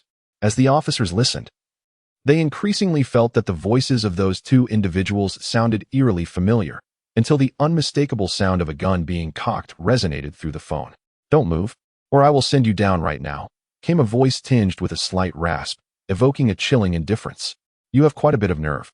Another voice chimed in, a hint of cheerfulness accompanying the equally crisp sound of another gun being cocked. "Who are you?" The man, suddenly pressed to the ground under the gun's threat, asked in fear. Could it be that these 2 were undercover police officers? Or were they aiming for a dark scheme of their own? "What? You don't recognize us? Just a moment ago, you were adamantly claiming it was me." The cheerful man's voice, as he spoke, sent a shiver down the spine of those subdued, who had their knives and guns confiscated, as realization dawned upon them. Terror reflecting in their gazes directed at the pair before them. A flicker of surprise crossed his face. He was acutely aware of how many individuals remained in the vehicle. If his memory served him correctly, the couple speaking was among those he had previously noticed who displayed no fear at all. During the hostage situation, they were the last couple to remain as the robbers decided to release the others. Being a couple and appearing rather frail, they had been retained as hostages. To his astonishment, it turned out that they were indeed members of Conan. This was utterly ridiculous. Today, Jin Kouxin is utterly perplexed as to whether he overlooked the date before venturing out, leading him to find himself aboard such a peculiar vehicle. There are a total of 15 individuals on this conveyance, of which it has been ascertained that 6 are robbers and their accomplices, 2 belong to the Conan faction, and 1 serves as the driver. As for the remaining 5, their true intentions remain uncertain. Contemplating this, Jin Kouxin's lips quivered slightly, as he sensed the resurgence of a headache that had previously subsided. Tightening his clothing around him, he lost interest in their chatter and sought refuge in a nearby seat, yearning for a respite. The events of this morning have been quite overwhelming, and now, he feels too weary to even react to an earthquake. Regarding the robbers, with the police present, he is convinced that no calamity can befall them. Jin Kouxin sat in a chair, listening to their discussion, and before he realized it, he had drifted off to sleep. Upon awakening, he discovered that Officer Mumu and his team had apprehended the individuals on the bus. When Officer Mumu arrived, he was accompanied by a considerable number of well-equipped officers. Although the robbers were not members of Conan, a misunderstanding had occurred. Nevertheless, they chose to remain, considering that the robbers were armed and would require their assistance. To their surprise, an unexpected opportunity arose. While the robbers were not affiliated with Conan, it turned out that there were indeed members among the passengers, possibly more than just 2, a fortuitous reward handed to them. Although the preparations made by Spade K and his associates were quite thorough, they paled in comparison to the overwhelming force of armed police, and they were swiftly subdued. Upon awakening, Jin Kouxin was taken aback to witness the captors being escorted back, momentarily stunned by the swift resolution of the incident. Observing from a distance, he noted that the robbers, along with several individuals he had previously suspected, were now handcuffed by the police. Intrigued, he began to count the individuals, eager to ascertain whether his earlier conjectures aligned with reality. Positioned centrally, he had only been able to observe a few passengers around him, 3 or 4 of whom had raised his suspicions, including a couple affiliated with the Conan organization and 2 women, while he had paid little attention to the others. However, it appeared that the number of suspects exceeded his initial observations. Among the robbers' accomplices were 3 individuals, the first being the man who feigned injury, tasked with intimidating the others and covertly monitoring the hostages in the carriage. The second and third were 2 women, who blended into the crowd to oversee the passengers and subtly urged them to relinquish their valuables without causing a commotion.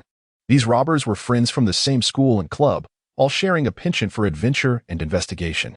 Previously, they had orchestrated similar activities, staging scenarios where they pretended to be robbers, demanding ransom from classmates who played the roles of hostages' relatives. That particular endeavor had proven successful. yielding a substantial ransom while allowing them to escape, earning them commendation from their peers for their audacity. After graduation, due to their proximity, they frequently gathered. Recently, upon learning about the KN organization, they became emboldened by the prospect of seeking fortune through danger. Their audacity was remarkable. Armed with realistic toy guns, a dagger, and a homemade bomb, they dared to hijack a bus and threaten the police. Coincidentally, among the hostages were several KN members who had intended to hijack a transport vehicle for inspection and ambush the police. However, during their journey, they boarded this bus and were subsequently taken hostage. Initially, they believed it to be a common robbery, but soon realized the gravity of the situation as the hijackers falsely claimed to be KN members with similar intentions, prompting the hostages to devise a counterplan. Although they viewed the robbers as incompetent, they believed they could manage the police response. If the police were indeed diverted, it would assist their original plan and alleviate pressure on another faction. Thus, they continued to feign their status as hostages, eagerly awaiting the police's arrival. This would decrease the number of escorts for the inspection vehicle, facilitating a successful operation for the other members. They had not anticipated the robbers' folly, nor the unforeseen complication posed by Jin Kouxin's mobile phone. Had it not been for this, once the robbers escaped, they could have easily orchestrated an accident to destroy the bus and vanish without a trace, but they fell short of that. Seeing that the situation had resolved, Jin Kouxin stretched and glanced at the time. It was already noon. Rubbing his head, he suddenly recalled the numerous events of the morning and realized he had forgotten to notify his teacher of his absence. He patted his pockets and inquired about Officer Mugur's whereabouts before heading in that direction. After sending a message to Mr. Kurosawa, he had deleted it before handing the borrowed phone over to Officer Mugur and the others, enabling them to listen in on the bus's audio. His own phone had been left on the bus and should have been retrieved by now. Jin Kouxin intended to ask Officer Mugur about the whereabouts of his phone, hoping to reclaim it and return to school, as he could not simply skip half a day's classes without informing his teacher. Moreover, after a brief rest, his nose and head felt considerably better. The mobile phone in question can be regarded as evidence, though its significance is debatable. However, the case has now concluded, rendering it of little use. The recordings of the phone calls had long been documented, and there was nothing of value within the mobile device itself. Consequently, Officer Moku swiftly returned the phone to Jin Kouxin. Upon reclaiming her phone, Jin Kouxin intended to depart immediately, only to be unexpectedly halted. Jinko gazed at Officer Mumu with a hint of bewilderment, uncertain as to why he had suddenly called upon him. Although they had encountered each other a few times, their familiarity was tenuous at best. Today, Jinko had already conveyed all he knew regarding the case, and it seemed there was little else he could offer. Jinko, we have discovered something that we have yet to identify. However, we found something similar on your phone and wish to inquire if you recognize it, Officer Mumu stated. As he retrieved his phone, tapped a few times, and presented it before Jinko. The image on the screen struck Jinko as both familiar and foreign, causing his brow to furrow slightly. What is this, Officer Mumu? Where did you find it? He inquired earnestly, scrutinizing the picture in his hand for any additional context. This was discovered at the residence of a suspect connected to the crime scene. After analysis, it seems to relate to the case. Yet we remain in the dark as to its significance. Jinko, do you recognize it? Officer Mumu, sensing Jinko's hesitation to dismiss it outright, felt a flicker of hope. Perhaps Jinko possessed some knowledge about this peculiar image. A sense of urgency welled within Officer Mumu. This pattern had been observed at the crime scene, yet its meaning had eluded them. Even after apprehending the suspect, who had confessed to the murder and recounted the events, he had remained tight-lipped about this particular image, as if it held no relevance to him. Nevertheless, Officer Mumu's instincts urged him that this matter was far from straightforward. It was only when they examined Jinko's phone that a glimmer of a lead emerged. I recognize it, yet I cannot recall where I have seen it before. Officer Mumu, could you tell me how you came across this pattern? Jinko pondered, genuinely eager to jog his memory. Looking at the image on his phone, Jinko suddenly recollected where it had been taken and realized he indeed recognized the pattern. Officer Mumu, I have seen this pattern before. I am acquainted with it, he affirmed, setting the phone down and nodding. The excitement among Officer Mumu and his colleagues was palpable upon hearing Jinko's acknowledgement. This pattern was not merely an isolated clue, but a thread woven through a series of interconnected cases. The saga extended back 5 or 6 years, when a young woman had tragically succumbed to poisoning. The police had swiftly apprehended a suspect, but one mystery lingered. The same pattern had appeared near the victim, though it had gone unnoticed at the time. After the suspect was brought to justice, the investigation stalled.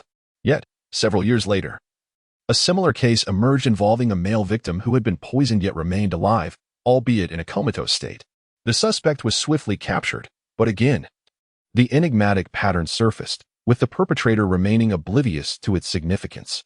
After months of investigation, the case was buried under layers of bureaucracy until another incident arose last month, once again featuring a victim and the pattern. Although the suspect was apprehended, Officer Mumu was desperate to unravel the true meaning of this image. Did it signify an insidious cult, or perhaps a taunt from the serial killer? Observing the grave demeanor of Officer Mumu and his team, Jin Kouxin felt the gravity of the situation and ceased any frivolity, revealing what he knew. This is a representation of a leaf pattern, more accurately, a specific type of leaf.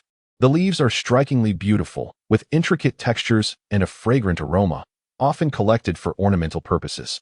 They are not toxic by nature or possess a negligible amount of poison. I used to gather these leaves as a child. The photo on my phone is one I took previously. Had they not prompted him, Jin Kouxin might have forgotten entirely, as it had been ages since he encountered such trees and even longer since he played with them, leaving his memory somewhat hazy. Not toxic? Then how did they all succumb to poisoning? Officer Mumu stroked his chin, pondering how 3 individuals could all fall victim to poison while being connected to the same leaf pattern. The leaves themselves are harmless, yet they are highly sensitive to toxins. If they come into contact with even a trace of poison, they undergo a transformation, potentially becoming toxic themselves and even generating new toxins. Given that all 3 victims died from poisoning, it is plausible the perpetrator poisoned them and they inadvertently touched the leaves, triggering the deadly change. Is that possible? Where can we find this tree? It must be identified. It poses a grave danger. We must avoid any contact with it, for it could lead to fatalities. This tree is exceptionally perilous and demands stringent oversight. This tree is exceedingly rare. I have only seen it during my childhood, and since moving away, I have not encountered it again for many years. Jin Kouxin waved his hand, refraining from divulging the location of the tree. After all, he had only come across a few specimens over the years, all in the same vicinity.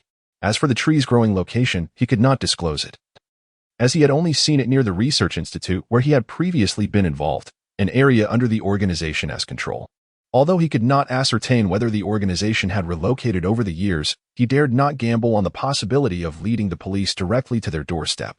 Yet, the notion that individuals had succumbed to poisoning due to this leaf raised unsettling questions. Was it mere misfortune that led them to encounter the leaves elsewhere? Or did they have ties to the organization? Jin Kouxin's heart was subtly alert. If this were related to the organization, then the matter would likely not be easily resolved. By the way, do you recall where you've seen such trees before? Officer Muguru inquired, somewhat unconvinced. Jin Kouxin shook his head. I was too young at the time to remember clearly. I only know it was somewhere near Kagoshima, but the specifics elude me. Then why do you still retain this leaf pattern? Sato Mawako seized upon the inconsistency in his words. In truth, the design was not the original form of the leaf. The unadulterated leaf was rather simple and commonplace. The image of the leaf depicted in the photograph had undergone processing. When immersed in a particular liquid, the leaf emits a fragrance, allowing for the imprinting of a beautiful pattern. Both the image on my phone and the one you showed me, Officer Muguru, are representations of processed leaves. At the time of my departure, I took a few photographs of ordinary items for keepsakes, and this particular image is one of the few that have survived to this day. I found the pattern aesthetically pleasing, and fearing it might be lost during relocation, I captured a photo to preserve it in my phone. However, that was quite a while ago, and as time passed, I gradually forgot about it. Jin Kouxin was not lying. Upon leaving, he had casually taken some photographs, but due to his transient lifestyle, some were inadvertently damaged or lost. He cherished these images and thus made duplicates, so that if any were to go missing, he could reprint them. However, certain photographs were particularly special, so he dared not carry them around, fearing encounters with members of the organization. This image was among those, taken simply because Jin Kouxin found it appealing in his childhood. As he grew older, his fondness for it waned. Consequently, when some images were lost, he chose not to reprint this one, and it remained solely on his phone. As he captured more photographs, this one became buried within the collection. Jin Kouxin neither wished to print it nor to delete it, and gradually, it faded from his attention. Nonetheless, having seen it a few times in the past, it was no wonder that Jin Kouxin still remembered the leaf after all these years. Oh, I see. It seems we are at an impasse, unable to discern a lead, Officer Muguru lamented. Perhaps you are overcomplicating the issue, Jinko interjected, noticing their disappointed expressions. The leaf itself is not toxic, or contains only a negligible amount. It could not have caused death. Therefore, the poisoning must have originated from another source. For instance, someone might have poisoned them while they fortuitously possessed this leaf, which catalyzed the toxin and precipitated the symptoms. The interaction with the toxic substance caused the leaf to alter in appearance, imprinting its texture onto objects. Since you have apprehended the perpetrator, there seems little need to investigate the leaf's origin further. While this tree is uncommon, it is not unique to Japan. They might have brought the leaves back through some means, and due to the poisoning, they met their unfortunate end. It was merely a coincidence that led to their misunderstanding with the leaves and their deaths.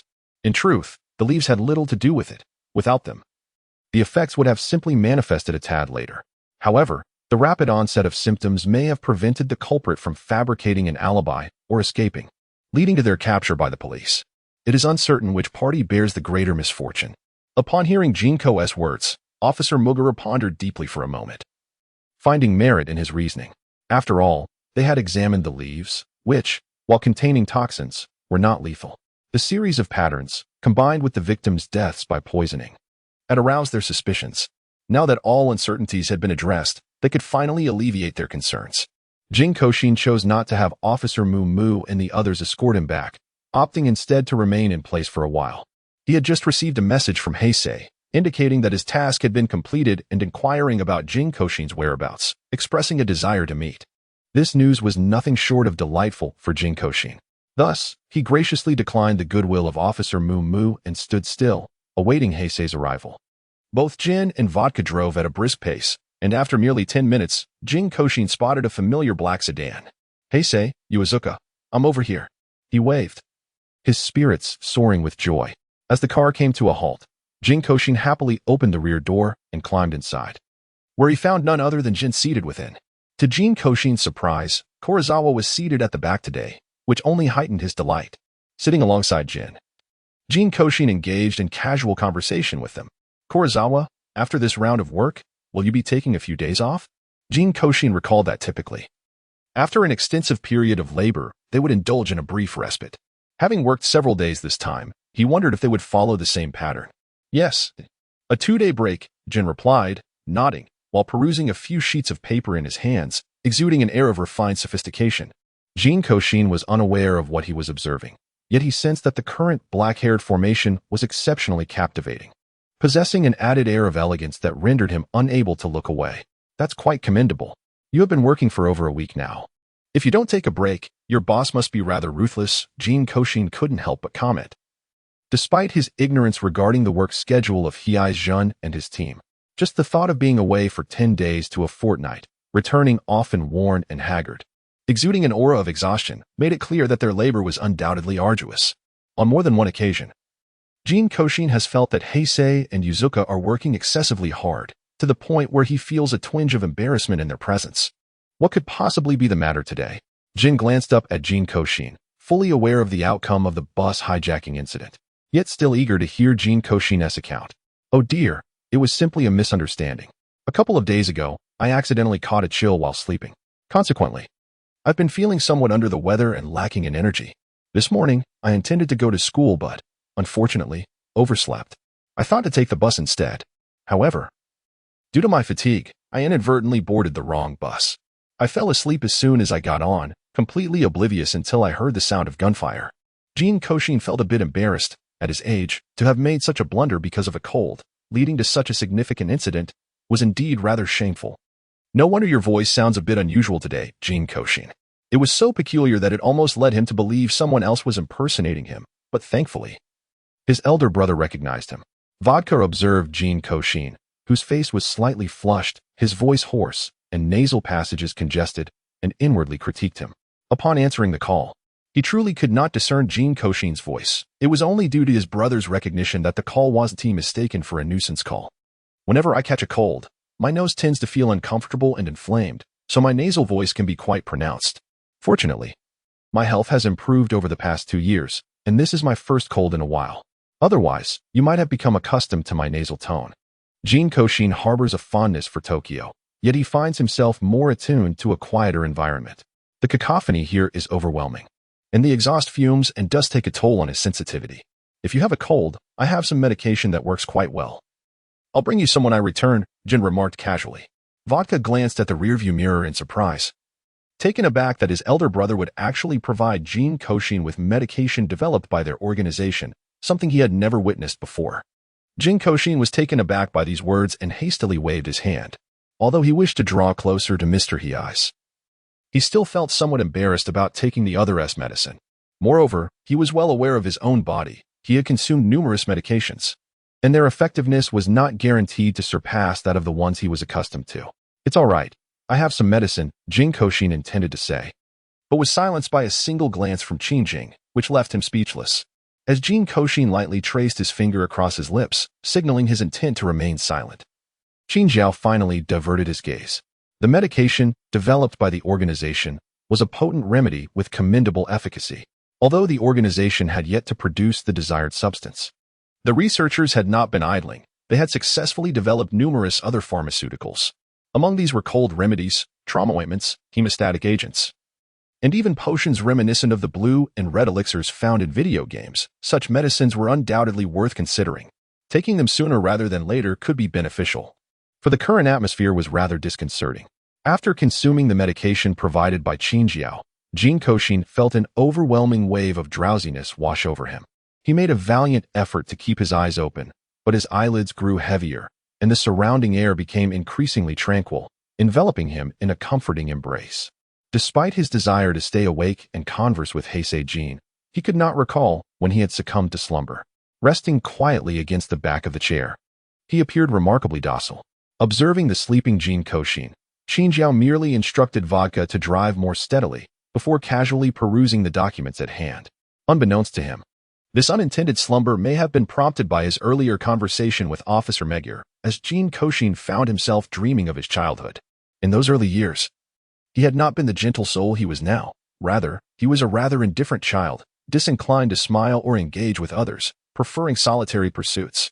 He had been a rational child, and had circumstances not unfolded as they did, he might have mirrored Qinjiao's demeanor closely.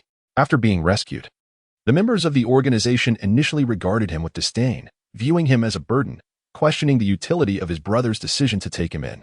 The organization was not devoid of children, on the contrary, due to the nature of their operations. Many young ones existed within its ranks, children of members and orphans found during missions. Jin Kouxin, a frail child on the brink of death, lacked the strength for training. He was deemed unworthy of salvation. Consequently, most members treated him with indifference, if not outright contempt, perceiving him merely as a pet brought back from a mission. Only his brother engaged with him, occasionally playing together, teaching him how to read and various other skills, as well as how to navigate interactions within the organization. This guidance allowed him to adapt to life within the organization, eventually earning him a semblance of acceptance as a member. During his youth, coupled with his frail constitution, he was not subjected to rigorous training. One could say he was raised in a free-range environment. The organization's residence was situated within a towering building featuring a profound underground space, where members conducted their operations. The underground was compartmentalized into various sectors, some for combat training, others for weaponry, and still others for pharmaceutical experimentation, alongside numerous information and data rooms, among other facilities. Initially, he found the organization to be quite expansive and intriguing. However, as time passed and his personality became more vivacious, he grew somewhat weary of it. Although combat was exhilarating, he did not relish it, as vigorous exercise left him feeling unwell. He had a penchant for firearms and explosives, yet his physique did not permit him to engage in these activities for extended periods.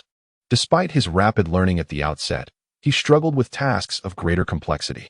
Standard handguns were manageable, but firearms with significant recoil eluded his grasp. Even though his aim was precise, how could one expect accuracy from someone incapable of steadying a weapon? The same applied to explosives. The materials used for bomb-making burned his hands, and his lungs suffered due to exposure to those substances. He could dismantle simple bombs, but lacked the stamina for more complicated ones. Thus, he often spent his time within the organization, perusing various documents and observing the older members as they diligently tapped away at their computers. This existence was not devoid of merit, yet he yearned for the outside world. Fortuitously, the organization was situated near a mountainous region, and for a time, he frequently ascended the hills, exploring them thoroughly with his friends. The leaves Officer Megure mentioned were something they stumbled upon by chance. Later, he presented these leaves to his elder brother, whose colleague informed him of their uniqueness and conducted a small experiment for them. It was during this moment that he first vaguely recognized the potential dangers associated with the experiments his brother and others were conducting. However, he did not comprehend the significance at that time and soon forgot. While continuing to traverse the mountains with his friends, he began to pay closer attention to those peculiar plants, which led to his awareness of numerous toxic or uniquely effective flora. These insights were gleaned inadvertently, mere fragments of conversation from the elder members in the laboratory, yet they left an indelible mark in his mind. As Jin Kouxin sat upon the verdant grass, her gaze wandered to her brother, who was engrossed in a book not far away. A sudden impulse to rise and embrace him surged within her. But as she lifted her hand, she was jolted awake. Bewildered, she stared at the seat in front of her, her fingers brushing against the coat draped over her. It dawned on her that she had inadvertently fallen asleep in Hei's car. Clutching the garment, she stepped into the courtyard and beheld Hei's still absorbed in his reading. In that fleeting moment, the figures of her brother and Jin intertwined in her mind, leaving Jin Kouxin momentarily entranced. Noticing her awakening gaze fixated upon him, Jin cast a sidelong glance her way, snapping her back to reality. "I apologize for dozing off," she said, a hint of embarrassment coloring her cheeks as she extended the neatly folded coat towards Jin. "Today, it seems I have been a constant source of trouble for Heisei. I wonder if he has grown weary of my presence." Initially, he had no intention of succumbing to slumber, yet unexpectedly, after taking the medication, drowsiness overtook him. But my health has improved." Jin took the clothing and spoke in a declarative tone. It was only then that Jin Ko realized that since awakening, he had not experienced a runny nose, and his head no longer ached. It appeared he had truly recovered. "What kind of medicine is this? Its efficacy is remarkable." "Well, Heisei, what sort of extraordinary medication do you possess? It is quite impressive. Such a potent remedy, I wonder if it will ever be available commercially. Its effects are simply astounding." It is a medication developed in-house by our company, exclusively for internal use," Jin elucidated, perceiving the expression on Jin Ko's face. "The effectiveness of this medication is indeed remarkable. With an annual investment of billions, it is imperative that we produce something of value. Should we fail to create other medications, there would be no reason for our existence. We cannot be utterly ineffectual." "I see. Your company truly is impressive, although somewhat disheartened." Jin Ko understood that acquiring such a remedy would not be an easy feat after all. He had sampled numerous medications. If such a miraculous drug were available on the market, he would undoubtedly be aware of it. They possess a certain degree of prowess, indeed. Jin smirked slightly. However, Jin Kouxin could not help but smile. Such a vivid expression from Kurizawa was indeed a rare sight. Kurizawa, who had always exuded an aura of aloofness, was seldom seen with such a lively demeanor, which made him appear considerably more animated. Noticing the puzzled gaze of Jin Kouxin elaborated, "You know, Jin, while you are undeniably attractive and have many admirers, it is quite uncommon to encounter someone as straightforward as me, especially someone as naive as you. Mistaking coldness for aloofness and interpreting sarcasm as liveliness, one wonders how your mind operates." After a refreshing rest, Jin Kouxin finally arrived at school in the afternoon. Upon explaining the reason for his absence earlier that day, the teacher did not pursue the matter further and allowed him to enter. After all, they had grown accustomed to such occurrences. Whether it was unexpected incidents or unfortunate events claiming lives, the students rarely faced significant issues, often finding themselves merely entangled in the chaos. Furthermore, even in the absence of such events, they would not reprimand Jin Kouxin for missing classes. Since his transfer, they had recognized his frail health, frequently necessitating leave, and given his considerate nature, they felt reassured as long as he provided a note afterward. Of course, Jin Kouxin had no intention of testing their trust. He already had ample days of absence due to illness and did not need to skip class further. Perhaps due to the recent holiday, the school remained bustling with energy. Although chocolates were no longer exchanged, the relationships among students were palpably tinged with flirtation. Classmates who once playfully tussled now appeared hesitant to meet each other's eyes. Regardless of how others felt, Jin Kouxin found immense joy in observing this transformation. He could not help but feel envious of the affection shared among them, and a yearning for romance began to stir within him. Alas, the object of his affection seemed indifferent to him, or perhaps not entirely so. Jin Kouxin sought out Hei's, who appeared to harbor no annoyance. engaging in conversation without a hint of impatience, occasionally even sharing lighthearted banter. The extent of Jin Kouxin's understanding of him stemmed solely from these interactions. Yet, simultaneously, Heir's exhibited no signs of affection. Jin Kouxin had invited him to dine and partake in leisure activities, to which he had acquiesced on a few occasions. Yet they seemed to spark no hint of romantic chemistry. He remained unchanged from how he had always been, aside from their gradually familiar relationship. Born from Jin Kouxin's persistent efforts, they appeared to share no tangible connection. Even after being repeatedly rebuffed, he made the arduous effort to approach their home daily. Hoping to glimpse whether Heir's had returned, Jin Kouxin mused that with a year and a half of practice, he could easily assume the role of a paparazzo. If one were to claim their relationship was poor, it was worth noting that Heir's had rescued him shortly after their initial acquaintance. He seemed an aloof figure, yet consistently treated Jin Kouxin with kindness, never uttering harsh words. Although he professed a dislike for childish pursuits, he would acquiesce to Jin Kouxin's playful requests, accompanying him to temple fairs, wandering leisurely, listening to his musings, and indulging his whims. However, if their relationship were to be deemed close, it was a challenge for Jin Kouxin to even locate Heir's, let alone engage him in conversation, as he exuded an air of mystery. Having known each other for some time, Jin Kouxin discerned that Mr. Heir was an athletic individual of considerable intellect and striking appearance. Yet, beyond this, he remained oblivious to the man's age, occupation, friendships, or hobbies. This realization left him feeling somewhat despondent. Was it that he did not align with Heir's preferences? Did Mr. Heir favor a different type, perhaps an inclination towards women? Or was it that his pursuit skills were lacking, leading to a camaraderie rather than romance? Despite his evident feelings, he believed Heir, being so astute, should have recognized his intentions. If he truly favored women, he would have rejected Jin Kouxin long ago. He was not the type to cling stubbornly. What's wrong? Why do you seem so downcast? Are you unwell? Kimura re-observed Jin Kouxin's continual sighs and peculiar expression with growing concern. The reasons behind Jin Kou's unease were evident to Kimura. Yet upon observing Jin Kou's current demeanor, a wave of anxiety washed over him. Could it be that the events of the morning had left Jin Kou feeling unwell? He recalled hearing that Jin Kou had a heart condition, one that could not withstand shock or strenuous activity. This morning, however, Jin Kou had been kidnapped, allegedly by armed assailants. Was it possible that he had been traumatized? The toll of stress and fear could indeed be detrimental to one's health. Had his condition worsened? Just yesterday, Jin Kou had been battling a cold, and now this unfortunate incident had surfaced. This thought deepened Kimura's concern for Jin Kou's well-being.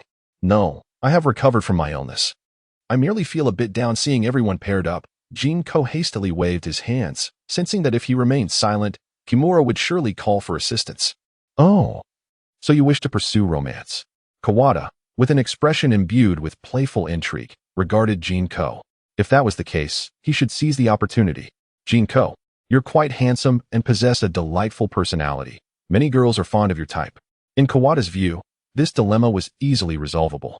Although Jin Kou was not particularly robust, his appealing features, large eyes, double eyelids, and fair skin, made him attractive, even if he appeared somewhat frail.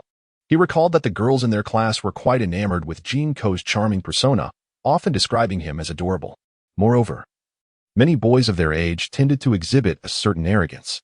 Yet Jin Kou was genuinely a model student, diligent in his studies, well-mannered, and possessing a gentle nature, complemented by an air of uniqueness. While it could not be said that all the girls in their class were infatuated with him, it was certain that none held any disdain towards him. Thus, if Jin Kou desired to step into the realm of romance, all he needed was to express his feelings, and a multitude of girls would be eager to respond. Just days prior, on Valentine's Day, there were girls who wished to gift him exclusive chocolates, only for him to mistakenly perceive them as generic gestures or to decline their offerings. This had led to disappointment for several girls, and even Kimura felt the repercussions. I do have someone I like. I just don't know how to approach it. He doesn't seem to reciprocate. Jin Kou's voice dwindled, his expression one of helplessness.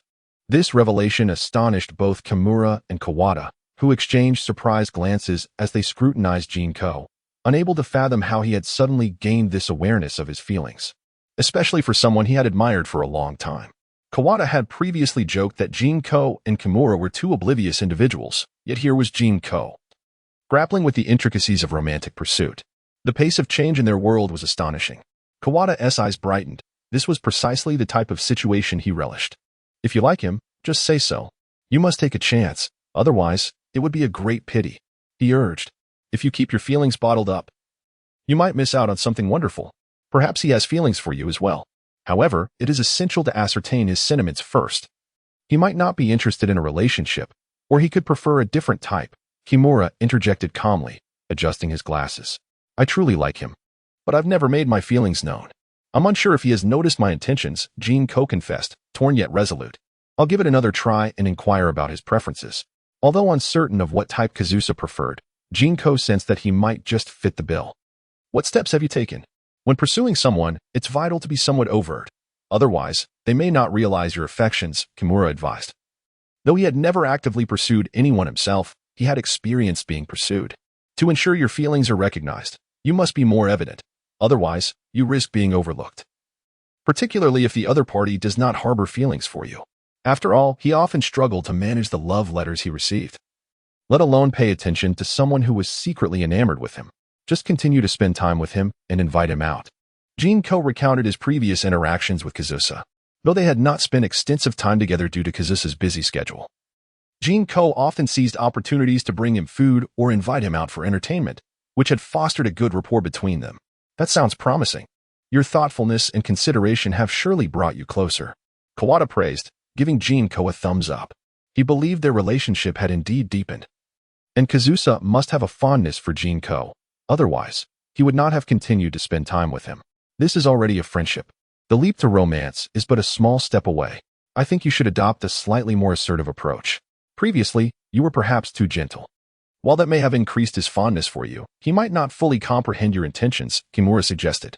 Jin Kouxin's amiable nature was commendable, yet if he remained overly gentle, Kazusa might continue to view him merely as a friend rather than a romantic interest. Be more assertive? I shall try, Jin Kouxin replied. Taken aback, yet somewhat embarrassed by Kimura's advice. Merely envisioning himself being assertive with Kazusa left him feeling anxious. Kazusa's penetrating gaze often rendered him speechless. How could he muster the courage to be bold? Go for it, Jin Kouxin. I await your triumphant news. Kawada encouraged, fully confident in Jin Kouxin's potential. In his eyes, Jin Kouxin was nearly a flawless romantic prospect, save for his frail physique. Although Kawada himself was not without merit. It seemed that girls favored Jin Kouxin's particular charm.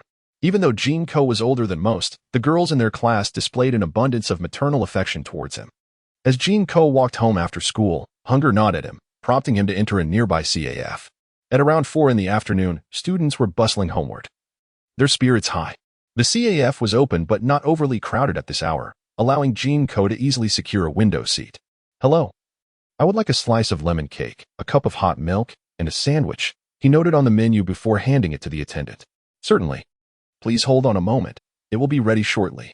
The waitress replied with a smile as she jotted down his order. Thank you. Holding a cup of steaming milk. Jin Kouxin gazed out the window, contemplating how he might proceed. He had never pursued anyone before, and all his knowledge stemmed from books, which seemed of little practical use. Perhaps he should consider alternative methods? Piercing a piece of lemon cake with his fork and savoring it, he felt a surge of joy and satisfaction. It was delectable. The tartness balanced with sweetness, infused with a delightful lemon fragrance and a hint of cake's richness, made it utterly delightful without being overwhelming.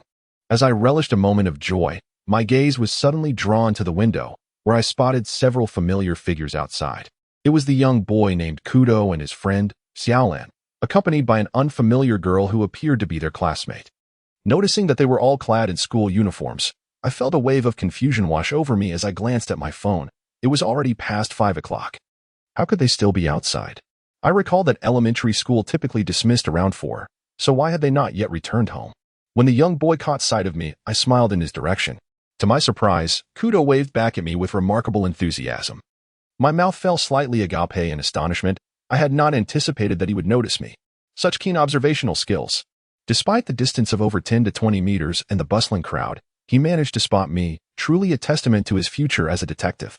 As Jin Kouxin silently lamented within, he hastened his pace of eating, swiftly gathering his belongings, though he bore no particular animosity towards them. The sight of their approaching figures compelled him to finish the remnants of his meal in a few quick bites. Grasping his purchased items, he hurriedly made his exit. He had no desire to encounter any further complications. He yearned for a moment of tranquility and an early respite. Before they arrived, Jin Kouxin successfully escaped. When Kudo Shinichi and Mariran entered, they found no trace of him, and both Mariran and Suzuki Sonoko initially thought Kudo Shinichi must have been mistaken. Are you sure you didn't see wrongly? Jin Kouxin is not here, Mariran remarked, casting a puzzled glance around. I truly saw him just now. He even greeted me. How could he leave so quickly? Kudo Shinichi rushed to the spot where he had last seen Jin Kouxin, running his hand over the chair. Look. There was definitely someone sitting here. The seat is still warm. With a sigh of relief, Kudo Shinichi confidently gestured to the others. Perhaps he simply wished to avoid you and took his leave, Suzuki Sonoko teased, unable to contain her amusement at Kudo Shinichi's misfortune. Surely not. I haven't done anything. Kudo Shinichi protested, shaking his head, though he felt a twinge of doubt. It seemed Jin Kouxin had genuinely been displeased to see him. After returning home and tidying up briefly, Jin Kouxin slumped onto the sofa, too exhausted to move. Despite having done nothing, he felt utterly drained. Today has been quite eventful. He feels rather unwell all over. It appears that the exertion of today's activities has indeed been excessive. After much contemplation, Jin Kouxin ultimately resolved to venture out less frequently.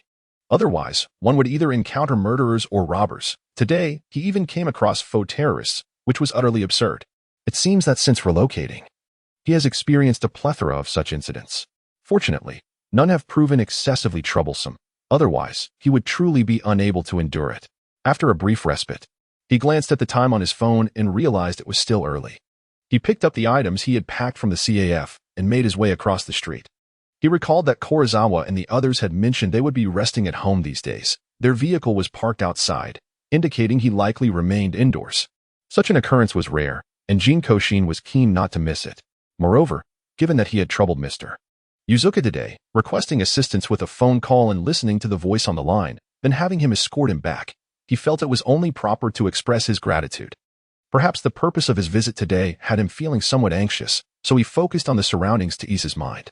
The structure of Korizawa's residence mirrored his own, both being symmetrical.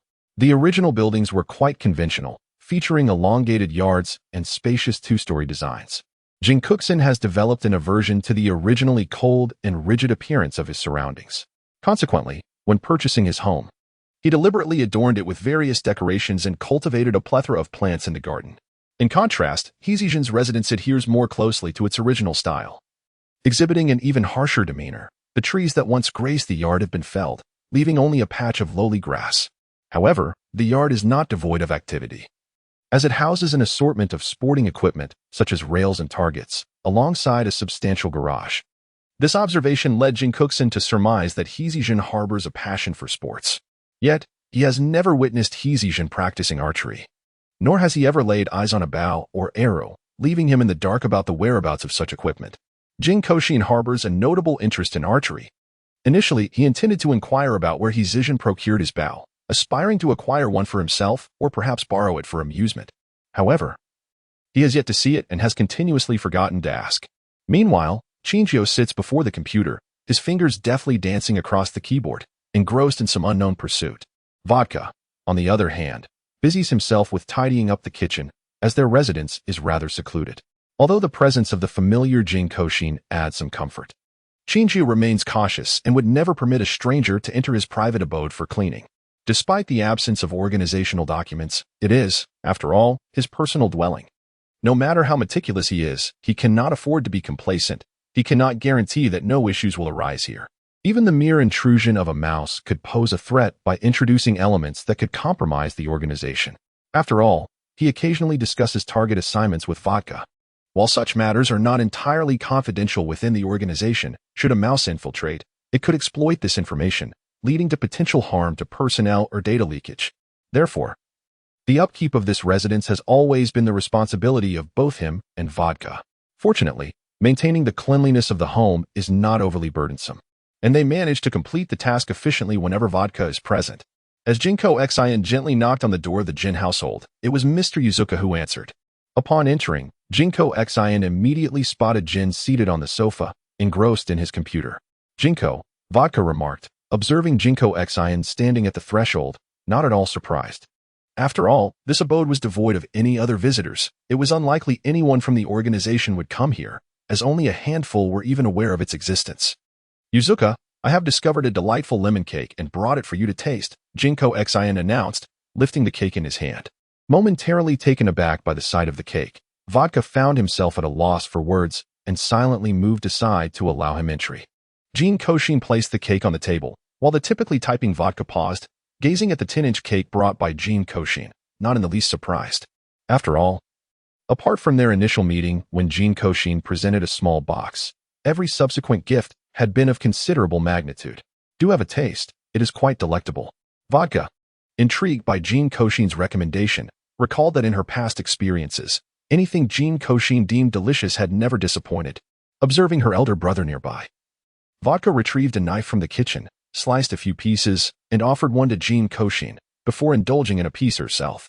Jin Kouxin sat languidly on the sofa, gazing at the Jin while leisurely consuming cake, his mind somewhat adrift. In fact, he had previously inquired about it from Heir's Jin during the last New Year's celebration. However, at that time, Heir's was inebriated and did not hear him. The courage of Jin Kouxin has once again been exhausted, leaving him at a loss for words when it comes to confessing his feelings. Although the lemon cake was quite large, the three of them devoured it swiftly. And after finishing the vodka, they stepped outside. Unlike his usual self, who would quickly consume food from the past, Jin Kouxin found himself dragging his feet today. It was only when he observed Qingjiao finishing the cake that he finally set down his own plate. Heisei, what do you think of this cake? I enjoy lemon and find the flavor quite pleasant. It's rather delicious, came the reply. Do you like sour flavors? Jin Kouxin's eyes sparkled with curiosity. I'm not particularly picky. I enjoy all flavors, Qingjiao responded, revealing that he simply enjoys good food, regardless of whether it is sweet, sour, bitter, spicy, or salty. Though Qingjiao claimed this, Jin Kouxin reflected on their previous meals and had a fair understanding of Qingjiao's preferences. Heisei, what do you enjoy doing in your free time? Reading, exercising, and training Yuzuka. Jin Kouxin's face filled with confusion upon hearing this response. Isn't Yuzuka Saburo quite the burly figure? Is he still a student? Or is Heisei a teacher? A martial arts instructor? An adventure guide? I'm just accompanying him in his training, Qingjiao clarified, understanding the bewilderment in Jin Kouxin's eyes. Jin Kouxin nodded slightly, refraining from probing further.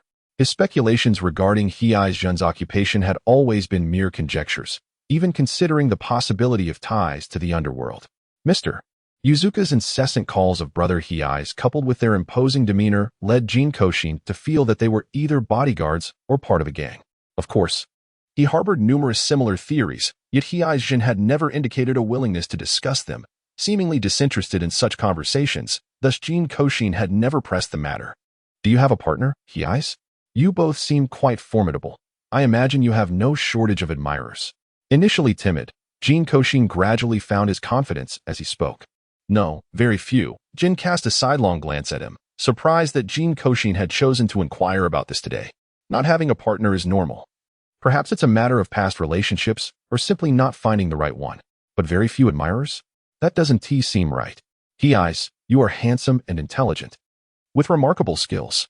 While Yuzuka may have an ordinary appearance, he is tall and strong and possesses a pleasant demeanor.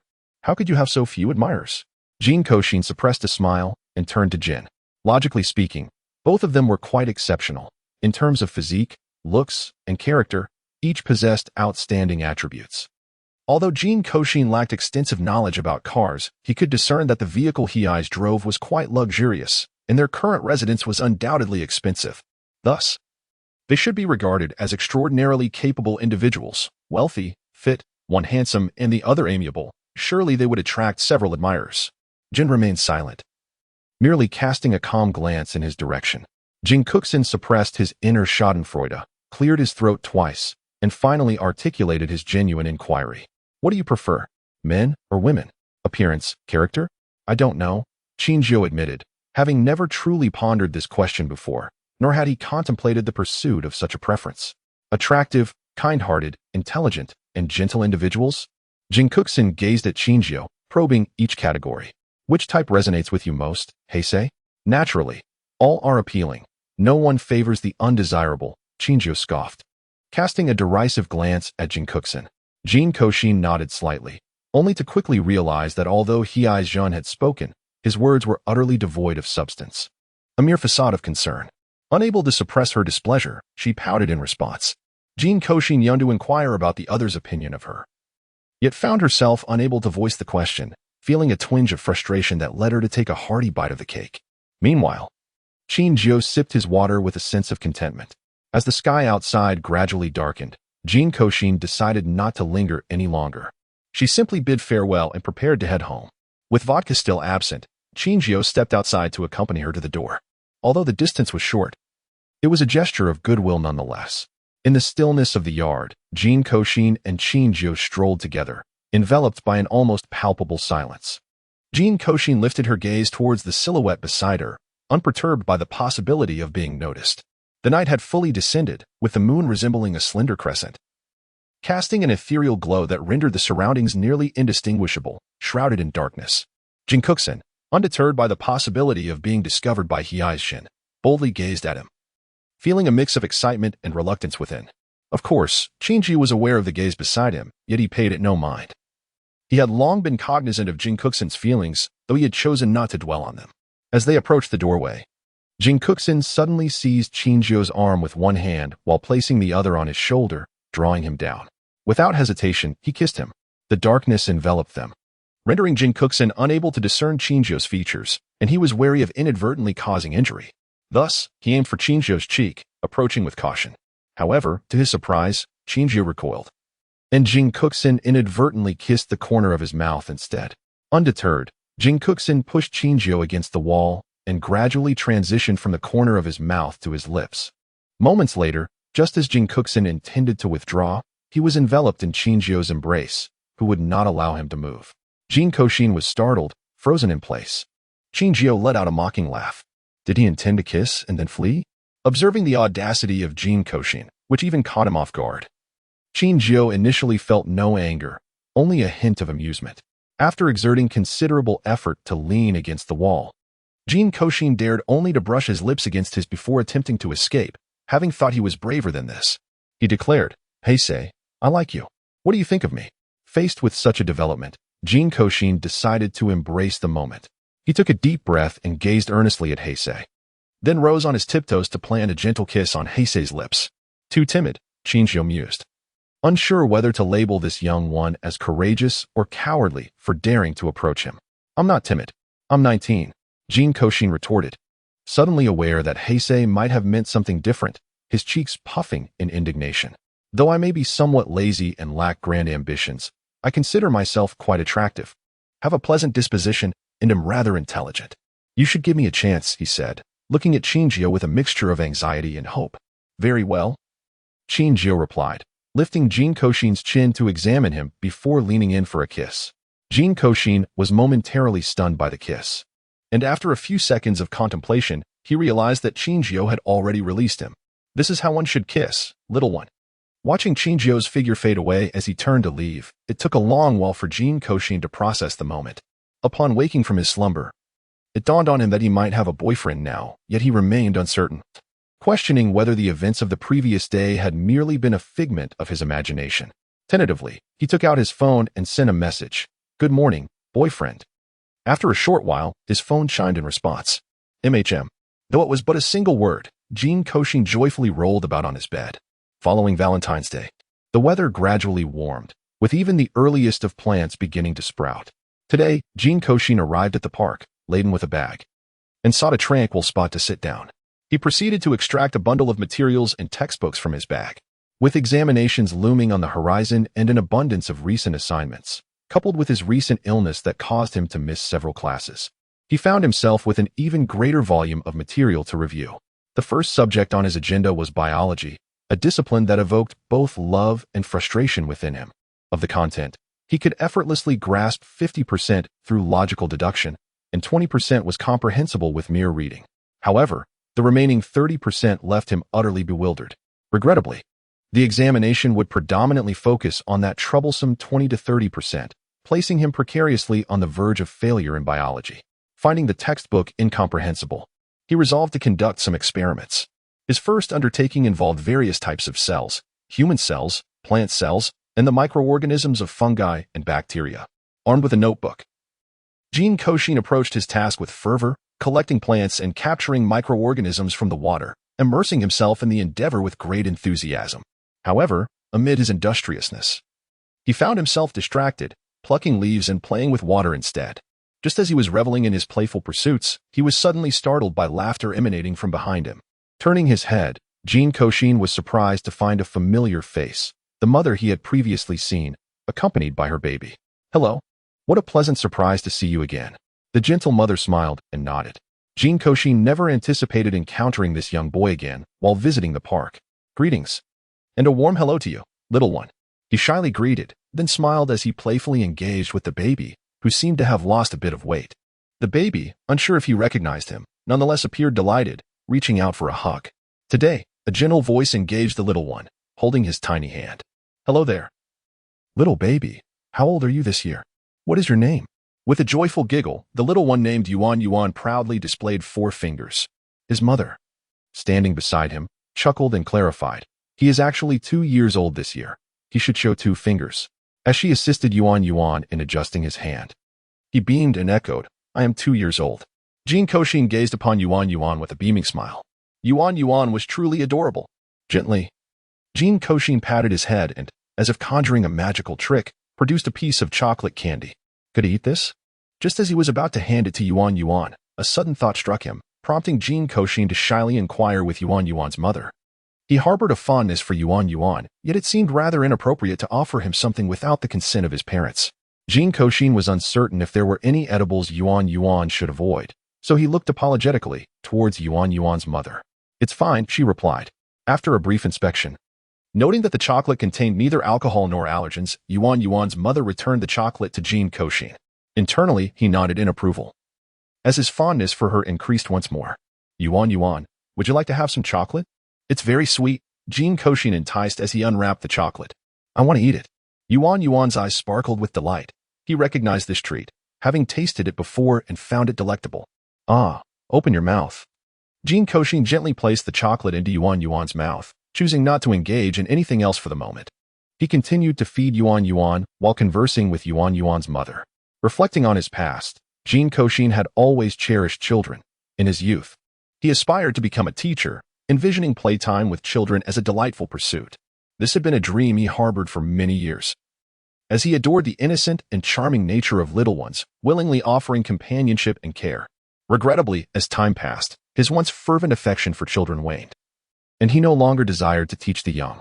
Today, Jin Kouxin no longer holds an affection for infants. Perhaps it is merely a matter of fate.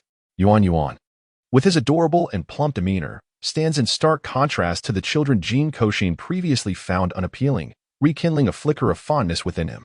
Thus, when faced with Yuan's mother, Jin Kouxin finds himself engaging in delightful conversation, recalling his past experiences caring for young children, which has endowed him with considerable insight into their world. The two converse joyfully, almost oblivious to the passage of time, until Yuan's hunger prompts them to return to reality, realizing how long they have been engrossed in their dialogue. Observing the time and the scant progress on his homework, Jin Kouxin reluctantly bids them farewell, aware that he must attend to his assignments lest he run out of time. In the alley, Jin Kouxin encounters his friends, Jin and Vodka, who are on their way to eat. "You ventured out?" Jin inquires, noting Jin Kouxin's hurried appearance with his backpack. Indeed, school had assigned homework, and unable to grasp certain concepts, he sought to gather information outside. Unexpectedly, he ran into acquaintances at the park and engaged in conversation, losing track of time until his hunger became evident. With a hint of complaint in his tone, he shares his morning's escapades with Jin, lamenting that despite his excursion, he accomplished little and now finds himself quite famished. "Shall we go together?" Jin offers. "Absolutely." Jin Kouxin responds eagerly, recognizing this as the first invitation from Jin since their relationship deepened, making it a moment to cherish. Vodka has no objections, having enjoyed the treats Jin Kouxin often brings from his brother, and he himself has partaken in them quite frequently. It is quite normal to dine together today. Yet it is truly rare to witness my elder brother sharing a meal with others. Jin Kouxin and Qinxiao strolled side by side, engaged in a lively conversation. Jin Kouxin spoke with greater frequency, while Qinxiao, though less vocal, listened intently, creating a harmonious atmosphere between them. Only Vodka sensed an oddity, as if something was amiss, yet everything appeared perfectly normal. Regrettably, he could not articulate his feelings. Nevertheless, it seemed that the elder brother was in exceptionally high spirits today. After finishing lunch, Jin Kouxin initially intended to return and complete her homework, But upon glancing at Jin beside her, an idea suddenly struck her. How are you faring in biochemistry? I'm struggling with some of my assignments. Could you lend me a hand? Jin Kouxin grasped Jin's hand, smiling sweetly and playfully. Of course, he replied. Observing Jin Kouxin's assertiveness, Qingyu felt no surprise. After all, someone bold enough to confess her feelings by pinning him against the wall could hardly be considered demure. Jin Kouxin and Qingyu strolled cheerfully towards Jin Kouxin's home, leaving only Vodka standing behind, utterly bewildered. What had he just witnessed? Jin Kouxin had actually taken her elder brother's hand and acted coyly, and remarkably, he did not express any anger but instead acquiesced. What on earth was happening? He recalled that previously, the elder brother seemed quite wary of Jin Ko, and although that tension had dissipated, their relationship certainly had not been this intimate. Despite his confusion, Vodka refrained from asking any questions. He simply returned to his safe haven. His elder brother did not require his presence for the time being. And with a couple of days left in the holiday, he could enjoy a well-deserved rest. The house is rather cozy, yet its overall tone leans towards a rustic practicality. Although there are numerous scattered items, the space remains quite expansive. Jin Kouxin did not conceal Jin, but instead settled down in the living room where they had previously enjoyed drinks. He spread his assignments across the table, eagerly gazing at Qingyu. The tasks before him were not his forte, and he was uncertain about how much Jin knew. However, it mattered not, for he could always catch up later in the evening. Qingyu casually picked up a chemistry book, perusing its various formulas with a nonchalant flick of the pages.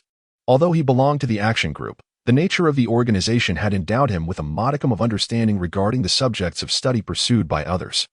While he lacked the requisite skills, the elementary chemical equations posed no challenge to him. With a pen in hand, Qingyu sketched in his notebook and began to elucidate the concepts to Jin Kouxin. Jinko raised his head to glance at the Jin and was somewhat taken aback. Initially, he had merely intended to jest, hoping to spend a little more time with Jin, but to his surprise, he actually complied. Observing the earnest Jin, Jinko couldn't help but chuckle, his fondness for him deepening. Indeed, he not only favored handsome men but also those who were intelligent and charming. Jin Kouxin sat quietly at the table, diligently working on his assignments, a task he undertook alone. Beside him lay an expensive microscope and several slides, all acquired by him that day. The knowledge of Jin was extensive, rendering the meager assignments from school utterly trivial for him.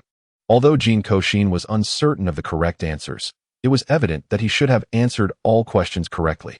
However, it was not the answers he lacked, but rather the ability to solve certain problems. Thus, it was imperative that he conducted the necessary experiments. Fortunately, had guided him through the questions, leaving Jin Kouxin to merely comprehend the underlying principles. After bidding farewell to Jin, Jin Kouxin delved into his research alone. Meanwhile, a sleek black Porsche idled on the street. Moments later, a strikingly handsome man with long hair emerged from the building, taking his place in the back seat of the vehicle. Inside, a golden-haired man leaned against the window, smoking with an air of indifference. The driver, a robust man sporting sunglasses, noticed the silence between the two passengers and broke it. "Hi, where's your gun?" he inquired, noticing that Hi had entered the car unarmed. "I have my handgun on me. Since you didn't specify what we were doing, I didn't bring the sniper rifle. Do you need me to retrieve it?" Akai Shuichi asked calmly. Regarding the long-haired man in the front seat, the events of today unfolded with unexpected abruptness, leaving him entirely uninformed. "No need. There is more to come," Jin remarked indifferently. It was a covert mission, merely involving a sniper rifle. He had prepared for it long ago. Upon catching Jin's gaze, Vodka promptly started the vehicle, and in the next moment, they were on their way. Akai Shuichi sat in the back seat, his head bowed, lost in contemplation, while the two in the front remained silent. An hour later, the vehicle arrived at a dilapidated building, and the trio disembarked. Akai surveyed his surroundings. This location appeared to be one of the organization's safe houses. Although he had never visited it, he recognized it. It seemed that this was not the site of their mission. Following Jin and the others, Akai indeed found himself in the familiar safe house. Upon entering, he discovered that their missions were not limited to just the three of them. Seated inside were a man and a woman, Kiani and Korn, who were busy cleaning their firearms. Noticing their entrance, Kiani waved her sniper rifle and complained, "You're so slow. We've been waiting for ages. What is the excitement this time?" Jin replied, "This operation is highly confidential. Just bring what you need and follow along. By the way, Black Rye hasn't brought a gun. You should share one with him." Vodka, aware that both of them likely possessed more than one sniper rifle, began gathering supplies as he instructed. Chianti shot a reluctant glance at Akai, but refrained from voicing her thoughts. Korn retrieved a sniper rifle from where they stored their weapons and tossed it to Akai. Once everyone had arrived at the location, Jin finally revealed the purpose of their mission. At noon, Kuki Shikaru will drive across the bridge ahead on his way to Chili Building for a presentation. You are to eliminate him as he crosses the bridge. There will be an explosion to coincide with your action, so be cautious and avoid exposure. Jin produced his phone and shared the details with them, then proceeded to outline their positions and the precise timing. This is the vehicle Kuki will be in, along with the location of the explosion. Ensure you time it perfectly. Piece of cake sounds fun, Chianti remarked, glancing at the distance with a confident smile. That range is absolutely no problem. Gather everyone. I expected this to be more challenging. Understood, Korn nodded silently, indicating his readiness. Agreed, Akai affirmed. There are 3 individuals in the car. Each of you should take one out, preferably simultaneously. All right, the trio nodded in agreement. At 11:20 a.m., all 3 were positioned on their respective rooftops, their eyes fixed on the sniper scopes, awaiting the arrival of the vehicle and Jin's signal. Jin stood atop the building, binoculars in hand, observing the bridge where their target would appear, while Vodka diligently organized various documents at a nearby table. Brother, is Kuki Shikaru a traitor to the organization? Vodka inquired, feeling uncertain about the name, as he had not heard of him before. Akai, having been abruptly pulled into this mission, was equally unaware of the specifics, though Vodka was slightly more informed. No, he is a journalist who inadvertently captured evidence of our operations. He is set to disclose sensitive information at a press conference today. Jin explained succinctly, causing Vodka to break into a cold sweat. Who could have allowed such a blunder? This was a grave mistake within the organization. If the information were to leak, it would warrant dire consequences. No wonder Jin was so anxious, foregoing even a moment's rest. At 11:25, a white car gleaming with a blue hue appeared on the bridge, capturing the attention of Black Rye, Chianti, and Korn, who all readied their sniper rifles. As the vehicle reached the bridge, the command finally came through their earpieces. The trio squeezed the triggers simultaneously, followed by a resounding explosion. Flashes erupted on the bridge, with the car carrying Kuki Shikaru caught at the epicenter of the blast, obliterating it beyond recognition. Target hit. Chianti couldn't help but cheer. Quickly, instructions crackled through their earpieces, and the 3 efficiently gathered their belongings, erasing any trace of their presence as they descended the building. 2 minutes later, 2 cars emerged from the alleyway, unnoticed by anyone. Inside the cupboard, clothes had been rummaged through, strewn across the floor. Jin Kouxin surveyed the chaotic scene, momentarily overwhelmed by the options, uncertain of what to wear. While the blue sweater was appealing, it was somewhat worn. The green hoodie felt too flamboyant, and it seemed that Heisei would typically dress more maturely. The gray item was a souvenir he had previously purchased, though he adored it. He yearned for something more formal for their first date. After much deliberation, Jin ultimately chose the fail-safe white sweater. Once he tidied himself up, he stepped outside. Standing at the entrance, he didn't rush to go in. Their agreed time was still early. His nerves had prompted him to arrive ahead of schedule, with over 20 minutes remaining until their designated meeting time. Not wishing to pressure Heisei, he decided to wait outside for a bit. Yet, before he had even spent 5 minutes loitering, the large door swung open, revealing Jin, clad in a dark gray sweater, who nodded at Jin leaning against the wall. "Come in," he said. As Jin Kouxin observed Jin opening the door, he realized that he had been discovered, causing him to feel a bit embarrassed, resulting in a foolish smile. He had intended not to disturb Heikei's, yet he was still noticed. Upon seeing Heikei's enter, Jin Kouxin quickened his pace to follow closely behind. "Is it permissible for me to call you by your name, Heikei's?" he inquired. "Indeed," Heikei's replied. "You may call me Xiaoxin, Xian, or Ashin. My family refers to me in those affectionate terms." Jin Kouxin's voice was filled with cheerfulness. Jin speculated that his family must share a close bond with him, as he appeared so joyful when mentioning them. "Jinko?" Vodka, carrying something as he stepped outside, noticed Jin Kouxin engaged in light-hearted conversation with his elder brother and found the scene somewhat peculiar. Although Jin Ko often enjoys visiting his elder brother, he typically does not arrive too early. However, today he has come quite early, just past 8 o'clock. "Yuzuka." Upon spotting Saburo Yuzuka, Jin Ko's face radiates with a brilliant smile, causing Vodka to feel a twinge of unease, as if something significant is afoot. "Jin Ko, have you come to see me and my brother today?" Vodka inquires, although they have matters to attend to shortly and may not be able to entertain him. Despite being somewhat puzzled by Jin Ko's laughter, Vodka continues, explaining that he has a mission today and needs to attend organizational training, while also taking the opportunity to dispose of some documents. It seems that his elder brother has engagements as well. Vodka observed him rising early, appearing to be in preparation for an outing. Today, it is truly unfortunate for Jin Kouxin to have come at this moment.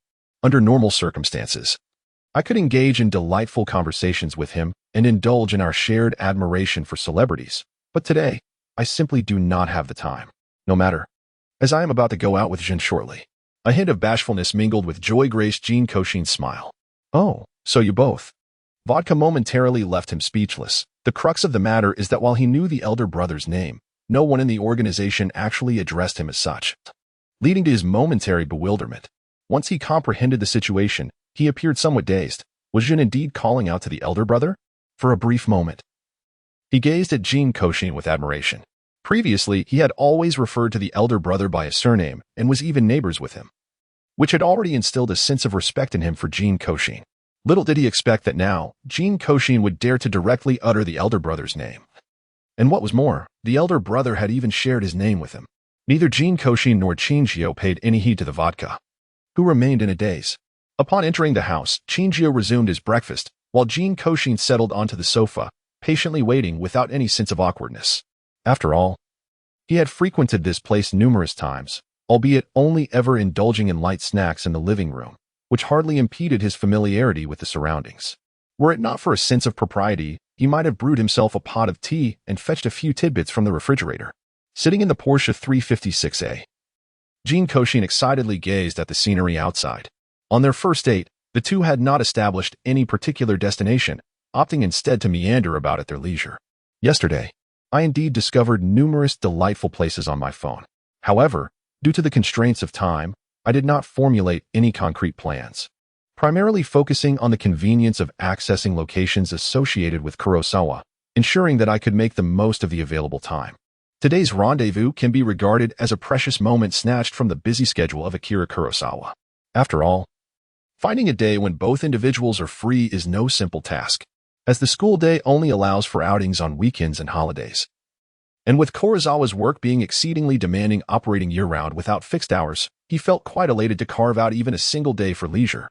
An outing did not necessitate a grand destination. Even a simple meal or a casual stroll would suffice to bring him joy. Where shall we go? After the initial thrill subsided, Kinka felt a twinge of embarrassment as she called out Kurosawa's name once more. Let's south head to the street. I recall a newly opened CAF nearby, with an arcade and restaurant on the upper floor. Wouldn't you like to play? Kinjitsu pondered the journey, ultimately deciding on the arcade, as the cinema was too dim and fraught with potential mishaps. Other venues were either closed or time constraints rendered them impractical. I had no idea there was an arcade there. Kurosawa, are you skilled at claw machines? I'm rather slow at it. Jin Kouxin has always harbored a fondness for the arcade, particularly enjoying the claw machine, whack-a-mole, and various gaming consoles. Regrettably, his skills in these games are merely average. I know a little, Kinko remarked with a subtle smile, exuding an air of confidence, which greatly heightened Jin Kouxin's anticipation for their upcoming date. The arcade was bustling with people, as it was a day of leisure, drawing numerous students to the vibrant venue. Today, Jin Kouxin exchanged some coins for Jin and then took the Jin to the claw machine. In his childhood, he had a particular fondness for dolls, especially those within the claw machine, which appeared to him as an irresistible temptation. Regrettably, despite numerous attempts, he had only succeeded in capturing a single palm-sized flamingo, with all his other efforts ending in near misses. Today, accompanied by Akizawa, he was determined to redeem himself. Not only did he aim to empty the claw machine, but at the very least, he desired to secure a bountiful haul. Glancing at the array of plush animals within the machine, Qingjio merely cast a fleeting look. Which one do you fancy?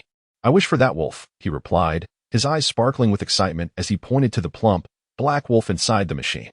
Qingjio offered no words. Instead, he inserted a coin and grasped the claw machine's handle with both hands, his gaze fixed intently on the plushies within.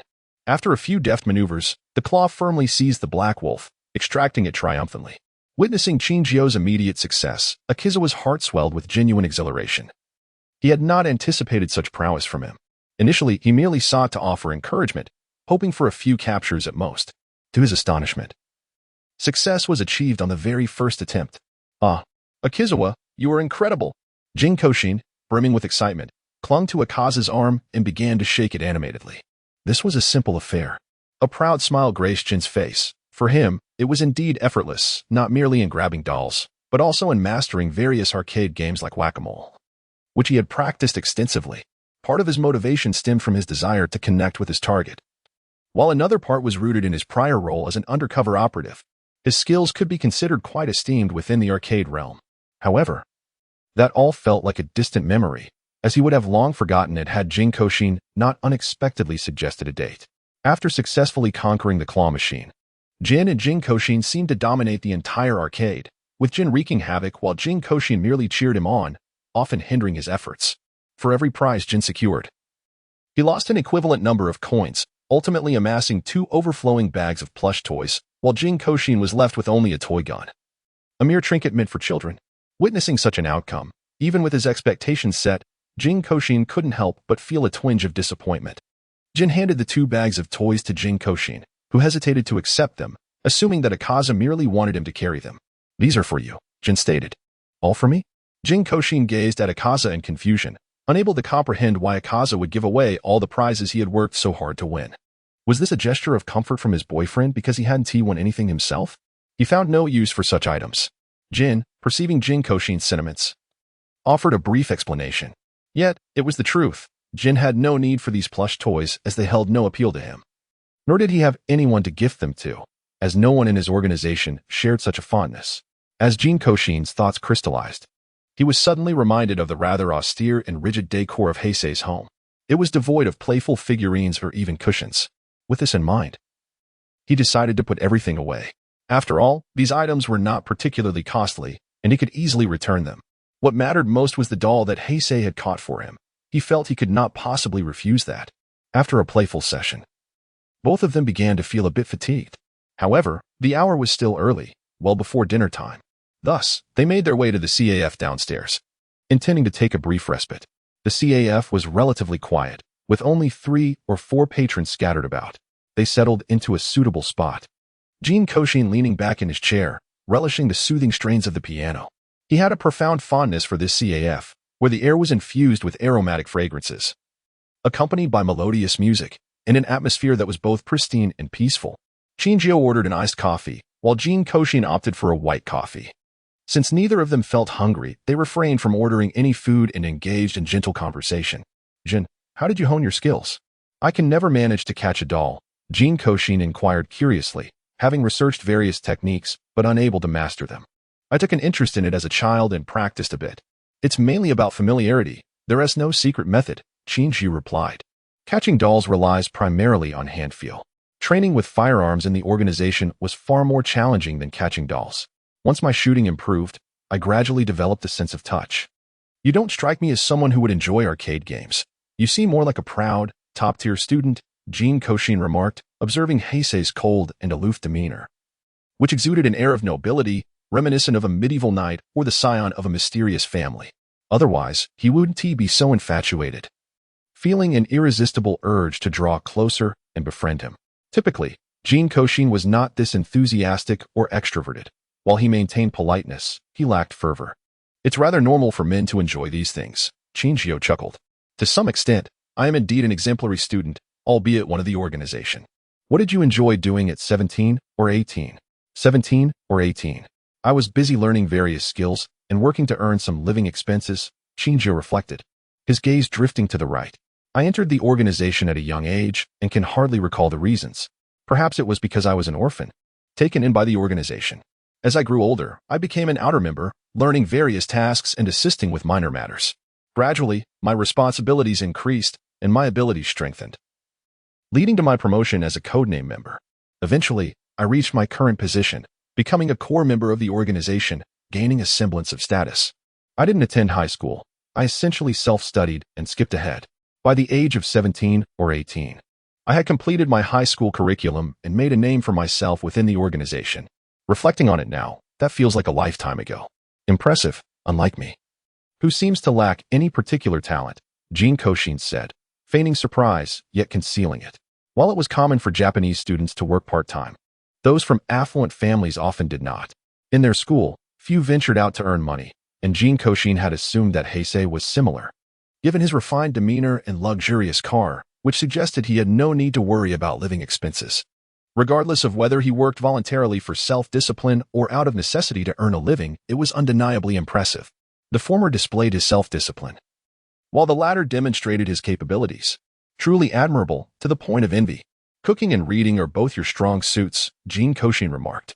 Truth be told, his culinary skills were commendable, and according to research findings, his writing ability was also quite proficient. Although not on par with professionals, it was still commendable. Is that so? It seems I'm doing quite well. Jin Kouxin smiled broadly, pleased by the unexpected praise. Your dishes differ slightly from typical Japanese cuisine, but the flavors are delightful. Although they seem similar, I noticed the distinction the first time I tasted your food, Chinjio pointed out. Your cooking incorporates some unique personal habits and flavors, setting it apart from traditional Japanese fare. Perhaps it's a matter of habit. I've never learned to cook systematically. I've always relied on intuition. As for the unique flavors, it could be because my parents were not Japanese. Although that was long ago, it influenced my cooking style, Jin Kouxin reflected. Having never considered this aspect before, he always believed his cooking was quite ordinary, akin to that of others. You certainly don't appear to be a foreigner or of mixed heritage. Intrigued by his childhood memories, Chinjio recalled having vodka conduct a thorough investigation into Jin Kouxin's background, only to find scant information from when he was 7 or 8 years old. The earlier years were a complete blank. Had he not been so young, Chinjio might have suspected him of being an undercover operative. Indeed, I am neither. In truth, I barely remember my childhood. I only recall losing my parents at a young age and being taken in by my brother, who cared for me thereafter. Lacking an identity, I adopted my brother's name, and my identity was later rectified. I am fortunate to have met him. Otherwise, I might not have grown up at all, Jin Kouxin explained. Listening to his words, Chinjio found clarity regarding the gaps in Jin Kouxin's identity over the years. Without a name, it was indeed impossible to trace any records. After lingering in the CAF for quite some time, they checked the time and decided to head upstairs for dinner. Despite their differing personalities, their tastes aligned remarkably well, both having a preference for meat, leading to no disputes over their choices. What would you like to eat, Jin? Jin Kouxin surveyed the array of grilled meats, sukiyaki, grilled fish, curry rice, and ramen, momentarily unsure of what to choose, as he relished nearly all of it. Let us go for grilled meat. I recall that you particularly enjoy this, Chinjio suggested, scanning the nearby establishments and pointing to one not far away. This place has the most enticing aroma. Good. And it happens that we have to wait here. Jin Kouxin nodded in agreement. Jin Kouxin initially believed that this barbecue restaurant offered ready-to-eat dishes, only to discover that it was, in fact, a self-service barbecue establishment. Although this required a bit more effort, it proved to be quite an engaging experience for them. As he placed the selected meats onto the grill, anticipation filled the air while he prepared his dipping sauces. The atmosphere in the restaurant was bustling, even at this hour. There were still numerous patrons present. They had deliberately chosen this time to avoid crowds, yet it seemed that many others had the same idea. This establishment was a newly opened branch of a well-known restaurant chain, attracting a significant number of visitors. Chinjio had not paid much attention before, but upon seeing the name of the restaurant, he suddenly recalled that he was indeed familiar with it. It was a new branch under the auspices of an organization, though he couldn't quite remember the specifics of which one. Nevertheless, it appeared to have generated considerable profits for the organization. Is it a renowned establishment? No wonder. As Jin Kouxin savored the chocolate cake he had just retrieved, he found it rich and velvety, unmistakably exquisite. It turned out to be a branch of another famous restaurant. No wonder such a lavish investment had been made. Regardless of the quality of the barbecue, the side dishes and desserts alone were of exceptional caliber. The meat sizzling on the grill emitted a delightful sound, as the originally vibrant red slices gradually transformed into a golden brown, releasing a tantalizing aroma. Both Jin Kouxin and Chinjio were feeling quite famished. As they observed the grilled meat nearing perfection, they ceased their idle chatter and began to indulge. The exquisitely fragrant barbecued meat, seemingly marinated beforehand, exuded an enticing aroma even without the addition of spices. The glistening layers of pork belly, kissed by the flames, offered a tender and delectable bite that was simply irresistible. "Cindy, hurry up. There's a spot available over there." A familiar voice rang out, prompting Jin Kouxin to feel a sense of recognition, though she couldn't quite recall where she had heard it before. "No need to rush, Xiaolan. This establishment has ample seating," came a slightly husky voice from not far behind them. With such a renowned establishment, how could it possibly have endless availability? A bright and lively voice chimed in, brimming with energy. Although Jin Kouxin did not hear any sound, upon hearing these two names, he nearly deduced their identities. He was surprised that they could meet here, pondering whether it was destiny at play. However, Jin Kouxin did not dwell on it. After all, this was still within the vicinity of Mihua town, and encountering them was quite ordinary. Moreover, their relationship had not reached the level of familiarity that required a greeting. As Jin Kouxin continued to enjoy his meal with Qin Jiao, the little detectives were seated at a table directly behind them, not too far away. However, a cluster of plants conveniently obstructed their view, rendering them unable to see one another. As Jin Kouxin dined, she could distinctly hear the conversation behind her. Three children engaged in lively discussions about school gossip, the latest games, and travel plans, eventually segueing into the resolution of a case. Jin Kouxin appeared thoroughly engrossed, even losing some enthusiasm for her barbecue. Do you know them? At first, Qin Jiao was unaware of their acquaintance. But observing Jin Kouxin's keen interest in their dialogue led him to surmise that they must be familiar with one another. Otherwise, she wouldn't be so invested. Yes, I have met two of them before. The young boy is a little detective with commendable logical reasoning skills. One might say he is destined to become a great detective. The other two are likely his classmates, though I only recognize the one with long hair. Reflecting on the boy's deductive process, Qin Jiao nodded. For a child, his abilities were remarkably impressive, even surpassing some adults. Indeed, he had encountered the boy several times before, each instance resulting in a successful resolution of the case, and not taking an excessive amount of time. Although he felt that the boy had perhaps taken on too many cases, Jin Kouxin could not deny the prowess of the father-son duo. After their meal, Qin Jiao escorted Jin Kouxin home before returning to the organization. He assured her that his mention of organizational matters was not a mere excuse but a genuine obligation. The tasks at hand were not overly complicated, so he had asked Vodka to keep an eye on things in the morning. Now, the time had come for him to attend to his responsibilities. After bidding farewell to Qin Jiao at the entrance, Jin Kouxin joyfully carried two large bags filled with items and walked into the courtyard, where the plush toys spilled generously across the sofa. Inside the bookstore, Jin Kouxin stood amidst the shelves, gazing at the plethora of books, and began to search through a list he had previously noted. Reference books, notebooks, practice questions, recipes. Excuse me, could you tell me where the recipe books are? Jin Kouxin inquired of a staff member who was organizing the shelves. The recipe books are in the back section. Turn right from here and walk straight to the second-to-last row, the employee replied. Thank you. Jin Kouxin nodded and was about to head over when he suddenly heard a familiar voice behind him. Jin Kouxin. Turning around, he recognized the small detective group he had encountered a few days prior during a meal. The girl named Mao Lilan was the one greeting him. Hello there, Jin Kouxin.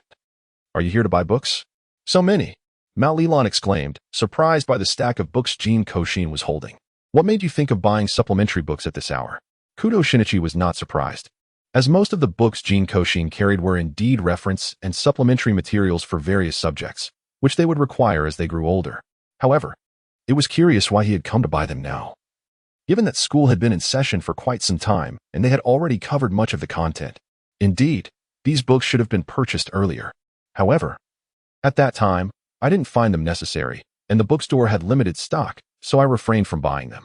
Now, with so much content to digest, it would be wise to acquire a few supplementary books, otherwise, it becomes quite challenging.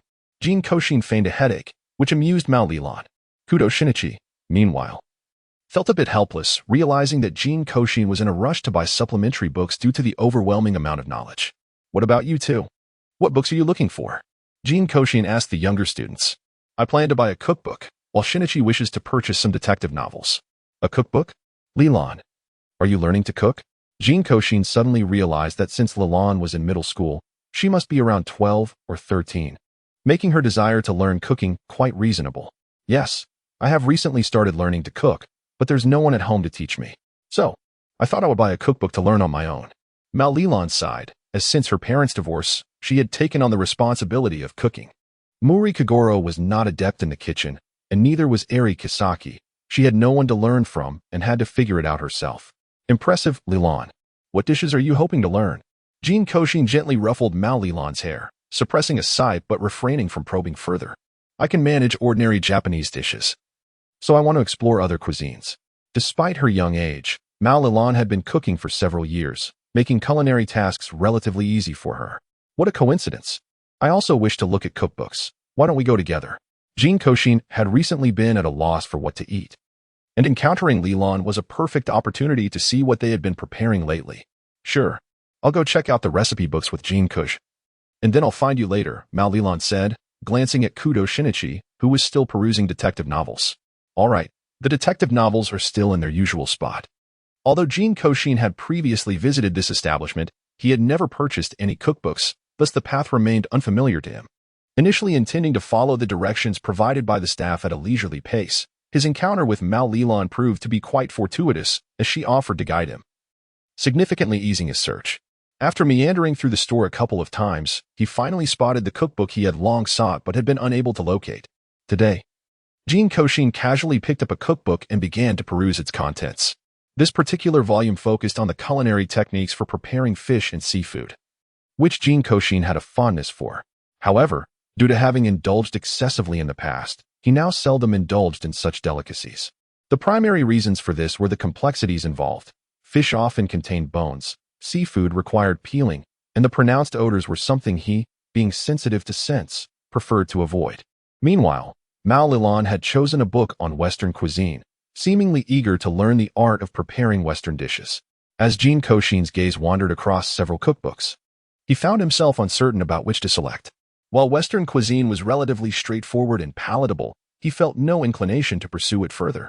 He was already adept at preparing basic Western dishes, and the intricacies of more complex recipes seemed unnecessary. Although he had a penchant for curry, Indian cuisine posed a challenge due to its unique and often hard-to-find spices. Xiaolan, what do people typically eat around this time?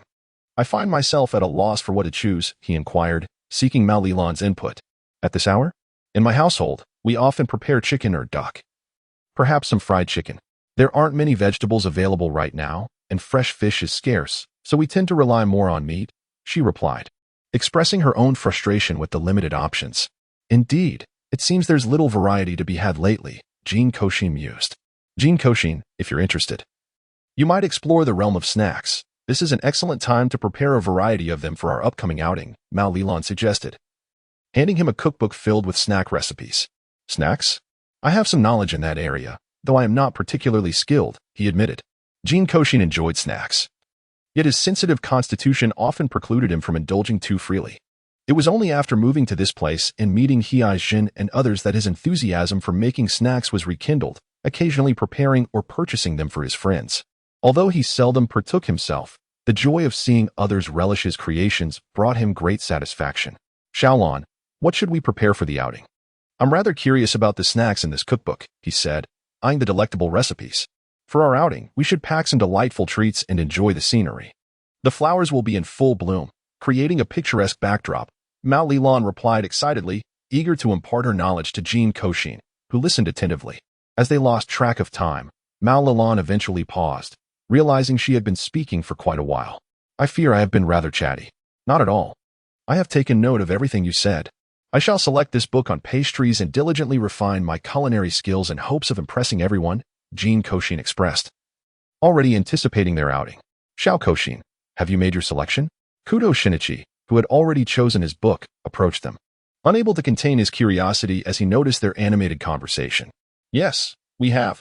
Shinichi, have you already purchased your book? Mao Lilan responded, finally cognizant of how much time had elapsed. Not yet. I will wait for you. Kudo Shinichi replied, holding a hefty volume of Sherlock Holmes mysteries. Xiao Kouxin, have you decided? Mao Lilan asked, glancing at him. Not yet. I intend to browse for a few more books. You two may go ahead.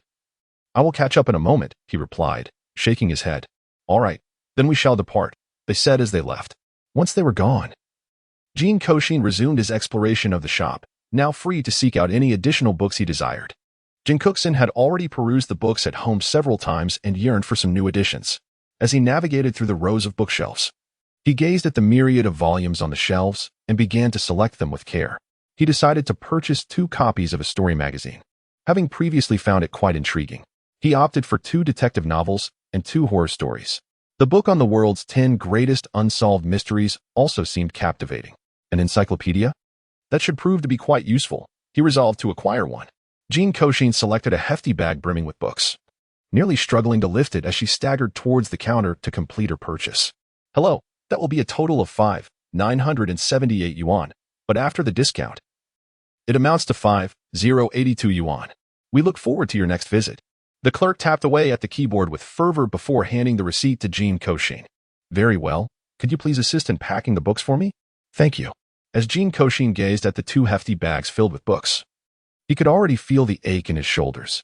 With the weight of the 2 cumbersome bags, he soon spotted Kudo Shinichi and his companions sitting outside, indulging in ice cream.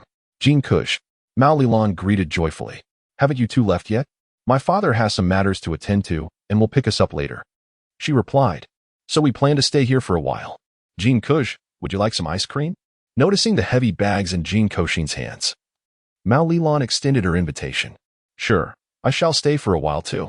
These bags are far too heavy for me to carry. Jin Kouxin sighed with relief as he set the books down. They truly were burdensome. He regretted not calling for a vehicle earlier. Jin Kouxin, let me have my father give you a ride later. Your books seem to outnumber ours combined, and walking back will surely exhaust you. Mao Lilan offered her ice cream to him. No need. I'll call a friend to come by shortly. Jin Kouxin, feeling parched, quickly devoured the ice cream without hesitation. After finishing, he felt slightly embarrassed. Why don't we wait at the shop ahead? I'll treat you to some drinks. He pointed towards the store, preferring to wait inside rather than outside. Oh no, that would be too extravagant. Mao Lilan quickly waved her hand. That shop was rather pricey. It's all right. I had your ice cream, so it's only fair to treat you to drinks now. As he spoke, Jin Kouxin lifted their books once more and headed towards the store. Once inside, the 3 of them sighed contentedly. Indeed, the interior was much more comfortable. Although it was already March, the weather remained unpredictably chilly and warm. Jinko ordered a drink for each of the 3 individuals and then settled into a chair to listen to their conversation. Brother Jinko, do you also enjoy detective stories? Kudo Shinichi inquired, glancing at the detective novels atop the bag with a hint of excitement. Indeed, I do. I have perused numerous detective novels, including the complete works of Sherlock Holmes.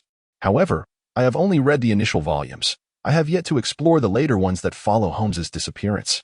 Recently, Jin Kouxin took a sip of his drink while reminiscing about the Sherlock Holmes series, which he had particularly enjoyed in the past. However, after finishing the last installment, he had not managed to procure the subsequent volume, and as time passed, his interest waned.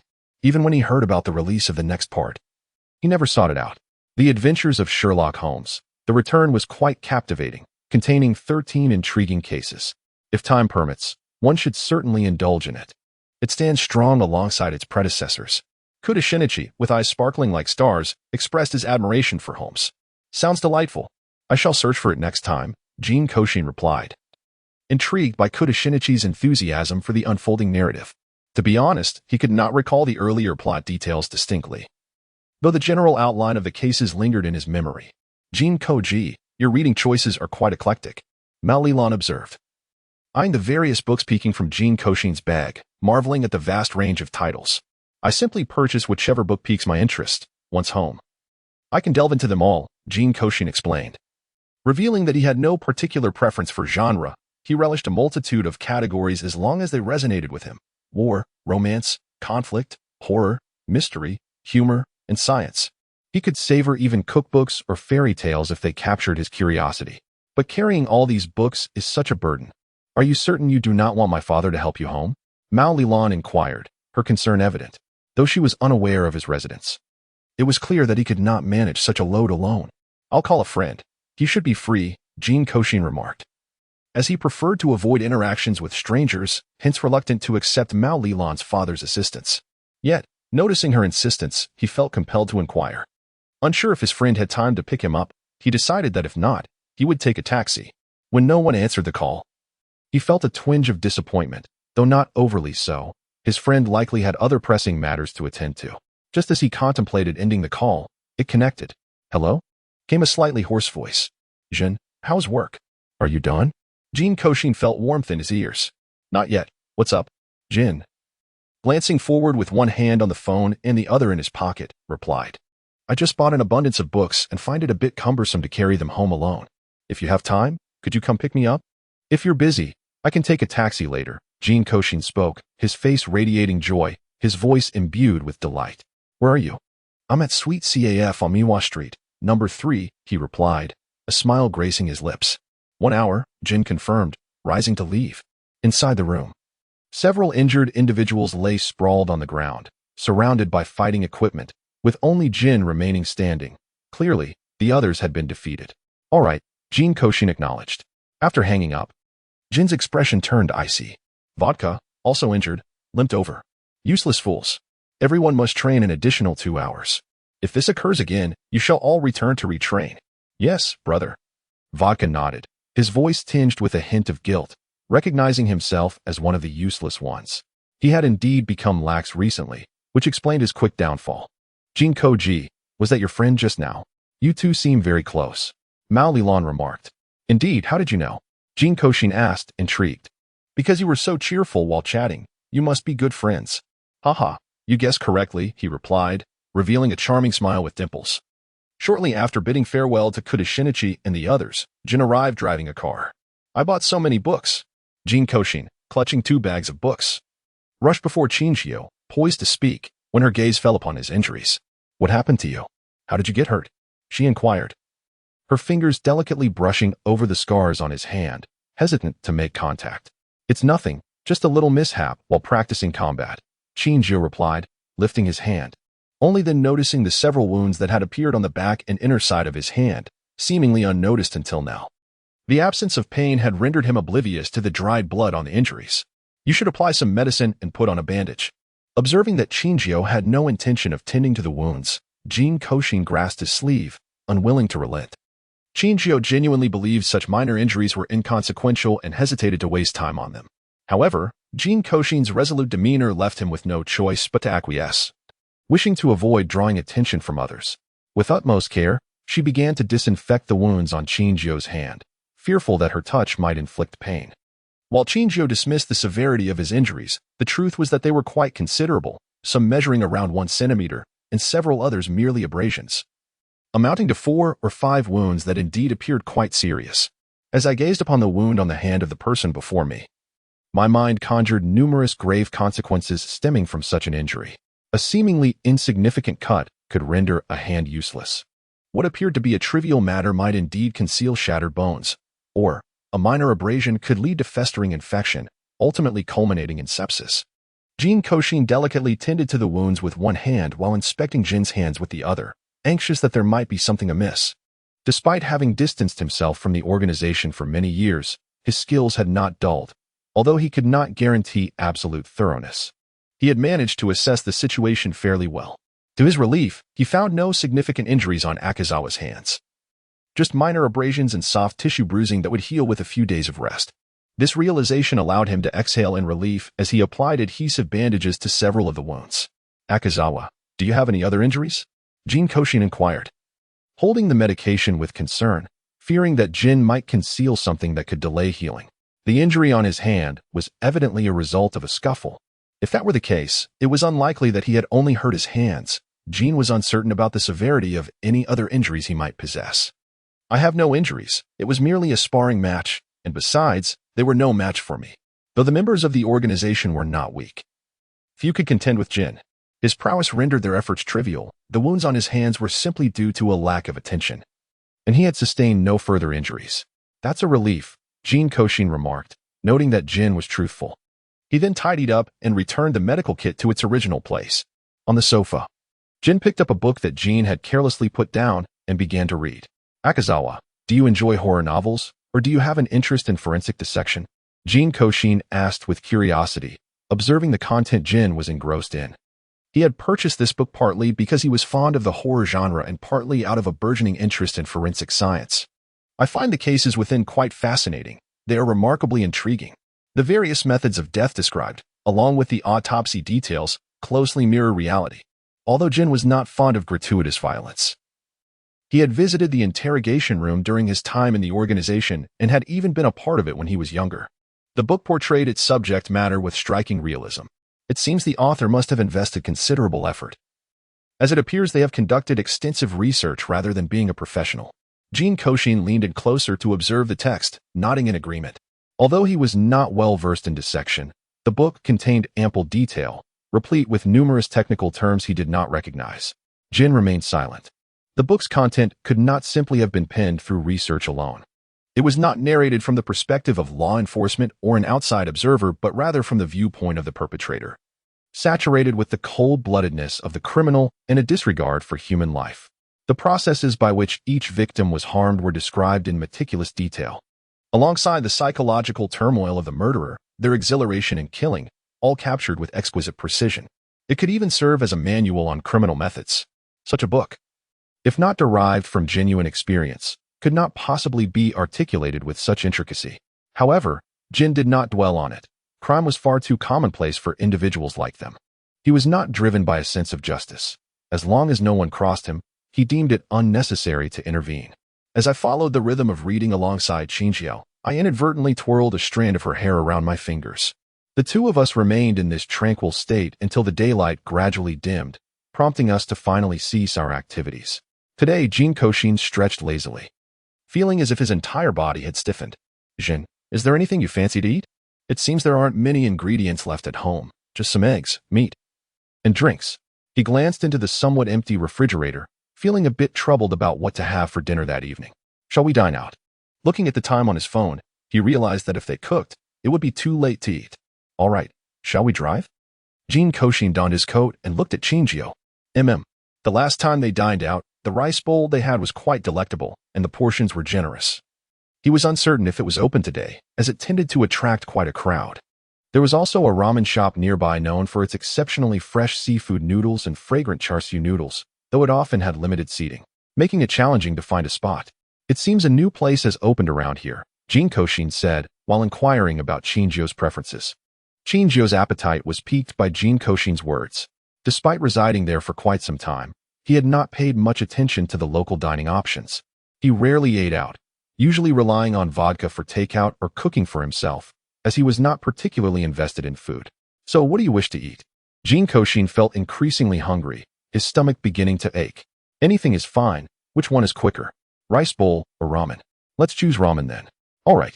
The ramen shop was indeed bustling, with many patrons already seated. Jin Kouxin and Qingjiao arrived at a relatively good time, finding a spot available in the corner. "Jin Kouxin, you're here." The ramen chef greeted him with a smile. "I haven't seen you around lately. I was busy with exams recently, and whenever I came back, the shop was always too crowded, so I just made do with something light," Jin Kouxin replied, smiling as he walked in. "What do you wish to eat?" Their noodles are quite chewy. Settling into their seats, Jin Kouxin perused the menu and asked Zation, "What would you like?" "Miso char siu ramen." "I'll have a bowl of seafood ramen, please." "Great, it will be ready shortly," the ramen chef said while preparing their dishes. "Jun, do you have any free time lately?" Jin Kouxin suddenly recalled something while waiting for the ramen. "Yesterday at school, Hinata gifted me a few tickets that are about to expire, including some for an amusement park and tourist attractions, all set to expire this month or next." Knowing that Jin Kouxin enjoyed such outings, Hinata had given him around 10 tickets. Jin Kouxin remembered that a few of them were amusement park tickets expiring soon, and he was quite eager to go. However, he was uncertain if Zation had any free time. "I have some company events coming up, so I'll be quite busy for a while." "What else up?"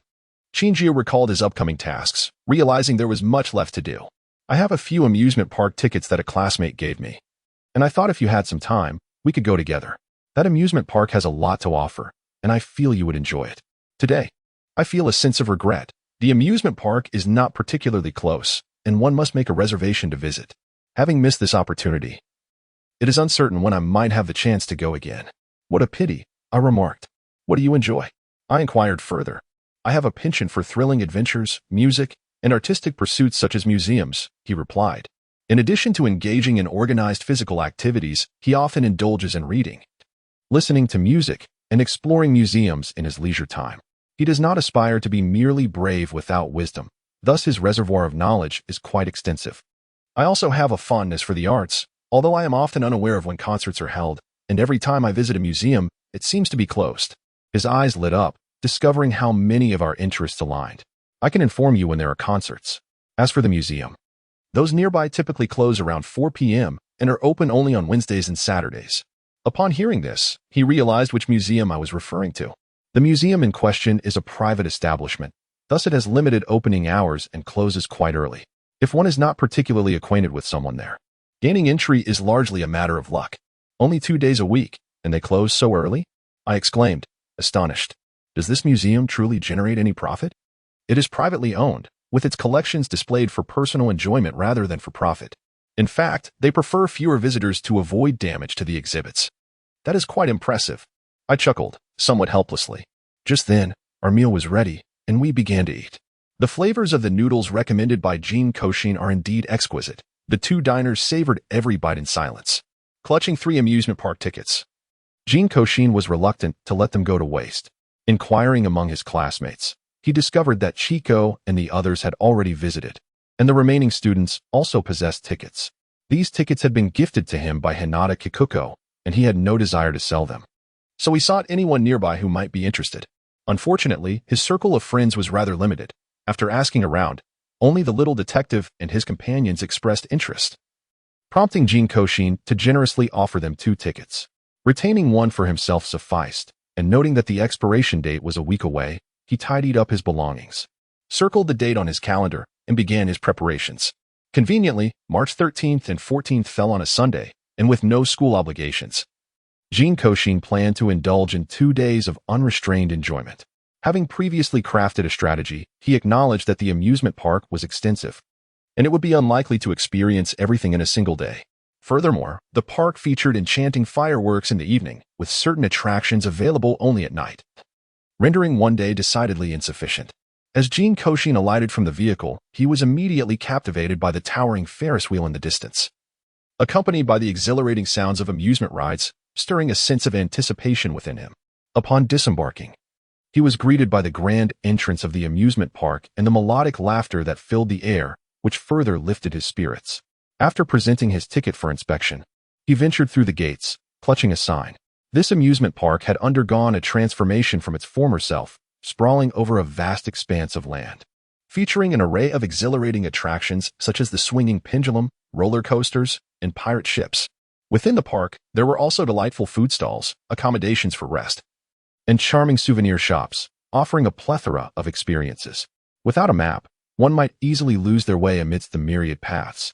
Although Jin Kouxin prided himself on his sense of direction, after wandering about without consulting a map, he found himself somewhat disoriented. The numerous forks in the path were bewildering. Returning once more to the vending machine, Jin Kouxin wiped the sweat from his brow. He distinctly recalled entering from this direction. Yet now he could not seem to retrace his steps. He had tried walking both forward and backward, only to become increasingly perplexed. Unfolding the map provided by the park staff, he positioned himself beside a trash bin and began to study it intently. He had entered through the ticket booth, where the first attractions he encountered were the spaceship and the carousel. Venturing deeper, he found the insectarium, followed by museums of animals and plants, then the Ferris wheel, roller coasters, pirate ships, and bumper cars. Further inside lay the cinema theater, alongside the food stalls and resting accommodations, while a different path led back to the waterfall, Starry Sky Pavilion, the thrilling pendulum, and the haunted house, among other attractions. Jin Kouxin expressed a desire to try everything. He seldom frequented amusement parks, and this time he was determined to indulge fully. The first attraction was the roller coaster. Jin Kouxin took his seat at the very front, nervously swallowing and gripping the safety bar with both hands. Soon, the roller coaster began its slow ascent. Initially, it felt manageable, but as it gradually gained speed, it climbed a near vertical slope. At that moment, Jin Kouxin felt as if he were suspended in midair. Then, he experienced the rush of wind as he plummeted almost vertically downward. The roller coaster twisted and turned, flipped upside down, and then plunged sharply. Amidst a cacophony of terrified screams, Jin Kouxin appeared remarkably composed, though her hands clutched the handle before her with an unwavering grip, her complexion paling noticeably as her descent slowed. After a brief moment, she became aware that her fingers were icy. The roller coaster had indeed been exhilarating. Yet, it was undeniably enjoyable. Despite her nervousness, she felt little fear and yearned to experience it once more. On the pirate ship, Jin Kouxin settled into her seat, awaiting the vessel's departure. Before long, the entire ship began to sway wildly, as if soaring over the ocean, perilously close to being capsized by the tumultuous waves. Jin Kouxin could only firmly grasp the handrail, gritting his teeth in determination, occasionally feeling droplets of water splashing against his face. Yet, his eyes sparkled with brilliance. He felt as though he was soaring through the sky, and the sensation was simply exquisite. Previously, aboard the pirate ship, he had felt little, but upon disembarking, he sensed the ground beneath him was soft and spinning, nearly causing him to stumble. Fortunately, someone was there to steady him. "Thank you." Feeling a wave of nausea wash over her, Jin Kouxin hurriedly expressed her gratitude to the person who had just assisted her before dashing away. She found solace beside a flower bed, where she expelled the remnants of her morning meal. Glancing at the clock, she realized it was already noon. Approaching a girl resting nearby, she kindly requested a few photographs, then posed gracefully in front of a statue, intending to savor her meal once the photo shoot concluded. The amusement park's dining establishment was relatively easy to locate, offering a diverse array of culinary options. Despite her hunger, Jin Kouxin's appetite was somewhat compromised following her earlier distress. She opted for a chilled beverage, a hamburger, and a portion of chicken nuggets. Settling down to eat in a cozy corner. Through the restaurant's glass, she glimpsed the vibrant activity outside. Many patrons were reveling in the park's attractions. Although she could not discern the specific location, she could faintly hear the sound of splashing water and the jubilant cheers of visitors. Soon, a few individuals emerged, their faces alight with joy as they assisted one another, some even rejoining the queue to relive the excitement. Today, I inquired with the person beside me about a certain location known as Splash Mountain, a water roller coaster that offers a thrilling experience. Previously, I had heard of it, yet I had never witnessed it myself. I was unaware of the distinction between a water roller coaster and the genuine experience of navigating through the rapids. After dining, I sat on a nearby chair to rest for a moment, accompanied by a large mascot whose character I could not identify. Nevertheless, it appeared to be quite popular. Surrounded by a throng of children clamoring for hugs, observing the balloons in the mascot's grasp, I decided to procure one for myself, tying it around my wrist as a keepsake.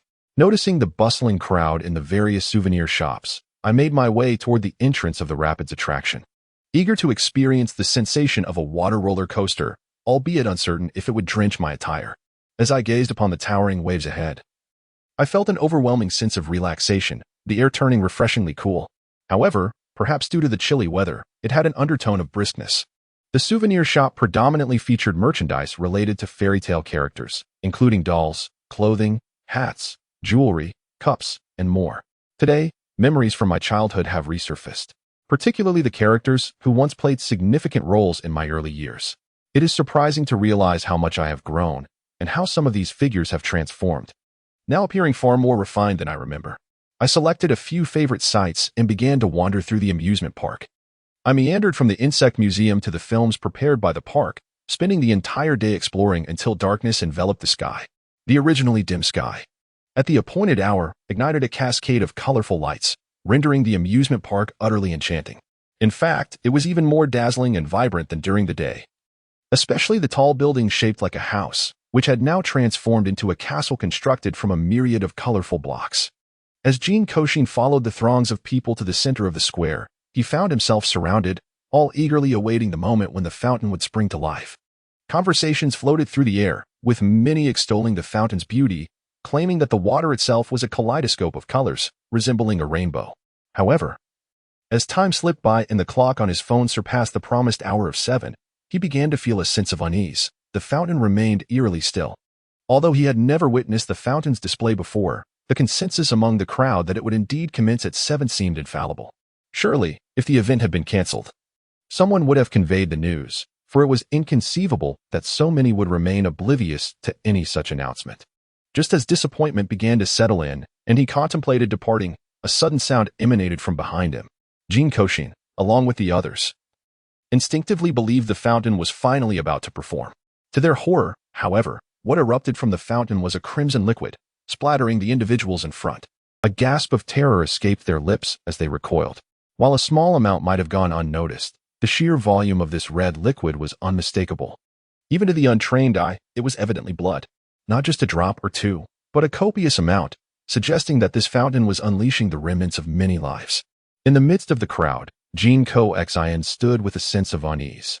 He estimated that the blood recently sprayed from the 5 or 6 nozzles amounted to at least 20 to 30 liters, roughly equivalent to the blood volume of 5 or 6 adults, and perhaps even insufficient. The gravity of the situation escalated quickly, as the sound of sirens soon filled the air. The group of tourists was ushered aside for an investigation to ascertain the presence of any suspicious individuals. Most were merely ordinary visitors and were swiftly released, albeit with the stipulation that they remain within the confines of the amusement park for the time being. At present, There are no issues with Jin Kouxin's physical or mental state, allowing him to swiftly conclude the interrogation. As he strolls, he observes the individuals gathered near the fountain. The spectators are not particularly loquacious, yet they are not entirely silent either, aside from those who departed due to the fountain's delayed activation.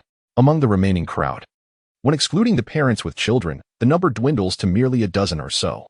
Notably, among these few, there are those who have been drenched in blood. Jinko's intuition suggested that the perpetrator was likely connected to those individuals drenched in blood. After all, although the weather had warmed slightly, the water remained rather cool. Particularly at night, it was baffling that someone would stand so close to the fountain, as if inviting a drenching. Initially, Jinko was indeed startled, mistaking the substance for human blood, but upon approaching a bit closer, his perspective began to shift. Jin Kouxin soon discerned that the substance was not entirely human blood. Rather, it was a mixture, likely comprising pig and sheep blood, with a notably pungent aroma. Subsequent police investigations corroborated this finding, revealing that beneath the fountain lay indeed a corpse, albeit that of an animal. While some of the blood that spewed forth was human, the majority was animal in origin, with the deceased estimated to be one individual, though the body had yet to be located. After a refreshing bath, Jin Kouxin donned a bathrobe and stood on the balcony, gazing at the nocturnal panorama outside. Although the amusement park had experienced a degree of chaos due to the recent incident, its vibrancy remained unaffected. Aside from the area near the fountain being cordoned off, the rest of the park continued to operate as usual. From his elevated vantage point, Jin Kouxin could clearly discern shadowy figures within the Ferris wheel. Retrieving a can of chilled cola from the refrigerator, he leaned against the balcony railing, his expression somewhat pensive. Feeling his phone vibrate, Jin Kouxin retrieved it to send a couple of messages to Akizawa-rin. "I'm admiring the night view," he texted, accompanying it with a snapshot of the starry sky. Ding. Not asleep yet? Planning to visit the amusement park tomorrow. He took a sip of his cola and squinted against the night. Ding. Yes. It's the Starry Sky Amusement Park, the place I mentioned wanting to go. A classmate gifted me a few tickets. Jin Kouxin's fingers danced swiftly across his phone screen. Ding. How coincidental. You're also scheduled to work there tomorrow. We could explore together if time allows. Surprised to learn that Akizawa-rin would also be working there. Jin Kouxin pondered the reasons for his presence. Could it be related to today's incident, necessitating security? Ding. All right. Be sure to rest early and take care to avoid any injuries. Concern washed over Jin Kouxin for Akizawa-rin's safety. After lingering on the balcony for a while, Jin Kouxin decided it was time to retire for the night. Just as he was on the verge of slumber, the sound of thunder jolted him awake. Blinking into the darkness, he glanced outside and thought he perceived a flicker of light, musing that it must be the glow of outdoor lamps. It was quite late, yet the lights remained aglow. Did no one rest at this hour? As Jin Kouxin drifted back into slumber, the cacophony from outside penetrated her dreams. Yet she paid it no heed, burying her head beneath the covers. The surrounding stillness soon enveloped her, and she quickly succumbed to sleep once more. Wake up! There's a fire! Hurry up! A hotel staff member frantically dashed through the corridor, shouting loudly and pounding on doors in an effort to rouse the sleeping guests. As he rushed past, doors swung open, revealing bleary-eyed or alert individuals who gazed at him in confusion. The amusement park is ablaze. Someone has planted a bomb. Everyone needs to get up and evacuate to safety. After delivering his urgent message, the staff member hurried upstairs to alert those on the upper floors. There's a bomb. Move quickly. Help. Faster. Everyone, wake up. Upon hearing the mention of a bomb, those standing in the corridor jolted awake, hastily urging one another to escape. 10 minutes later, all the guests had fled the hotel, save for Jin Kouxin, who remained blissfully asleep in her bed. With the guests scattering in every direction, the hotel staff found it impossible to account for everyone. Seeing no one emerge, they assumed the upper floors were empty. The guests, now mingled together, were escorted by staff and police to the museum, the largest structure remaining safe within the amusement park. Huddled together, they watched the chaos outside with trepidation, silently praying for their safety. High above, Jin held a walkie-talkie, coldly issuing commands. Fire, but be careful not to leave any traces. Leave it to me. Kiani aimed his sniper rifle at a man amidst the crowd, while Conan simultaneously targeted the area. 3, 2, 1. At the count of 3, the man fell to the ground, and simultaneously, the bomb detonated, engulfing him and those nearby in a fiery inferno. Upon confirming the target's demise, Jin's face twisted with disdain and disgust. Foolish to think of exposing the organization. A death wish indeed. Boss, Do we need to go down and check? Vodka inquired. No need. At this distance, Kiani and Cohen cannot miss their mark. Otherwise, they would need to retrain. Jin casually lit a cigarette. Just a self-important fool who defied our orders. After fleeing, he not only failed to conceal his whereabouts but sought to reveal our organization's existence, leading to this catastrophic outcome. Had he merely failed his mission, it would not have mattered. Even defying orders could have allowed for survival. But his betrayal leaves no room for mercy. A true path to self-destruction. Is it all right to use the bomb? Should we recover it? A youthful voice crackled through the walkie-talkie. No need. Those explosives were acquired from elsewhere and were nearly obsolete. They were merely repurposed waste. As Vodka spoke, his fingers danced nimbly over the computer, erasing their images from the amusement park's surveillance footage. Jin took a drag from his cigarette, glancing at the abandoned bomb remote, which he crushed in his hand and discarded. Despite the sniper rifles and explosives, their operation did not consume much time. 10 minutes later, the location once occupied by the sniper was left only with the biting cold. The organization's members departed as per their prior plan. Although their actions had caused quite a stir that night, the organization maintained its low profile. Thus, their movements went unnoticed. Kiani, Cohen, and the others concealed their weapons, masquerading as lost tourists as they blended into the crowd, heading to the resting area. Rai had little interest in the amusement park and wandered off without a destination. Meanwhile, Jin and Vodka stealthily exited the park, returning to their vehicle to open their computers and handle the subsequent reports regarding the incident, preparing to brief their superior. After all, the initial directive from their superior was to spare the man's life, but regrettably, he had acted foolishly, infiltrating the amusement park and causing a bloody spectacle that threatened to escalate matters and expose the organization. Now that he was dead, Jin had to report the situation to their superior, detailing the events that transpired. Sir, this is how it unfolded. Upon confirming his betrayal, we have erased all traces of his existence, Jin stated respectfully. Very well, since he is dead, so be it. The superior's voice was somber, showing little reaction to the news, pausing for 2 seconds before responding. Understood. This morning, I was awakened by the dazzling sunlight streaming through the window. Upon glancing at my phone, I realized it was already past 7, so I decided against returning to slumber and instead rose to freshen up. As I stepped outside, everything seemed quite ordinary, yet an unsettling feeling lingered within me. As I approached the first floor, it suddenly struck me. Why was it so eerily quiet in this amusement park? There was not a single sound, nor a soul in sight. Even though it was still early, it was inconceivable that there would be absolute silence. After all, there were children residing within the park. Surely, even if the adults were silent, the cheerful chatter of little ones should be audible. It was improbable that all the children were still asleep. Hesitantly, I descended the stairs and cautiously peered outside, yet nothing appeared amiss, although it felt somewhat desolate. The outside world looked perfectly normal. Jin Kouxin felt a twinge of doubt, pondering whether his phone had malfunctioned or if he had misread the time. Perhaps it was not past 7 but rather closer to 5? However, as he stepped out of the hotel, he quickly realized that it was not a mere misreading. Something was indeed amiss at the amusement park today. The castle, which had magnificently stood at the heart of the park, its vibrant colors captivating at night, now bore an unsettling sight.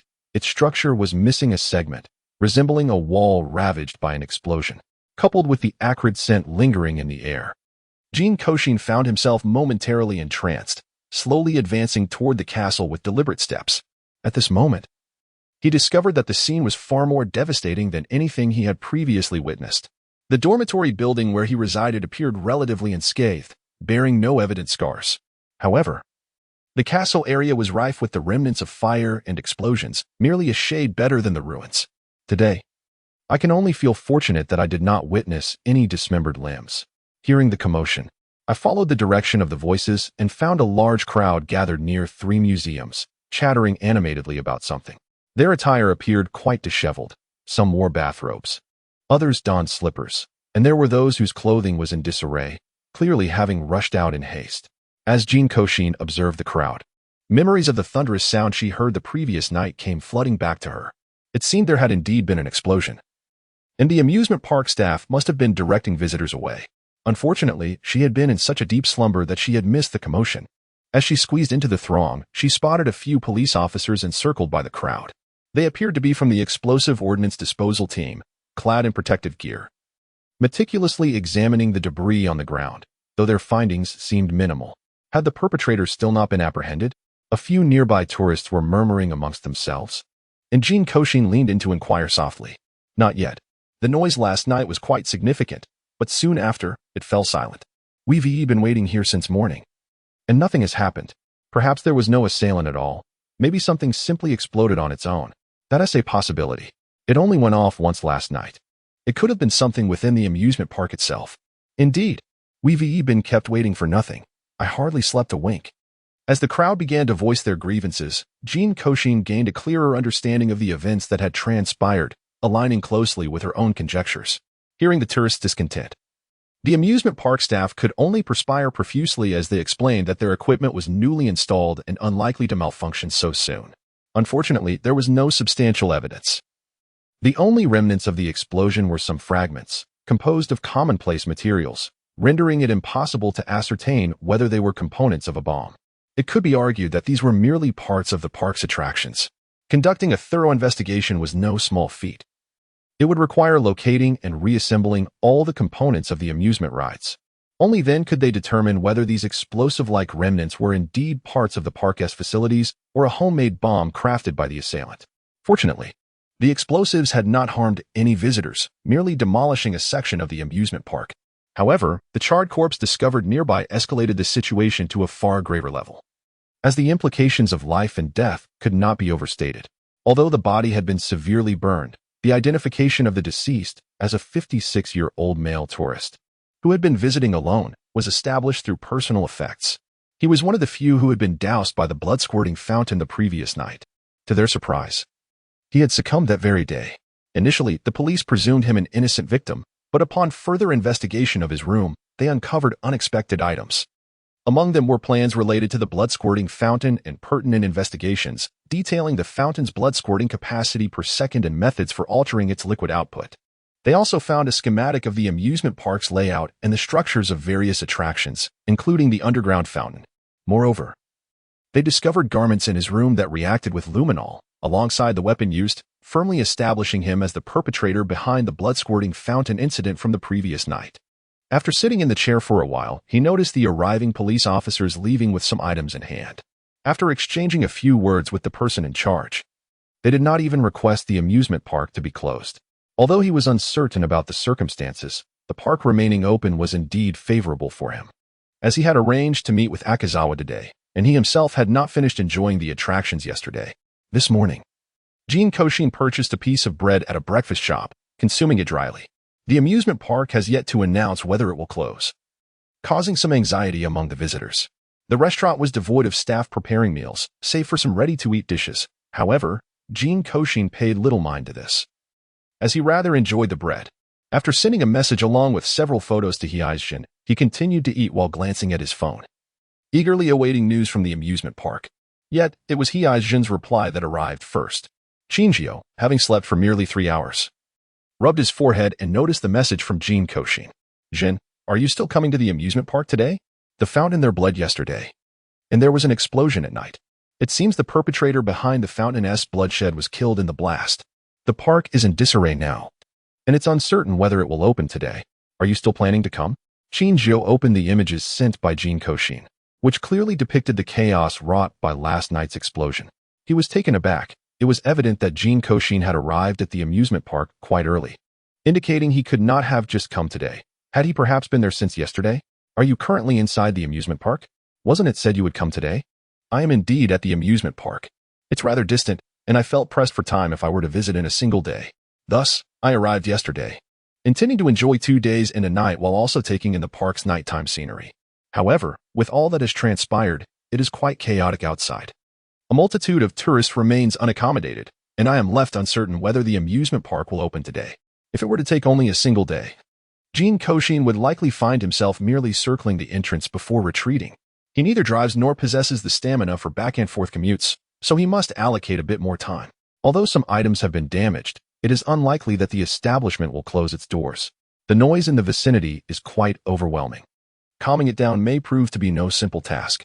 Observing the visibly irate tourists nearby, Jin Kouxin surmises that they too might not wish to continue their visit. Would the doors remain open today? However, it soon became evident that Koizumi's foresight was indeed accurate, as staff members swiftly intervened to soothe the tourist tempers. Not only was the fee for entry waived, but each visitor was also presented with a complimentary ticket valid for use throughout the year. Following this compensation, most tourists quieted down, and tranquility was quickly restored to the crowd. The visitors vacated the area near the explosion, while the staff cordoned off that section, intending to temporarily close the affected attractions. Meanwhile, the tourists wandered through other parts of the amusement park, for despite the charm of the damaged area, the park itself was vast, and other attractions were equally engaging. Jin Kouxin chose not to continue playing. Instead, he settled on a bench by the lake, observing the fish gliding through the water while awaiting the arrival of heir. Ultimately, Qin resolved to come over and instructed Jin Kouxin to find a suitable spot to wait for him, leading to their arrangement to meet by the lakeside. Qin moved with remarkable speed. Jin Kouxin had not lingered long by the water before he caught sight of Qin, clad entirely in black. "I am here," he called out. "You weren't injured, were you?" Qin inquired, his brow slightly furrowed as he regarded Jin Kouxin. Although the commotion they had caused the previous day was relatively minimal, the ability to eliminate that traitor implied the potential for harm to others as well. In the heart of the matter, Jin Kouxin found himself to be utterly incompetent, much to the astonishment of Qin, who had not anticipated that Jin Kouxin would be present the previous night. Furthermore, if his assumptions were accurate, Jin Kouxin's residence was not far from the site of the explosion. Had they intended to escalate the situation yesterday, Jin Kouxin would likely not be standing here in one piece today. No, the explosion site was indeed a considerable distance from the hotel, and I emerged unscathed. Yet, whether it was fortune or mere coincidence, although the explosion was relatively far from the hotel, it was in close proximity to several insect exhibits. I did not hear the blast, and thus I slept soundly in the hotel until dawn, suffering no injuries. In contrast, those who had fled to the insect exhibits due to the noise of the explosion encountered various misfortunes. Jin Kouxin expressed his relief, deeming it a stroke of luck amidst calamity. Upon hearing this, Qin's face darkened. An explosion had occurred, yet Jin Kouxin remained oblivious, continuing to sleep while others evacuated. How could he dare to claim he was fortunate? Qin felt an overwhelming urge to confront him, relieved that the blast radius had been limited and had not targeted the hotel. Otherwise, given his state of unconsciousness, he might have awakened in the afterlife, with no tomorrow left to behold. Noticing the grim expression on heir's face, Jin Kouxin felt a twinge of regret and refrained from further comments. Realizing perhaps he had overstepped, "Jin, what brings you here today? Are you assisting with the investigation or something of that nature?" Jin Kouxin diverted the topic to inquire about heir's work. "My superior requested my presence to investigate the incident that occurred yesterday. But it appears that it is no longer necessary," heir replied, revealing his new role during this visit. "Indeed, it seems unnecessary. I observed this morning that the police had completed their investigation and appeared to have taken the deceased away, reportedly the perpetrator of yesterday's incident." Jin Kouxin nodded, pausing before a vending machine to purchase a beverage for himself and heir. "Yes, so I suppose I have the afternoon off," heir remarked. "That is splendid. Accompany me as I explore this place. I had some fun yesterday, but there are still areas I have yet to experience. Let us venture together," Jin Kouxin offered, handing a drink to heir and leading him onward. On the roller coaster, Jin Kouxin and Qin sat side by side, harboring a mischievous intent to witness heir's potential embarrassment. From his observations, few aboard a roller coaster remained silent, and heir, usually so composed and rational, presented a facade of cold detachment.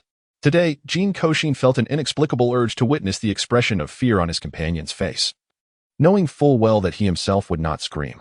As the roller coaster roared to life, Jin Kouxin gripped the safety bar tightly, gritting his teeth and staring ahead, eagerly anticipating the cries from those beside him. Unfortunately, the roller coaster surged and twisted violently, causing Jin Kouxin's complexion to flush, yet he heard no screams, not even the sound of a breath. After disembarking from the ride, Jin Kouxin felt a tinge of dissatisfaction, convinced that the roller coaster was merely child's play. If Black Zhejian remained unfazed, then perhaps it was time for something more exhilarating. Afterwards, they indulged in thrilling rides such as the swinging pendulum and the drop tower. Yet Heisei's demeanor remained remarkably composed. Even as Jin Kouxin's face paled with anxiety and her legs trembled, Heisei emitted not a single sound of distress. Observing him amidst the surrounding crowd, it was as if they were engaged in entirely different experiences. Upon disembarking from the pirate ship ride, Jin Kouxin meticulously scrutinized Heisei's expressions and movements, but she found nothing amiss. His countenance was utterly serene, devoid of any signs of weakness or trepidation. Jin Kouxin found himself questioning whether he truly understood the essence of fear. What is the matter? Jin, acutely aware of the penetrating gaze directed at him, particularly from someone as intense as Jin Kouxin, felt compelled to acknowledge it rather than feign ignorance. Jin, do you enjoy these thrills? Have you experienced them numerous times? Why do you show no fear at all? Upon hearing Jin Kouxin's words, Jin instantly recognized the context. He had sensed something amiss in Jin Kouxin's demeanor during their recent roller coaster ride, as if he harbored some mischievous intent. It appeared that Jin Kouxin aimed to instill a sense of dread in him, perhaps hoping for a scream of terror. Yet, such tactics were trivial to him. There was no way he could be frightened so easily. I've been here before, though not often, and I'm not particularly afraid of such things. Very well. Jin Kouxin conceded, accepting that Hakuzu Jin had a commendable tolerance for these amusement rides, genuinely unfazed by the experience. This was understandable, after all. These attractions were merely exhilarating diversions. Compared to more extreme sports, they were quite juvenile. Given Hakuzu Jin's impressive athleticism, it was plausible that he had engaged in far more daring activities, such as bungee jumping, skiing, or skydiving, and possibly excelled in them. Hence, his indifference towards these thrilling rides was not surprising. However, Jin Kouxin still had his own surprises up his sleeve. It was uncertain whether Hakuzu Jin would appreciate them. The dimly lit room enveloped them in an eerie silence, the yellowed floor marred with peculiar dark stains. A grotesque deer head adorned the pale walls, its large eyes fixated unblinkingly upon the intruders. The only sound piercing the stillness was the relentless ticking of a clock, amplifying the sense of unease. Upon a table near the wall, an array of plates appeared to promise a grand feast. Yet, as they approached, the gruesome reality revealed itself. Each plate contained raw meat, some still dripping with blood, alongside a pulsating heart, swollen intestines, and eyeballs the size of ping-pong balls, along with unidentifiable chunks of flesh. The kitchen was no less disturbing, with a severed leg resting ominously on the cutting board, blood cascading down to the floor, the air thick with the scent of rust. Just as they were momentarily taken aback, the previously closed bedroom door swung open, revealing a man's CL as Jin Kouxin felt a sharp pain in her hand. She glanced at the darkened face of Heisei, feeling a wave of embarrassment wash over her as she withdrew her hand. However, the commotion within the cupboard had already alerted the notorious butcher lurking outside. He paused his gruesome task, brandishing a cleaver as he began to scour the house for the source of the disturbance. The intermittent shouts and the advancing footsteps of the menacing figure heightened Jin Kouxin's anxiety, extinguishing any desire for playful antics, and she clung tightly to Heisei, just as the intruder was about to open the door to their hiding place. A sudden noise erupted from outside, prompting the butcher to dash out, cleaver in hand. Seizing this opportunity, Jin pulled Jin Kouxin along, and as they bolted from the kitchen, their movements caught the attention of the butcher, who swiftly pursued them, intent on ending their lives. Jin Kouxin and Qinjiu commenced their escape from a sprawling villa, an imposing structure boasting 3 stories and an expansive courtyard. Their recent refuge was the kitchen on the ground floor. As Qinjiu pulled Jin Kouxin towards the exit, they discovered the front door firmly locked, and iron bars secured the windows, rendering any escape from this level impossible. With the sounds of footsteps approaching ominously behind them, Jin Kouxin grasped Qinjiu's hand and led them to the second floor, reasoning that the upper levels must offer a viable escape. It was unlikely that even the second floor would be barred. The second floor mirrored the first in layout, albeit devoid of a kitchen and featuring 4 distinct rooms. Jin Kouxin casually opened one of the doors, and they slipped inside. The room appeared ordinary, brimming with various household items, and a family portrait adorned the table.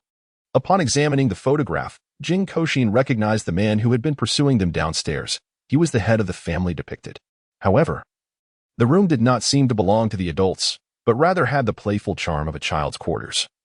With youthful clothing tucked away in the wardrobe and textbooks scattered across the desk, Qinjiu stumbled upon a diary within the room, presumably belonging to the owner's child.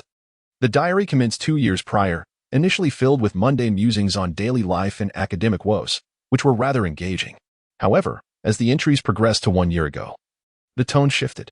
The writings revealed that the child's parents frequently quarreled, and it seemed the father had grown distant. The father began to spend nights away from home, often embroiled in arguments with the mother, who wept with sadness. Eventually, the parents divorced, and the child faced harsh taunts from peers, accusing them of being illegitimate and claiming the mother had been unfaithful, a notion the child struggled to accept. The diary, however, was incomplete, with several pages torn out. And despite their search, Jin Kouxin and Qinjiu could not uncover the missing sections. What remained suggested that the marital discord stemmed from the child not being the biological offspring of the father, yet the mother adamantly denied any infidelity.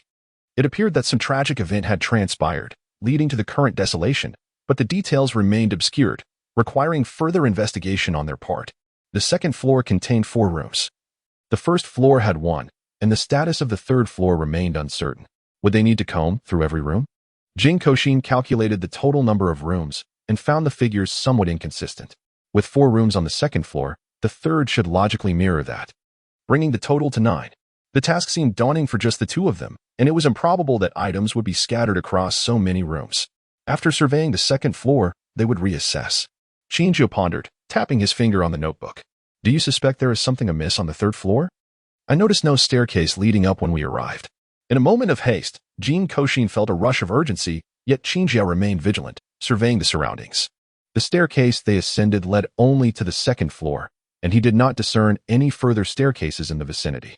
Of course, it was possible that the stairs were concealed within another room or tucked away in some corner. Jin Kouxin bowed his head in deep contemplation, realizing that he indeed had not noticed the staircase. However, he distinctly recalled that this villa boasted 3 stories if there was no upper floor. Then where could the third level be? Let us first explore other rooms in search of clues, he resolved. It was imperative to uncover the missing entries from the diary and ascertain the events that transpired here.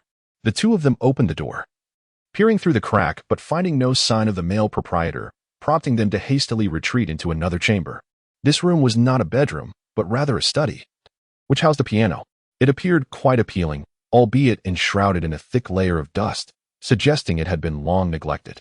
At this moment, he instinctively raised his hand to cover his nose, for his body was rather sensitive, and excessive dust would cause his nose to itch. Let us split up and search separately. As I approached the bookshelf, I casually picked up a tome and leafed through its pages.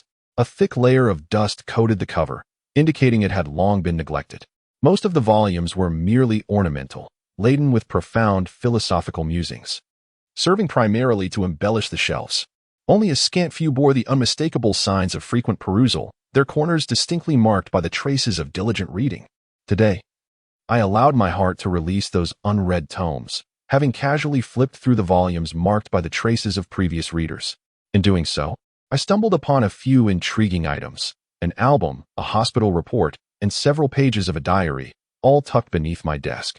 Today, as I opened the photo album, I was greeted by images of a family of 3, capturing moments from their wedding to the birth of their child and the child's growth, culminating in photographs taken just 2 years ago. The family appeared remarkably joyful. While I perused the album, I simultaneously glanced at the hospital report beside me. It was a DNA test result indicating that the child and the male figure in the photographs were not biological father and son, yet they shared some degree of genetic connection. A myriad of conjectures flooded my mind. This revelation felt even more devastating than the absence of any familial bond. Have you uncovered any clues? Jin walked over and noticed my daze. Take a look at this, I said, handing the report to Jin. As I was examining the photos, I noticed a resemblance between the child and the male figure, and I began to wonder if there had been an error during the testing. Then I stumbled upon this. Jin, after glancing at the report, appeared equally astonished, carefully scrutinizing the document. As I gaze upon the recently discovered pages of a diary, I am struck by the unfolding events that ensued following his parents' divorce. Since that moment, he has endured relentless isolation at school, subjected to mockery and disdain from his peers. His academic performance has inevitably suffered, and while his mother strives to regain her composure, she remains burdened by a sense of injustice, yearning to uncover the truth. Despite her repeated assurances of fidelity, a chasm has formed between her and his father, leaving their relationship fraught with tension. His father, incensed by a particular report, harbors suspicions of infidelity involving his family and ex-wife, subjecting numerous individuals to DNA testing, yet to no avail. This spiraling uncertainty has driven him to the brink of madness. Could it be an act of violation, or merely an unfortunate accident? The more I ponder, the more convoluted my thoughts become. These revelations clearly indicate that the child is not biologically linked to the male protagonist, yet there exists a tangible connection. It appears improbable that either parent would be in such a predicament if they were aware of the child's true paternity. Such a prolonged investigation without a single lead seems implausible. Jin, dismissing my conjectures, asserts that if it were indeed a case of violation or accident, it is unlikely both parties would remain oblivious. Furthermore, the diary suggests that the child is of considerable age. If the biological father were to acknowledge his parentage, the couple's turmoil would not be so pronounced. At the very least, the male protagonist would not exhibit such erratic behavior. Have you uncovered any leads on your end? I inquire, noticing Jin's unwavering confidence. Indeed, I came across a segment of video footage. The relationship between the protagonists appears to be quite harmonious. Initially, they had no children. As the male protagonist struggled with fertility, they contemplated the possibility of in vitro fertilization with another man as contribution. Therefore, if the child's paternity were the sole issue, such profound anger seems unwarranted. Given their awareness of the child's non-biological status, why pursue paternity testing? I ponder aloud, a myriad of questions flooding my mind. If they intended to undergo in vitro fertilization, the child could potentially be a donor's offspring. No, their attempts at in vitro fertilization were unsuccessful. Before they could proceed, the female protagonist had already become pregnant. The recordings serve as a sort of visual diary from their past. Upon realizing his wife's genuine pregnancy, the joy illuminating the male protagonist's face is unmistakable.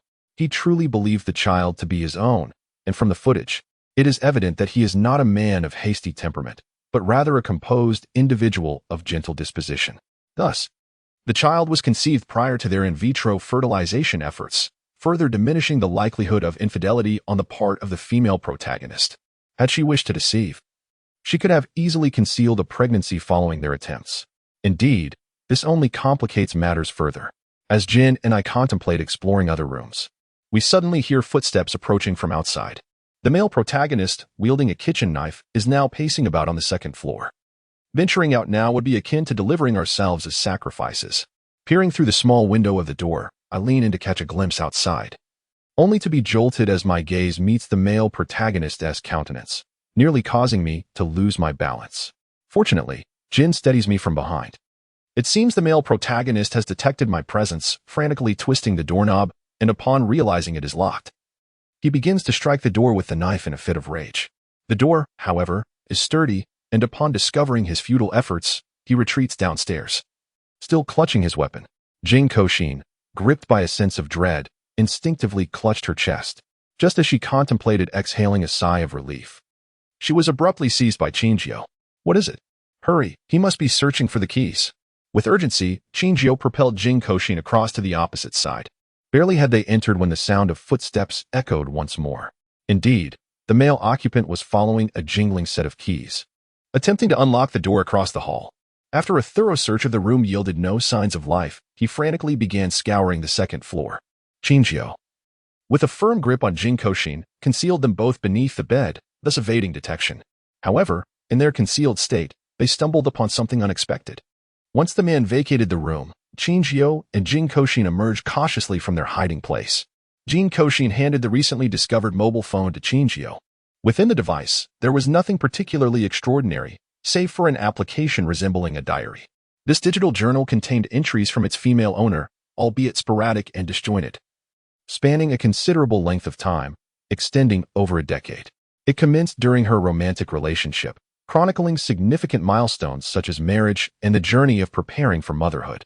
Both Qinjiu and Jin Kouxin perused the diary, noting that its general themes mirrored those of a child's journal, albeit from a different perspective. Notably, there was no mention of any other men. The female protagonist was acutely aware that the child was not biologically related to the male protagonist, a truth she found difficult to fathom. She harbored no recollection of the child's father and remained oblivious to the fact that she had been violated, leaving her with no means to defend herself and plunging her into profound despair. The room they occupied appeared to be the master bedroom of the residence, where the couple presumably slept. It was relatively tidy, yet devoid of any clues. The singular mobile phone they had discovered contained information they likely already knew. It seemed evident that this chamber held no significant leads. Scanning the thoroughly visible room, Jin Kouxin searched left and right, only to find it starkly empty. They decided to investigate the final room.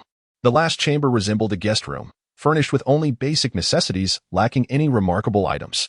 Strangely, they found no notes or other potential clues therein. The immaculate state of this room was suspicious, yet Jin Kouxin could not ascertain the underlying issue.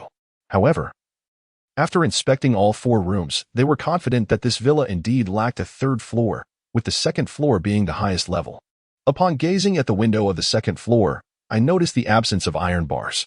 Initially, I contemplated the possibility of leaping from the 2nd floor, only to discover that the window was tightly sealed, utterly unyielding. Even if they were to manage to pry it open, exiting from the 2nd floor would still be implausible. The ground below was adorned with numerous thorny plants. Although a fall may not prove fatal, it would undoubtedly leave them disfigured. They would not recklessly abandon their own well-being in a frantic bid for escape. Now, the only option left is the lower level. You mentioned there is no 3rd floor. Yet the villa is said to have 3 stories. Could it be that there exists a subterranean level? I find myself harboring doubts. Surely, there cannot be a hidden mechanism within some room. It is likely that a basement exists. I have just surveyed the premises, and there is no attic to speak of. Let us venture below shortly, although the male host downstairs poses a challenge. How might we lure him upstairs and confine him within a room? I have no desire to investigate while evading the male host, who harbors a desire to dismember them at any moment. Very well, we shall draw him upstairs. I will attempt to render him unconscious. There are sheets in the room that can be used to bind him. This task should not prove particularly difficult for Chinchio. In fact, it can be deemed rather simple. A faint sound emitted from Jin Kouxin, drawing the male protagonist to the 2nd floor, where he was swiftly rendered unconscious by a blow from the concealed Chinchio. With remarkable efficiency, they bound the male protagonist and placed him in a room, neglecting to lock the door, for even if locked, it could still be opened from within. The scene on the 1st floor remained unchanged from when they first arrived, albeit appearing more gruesome, with ominous streaks of blood smeared across the floor, evoking a sense of dread. The layout of the 1st floor differed from that of the 2nd. It contained only a single bedroom, a kitchen, and a bathroom, with the remainder comprising a spacious living and dining area. Upon entering the bedroom on the 1st floor, one was met with a gruesome sight. Blood stains were prevalent on both the floor and the bed, suggesting a violent upheaval had transpired within its confines. As I gazed upon the scene, I realized I had arrived at a significant location, one that likely harbored crucial clues. After a thorough search, we discovered notes compiled by the male protagonist, which contained various pieces of information regarding the identity of the child's biological father. The contents detailed the man's initial suspicions, the subsequent DNA tests, his various conjectures, and the DNA reports from friends and family. The root of his suspicion stemmed from a discrepancy in blood types. Their child had suffered an injury, and during a blood transfusion, it was revealed that the child had type A blood, while the father had type B and the mother type O. Logically, the child could not possibly have type A blood, leading the father to question the paternity. Further testing confirmed that the child was not his biological offspring, although there was a close genetic connection. This revelation sparked a quarrel between the couple, ultimately resulting in their divorce. Post-divorce, the father struggled to come to terms with the situation and sought to identify the child's true father. Despite his relentless inquiries, he failed to find a suitable candidate. His first suspicion fell upon his own father, given the close blood relationship. But after conducting a test with a strand of his father's hair, he found that, while there was indeed a genetic connection, they were not father and son. Rather, the relationship was even closer than that. He subsequently investigated other relatives of appropriate age, including cousins and second cousins, yet none were a match. Eventually, a final paternity report emerged, indicating a 99.9% probability of a father-son relationship, and the report belonged to the male protagonist's younger brother. This report raised several questions. After perusing the document, I contemplated what seems to be the issue. This report cannot be false. Jin deduced that the report was genuine, but noted an anomaly regarding age. The individual listed in the report was only 27 years old, while the protagonist's child would have been approximately 11 at the time of conception. Considering a gestation period of 10 months, was it conceivable that he had fathered a child at the tender age of 14? Not to mention the protagonists were nearing 30. While the younger brother was just a child at 14, how could he possibly have a son of such age? Indeed, there was a significant discrepancy. Jin immediately grasped the gravity of the situation upon hearing my words. It was no wonder the father had never suspected his brother. This report was generated only recently. Due to the stark age difference, one could even say that the father had watched his brother grow up, nearly raising him as a son. Can you discern anything from this? I inquired. I feel utterly bewildered. My mind is a muddle of thoughts, and I can no longer process anything clearly. I felt as if my brain were on fire, inundated with information, yet lacking a coherent thread. I can see a glimmer of insight. Let us descend to the basement. Perhaps there lies the key to unraveling this mystery. Jin's mind was indeed beginning to form a clearer picture, though it felt as if the most critical piece of the puzzle remained elusive. Very well, I replied. The basement was located beneath the dining table. Together, we lifted the floorboards above and descended the staircase.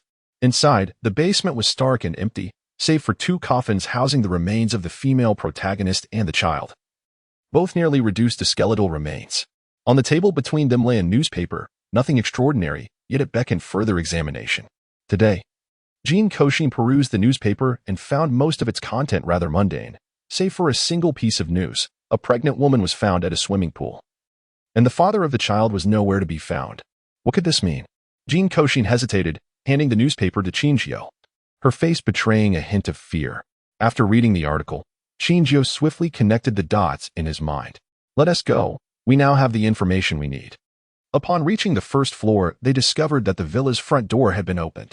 Jin Kouxin and Qinjiu presented their findings. The mistress had unknowingly slept in the same bed as her husband's brother and became pregnant, with neither party aware of the situation. The husband accepted the child as his own, but later, when the child required a blood transfusion due to an accident, he learned the truth, that the child was actually his brother's. Misled by ignorance, he believed he had been betrayed and, in a fit of rage, caused the death of his wife and the demise of the child. Ultimately, upon uncovering the truth, he could not bear the weight of reality and succumbed to madness, resulting in the bloodshed and corpses found in the room, victims of his own hand. Jin Kouxin recounted her deductions to the staff. Congratulations. You have solved the mystery of this haunted house, said a youth clad in work attire, handing over the results to Jin Kouxin and her companions. Thank you. Your haunted house is quite fascinating and exhilarating. Jin Kouxin could not help but praise the experience, which truly felt like stepping into a murder scene. Thank you. Our haunted house is meticulously designed and has undergone numerous trials to ensure it is utterly captivating. As Jin Kouxin gazed at the riddle in his hand, he longed to turn the page, only to realize he had been holding Kazusa's hand without relinquishing it. A blush crept upon his cheeks, and though he cleared his throat, he did not let go, instead offering the other side of the paper to Kazusa. Jin took hold of the other side of the riddle, and together they stood at the doorway, engrossed in their reading. The solution was indeed akin to their conjectures, albeit more detailed and with a grimmer outcome. The tale was profoundly distressing. Every turn of fate seemed tragically askew, as a seemingly perfect family descended into such chaos. After finishing the story, Jin Kouxin let out a sigh. It was disbelief that had precipitated such a calamity. Yet, even belief seemed a difficult endeavor in such circumstances. Jin Kouxin found it immensely challenging. To place trust in another required a profound level of faith. He struggled with self-doubt and was hesitant to trust his beloved. If he truly believed in himself, he would understand that betrayal was not a possibility. Believing in his partner would assure him that such actions were inconceivable. Jin remarked coldly. After listening to Jin Kouxin, I found his perspective quite reasonable. However, the kind of trust he described is exceedingly rare and requires an immense level of mutual belief and pride to attain. Yet, just now, you were indeed frightened, weren't you? I could distinctly hear the rapid beating of your heart. You were startled. Jin Kouxin gazed at Hezijin with a playful smile, having caught him in this moment, as he had clearly discerned the fear in Hezijin's heartbeat. Are you certain? Jin inquired, looking down at Jin Kouxin, a mysterious smile playing at the corners of his mouth. I am certain, Jin Kouxin replied, feeling somewhat guilty but nonetheless attempting to maintain a facade of composure. Huh. Let them consider me frightened. Jin changed his posture, intertwining his fingers with Jin Kouxin's, their hands locked together. Jin Kouxin could not help but smile as he lowered his head. The two were strolling through the amusement park, and Jin Kouxin recounted the events of his previous day spent there. As they conversed, he suddenly spotted the Ferris wheel in the distance. The Ferris wheel seems quite fine. Why don't we take a ride? I've heard the view from the top is splendid, allowing one to see far and wide, even half of Tokyo. Jin Kouxin gazed at the Ferris wheel, suddenly recalling that he had never been on one, and playfully pouted. However, this Ferris wheel doesn't appear to be very tall. It probably won't tee off for such a distant view. Jin raised his head to estimate the height of the wheel. That's all right. Even if we can't see very far, the scenery will still be delightful. I've taken a few photos from high above, looking down at the city, and they turned out splendidly. Even a supermarket that doesn't seem impressive appears uplifting in photographs. Jin Kouxin reached out to smooth a strand of black hair on Jin's head. Then let us go for a ride. Jin, oblivious to Jin Kouxin's tender gesture, walked towards the Ferris wheel. A long queue had formed before the Ferris wheel, with Jin Kouxin and Jin at the end, quietly chatting and enjoying each other's company. Suddenly, Jin Kouxin looked up and surveyed his surroundings. He thought he heard someone call out Conan, a name associated with liquor. Surely, he couldn't have coincidentally encountered someone from the organization here? But this is an amusement park. Would members of the organization really be so leisurely? Reflecting on the incident from yesterday, Jin Kouxin found himself unexpectedly unfazed. What's wrong? Jin noticed Jin Kouxin's sudden distraction and paused, following his gaze. He saw nothing particularly unusual, except for the queue ahead with Kiani and Conan, whom Jin Kouxin likely did not recognize. It's nothing. I thought I heard someone call my friend's name, but it must have been a mistake, Jin Kouxin replied, retracting his gaze and shaking his head. Even if members of the organization were indeed nearby, he wouldn't recognize them, so there was no point in fretting. Well, let us go. It's almost our turn. Jin resumed their journey. The Ferris wheel slowly ascended, and as Jin Kouxin and Jin settled into their seats, they watched as the world before them transformed gradually, the ground shrinking beneath them. As Jin Kouxin leaned against the window, a sense of curiosity compelled him to gaze downward, a smile of delight unconsciously gracing his face. Do you like it? Qingjiu observed his expression with keen interest, finding it rather amusing. Indeed, he had a profound affection for the sky, relishing the sensation of looking down. Though such opportunities were rare. Jin Kouxin nodded, his eyes fixed intently below. In truth, he harbored a deep fondness for hot air balloons and skydiving, as both allowed one to gaze down from great heights, liberating him from any constraints and imparting a sense of absolute freedom. Regrettably, he had never experienced either, nor did he foresee the possibility of doing so. If the chance arises, I can take you to see, Qingjiu remarked, recalling the helicopter within the organization. Really? Jin Kouxin replied, somewhat incredulous. Yes, the company does possess a helicopter. If we have an opportunity after work next time, I can take you for a ride. Qingjiu affirmed with a nod. The helicopters in the organization were often in disrepair, but if none were damaged after a mission, he could indeed offer him that experience. This was within his purview, just a matter of convenience. All right, I shall await it, Jin Kouxin responded, still harboring some skepticism, yet nodding in agreement. Frankly, he was quite eager about the helicopter, curious about the sensation of being aboard. The Ferris wheel ascended gradually, swiftly reaching its zenith. Jin Kouxin recalled the legends surrounding the Ferris wheel and turned to Qingjiu. Have you heard of the legend about the Ferris wheel? Without waiting for Qingjiu's reply, he moved closer, cradling Qingjiu's face and gently kissing him. At the pinnacle of the Ferris wheel, the two men embraced each other in a kiss. Distinct from their previous encounters, this kiss was extraordinarily tender. So gentle was it that when Jin Kouxin finally withdrew, he still felt a lingering softness.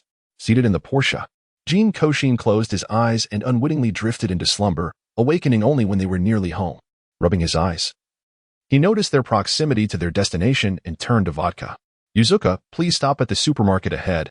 I need to purchase a few items. The one in front? Vodka confirmed. Yes. Are you all going to stroll around? He inquired, recalling his earlier promise to treat them to a meal, as today afforded him the time to select some favored delicacies. Remembering the meal he had intended to prepare, but never did, Jin Kouxin urged them to stay. Since there are no work obligations during the day, surely you have time in the evening? All right, came the reply. The sleek black car halted at the supermarket entrance, and the three men disembarked. Among them, two bore a fierce demeanor, causing passers-by to shy away in trepidation. Jin Kouxin and Qingjiu entered side by side, while Vodka, vibrant in hue, suggested they explore elsewhere before departing, leaving only Jin Kouxin and Qingjiu behind. Gazing at the supermarket's splendid array of vegetables, Jin Kouxin turned to Qingjiu and inquired, "What vegetables do you enjoy?" "Anything is fine, as long as there is more meat," Qingjiu replied. "Then I shall select more meat, along with mushrooms and such. Let us take fewer leafy greens." Jin Kouxin, somewhat particular in taste, truly did not have a fondness for vegetables, since he wouldn't consume them anyway. It seemed prudent to take only a small quantity to avoid waste. Today, Jin Kouxin perused the shelves, selecting a variety of items, including radishes, mushrooms, enoki mushrooms, and seaweed. He also chose some pork belly and tenderloin, and upon noticing that the price of beef was reasonably low today, he decided to add some of that as well. The two of them strolled leisurely through the supermarket, pushing their cart and placing anything they fancied into it. Before long, the cart was filled halfway. Jin, do you have any preference for drinks this evening? Jin Kouxin hesitated, holding a few bottles of beverages in his hands. Do you not enjoy alcohol? Jin observed that Jin Kouxin was selecting an array of drinks without glancing at the higher-proof spirits. The options shown to him were primarily beers and lower-alcohol cocktails. And Jin suddenly realized that Jin Kouxin might not be inclined to let him drink. It's not that I dislike it. In fact, I quite enjoy alcohol. However, I am not fond of others overindulging. I really like beer, for instance. Jin Kouxin found himself at a loss for words and opted for candidness. He had a deep appreciation for various alcoholic beverages and had amassed an impressive collection, yet he genuinely detested inebriated individuals. Regardless of how charmingly aloof someone like Jin might appear. Then let's choose a few. We rarely get drunk. Jin casually selected several bottles from the liquor cabinet. Although they often drank, due to the nature of their organization, they had never succumbed to drunkenness. It appeared that Jin had chosen a selection of spirits suitable for mixing, including whiskey, gin, and tequila, along with some beer. Jin Kouxin felt a flicker of curiosity. Jin, do you also know how to mix drinks? Yes, just a few simple recipes. Then please make me a cocktail tonight, something not too spicy, Jin Kouxin requested, aware of his own cravings for a taste. Despite his fondness for alcohol, he was uncertain of his tolerance and could hardly handle anything too fiery. Encountering someone skilled in mixology, he certainly wished to indulge in the fabled sweetness of a cocktail. Brother Jinko. As Jin Kouxin's words hung in the air, he was suddenly interrupted by a voice calling from behind. Turning around, he was greeted by the sight of the little detectives, accompanied this time by a classmate named Suzuki. Kudo, Ran, and Suzuki, are you all here to visit the supermarket as well? Jin Kouxin greeted them with a smile. Jin Kouxin, we came to buy some supplies and happened to spot you, said Ran. Kudo Shinichi, with a curious gaze, inquired about the man standing behind Jin Kouxin. Clad in an ill-fitting dark green down jacket, his long, light golden hair flowing elegantly. Shinichi. Ran quickly tugged at his sleeve, whispering urgently upon hearing his somewhat rude question. Ah, this is my boyfriend, Heisei. These are my junior classmates, Kudo Shinichi, Ran, and Suzuki. Jin Kouxin found Shinichi's demeanor somewhat peculiar, though he attributed it to the detective's instinct kicking in. After all, Heisei's appearance was not particularly inviting, especially with his imposing presence that could be quite intimidating. Nonetheless, as he introduced them, Jin Kouxin instinctively positioned his body to shield Heisei from their gaze. Earlier at the amusement park, someone had accidentally spilled a drink on Jin's clothes, and now he was wearing Jin Kouxin's coat, although it was also a men's garment.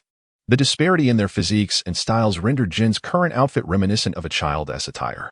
While it was not unappealing, it did somewhat detract from his usual elegance. The weather, although warming slightly, still held a chill of early spring.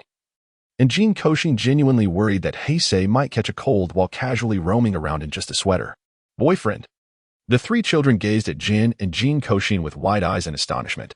Jin Kouxin, your boyfriend is so tall, Suzuki exclaimed, marveling at the long legs that towered over her. Indeed, he is rather tall, Jin Kouxin responded, feeling a surge of joy at being complimented through Heisei. Your boyfriend is so handsome, Ran remarked, glancing up to catch a glimpse of Jin's face, which she found strikingly attractive. Thank you for the compliment, Jin Kouxin replied, affectionately ruffling Ran's hair. Initially, Kudo Shinichi had harbored suspicions about the man accompanying Jin Kouxin, suspecting him of being a potential criminal. However, upon learning of their romantic relationship and observing him more closely, he found Heisei less intimidating than he had first appeared. Yet, Jin Kouxin's protective stance kept Heisei's full countenance obscured, and his cool demeanor was rather aloof, showing no interest in their presence. If there is nothing more, we shall continue our shopping. We need to head back soon to prepare dinner. Noticing that they had little else to discuss, Jin Kouxin decided to bid them farewell and resumed his shopping in the supermarket with Heisei. The two appeared to be in perfect harmony, and Shinichi dismissed his lingering doubts. What's wrong? You've been quiet since we arrived, Jin Kouxin remarked. I don't know what to say, Jin replied, feeling indifferent towards the children, who created quite a cacophony with their incessant chatter. Well, they are from Tian Junior High and seem to live nearby. I've seen them a few times, but we never really interacted much, Jin Kouxin shrugged. He was currently studying at the university, and his encounters with them had been minimal. Heisei had already begun working, so it was unlikely they would have any further interactions. After finishing their shopping in the supermarket, they carried their bags to Jin Kouxin's home. Make yourselves comfortable. There's food and drinks in the fridge. I'll head to the kitchen to start cooking. Jin Kouxin casually instructed before entering the kitchen with his items. Though it was only their second visit to Jin Kouxin's home, both Jin and Vodka felt quite at ease here. After all, they had conducted extensive investigations in the past, including details about this house. Consequently, they felt familiar with the surroundings. Vodka retrieved 2 bottles of beverage from their purchases, handed one to Jin, and then switched on the television, settling down on the sofa to watch. Jin wandered around the room, holding the drink in his hand. Although he had reviewed the information before, this was his first leisurely exploration of Jin Kouxin's home. The layout of the home echoes his own, yet it is filled with numerous vacant rooms, all tightly shut. Only the bedroom and study are accessible, while the entirety of the second floor remains locked away. The room of Jin Kouxin is relatively spacious, exuding an air of comfort.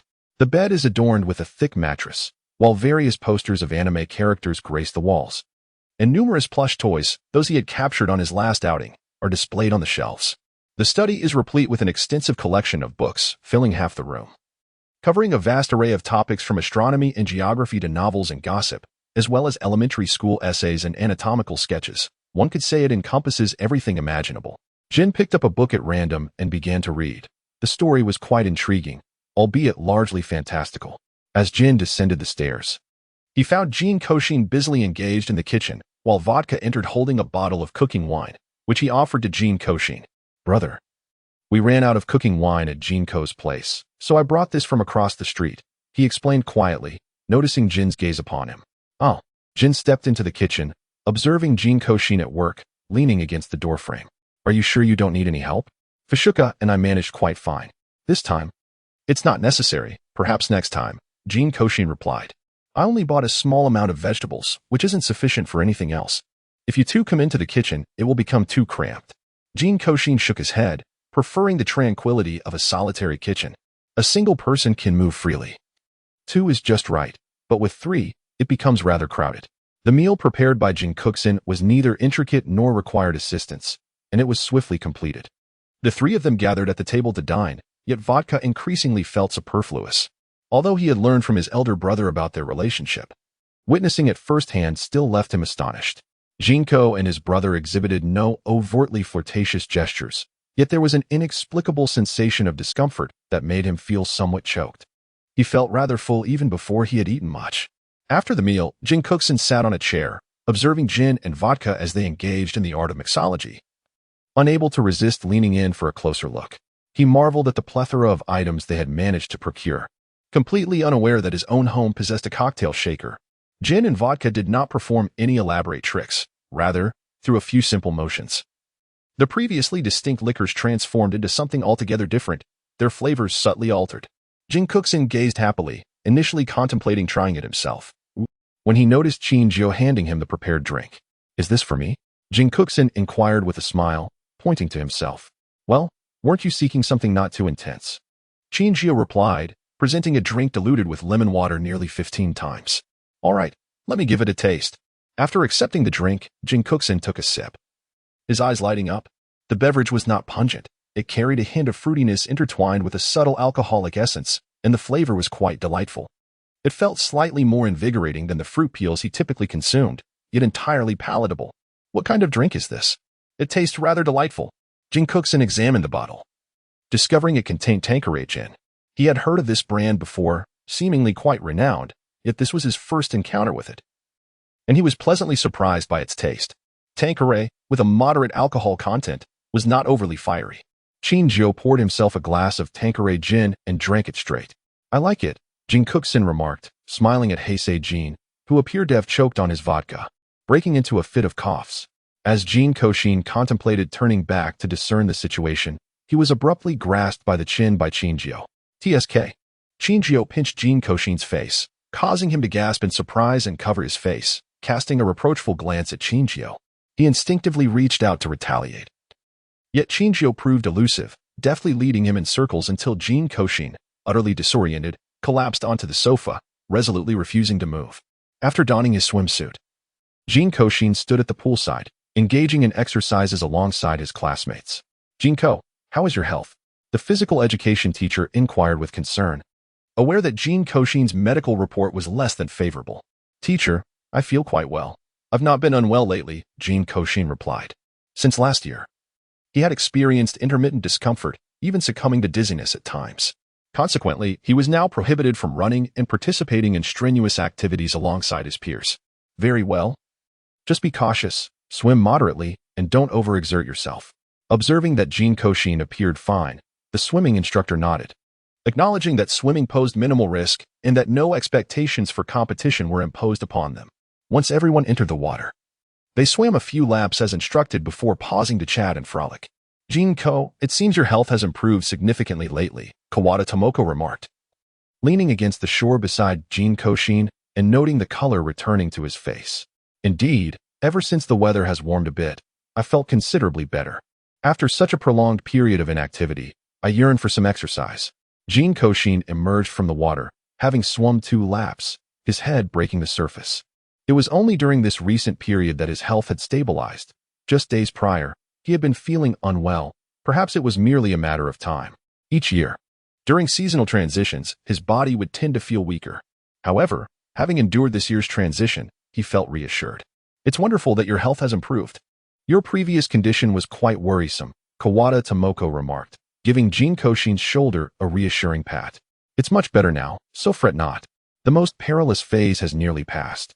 And if I maintain this state, I shall gradually recover.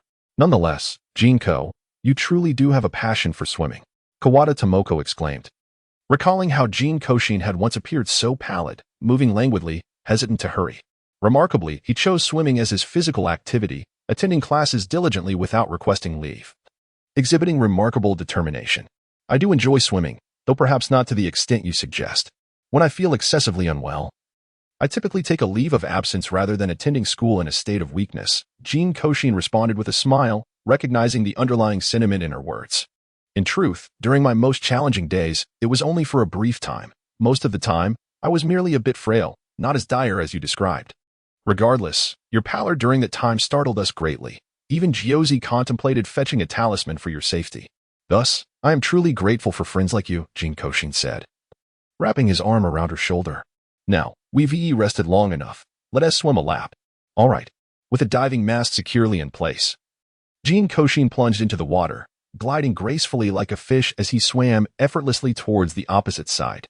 Jin, where did you place your keys? Jin Kouxin, clutching a laptop, stood at the entrance of Qingjio's residence.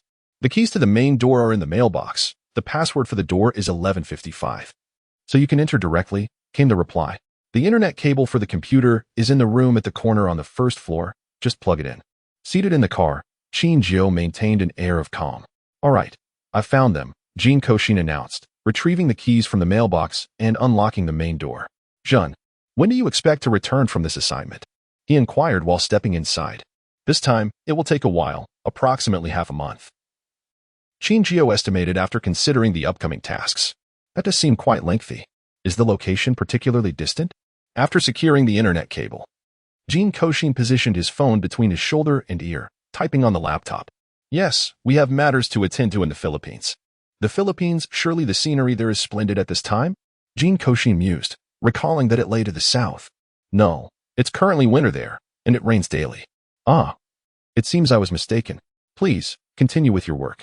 Jin Kouxin suddenly remembered that vacations in the south typically occurred during winter, with May and June upon them. It was likely quite warm there. Indeed, Qingjio parked the car in front of a hotel, while Vodka carried a suitcase, following closely behind. Their purpose for this visit was to engage in a transaction with a local leader who possessed a valuable shipment that the organization required. Although they typically wouldn't need to travel such a distance, a change in leadership necessitated a renegotiation of the deal. The new local head was of lesser status. Thus they had to make the journey. Fortunately, the business discussions were expected to proceed smoothly. As both parties were previously acquainted, a mere meeting would suffice. As for the specifics of the price, it was unlikely that the other party would attempt to exploit them. Leaning against the wall by the window, Qingjio observed the rain falling outside, slowly savoring a cigarette. Vodka busied himself with making the bed and checking for surveillance devices, confirming the room's safety before speaking. Everything has been checked, no devices were found. Yet, if the transaction were so straightforward, why did you personally come? In the past, it might have been plausible for you to combine duty with leisure, taking in the sights. However, now that you are in a relationship, Your excursions for distant assignments have diminished. Moreover, the Philippines is currently plagued with oppressive heat and relentless rain, offering little in the way of enjoyment. Although this transaction was substantial, it was not particularly challenging. The new local leader had previously engaged with the organization and understood their methods, as long as they weren't reckless. They would not resort to treachery nor make things difficult for the local representative. There was no necessity for you to attend personally, even if you did. The transaction could be carried out smoothly. However, the local leader's subordinates had exhibited some irregularities, possibly indicative of a traitor. If it were merely a transaction, your presence would not be required. Yet the information provided by the locals bore discrepancies, mirroring previous investigation reports, essentially fabricated, coupled with the organization's unique codes. These findings suggested that the local head was in jeopardy, perhaps even eliminated or coerced. In such a case, your intervention was indeed warranted, though it remained a mystery who the traitor was, given their audacity. I see, Vodka nodded, understanding his brother's disdain for betrayal. And it was no surprise that he had chosen to come himself. At long last, Jin Kouxin completed his assignment within the deadline and submitted it to his teacher. After finishing the task, he could not help but exhale with relief and recline in his chair to rest. The effort he exerted on the assignment left his fingers nearly in a blur, and he had not taken a sip of water for an extended period. Now that he had paused, the discomfort in his body was immediately apparent. As he patted his growling stomach, Jin Kouxin's gaze shifted toward the kitchen. The kitchen in the Kurosawa household was immaculate, adorned with various utensils. Upon rummaging through the refrigerator, he found little to satisfy his hunger. However, a search of the cabinets yielded a modest bounty, a bag of nearly expired instant noodles and a few pieces of candy. Jin Kouxin simply took everything out and devoured it voraciously.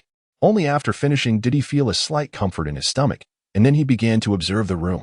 It had been a week since Heizazin and the others had left, yet the room still appeared quite tidy.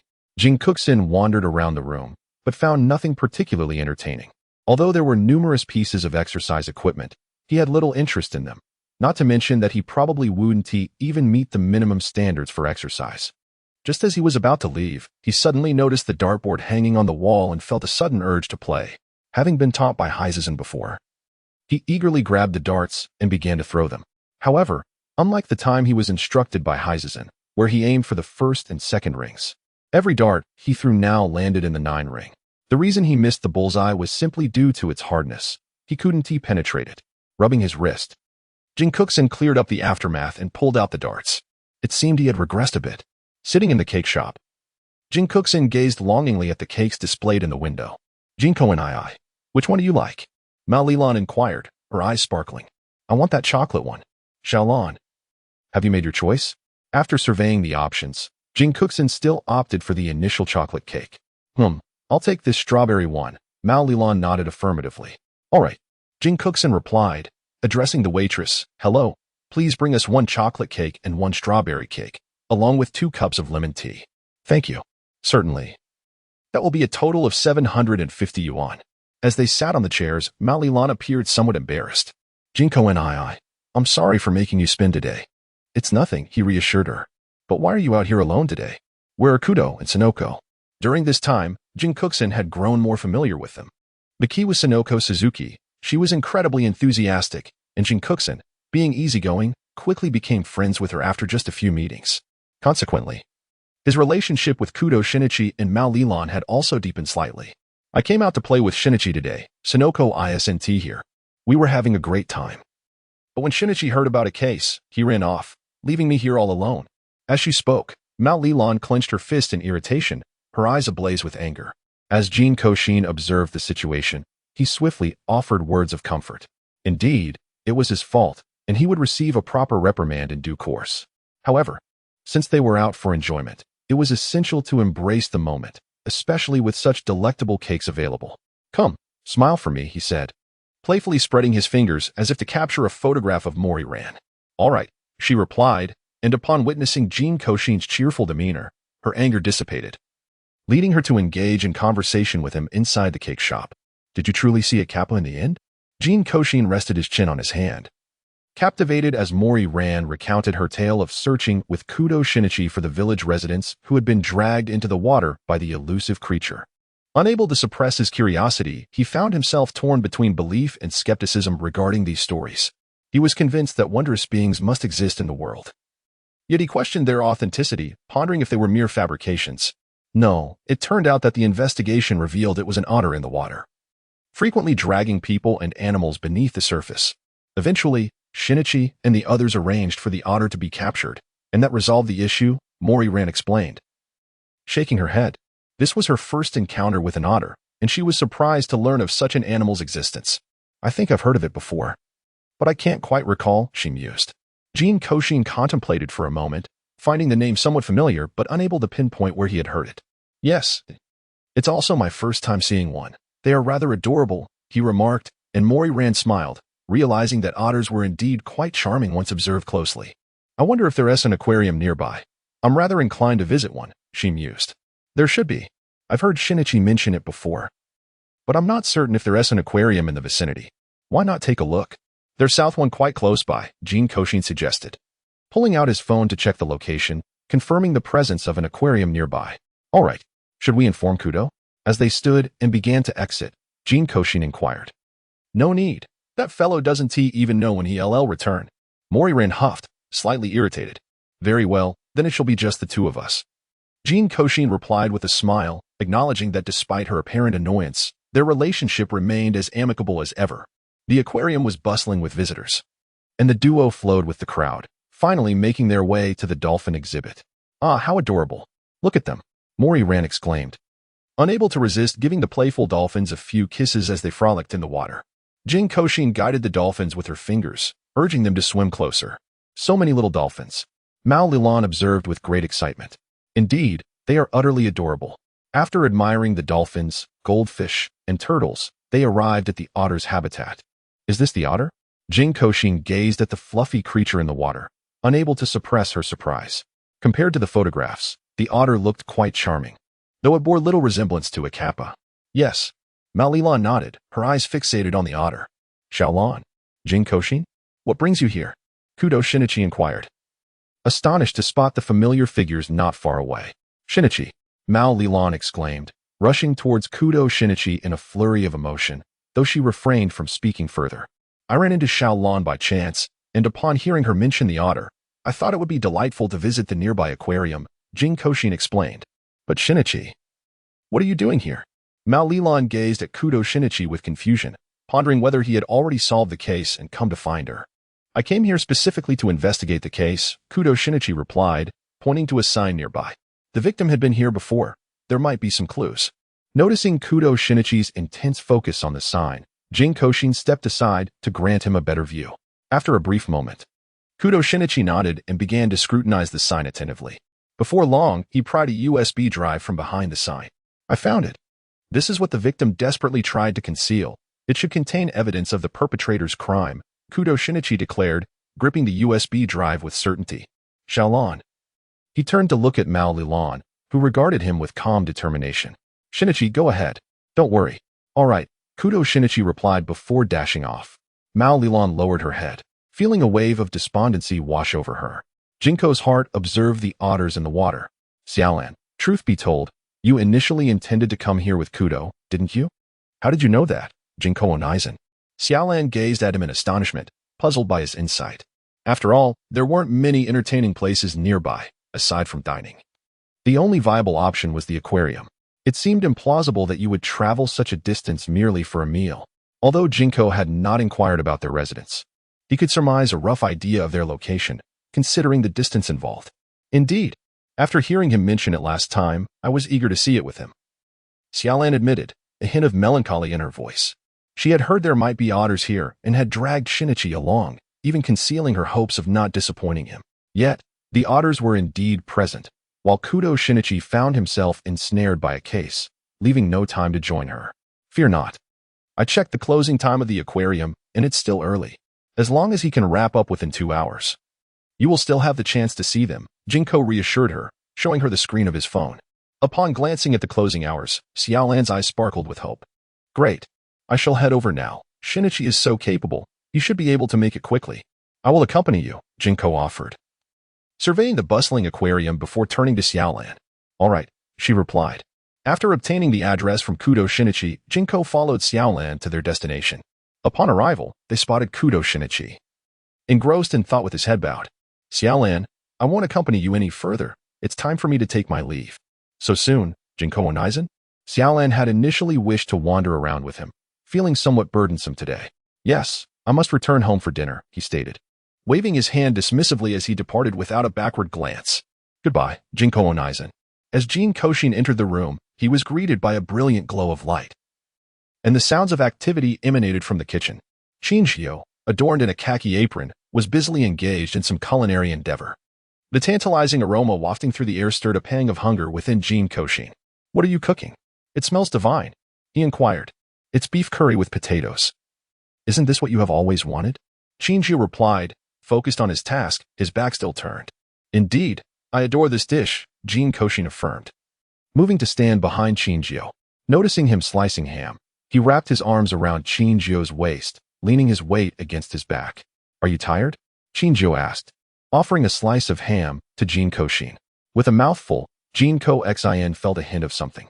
Initially intending to return home early, she encountered a junior on the way. Seeing her disheartened, Jin Kouxin decided to stay with her for a while, ensuring her safety before making her way back. The journey took her on quite a detour. Jin Kouxin's voice was laced with languor. Junior? Qinjiu halted her actions, turning to her boyfriend with a slightly perilous tone. It was the same girl they had met before, just a young student in her first year of middle school, with whom she had a childhood bond. Jin Kouxin chuckled, pulling her partner closer, sensing a touch of jealousy in the air. Are you feeling envious? Qinjiu remained silent, grasping Jin Kouxin's chin, and bestowed a deep kiss upon her. Today, Jin Kouxin felt a bit disoriented, gazing through tear-filled eyes at the alluring sight of Jin. Jin, sensing the warmth of the day, leaned against him as Jin Kouxin became engrossed in a promotional flyer in his hands. The flyer depicted a stunning snow-capped mountain, teeming with individuals skiing, alongside various games such as sledding, snowboarding, and cable cars amidst the snow, each activity appearing more enticing than the last, especially with the heat intensifying. Do you wish to go? Jin inquired, noticing Jin Kouxin's rapt attention to the flyer, a smile gracing his face. Indeed, it looked refreshingly delightful, brimming with fun activities. Jin Kouxin nodded in agreement, contemplating that he might have some time off work soon to explore this enticing destination. Jin pondered when he could carve out some moments for himself, acknowledging the multitude of responsibilities within the organization that could not rest solely on his shoulders. Jin Kouxin shook his head. I still prefer skiing in winter. Summer always feels somewhat peculiar. However, it is indeed a delightful place to relax. Do you wish to go in winter? Indeed, I not only yearn to ski, but I also desire to ride a sled and take a cable car through the snow. Summer feels rather odd for such activities. The ambience of winter is far more fitting. Jin Kouxin consistently finds the idea of skiing in summer strange. Even if the snow is solid, he always senses that it might soon melt, which is quite uncomfortable. Then let us go in winter. I recall your birthday is also in that season, and we can celebrate together then. Qinjiu, looking at the eager Jin Kouxin, suddenly resolved his plans for the next 6 months. He also has the freedom to bring him along, being a core member of the organization. Excellent, it's settled then. Jin Kouxin smiled and extended his finger. Qinjiu indulgently extended his finger to hook it with him. Although Qinjiu had awakened, he remained still, gazing at his slumbering partner until the phone on the table vibrated twice.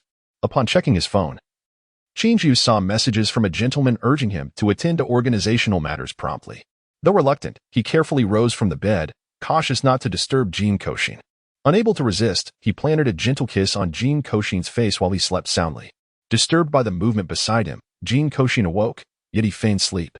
He then felt a soft kiss upon him. The atmosphere returned to tranquility, and after an indeterminate passage of time, Jin Kouxin opened his eyes to find silence surrounding him. After dressing, he went downstairs and discovered the house empty, save for breakfast left on the table. As he enjoyed the prepared bread, Jin Kouxin sent a message to Hei's Jean. Good morning, Jean. Time flew by swiftly, and upon reflection, Jin Kouxin realized he had completed his freshman year. Next semester, he would be a sophomore. He had been here for 10 months. Today marks the final day of the semester for him, coinciding with the final examinations. On the way to school, numerous classmates were cramming at the last minute, burdened with an array of materials. However, Jin Kouxin's foundation is relatively solid, rendering the finals less daunting for him. After exchanging greetings with familiar classmates, Jin Kouxin proceeded to his designated examination room, which, coincidentally, was the same as that of Kimura. Jin Kouxin greeted his classmates with a smile before taking his seat, awaiting the distribution of the examination papers. After a swift glance at the questions, he felt a sense of assurance and promptly began to write. The first subject was psychology, which posed no challenge for him. As the noon bell rang, Jin Kouxin completed his final answer. Once the teacher collected the papers, the students, feeling ravenous, exited the examination hall, Jin Kouxin among them. "How did you do, Jinko?" asked Chudian Jiko, waving her hand upon seeing him. Jin Kouxin approached, holding his meal. "I managed well, answered most of the questions. I should pass," he replied, nodding. The morning's subjects had been straightforward for him, but he anticipated difficulties in the afternoon. "Indeed, Jinko has always excelled in theory," Chutian acknowledged. "How about the rest of you?" he inquired after finishing his rice. "I struggled. Psychology has never been my strong suit," Kawada Tomoko lamented, resting her head on the desk. "I'm all right. I should pass." Chutian Jiko affirmed with a nod. "Me too," Kimura Nichi added, calmly taking a bite of her meal. "Honestly, Kimura, when have you not scored high?" Kawada expressed her discontent. As Jin Kouxin dined while observing their playful antics, a serene smile graced her face. The cool breeze enveloped her, instilling a sense of tranquility laced with a hint of joy. Nestled in the study of the Kinja residence, she reclined on the sofa, immersed in a newly published novel. A cup of rich, aromatic milk rested on the table beside her. Since their relationship had been established, Jin Kouxin's time spent at the Heike's residence gradually lengthened. To enhance her comfort, she had procured a plush sofa for the study and transported numerous books she wished to read. The living room was adorned with cushions she adored, while the garden flourished with roses transplanted from her own yard. The refrigerator in the kitchen brimmed with her favorite snacks and beverages. This place had undoubtedly become her second home. After sipping her milk, Jin Kouxin glanced at the clock. It was already 1:15, and Heike's had yet to return. Sleepiness began to weigh down her eyelids, signaling that it was well past her bedtime. After closing her book, she yawned and nestled deeper into the sofa, inadvertently drifting into slumber. At 3 in the morning, Kinja returned, noticing the lights were still on, indicating Jin Kouxin was home. After searching the first floor and his bedroom without finding her, he eventually spotted her curled up on the sofa in the corner of the study, peacefully asleep. Observing her serene expression, Kinju felt a wave of relief wash over his previously aching head. Recently, the organization had been plagued by inexplicable issues, leading him to suspect that there was a rat among them. No, it was more accurate to say that the infestation had never truly ceased. The mystery lay in uncovering the identity of this latest intruder. Gently, Kinju lifted Jin Kouxin and laid her on the bed. After attending to his personal hygiene, he too succumbed to sleep beside her. Meanwhile, in the organization's bar, a group of individuals indulged in spirits. Kinju and vodka savored a meticulously crafted cocktail at the bar. Just then, 2 young men with dark hair entered, scanning the crowd before making their way directly to Kinju. "Kinju, what brings you here?" the young man with black hair inquired. "We have a mission tomorrow. You two will accompany me," Kinju replied, handing them a piece of paper with the plan, time, and location of the task. "Understood." Scotland and Rye nodded in acknowledgement as they reviewed the documents. In the hallway, Scotland wore a serious expression, resembling a poised spear as he stood at the entrance, cigarette in hand, lost in thought. Shortly thereafter, Bourbon approached. "What's wrong? You seem quite serious." "Not in a good mood?" Bourbon had come after receiving Scotland's message, only to find him smoking, a rare sight indeed. "Nothing much. But I have training with Kinja this afternoon, so I likely won't have time for a meal." "Don't wait up for me tonight," Scotland replied, lighting his cigarette before casually handing the lighter to Bourbon and turning to leave. "All right, I'll treat you next time." Bourbon stretched and lingered for a moment before departing. Scotland's earlier message indicated that the organization had a mission requiring his involvement, with Kinju leading the team, signifying that they would not return until tomorrow. Finding a safe spot, Bourbon opened the lighter handed to him and discreetly retrieved a note detailing the mission's time, location, and objectives. His eyes widened in surprise upon realizing the magnitude of the operation. Kinju had instructed them to procure blueprints for a new type of weapon and to eliminate Dr. Midorikawa, who had just returned to Japan. Dr. Midorikawa was a renowned biologist who had been studying abroad and had mysteriously vanished for an extended period. Despite exhaustive investigations, he remained elusive, leading many to presume he was deceased. Only after a recent incident involving the destruction of a certain group was he discovered and rescued. Coincidentally, just as he was set to arrive back in Japan, it appeared that Kinju's intention was to ensure Dr. Midorikawa did not return alive. But did the doctor pose a threat to the organization, or Or did he possess knowledge that should remain undisclosed? Bourbon recalled the group that had previously imprisoned Dr. Midorikawa and quickly checked the internal network, confirming their collaboration with the organization. This suggested that the doctor was indeed privy to some sensitive information regarding the organization, warranting his assassination. However, this also meant they must protect him at all costs. Bourbon pulled out his phone and sent a text to a particular number before removing the SIM card. "Brother, why are two newcomers assigned to such an important mission?" Vodka asked Kinju, who appeared to be in good spirits. Ever since Kinju had found a significant other, he had become much more approachable, no longer exuding an air of perpetual coldness. This had alleviated Vodka's workload, allowing him the luxury of rest and even a semblance of work hours, something he had previously only dreamed of. The task isn't of utmost importance. The real concern lies in whether they are the rats, Kinju replied, discarding his cigarette and popping a piece of candy into his mouth. Scotland, who joined the organization last year, had performed admirably in his assignments, excelling in both combat and marksmanship, though his demeanor was somewhat naive and overly compassionate. Bourbon, also a last-year recruit, worked in intelligence and remained enigmatic, consistently delivering excellent results, making him a promising asset yet difficult to decipher. Rai, the boyfriend of Mayano Akemi, had entered the organization through his introduction and had proven his mettle, displaying commendable shooting skills and proving to be a worthy adversary. These three individuals had initially been under careful scrutiny, all showcasing commendable capabilities. However, according to reports from the undercover agent within the organization, a rat had infiltrated, acquiring a codename. Consequently, these three had become prime suspects, though the true identity of the rat remained uncertain. A dangerous glint flickered in Kinju's eyes. If the rat dared to show itself, it must be prepared for demise. Vodka nodded in understanding. As Kinju's driver and subordinate, he may not have held a high rank within the organization, but he was privy to many details. Kinju's statement, coupled with various other circumstances, led him to draw conclusions. However, he was taken aback by the police's renewed infiltration. He recalled the last undercover agent who had breached the organization's core had been eliminated merely 2 years prior. It was astonishing how quickly another suitable candidate had emerged. "Oh, by the way, brother, are you not returning home tonight?" Vodka suddenly remembered something. Why? Kinja glanced at Vodka. To avert any leaks of information. They were all required to stay within the organization that night. "Well, Jin Kouxin saw your fake ID earlier and thought tomorrow was your birthday. He wanted to prepare a surprise for you and asked me to keep it a secret. He intended to celebrate with you at midnight." Jin Kouxin had initially requested Vodka to maintain confidentiality, but given the current situation, he felt compelled to inform Kinju, fearing repercussions if he remained silent. Kinju paused, realizing that his birthday was not on this date. Nevertheless, he felt a warmth at the thought of Jin Kouxin wanting to celebrate it, albeit dampened by the presence of the rat. "Please call him and let him know that I'm busy with work and need to stay late. He can prepare for tomorrow instead," Kinju instructed. "Understood, brother," Vodka sighed in relief, grateful he hadn't overlooked this detail. Otherwise, he would undoubtedly face a severe reprimand from his elder brother. It is also his fault for not paying heed to the tasks at hand earlier. Upon seeing the absence of significant assignments, he assured his brother that he would have ample time and would not be burdened with overtime or business trips, nearly causing him to wait in vain. Upon receiving the text message, Jin Ko's heart felt a twinge of disappointment. Although tomorrow would present another opportunity to prepare a surprise, it could not compare to the original plan.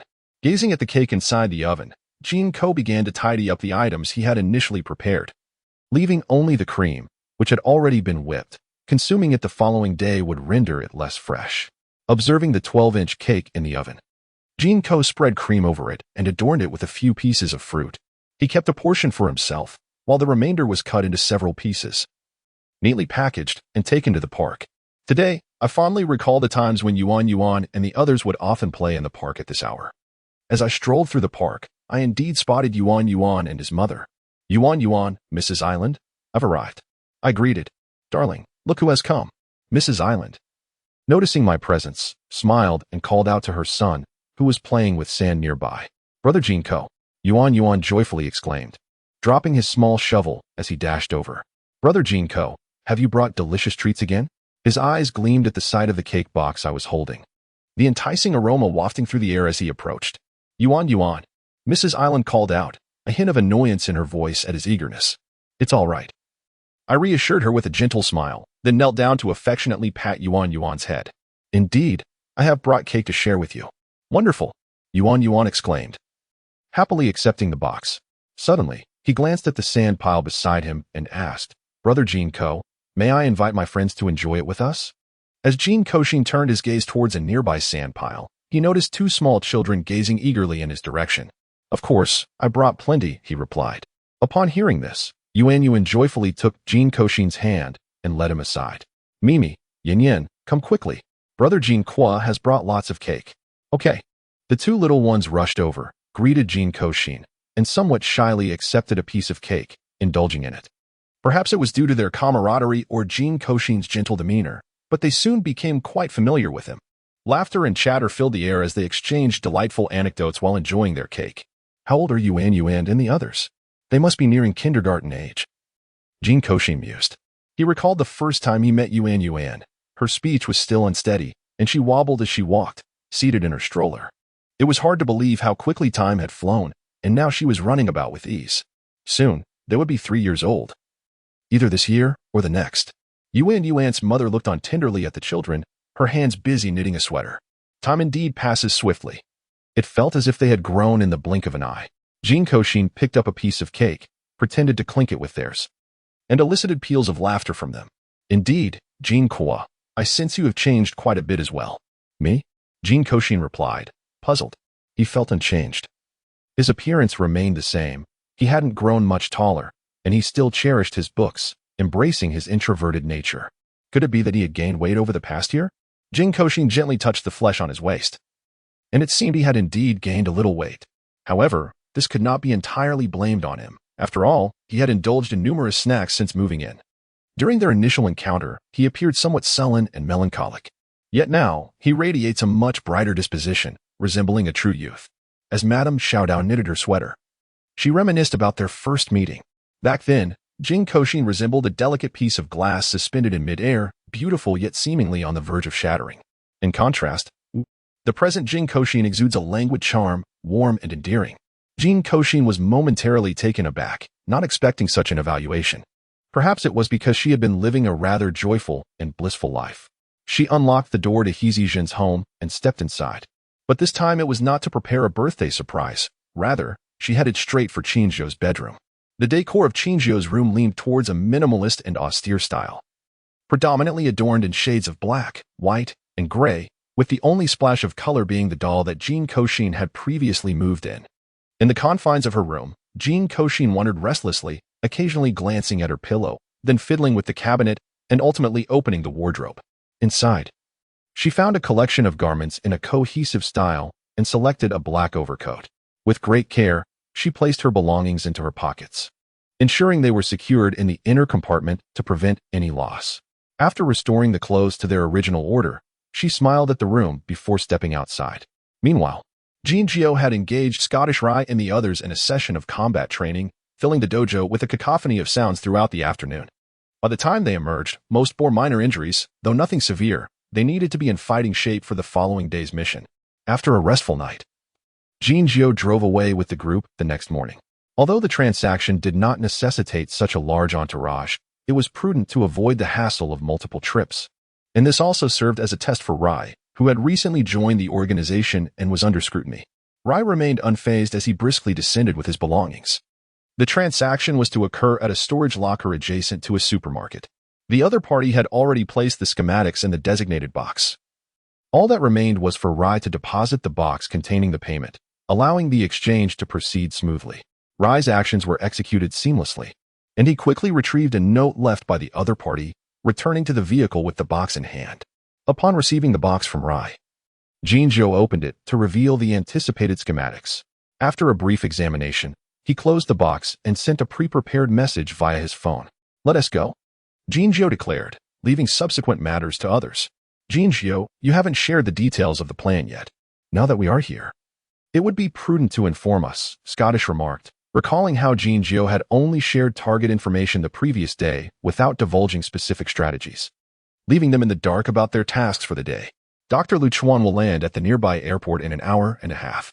That will be your singular opportunity. You have 5 minutes." Rai, locate a sniping position and eliminate the target upon his appearance. Scottish. Your role will be to create distractions to afford Rye the necessary time. After Rye makes his move, eliminate any accompanying personnel and destroy any documents they possess. Then proceed with the retreat. Cohen, you will be responsible for covering their withdrawal. Upon completion of his instructions, a detailed plan appeared on their phones, along with security layouts for various locations. Understood, they replied in unison. Jin Kouxin and Vodka sat in the car, observing the computer screen, while Scottish and the others dispersed in search of suitable positions. Half an hour later, all members confirmed their readiness. Jin Kouxin reviewed reports from grassroots members. Dr. Luchuan was set to land in 40 minutes at the prearranged airport. Vodka busily typed on the computer, receiving updates. Brother, everything is ready, he said, presenting the screen to Jin Kouxin. Good, Jin Kouxin replied. Vodka felt a twinge of anxiety upon examining the weapon schematics but quickly regained composure, reassured by Jin Kouxin's presence. Regardless of any unforeseen complications, he felt secure with Jin Kouxin by his side. Vodka hoped their efforts would pass the test, wishing for more competent members within the organization, as continually eliminating moles was exhausting. After securing the box containing the schematics, Vodka remained silent, attentively monitoring the situation alongside Jin Kouxin. Precisely 40 minutes later, the aircraft landed, and a middle-aged man clad in a white shirt disembarked, exuding an air of erudition, accompanied by several younger assistants. As they descended, a contingent of law enforcement surrounded them, maintaining vigilance. Rye took aim through his sniper scope at the man and silently apologized before aligning his crosshairs with the target's temple. Scottish, disguised as airport staff, felt a surge of anxiety as he observed the target encircled by police. Although he had relayed the message to Bourbon, he was uncertain whether the authorities had time to prepare. Even if they had, could they thwart Rye's shot under Jin Kouxin's watchful eye? With no time for contemplation, Scottish checked his weapons and approached, feigning the role of airport security to reach the target's vicinity. As Jin Kouxin sent his message, Rye's sniper rifle discharged, and Scottish quickly drew his handgun, firing at the surrounding crowd. Chianti and Cohen eagerly targeted the nearby police, plunging the scene into chaos.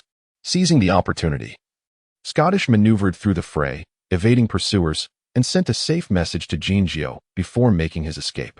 Several kilometers away, Jin Kouxin received 3 messages and instructed Vodka to drive away.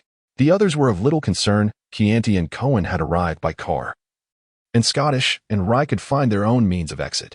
After reporting the mission's outcome to the gentlemen in the organization, Jin Kouxin soon received a text, "Come to the organization." Jin Kouxin felt no surprise at this message. He drove directly to the organization. Upon passing through the silver gates, he entered a room devoid of people, save for a large display screen. Just as he settled, the previously dark screen flickered to life, revealing a figure cloaked in shadow. "Boss," Jin Kouxin's voice resonated calmly. "Jin Kouxin, your mission has failed." The gentleman's voice was husky and deliberate, indicative of a middle-aged man. Jin Kouxin lifted his gaze, perplexed. Could it be that Rye had missed his target? Given his sharpshooting prowess, such a scenario seemed implausible. Was he a mole within the organization? "Boss? The individual you killed was not the real Dr. Luchuan, but merely a decoy. The surrounding personnel were all law enforcement, rendering your mission a total failure." A mole leaked the details of this operation, allowing the police to prepare. As for who it was, Jin Kouxin, do not keep me waiting too long. The gentleman's voice was refined, yet Jin Kouxin did not underestimate him. After processing this information, a glint of determination flashed in Jin Kouxin's eyes as he nodded. Understood. Upon exiting, an aura of cold authority surrounded Jin Kouxin, deterring anyone from approaching. Vodka, who had been waiting outside, sensed the gravity of the situation upon seeing Jin Kouxin's demeanor and felt a chill of apprehension. It had been some time since he had witnessed such fury in his leader. Vodka quickly reviewed previous footage, determined to uncover who had betrayed them. As Jin Kouxin sat in the car, his voice was icy. "Yes, brother." Vodka dared not speak further, upon comprehending the implications of Jin's words.